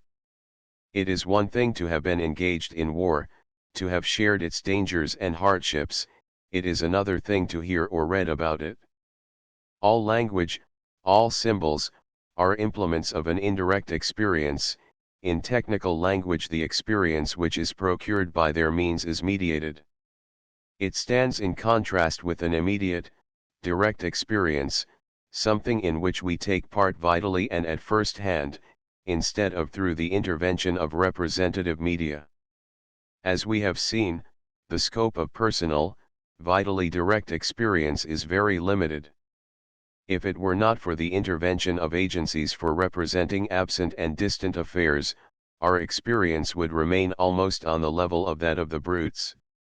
Every step from savagery to civilization is dependent upon the invention of media which enlarge the range of purely immediate experience and give it deepened as well as wider meaning by connecting it with things which can only be signified or symbolized. It is doubtless this fact which is the cause of the disposition to identify an uncultivated person with an illiterate person, so dependent are we on letters for effective representative or indirect experience. At the same time, as we have also had repeated occasion to see, there is always a danger that symbols will not be truly representative, danger that instead of really calling up the absent and remote in a way to make it enter a present experience, the linguistic media of representation will become an end in themselves. Formal education is peculiarly exposed to this danger, with the result that when literacy supervenes, mere bookishness, what is popularly termed the academic, too often comes with it.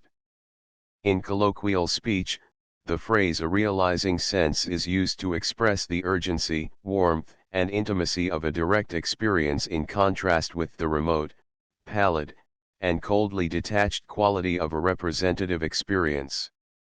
The terms mental realization and appreciation, or genuine appreciation, are more elaborate names for the realizing sense of a thing. It is not possible to define these ideas except by synonyms, like coming home to one, really taking it in, etc., for the only way to appreciate what is meant by a direct experience of a thing is by having it. But it is the difference between reading a technical description of a picture, and seeing it, or between just seeing it and being moved by it, between learning mathematical equations about light and being carried away by some peculiarly glorious illumination of a misty landscape. We are thus met by the danger of the tendency of technique and other purely representative forms to encroach upon the sphere of direct appreciations, in other words, the tendency to assume that pupils have a foundation of direct realization of situations sufficient for the superstructure of representative experience erected by formulated school studies. This is not simply a matter of quantity or bulk. Sufficient direct experience is even more a matter of quality. It must be of a sort to connect readily and fruitfully with the symbolic material of instruction. Before teaching can safely enter upon conveying facts and ideas through the media of signs, schooling must provide genuine situations in which personal participation brings home the import of the material and the problems which it conveys. From the standpoint of the pupil, the resulting experiences are worthwhile on their own account, From the standpoint of the teacher, they are also means of supplying subject matter required for understanding instruction involving signs, and of evoking attitudes of open-mindedness and concern as to the material symbolically conveyed. In the outline given of the theory of educative subject matter, the demand for this background of realization or appreciation is met by the provision made for play and active occupations embodying typical situations. Nothing need be added to what has already been said except to point out that while the discussion dealt explicitly with the subject matter of primary education, where the demand for the available background of direct experience is most obvious, the principle applies to the primary or elementary phase of every subject. The first and basic function of laboratory work, for example, in a high school or college in a new field, is to familiarize the student at first hand with a certain range of facts and problems to give him a feeling for them. Getting command of technique and of methods of reaching and testing generalizations is at first secondary to getting appreciation. As regards the primary school activities, it is to be borne in mind that the fundamental intent is not to amuse nor to convey information with a minimum of vexation nor yet to acquire skill, though these results may accrue as byproducts, but to enlarge and enrich the scope of experience, and to keep alert and effective the interest in intellectual progress.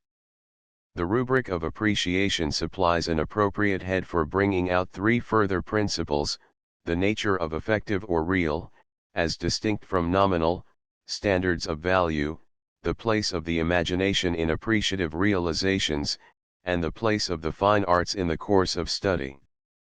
1. The nature of standards of valuation. Every adult has acquired, in the course of his prior experience and education, certain measures of the worth of various sorts of experience. He has learned to look upon qualities like honesty, amiability, perseverance, loyalty, as moral goods, upon certain classics of literature, painting, music, as aesthetic values, and so on. Not only this, but he has learned certain rules for these values: the golden rule in morals, harmony, balance, etc., proportionate distribution in aesthetic goods, definition, clarity, system in intellectual accomplishments.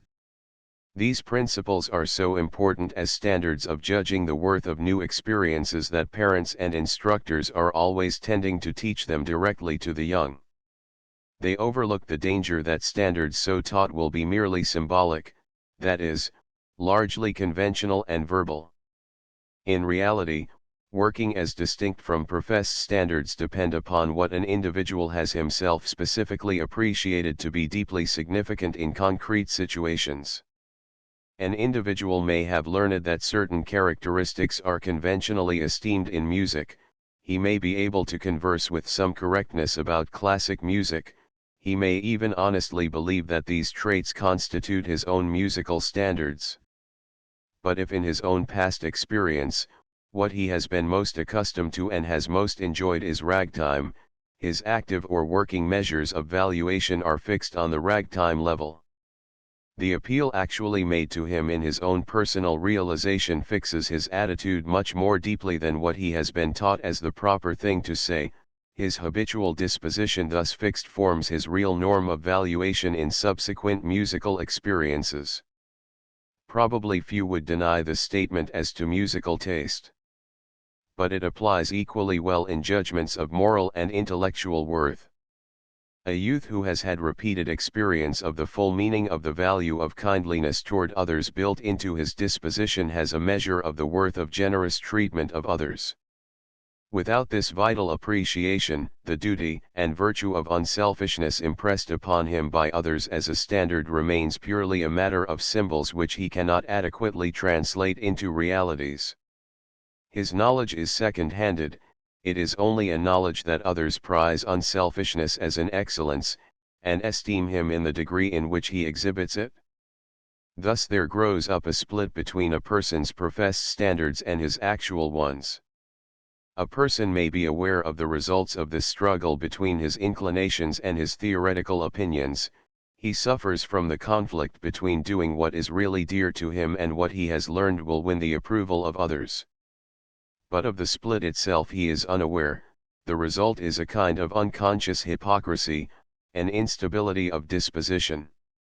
In similar fashion, a pupil who has worked through some confused intellectual situation and fought his way to clearing up obscurities in a definite outcome, appreciates the value of clarity and definition.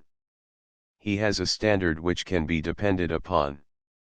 He may be trained externally to go through certain motions of analysis and division of subject matter and may acquire information about the value of these processes as standard logical functions, but unless it somehow comes home to him at some point as an appreciation of his own, the significance of the logical norms so-called remains as much an external piece of information as, say, the names of rivers in China. He may be able to recite, but the recital is a mechanical rehearsal. It is, then, a serious mistake to regard appreciation as if it were confined to such things as literature and pictures and music. Its scope is as comprehensive as the work of education itself.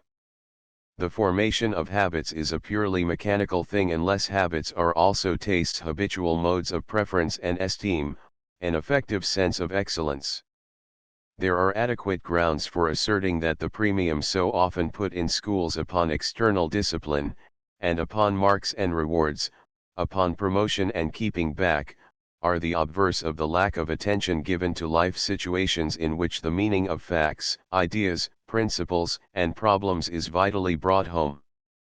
Two appreciative realizations are to be distinguished from symbolic or representative experiences.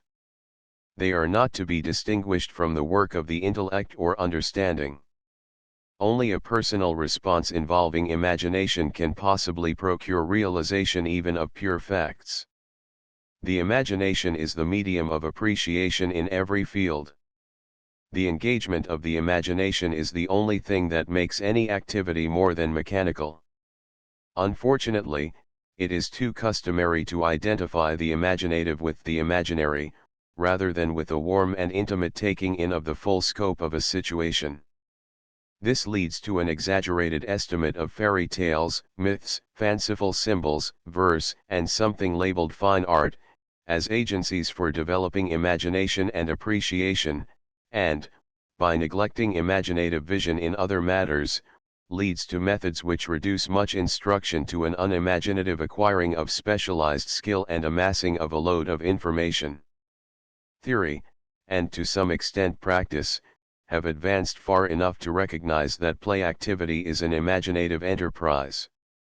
But it is still usual to regard this activity as a specially marked off stage of childish growth, and to overlook the fact that the difference between play and what is regarded as serious employment should be not a difference between the presence and absence of imagination, but a difference in the materials with which imagination is occupied.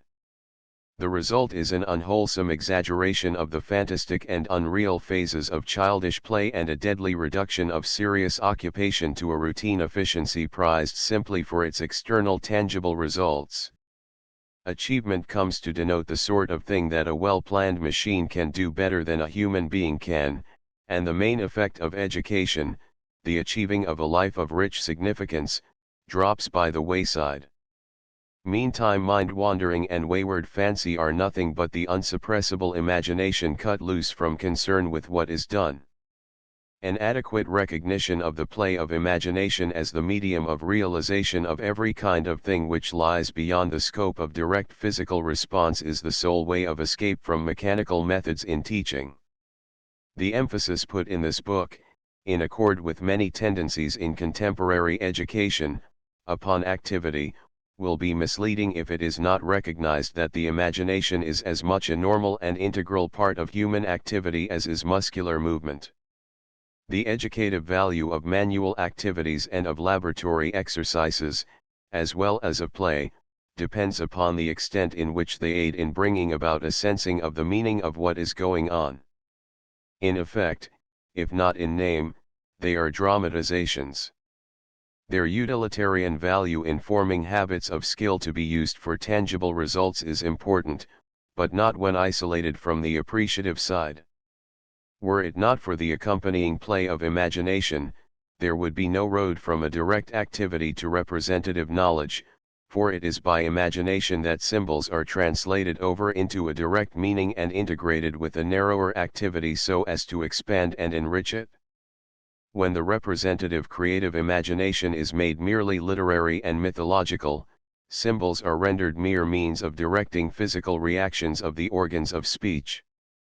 3. In the account previously given, nothing was explicitly said about the place of literature and the fine arts in the course of study. The omission at that point was intentional. At the outset, there is no sharp demarcation of useful, or industrial, arts and fine arts. The activities mentioned in Chapter 15 contain within themselves the factors later discriminated into fine and useful arts. As engaging the emotions and the imagination, they have the qualities which give the fine arts their quality. As demanding method or skill, the adaptation of tools to materials with constantly increasing perfection, they involve the element of technique indispensable to artistic production. From the standpoint of product, or the work of art, they are naturally defective, though even in this respect when they comprise genuine appreciation they often have a rudimentary charm. As experiences they have both an artistic and an aesthetic quality. When they emerge into activities which are tested by their product and when the socially serviceable value of the product is emphasized, they pass into useful or industrial arts. When they develop in the direction of an enhanced appreciation of the immediate qualities which appeal to taste, they grow into fine arts. In one of its meanings, appreciation is opposed to depreciation. It denotes an enlarged, an intensified prizing, not merely a prizing, much less like depreciation a lowered and degraded prizing. This enhancement of the qualities which make any ordinary experience appealing, appropriable, capable of full assimilation and enjoyable, constitutes the prime function of literature, music, drawing, painting, etc., in education. They are not the exclusive agencies of appreciation in the most general sense of that word, but they are the chief agencies of an intensified, enhanced appreciation. As such, they are not only intrinsically and directly enjoyable, but they serve a purpose beyond themselves. They have the office, in increased degree, of all appreciation in fixing taste, in forming standards for the worth of later experiences. They arouse discontent with conditions which fall below their measure, they create a demand for surroundings coming up to their own level. They reveal a depth and range of meaning in experiences which otherwise might be mediocre and trivial. They supply, that is, organs of vision. Moreover, in their fullness they represent the concentration and consummation of elements of good which are otherwise scattered and incomplete. They select and focus the elements of enjoyable worth which make any experience directly enjoyable. They are not luxuries of education, but emphatic expressions of that which makes any education worthwhile. 2. The valuation of studies. The theory of educational values involves not only an account of the nature of appreciation as fixing the measure of subsequent valuations, but an account of the specific directions in which these valuations occur. To value means primarily to prize, to esteem, but secondarily it means to apprize, to estimate. It means, that is, the act of cherishing something, holding it dear, and also the act of passing judgment upon the nature and amount of its value as compared with something else. To value in the latter sense is to valuate or evaluate. The distinction coincides with that sometimes made between intrinsic and instrumental values. Intrinsic values are not objects of judgment, they cannot, as intrinsic, be compared, or regarded as greater and less, better or worse. They are invaluable, and if a thing is invaluable, it is neither more nor less so than any other invaluable. But occasions present themselves when it is necessary to choose, when we must let one thing go in order to take another. This establishes an order of preference, a greater and less, better and worse. Things judged or passed upon have to be estimated in relation to some third thing, some further end. With respect to that, they are means, or instrumental values. We may imagine a man who at one time thoroughly enjoys converse with his friends, at another the hearing of a symphony, at another the eating of his meals, at another the reading of a book, at another the earning of money, and so on. As an appreciative realization, each of these is an intrinsic value. It occupies a particular place in life, it serves its own end, which cannot be supplied by a substitute. There is no question of comparative value, and hence none of valuation. Each is the specific good which it is, and that is all that can be said. In its own place, none is a means to anything beyond itself. But there may arise a situation in which they compete or conflict, in which a choice has to be made. Now comparison comes in. Since a choice has to be made, we want to know the respective claims of each competitor. What is to be said for it? What does it offer in comparison with, as balanced over against, some other possibility? Raising these questions means that a particular good is no longer an end in itself, an intrinsic good. For if it were, its claims would be incomparable, imperative. The question is now as to its status as a means of realizing something else, which is then the invaluable of that situation. If a man has just eaten, or if he is well fed generally and the opportunity to hear music is a rarity, he will probably prefer the music to eating. In the given situation that will render the greater contribution. If he is starving, or if he is satiated with music for the time being, he will naturally judge food to have the greater worth. In the abstract or at large, apart from the needs of a particular situation in which choice has to be made, there is no such thing as degrees or order of value. Certain conclusions follow with respect to educational values. We cannot establish a hierarchy of values among studies.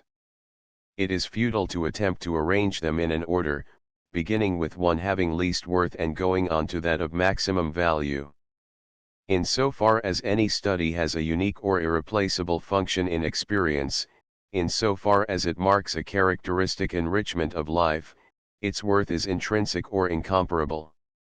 Since education is not a means to living, but is identical with the operation of living a life which is fruitful and inherently significant, the only ultimate value which can be set up is just the process of living itself.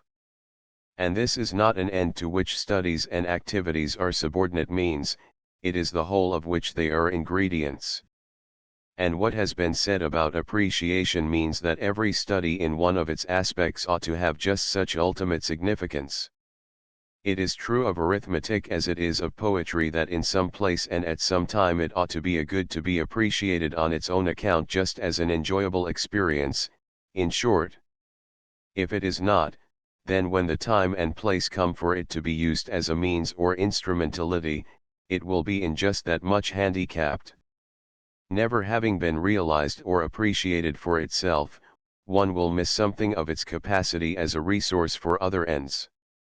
It equally follows that when we compare studies as to their values, that is, treat them as means to something beyond themselves, that which controls their proper valuation is found in the specific situation in which they are to be used.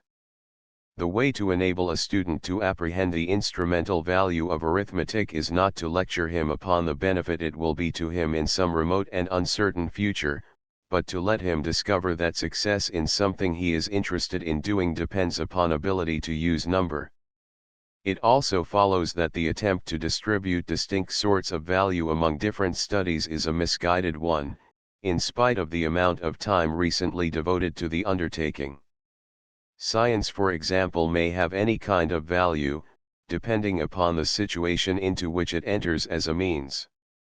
To some the value of science may be military, it may be an instrument in strengthening means of offense or defense, it may be technological, a tool for engineering, or it may be commercial and aid in the successful conduct of business. Under other conditions, its worth may be philanthropic, the service it renders in relieving human suffering, or again it may be quite conventional, of value in establishing one's social status as an educated person. As matter of fact, science serves all these purposes, and it would be an arbitrary task to try to fix upon one of them as its real end. All that we can be sure of educationally is that science should be taught so as to be an end in itself in the lives of students, something worthwhile on account of its own unique intrinsic contribution to the experience of life. Primarily it must have appreciation value. If we take something which seems to be at the opposite pole, like poetry, the same sort of statement applies. It may be that, at the present time, its chief value is the contribution it makes to the enjoyment of leisure. But that may represent a degenerate condition rather than anything necessary. Poetry has historically been allied with religion and morals. It has served the purpose of penetrating the mysterious depths of things. It has had an enormous patriotic value. Homer to the Greeks was a Bible, a textbook of morals, a history, and a national inspiration. In any case, it may be said that an education which does not succeed in making poetry a resource in the business of life as well as in its leisure, has something the matter with it, or else the poetry is artificial poetry.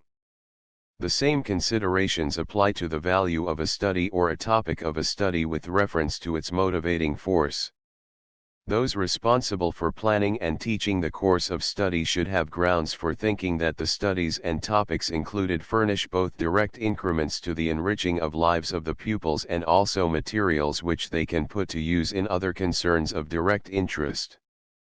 Since the curriculum is always getting loaded down with purely inherited traditional matter and with subjects which represent mainly the energy of some influential person or group of persons in behalf of something dear to them, it requires constant inspection, criticism, and revision to make sure it is accomplishing its purpose. Then there is always the probability that it represents the values of adults rather than those of children and youth, or those of pupils a generation ago rather than those of the present day. Hence a further need for a critical outlook and survey. But these considerations do not mean that for a subject to have motivating value to a pupil, whether intrinsic or instrumental, is the same thing as for him to be aware of the value, or to be able to tell what the study is good for. In the first place, as long as any topic makes an immediate appeal, it is not necessary to ask what it is good for. This is a question which can be asked only about instrumental values. Some goods are not good for anything, they are just goods. Any other notion leads to an absurdity. For we cannot stop asking the question about an instrumental good, one whose value lies in its being good for something, unless there is at some point something intrinsically good, good for itself. To a hungry, healthy child, food is a good of the situation. We do not have to bring him to consciousness of the ends subserved by food in order to supply a motive to eat. The food in connection with his appetite is a motive. The same thing holds of mentally eager pupils with respect to many topics. Neither they nor the teacher could possibly foretell with any exactness the purposes learning is to accomplish in the future, nor as long as the eagerness continues is it advisable to try to specify particular goods which are to come of it. The proof of a good is found in the fact that the pupil responds, his response is use. His response to the material shows that the subject functions in his life. It is unsound to urge that, say, Latin has a value per se in the abstract, just as a study, as a sufficient justification for teaching it. But it is equally absurd to argue that unless teacher or pupil can point out some definite assignable future use to which it is to be put, it lacks justifying value. When pupils are genuinely concerned in learning Latin, that is of itself proof that it possesses value. The most which one is entitled to ask in such cases is whether in view of the shortness of time, there are not other things of intrinsic value which in addition have greater instrumental value. This brings us to the matter of instrumental values, topics studied because of some end beyond themselves. If a child is ill and his appetite does not lead him to eat when food is presented, or if his appetite is perverted so that he prefers candy to meat and vegetables, conscious reference to results is indicated. He needs to be made conscious of consequences as a justification of the positive or negative value of certain objects. Or the state of things may be normal enough, and yet an individual not be moved by some matter because he does not grasp how his attainment of some intrinsic good depends upon active concern with what is presented. In such cases, it is obviously the part of wisdom to establish consciousness of connection. In general, what is desirable is that a topic be presented in such a way that it either have an immediate value, and require no justification, or else be perceived to be a means of achieving something of intrinsic value. An instrumental value then has the intrinsic value of being a means to an end. It may be questioned whether some of the present pedagogical interest in the matter of values of studies is not either excessive or else too narrow. Sometimes it appears to be a labored effort to furnish an apologetic for topics which no longer operate to any purpose, direct or indirect, in the lives of pupils. At other times, the reaction against useless lumber seems to have gone to the extent of supposing that no subject or topic should be taught unless some quite definite future utility can be pointed out by those making the course of study or by the pupil himself, unmindful of the fact that life is its own excuse for being, and that definite utilities which can be pointed out are themselves justified only because they increase the experienced content of life itself. 3. The segregation and organization of values. It is of course possible to classify in a general way the various valuable phases of life. In order to get a survey of aims sufficiently wide, see ante, p. 110, to give breadth and flexibility to the enterprise of education, there is some advantage in such a classification. But it is a great mistake to regard these values as ultimate ends to which the concrete satisfactions of experience are subordinate. They are nothing but generalizations, more or less adequate, of concrete goods. Health, wealth, efficiency, sociability, utility, culture, happiness itself are only abstract terms which sum up a multitude of particulars. To regard such things as standards for the valuation of concrete topics and process of education is to subordinate to an abstraction the concrete facts from which the abstraction is derived. They are not in any true sense standards of valuation. These are found, as we have previously seen, in the specific realizations which form tastes and habits of preference. They are, however, of significance as points of view elevated above the details of life, whence to survey the field and see how its constituent details are distributed, and whether they are well proportioned. No classification can have other than a provisional validity. The following may prove of some help. We may say that the kind of experience to which the work of the schools should contribute is one marked by executive competency in the management of resources and obstacles encountered, efficiency, by sociability, or interest in the direct companionship of others, by aesthetic taste or capacity to appreciate artistic excellence in at least some of its classic forms, by trained intellectual method, or interest in some mode of scientific achievement, and by sensitiveness to the rights and claims of others' conscientiousness. And while these considerations are not standards of value, they are useful criteria for survey, criticism, and better organization of existing methods and subject matter of instruction. The need of such general points of view is the greater because of a tendency to segregate educational values due to the isolation from one another of the various pursuits of life. The idea is prevalent that different studies represent separate kinds of values, and that the curriculum should, therefore, be constituted by gathering together various studies till a sufficient variety of independent values have been cared for. The following quotation does not use the word value, but it contains the notion of a curriculum constructed on the idea that there are a number of separate ends to be reached, and that various studies may be evaluated by referring each study to its respective end. Memory is trained by most studies, but best by languages and history. Taste is trained by the more advanced study of languages, and still better by English literature. Imagination by all higher language teaching, but chiefly by Greek and Latin poetry. Observation by science work in the laboratory, though some training is to be got from the earlier stages of Latin and Greek. For expression, Greek and Latin composition comes first and English composition next. For abstract reasoning, mathematics stands almost alone. For concrete reasoning, science comes first, then geometry. For social reasoning, the Greek and Roman historians and orators come first, and general history next. Hence the narrowest education which can claim to be at all complete includes Latin, one modern language, some history, some English literature, and one science. There is much in the wording of this passage which is irrelevant to our point and which must be discounted to make it clear. The phraseology betrays the particular provincial tradition within which the author is writing. There is the unquestioned assumption of faculties to be trained, and a dominant interest in the ancient languages. There is comparative disregard of the earth on which men happen to live and the bodies they happen to carry around with them. But with allowances made for these matters, even with their complete abandonment, we find much in contemporary educational philosophy which parallels the fundamental notion of parceling out special values to segregated studies.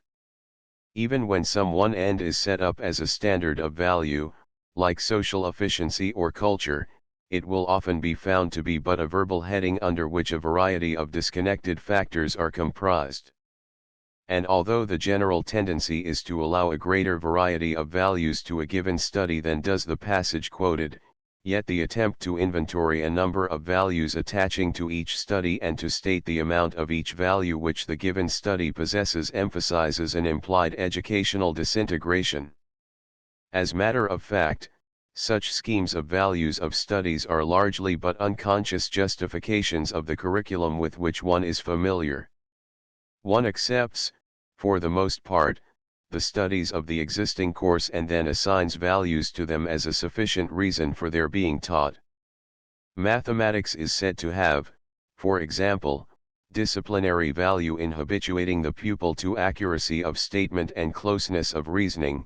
It has utilitarian value in giving command of the arts of calculation involved in trade and the arts, culture value in its enlargement of the imagination in dealing with the most general relations of things, even religious value in its concept of the infinite and allied ideas.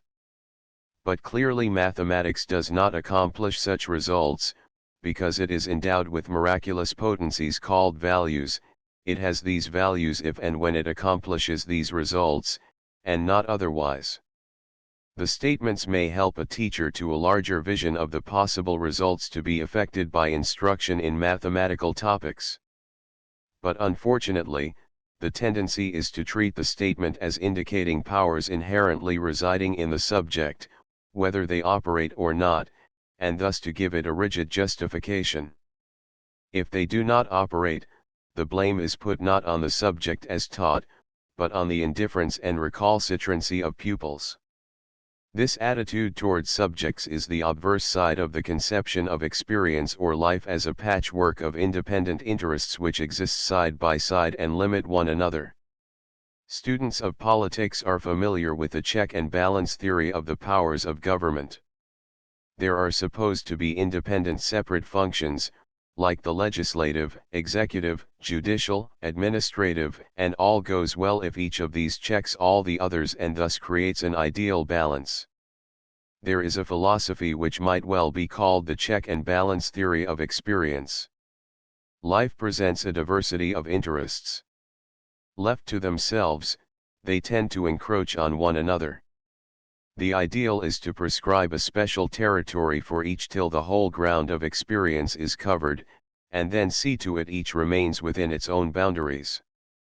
Politics, business, recreation, art, science, the learned professions, polite intercourse, leisure, represent such interests. Each of these rami feeds into many branches: business into manual occupations, executive positions, bookkeeping, railroading, banking, agriculture, trade, and commerce, etc., and so with each of the others. An ideal education would then supply the means of meeting these separate and pigeon-holed interests. And when we look at the schools, it is easy to get the impression that they accept this view of the nature of adult life, and set for themselves the task of meeting its demands. Each interest is acknowledged as a kind of fixed institution to which something in the course of study must correspond.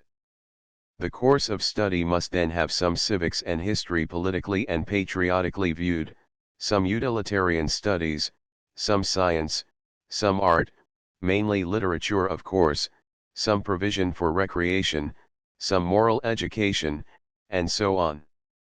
And it will be found that a large part of current agitation about schools is concerned with clamor and controversy about the due meed of recognition to be given to each of these interests, and with struggles to secure for each its due share in the course of study, or, if this does not seem feasible in the existing school system, then to secure a new and separate kind of schooling to meet the need. In the multitude of educations, education is forgotten. The obvious outcome is congestion of the course of study, overpressure and distraction of pupils, and a narrow specialization fatal to the very idea of education. But these bad results usually lead to more of the same sort of thing as a remedy. When it is perceived that after all the requirements of a full life experience are not met, the deficiency is not laid to the isolation and narrowness of the teaching of the existing subjects, and this recognition made the basis of reorganization of the system. No, the lack is something to be made up for by the introduction of still another study, or, if necessary, another kind of school. And as a rule those who object to the resulting overcrowding and consequent superficiality and distraction usually also have recourse to a merely quantitative criterion.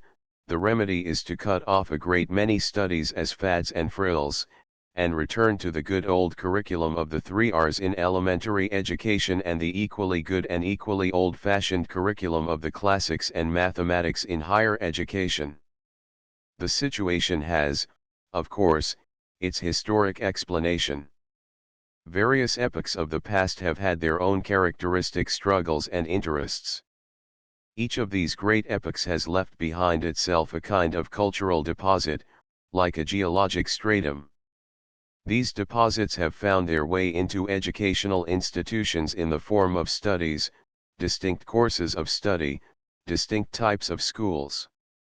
With the rapid change of political, scientific, and economic interests in the last century, provision had to be made for new values. Though the older courses resisted, they have had at least in this country to retire their pretensions to a monopoly. They have not, however, been reorganized in content and aim, they have only been reduced in amount. The new studies, representing the new interests, have not been used to transform the method and aim of all instruction, they have been injected and added on. The result is a conglomerate, the cement of which consists in the mechanics of the school program or timetable. Thence arises the scheme of values and standards of value which we have mentioned. This situation in education represents the divisions and separations which obtain in social life. The variety of interests which should mark any rich and balanced experience have been torn asunder and deposited in separate institutions with diverse and independent purposes and methods. Business is business, science is science, art is art, politics is politics, social intercourse is social intercourse, morals is morals, recreation is recreation, and so on. Each possesses a separate and independent province with its own peculiar aims and ways of proceeding. Each contributes to the others only externally and accidentally. All of them together make up the whole of life by just apposition and addition. What does one expect from business save that it should furnish money, to be used in turn for making more money and for support of self and family, for buying books and pictures, tickets to concerts which may afford culture, and for paying taxes, charitable gifts, and other things of social and ethical value? How unreasonable to expect that the pursuit of business should be itself a culture of the imagination, in breadth and refinement, that it should directly, and not through the money which it supplies, have social service for its animating principle and be conducted as an enterprise in behalf of social organization. The same thing is to be said, mutatis mutandis, of the pursuit of art or science or politics or religion. Each has become specialized not merely in its appliances and its demands upon time, but in its aim and animating spirit. Unconsciously, our course of studies and our theories of the educational values of studies reflect this division of interests. The point at issue in a theory of educational value is then the unity or integrity of experience. How shall it be full and varied without losing unity of spirit? How shall it be one and yet not narrow and monotonous in its unity? Ultimately, the question of values and a standard of values is the moral question of the organization of the interests of life. Educationally, the question concerns that organization of schools, materials, and methods which will operate to achieve breadth and richness of experience. How shall we secure breadth of outlook without sacrificing efficiency of execution? How shall we secure the diversity of interests, without paying the price of isolation? How shall the individual be rendered executive in his intelligence instead of at the cost of his intelligence? How shall art, science, and politics reinforce one another in an enriched temper of mind instead of constituting ends pursued at one another's expense? How can the interests of life and the studies which enforce them enrich the common experience of men instead of dividing men from one another? With the questions of reorganization thus suggested, we shall be concerned in the concluding chapters. Summary. Fundamentally, the elements involved in a discussion of value have been covered in the prior discussion of aims and interests. But since educational values are generally discussed in connection with the claims of the various studies of the curriculum, the consideration of aim and interest is here resumed from the point of view of special studies. The term value has two quite different meanings. On the one hand, it denotes the attitude of prizing a thing, finding it worthwhile, for its own sake, or intrinsically. This is a name for a full or complete experience. To value in this sense is to appreciate. But to value also means a distinctively intellectual act and operation of comparing and judging to valuate. This occurs when direct full experience is lacking, and the question arises which of the various possibilities of a situation is to be preferred in order to reach a full realization, or vital experience. We must not, however, divide the studies of the curriculum into the appreciative, those concerned with intrinsic value, and the instrumental, concerned with those which are of value or ends beyond themselves. The formation of proper standards in any subject depends upon a realization of the contribution which it makes to the immediate significance of experience, upon a direct appreciation. Literature and the fine arts are of peculiar value because they represent appreciation at its best, a heightened realization of meaning through selection and concentration. But every subject at some phase of its development should possess, what is for the individual concerned with it, an aesthetic quality. Contribution to immediate intrinsic values in all their variety in experience is the only criterion for determining the worth of instrumental and derived values in studies.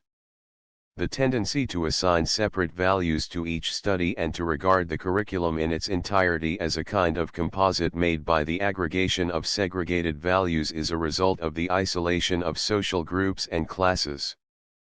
Hence it is the business of education in a democratic social group to struggle against this isolation in order that the various interests may reinforce and play into one another. Chapter 19, Labor and Leisure 1. The origin of the opposition. The isolation of aims and values which we have been considering leads to opposition between them. Probably the most deep-seated antithesis which has shown itself in educational history is that between education in preparation for useful labor and education for a life of leisure.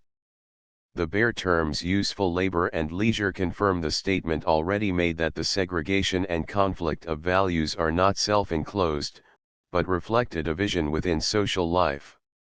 Were the two functions of gaining a livelihood by work and enjoying in a cultivated way the opportunities of leisure, distributed equally among the different members of a community, it would not occur to anyone that there was any conflict of educational agencies and aims involved. It would be self-evident that the question was how education could contribute most effectively to both. And while it might be found that some materials of instruction chiefly accomplished one result and other subject matter the other, it would be evident that care must be taken to secure as much overlapping as conditions permit, that is, the education which had leisure more directly in view should indirectly reinforce as much as possible the efficiency and the enjoyment of work, while that aiming at the latter should produce habits of emotion and intellect which would procure a worthy cultivation of leisure. These general considerations are amply borne out by the historical development of educational philosophy. The separation of liberal education from professional and industrial education goes back to the time of the Greeks, and was formulated expressly on the basis of a division of classes into those who had to labor for a living and those who were relieved from this necessity. The conception that liberal education, adapted to men in the latter class, is intrinsically higher than the servile training given to the latter class reflected the fact that one class was free and the other servile in its social status. The latter class labored not only for its own subsistence, but also for the means which enabled the superior class to live without personally engaging in occupations taking almost all the time and not of a nature to engage or reward intelligence. That a certain amount of labor must be engaged in goes without saying. Human beings have to live and it requires work to supply the resources of life. Even if we insist that the interests connected with getting a living are only material and hence intrinsically lower than those connected with enjoyment of time released from labor, and even if it were admitted that there is something engrossing and insubordinate in material interests which leads them to strive to usurp the place belonging to the higher ideal interests, this would not, barring the fact of socially divided classes, lead to neglect of the kind of education which trains men for the useful pursuits. It would rather lead to scrupulous care for them, so that men were trained to be efficient in them and yet to keep them in their place. Education would see to it that we avoided the evil results which flow from their being allowed to flourish in obscure purlieus of neglect. Only when a division of these interests coincides with the division of an inferior and a superior social class will preparation for useful work be looked down upon with contempt as an unworthy thing, a fact which prepares one for the conclusion that the rigid identification of work with material interests, and leisure with ideal interests is itself a social product.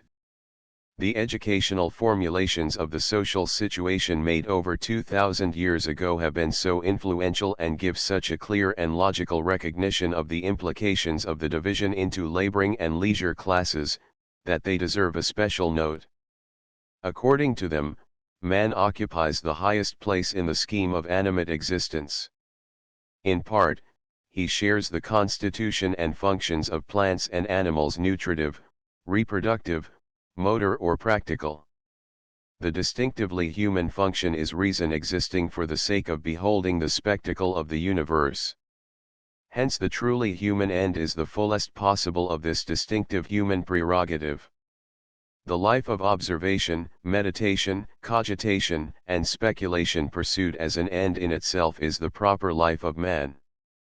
From reason moreover proceeds the proper control of the lower elements of human nature, the appetites and the active, motor, impulses. In themselves greedy, insubordinate, lovers of excess, aiming only at their own satiety, they observe moderation, the law of the mean, and serve desirable ends as they are subjected to the rule of reason. Such is the situation as an affair of theoretical psychology and as most adequately stated by Aristotle. But this state of things is reflected in the constitution of classes of men and hence in the organization of society. Only in a comparatively small number is the function of reason capable of operating as a law of life. In the mass of people, vegetative and animal functions dominate. Their energy of intelligence is so feeble and inconstant that it is constantly overpowered by bodily appetite and passion. Such persons are not truly ends in themselves, for only reason constitutes a final end. Like plants, animals, and physical tools, they are means, appliances, for the attaining of ends beyond themselves, although unlike them they have enough intelligence to exercise a certain discretion in the execution of the tasks committed to them. Thus by nature, and not merely by social convention, there are those who are slaves, that is, means for the ends of others. The great body of artisans are in one important respect worse off than even slaves. Like the latter, they are given up to the service of ends external to themselves, but since they do not enjoy the intimate association with the free superior class experienced by domestic slaves, they remain on a lower plane of excellence. Moreover, women are classed with slaves and craftsmen as factors among the animate instrumentalities of production and reproduction of the means for a free or rational life. Individually and collectively there is a gulf between merely living and living worthily. In order that one may live worthily he must first live, and so with collective society. The time and energy spent upon mere life, upon the gaining of subsistence, detracts from that available for activities that have an inherent rational meaning, they also unfit for the latter. Means are menial, the serviceable is servile. The true life is possible only in the degree in which the physical necessities are had without effort and without attention. Hence slaves, artisans, and women are employed in furnishing the means of subsistence in order that others, those adequately equipped with intelligence, may live the life of leisurely concern with things intrinsically worthwhile. To these two modes of occupation, with their distinction of servile and free activities, or arts, correspond two types of education, the base or mechanical and the liberal or intellectual.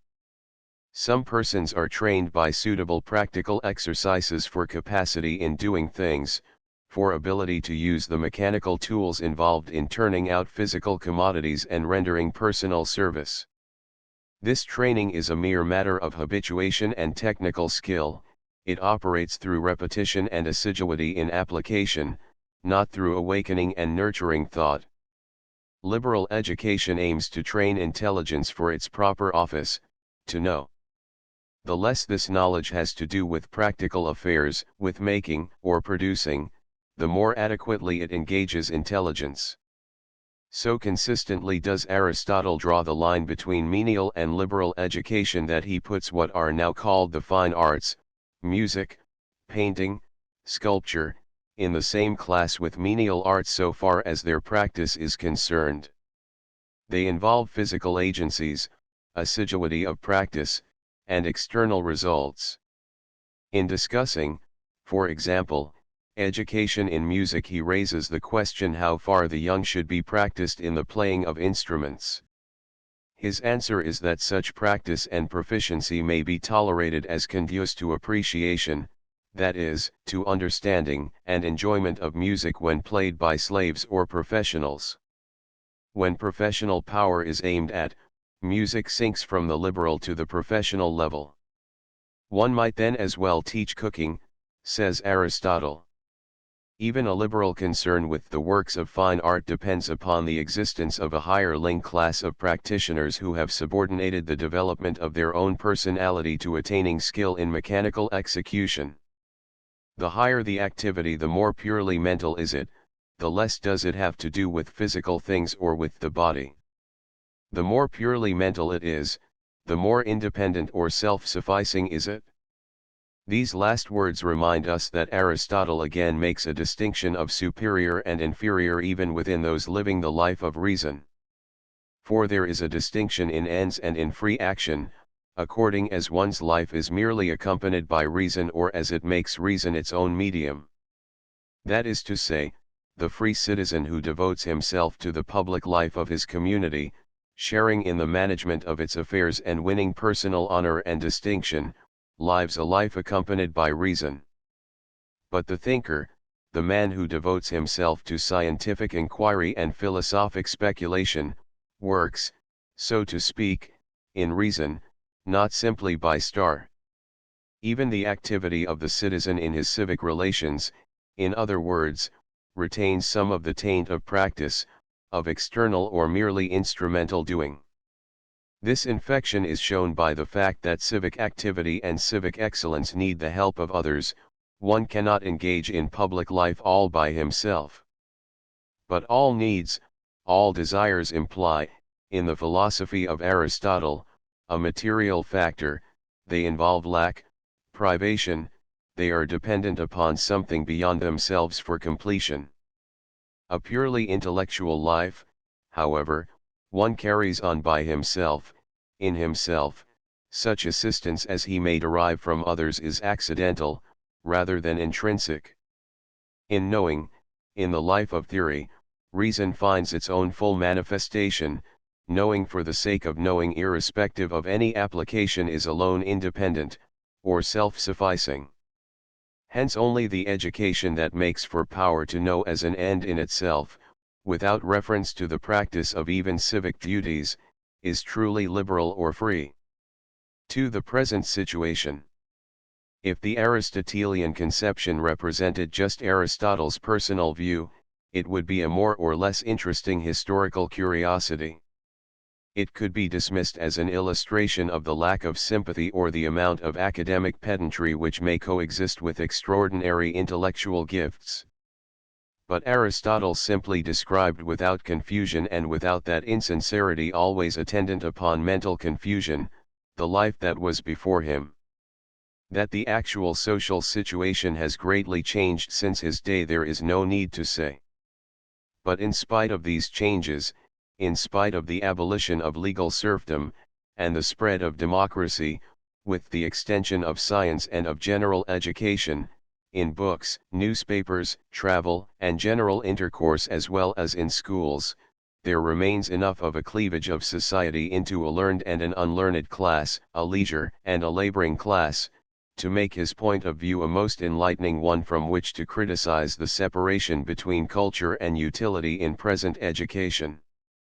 Behind the intellectual and abstract distinction as it figures in pedagogical discussion, there looms a social distinction between those whose pursuits involve a minimum of self-directive thought and aesthetic appreciation, and those who are concerned more directly with things of the intelligence and with the control of the activities of others.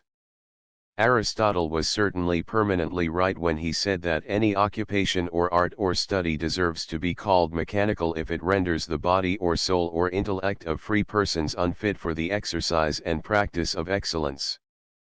The force of the statement is almost infinitely increased when we hold, as we nominally do at present, that all persons, instead of a comparatively few, are free.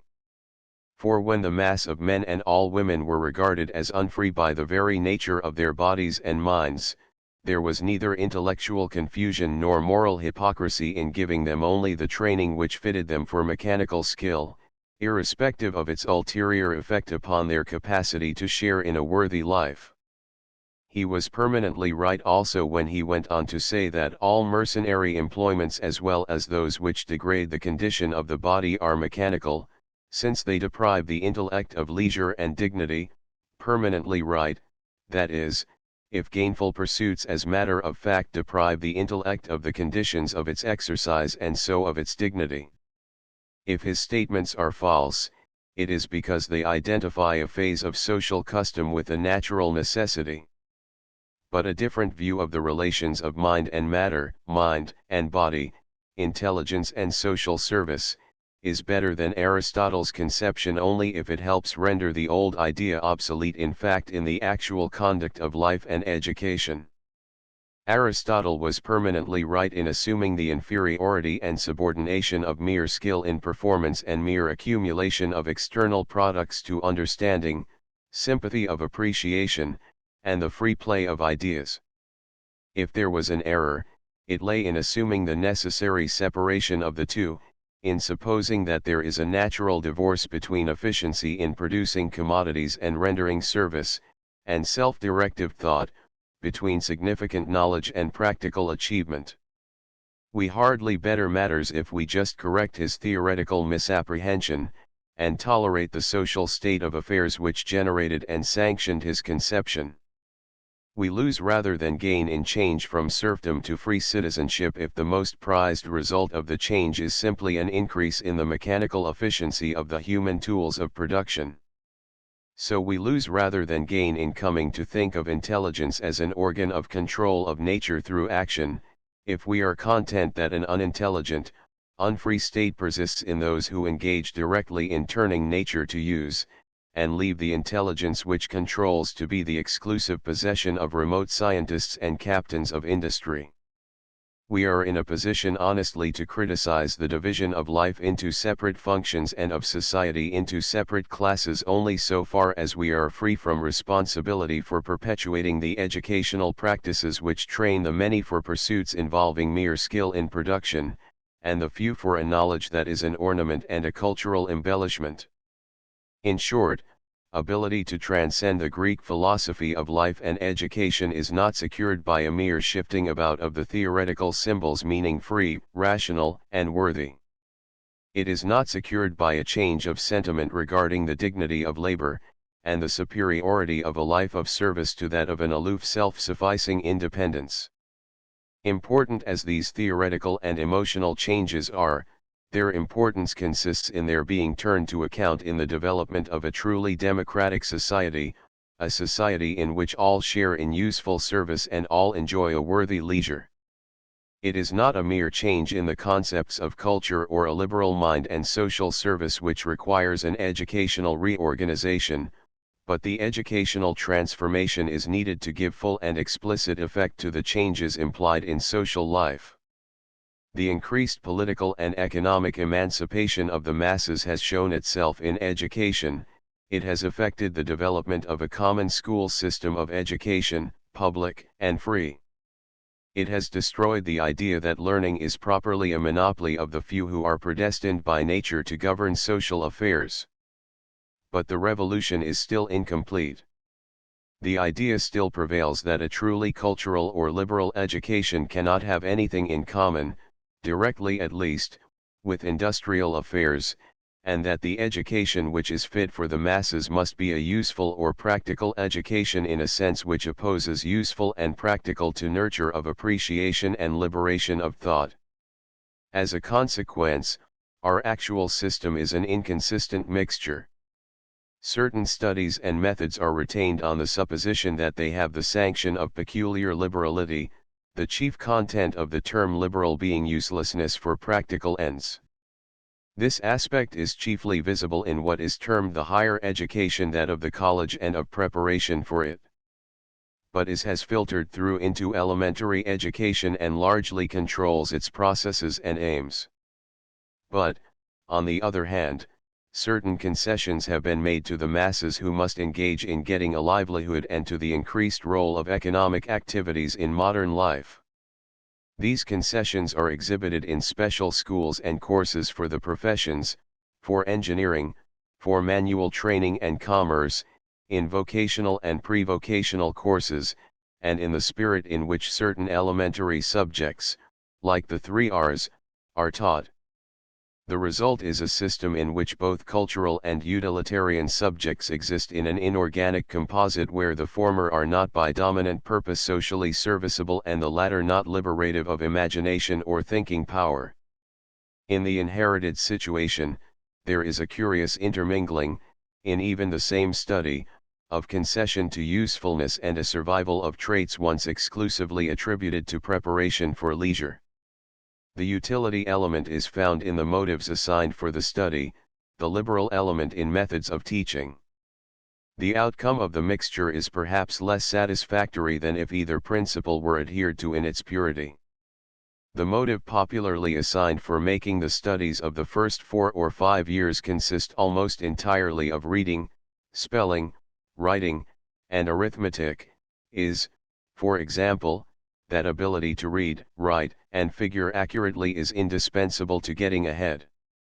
These studies are treated as mere instruments for entering upon a gainful employment or of later progress in the pursuit of learning, according as pupils do not or do remain in school.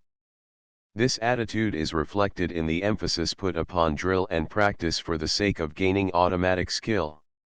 If we turn to Greek schooling, we find that from the earliest years the acquisition of skill was subordinated as much as possible to acquisition of literary content possessed of aesthetic and moral significance. Not getting a tool for subsequent use but present subject matter was the emphasized thing. Nevertheless, the isolation of these studies from practical application, their reduction to purely symbolic devices, represents a survival of the idea of a liberal training divorced from utility. A thorough adoption of the idea of utility would have led to instruction which tied up the studies to situations in which they were directly needed and where they were rendered immediately and not remotely helpful. It would be hard to find a subject in the curriculum within which there are not found evil results of a compromise between the two opposed ideals. Natural science is recommended on the ground of its practical utility, but is taught as a special accomplishment in removal from application. On the other hand, music and literature are theoretically justified on the ground of their culture value and are then taught with chief emphasis upon forming technical modes of skill. If we had less compromise and resulting confusion, if we analyzed more carefully the respective meanings of culture and utility, we might find it easier to construct a course of study which should be useful and liberal at the same time. Only superstition makes us believe that the two are necessarily hostile, so that a subject is illiberal because it is useful and cultural because it is useless. It will generally be found that instruction which, in aiming at utilitarian results, sacrifices the development of imagination, the refining of taste and the deepening of intellectual insight, surely cultural values also in the same degree renders what is learned limited in its use. Not that it makes it wholly unavailable, but that its applicability is restricted to routine activities carried on under the supervision of others. Narrow modes of skill cannot be made useful beyond themselves.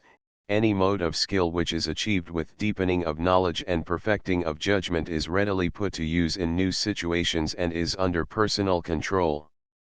It was not the bare fact of social and economic utility which made certain activities seem servile to the Greeks, but the fact that the activities directly connected with getting a livelihood were not, in their days, the expression of a trained intelligence nor carried on because of a personal appreciation of their meaning.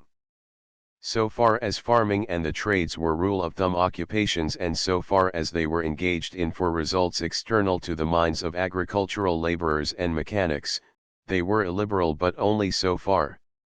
The intellectual and social context has now changed. The elements in industry due to mere custom and routine have become subordinate in most economic callings to elements derived from scientific inquiry. The most important occupations of today represent and depend upon applied mathematics, physics, and chemistry. The area of the human world influenced by economic production and influencing consumption has been so indefinitely widened that geographical and political considerations of an almost infinitely wide scope enter in. It was natural for Plato to deprecate the learning of geometry and arithmetic for practical ends, because as matter of fact the practical uses to which they were put were few, lacking in content and mostly mercenary in quality. But as their social uses have increased and enlarged, their liberalizing or intellectual value and their practical value approach the same limit. Doubtless the factor which chiefly prevents our full recognition and employment of this identification is the conditions under which so much work is still carried on. The invention of machines has extended the amount of leisure which is possible even while one is at work. It is a commonplace that the mastery of skill in the form of established habits frees the mind for a higher order of thinking. Something of the same kind is true of the introduction of mechanically automatic operations in industry. They may release the mind for thought upon other topics. But when we confine the education of those who work with their hands to a few years of schooling devoted for the most part to acquiring the use of rudimentary symbols at the expense of training in science, literature, and history, we fail to prepare the minds of workers to take advantage of this opportunity. More fundamental is the fact that the great majority of workers have no insight into the social aims of their pursuits and no direct personal interest in them. The results actually achieved are not the ends of their actions, but only of their employers. They do what they do, not freely and intelligently, but for the sake of the wage earned. It is this fact which makes the action illiberal, and which will make any education designed simply to give skill in such undertakings illiberal and immoral. The activity is not free because not freely participated in. Nevertheless, there is already an opportunity for an education which, keeping in mind the larger features of work, will reconcile liberal nurture with training in social serviceableness, with ability to share efficiently and happily in occupations which are productive. And such an education will of itself tend to do away with the evils of the existing economic situation. In the degree in which men have an active concern in the ends that control their activity becomes free or voluntary and loses its externally enforced and servile quality, even though the physical aspect of behavior remain the same. In what is termed politics, democratic social organization makes provision for this direct participation in control. In the economic region, control remains external and autocratic. Hence the split between inner mental action and outer physical action, of which the traditional distinction between the liberal and the utilitarian is the reflex. An education which should unify the disposition of the members of society would do much to unify society itself. Summary of the segregations of educational values discussed in the last chapter, that between culture and utility is probably the most fundamental. While the distinction is often thought to be intrinsic and absolute, it is really historical and social.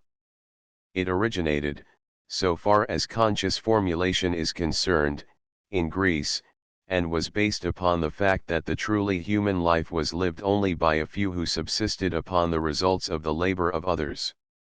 This fact affected the psychological doctrine of the relation of intelligence and desire, theory and practice.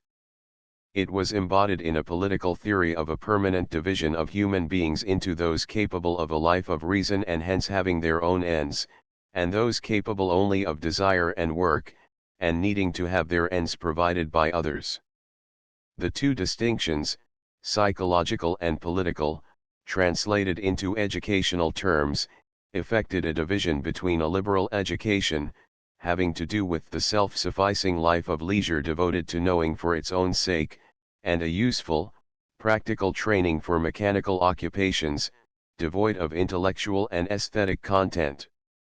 While the present situation is radically diverse in theory and much changed in fact, the factors of the older historic situation still persist sufficiently to maintain the educational distinction, along with compromises which often reduce the efficacy of the educational measures. The problem of education in a democratic society is to do away with the dualism and to construct a course of studies which makes thought a guide of free practice for all and which makes leisure a reward of accepting responsibility for service, rather than a state of exemption from it. One Aristotle does not hold that the class of actual slaves and of natural slaves necessarily coincide. Chapter 20, Intellectual and Practical Studies 1. The opposition of experience and true knowledge. As livelihood and leisure are opposed, so are theory and practice, intelligence and execution, knowledge and activity. The latter set of oppositions doubtless springs from the same social conditions which produce the former conflict, but certain definite problems of education connected with them make it desirable to discuss explicitly the matter of the relationship and alleged separation of knowing and doing. The notion that knowledge is derived from a higher source than is practical activity, and possesses a higher and more spiritual worth, has a long history. The history so far as conscious statement is concerned takes us back to the conceptions of experience and of reason formulated by Plato and Aristotle. Much as these thinkers differed in many respects, they agreed in identifying experience with purely practical concerns, and hence with material interests as to its purpose and with the body as to its organ. Knowledge, on the other hand, existed for its own sake free from practical reference, and found its source and organ in a purely immaterial mind. It had to do with spiritual or ideal interests. Again, experience always involved lack, need, desire, it was never self-sufficing. Rational knowing, on the other hand, was complete and comprehensive within itself. Hence the practical life was in a condition of perpetual flux, while intellectual knowledge concerned eternal truth. This sharp antithesis is connected with the fact that Athenian philosophy began as a criticism of custom and tradition as standards of knowledge and conduct. In a search for something to replace them, it hit upon reason as the only adequate guide of belief and activity. Since custom and tradition were identified with experience, it followed at once that reason was superior to experience. Moreover, experience, not content with its proper position of subordination, was the great foe to the acknowledgement of the authority of reason. Since custom and traditionary beliefs held men in bondage, the struggle of reason for its legitimate supremacy could be won only by showing the inherently unstable and inadequate nature of experience. The statement of Plato that philosophers should be kings may best be understood as a statement that rational intelligence and not habit, appetite, impulse, and emotion should regulate human affairs. The former secures unity, order, and law, the latter signify multiplicity and discord, irrational fluctuations from one estate to another. The grounds for the identification of experience with the unsatisfactory condition of things, the state of affairs represented by rule of mere custom, are not far to seek. Increasing trade and travel, colonizations, migrations, and wars, had broadened the intellectual horizon. The customs and beliefs of different communities were found to diverge sharply from one another. Civil disturbance had become a custom in Athens, the fortunes of the city seemed given over to strife of factions. The increase of leisure coinciding with the broadening of the horizon had brought into ken many new facts of nature and had stimulated curiosity and speculation. The situation tended to raise the question as to the existence of anything constant and universal in the realm of nature and society. Reason was the faculty by which the universal principle and essence is apprehended, while the senses were the organs of perceiving change, the unstable and the diverse as against the permanent and uniform. The results of the work of the senses, preserved in memory and imagination, and applied in the skill given by habit, constituted experience. Experience at its best is thus represented in the various handicrafts, the arts of peace and war. The cobbler, the flute player, the soldier, have undergone the discipline of experience to acquire the skill they have. This means that the bodily organs, particularly the senses, have had repeated contact with things, and that the result of these contacts has been preserved and consolidated till ability in foresight and in practice had been secured. Such was the essential meaning of the term empirical. It suggested a knowledge and an ability not based upon insight into principles, but expressing the result of a large number of separate trials. It expressed the idea now conveyed by method of trial and error, with a special emphasis upon the more or less accidental character of the trials. So far as ability of control, of management, was concerned, it amounted to rule of thumb procedure, to routine.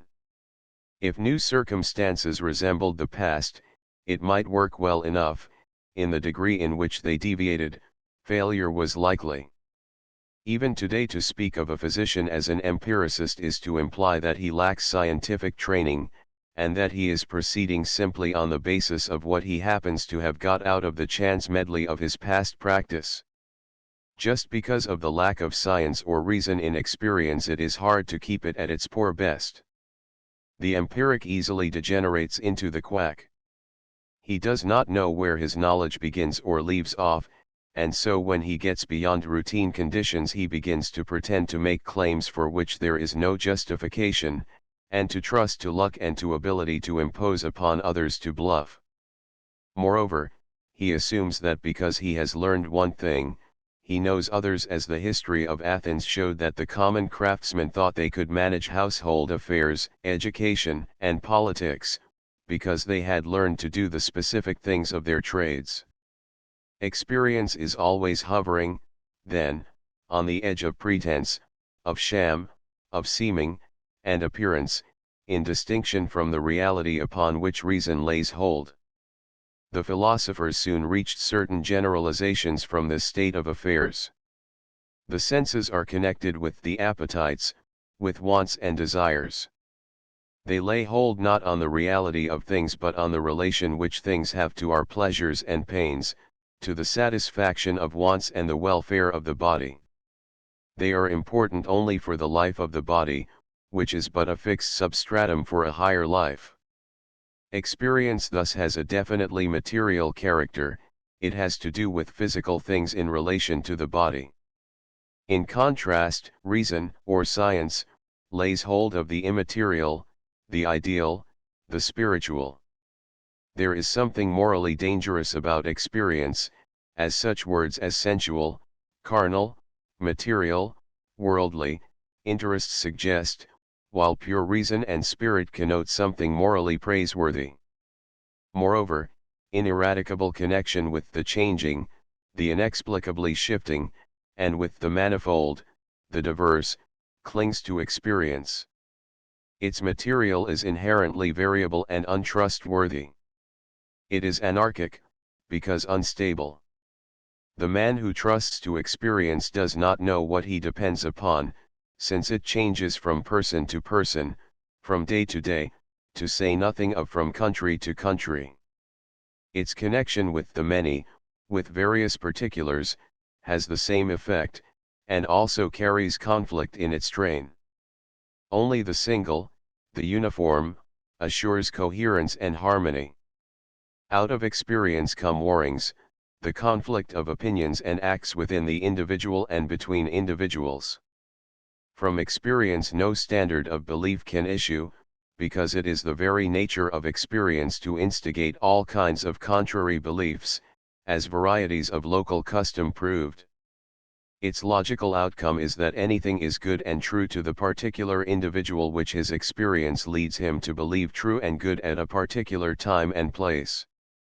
Finally, practice falls of necessity within experience. Doing proceeds from needs and aims at change. To produce or to make is to alter something, to consume is to alter. All the obnoxious characters of change and diversity thus attach themselves to doing, while knowing is as permanent as its object. To know, to grasp a thing intellectually or theoretically, is to be out of the region of vicissitude, chance, and diversity. Truth has no lack, it is untouched by the perturbations of the world of sense. It deals with the eternal and the universal. And the world of experience can be brought under control, can be steadied and ordered, only through subjection to its law of reason. It would not do, of course, to say that all these distinctions persisted in full technical definiteness. But they all of them profoundly influenced men's subsequent thinking and their ideas about education. The contempt for physical as compared with mathematical and logical science, for the senses and sense observation, the feeling that knowledge is high and worthy in the degree in which it deals with ideal symbols instead of with the concrete, the scorn of particulars except as they are deductively brought under a universal, the disregard for the body, the depreciation of arts and crafts as intellectual instrumentalities, all sought shelter and found sanction under this estimate of the respective values of experience and reason, or, what came to the same thing, of the practical and the intellectual. Medieval philosophy continued and reinforced the tradition. To know reality meant to be in relation to the supreme reality, or God, and to enjoy the eternal bliss of that relation. Contemplation of supreme reality was the ultimate end of man, to which action is subordinate. Experience had to do with mundane, profane, and secular affairs, practically necessary indeed, but of little import in comparison with supernatural objects of knowledge. When we add to this motive the force derived from the literary character of the Roman education and the Greek philosophic tradition, and conjoin to them the preference for studies which obviously demarcated the aristocratic class from the lower classes, we can readily understand the tremendous power exercised by the persistent preference of the intellectual over the practical, not simply in educational philosophies but in the higher schools. 2. The modern theory of experience and knowledge. As we shall see later, the development of experimentation as a method of knowledge makes possible and necessitates a radical transformation of the view just set forth. But before coming to that, we have to note the theory of experience and knowledge developed in the 17th and 18th centuries. In general, it presents us with an almost complete reversal of the classic doctrine of the relations of experience and reason. To Plato, experience meant habituation, or the conservation of the net product of a lot of past chance trials. Reason meant the principle of reform, of progress, of increase of control. Devotion to the cause of reason meant breaking through the limitations of custom and getting at things as they really were. To the modern reformers, the situation was the other way around. Reason, universal principles, a priori notions, meant either blank forms which had to be filled in by experience, by sense observations, in order to get significance and validity, or else were mere indurated prejudices, dogmas imposed by authority, which masqueraded and found protection under august names. The great need was to break way from captivity to conceptions which, as Bacon put it, anticipated nature and imposed merely human opinions upon her, and to resort to experience to find out what nature was like. Appeal to experience marked the breach with authority. It meant openness to new impressions, eagerness in discovery and invention instead of absorption in tabulating and systematizing received ideas and proving them by means of the relations they sustained to one another. It was the eruption into the mind of the things as they really were, free from the veil cast over them by preconceived ideas. The change was twofold. Experience lost the practical meaning which it had borne from the time of Plato. It ceased to mean ways of doing and being done to, and became a name for something intellectual and cognitive.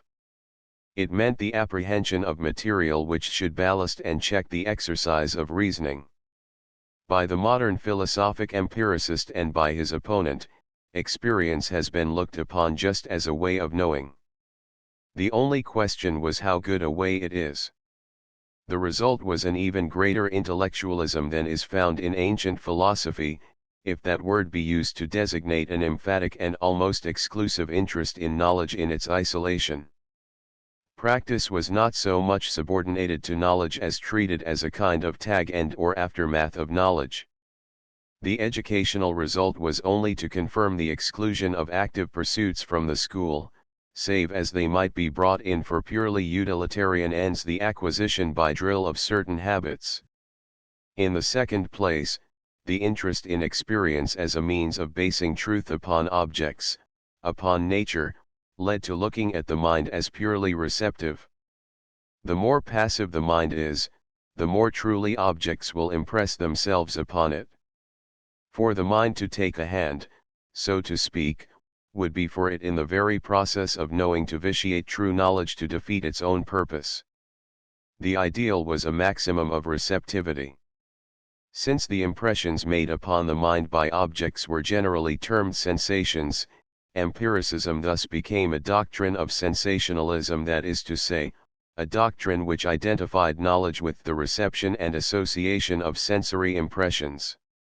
In John Locke, the most influential of the empiricists, we find this sensationalism mitigated by a recognition of certain mental faculties, like discernment or discrimination, comparison, abstraction, and generalization, which work up the material of sense into definite and organized forms, and which even evolve new ideas on their own account, such as the fundamental conceptions of morals and mathematics. See Ante, p. 61. But some of his successors, especially in France in the latter part of the 18th century, carried his doctrine to the limit. They regarded discernment and judgment as peculiar sensations made in us by the conjoint presence of other sensations. Locke had held that the mind is a blank piece of paper, or a wax tablet with nothing engraved on it at birth, a tabula rasa, so far as any contents of ideas were concerned, but had endowed it with activities to be exercised upon the material received. His French successors raised away the powers and derived them also from impressions received. As we have earlier noted, this notion was fostered by the new interest in education as method of social reform. See Ante, p. 93. The emptier the mind to begin with, the more it may be made anything we wish by bringing the right influences to bear upon it. Thus Helvetius, perhaps the most extreme and consistent sensationalist, proclaimed that education could do anything, that it was omnipotent. Within the sphere of school instruction, empiricism found its directly beneficial office in protesting against mere book learning. If knowledge comes from the impressions made upon us by natural objects, it is impossible to procure knowledge without the use of objects which impress the mind.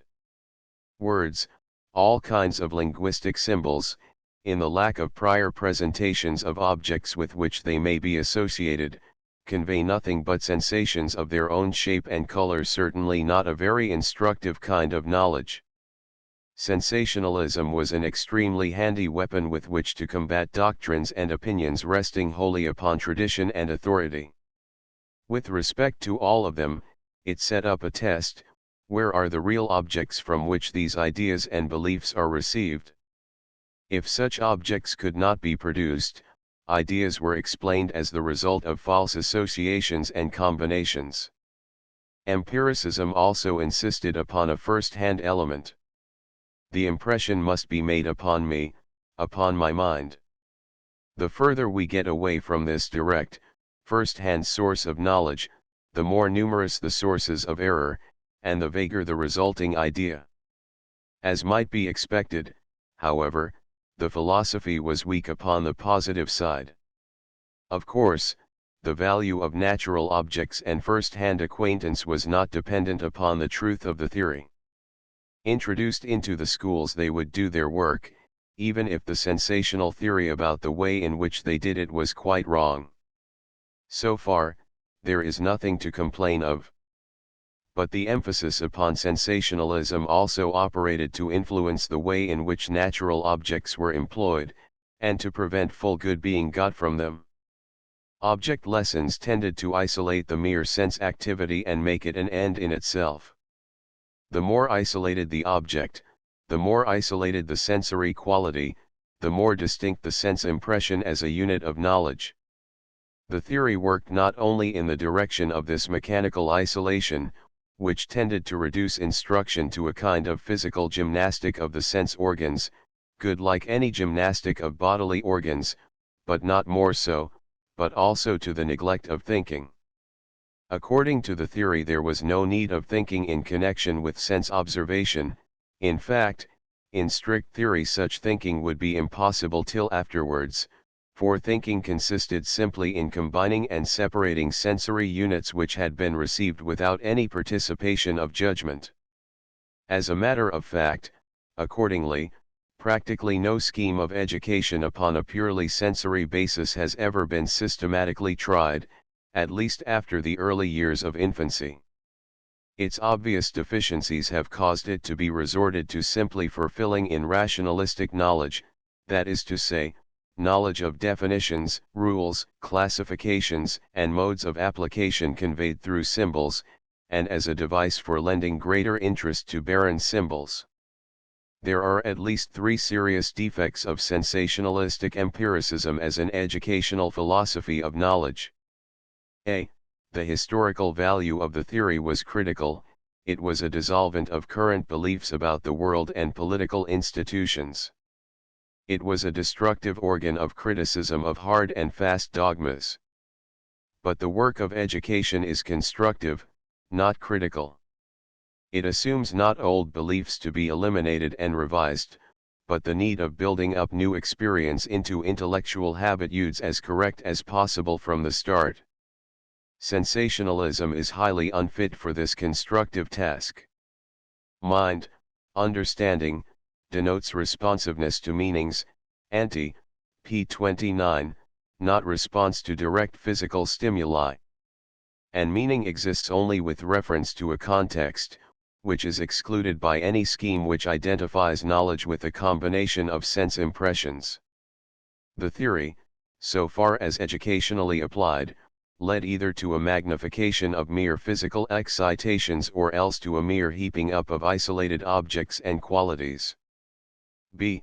While direct impression has the advantage of being first-hand, it also has the disadvantage of being limited in range. Direct acquaintance with the natural surroundings of the home environment so as to give reality to ideas about portions of the earth beyond the reach of the senses, and as a means of arousing intellectual curiosity, is one thing. As an end-all and be-all of geographical knowledge it is fatally restricted. In precisely analogous fashion, beans, shoe pegs, and counters may be helpful aids to a realization of numerical relations, but when employed except as aids to thought the apprehension of meaning they become an obstacle to the growth of arithmetical understanding. They arrest growth on a low plane, the plane of specific physical symbols. Just as the race developed especial symbols as tools of calculation and mathematical reasonings, because the use of the fingers as numerical symbols got in the way, so the individual must progress from concrete to abstract symbols, that is, symbols whose meaning is realized only through conceptual thinking.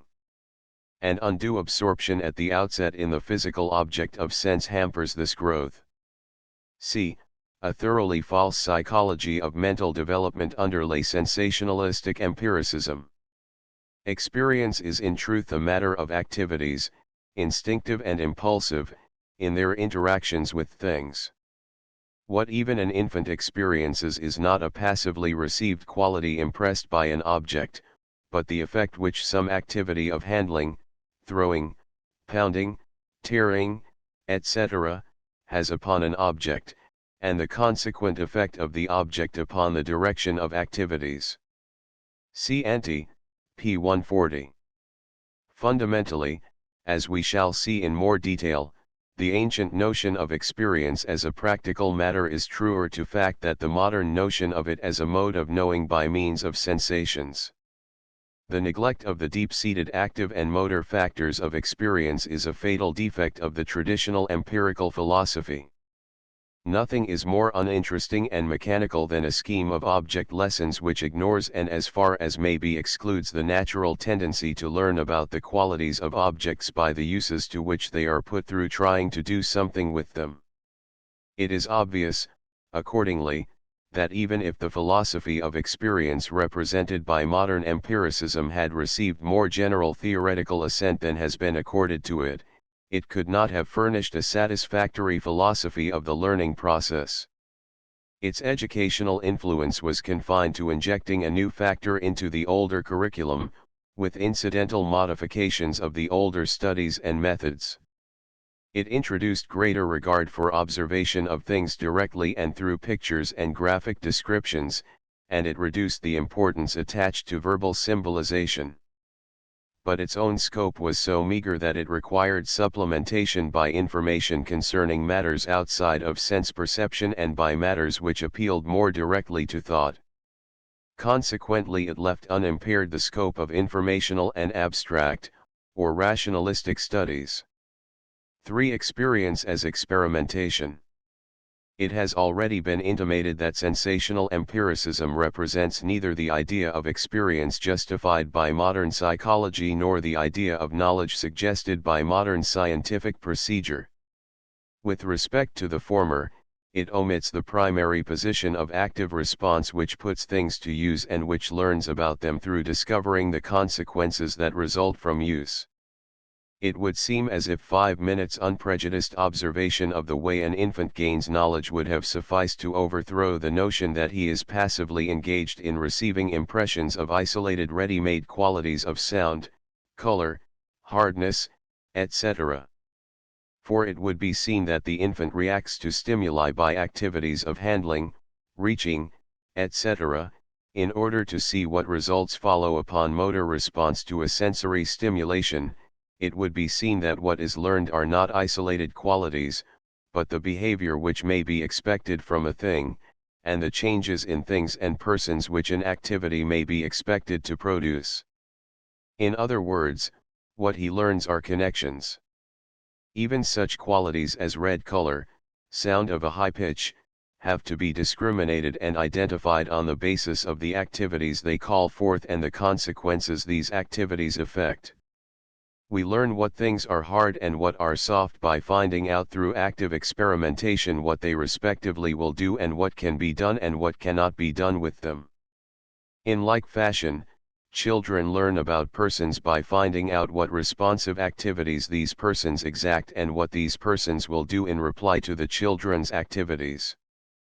And the combination of what things do to us, not in impressing qualities on a passive mind, in modifying our actions, furthering some of them and resisting and checking others, and what we can do to them in producing new changes constitutes experience. The methods of science by which the revolution in our knowledge of the world dating from the 17th century, was brought about, teach the same lesson. For these methods are nothing but experimentation carried out under conditions of deliberate control. To the Greek, it seemed absurd that such an activity as, say, the cobbler punching holes in leather, or using wax and needle and thread, could give an adequate knowledge of the world. It seemed almost axiomatic that for true knowledge we must have recourse to concepts coming from a reason above experience. But the introduction of the experimental method signified precisely that such operations, carried on under conditions of control, are just the ways in which fruitful ideas about nature are obtained and tested. In other words, it is only needed to conduct such an operation as the pouring of an acid on a metal for the purpose of getting knowledge instead of for the purpose of getting a trade result, in order to lay hold of the principle upon which the science of nature was henceforth to depend. Sense perceptions were indeed indispensable, but there was less reliance upon sense perceptions in their natural or customary form than in the older science.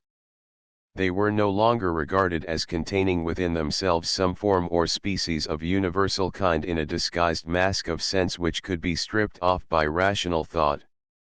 On the contrary, the first thing was to alter and extend the data of sense perception, to act upon the given objects of sense by the lens of the telescope and microscope, and by all sorts of experimental devices.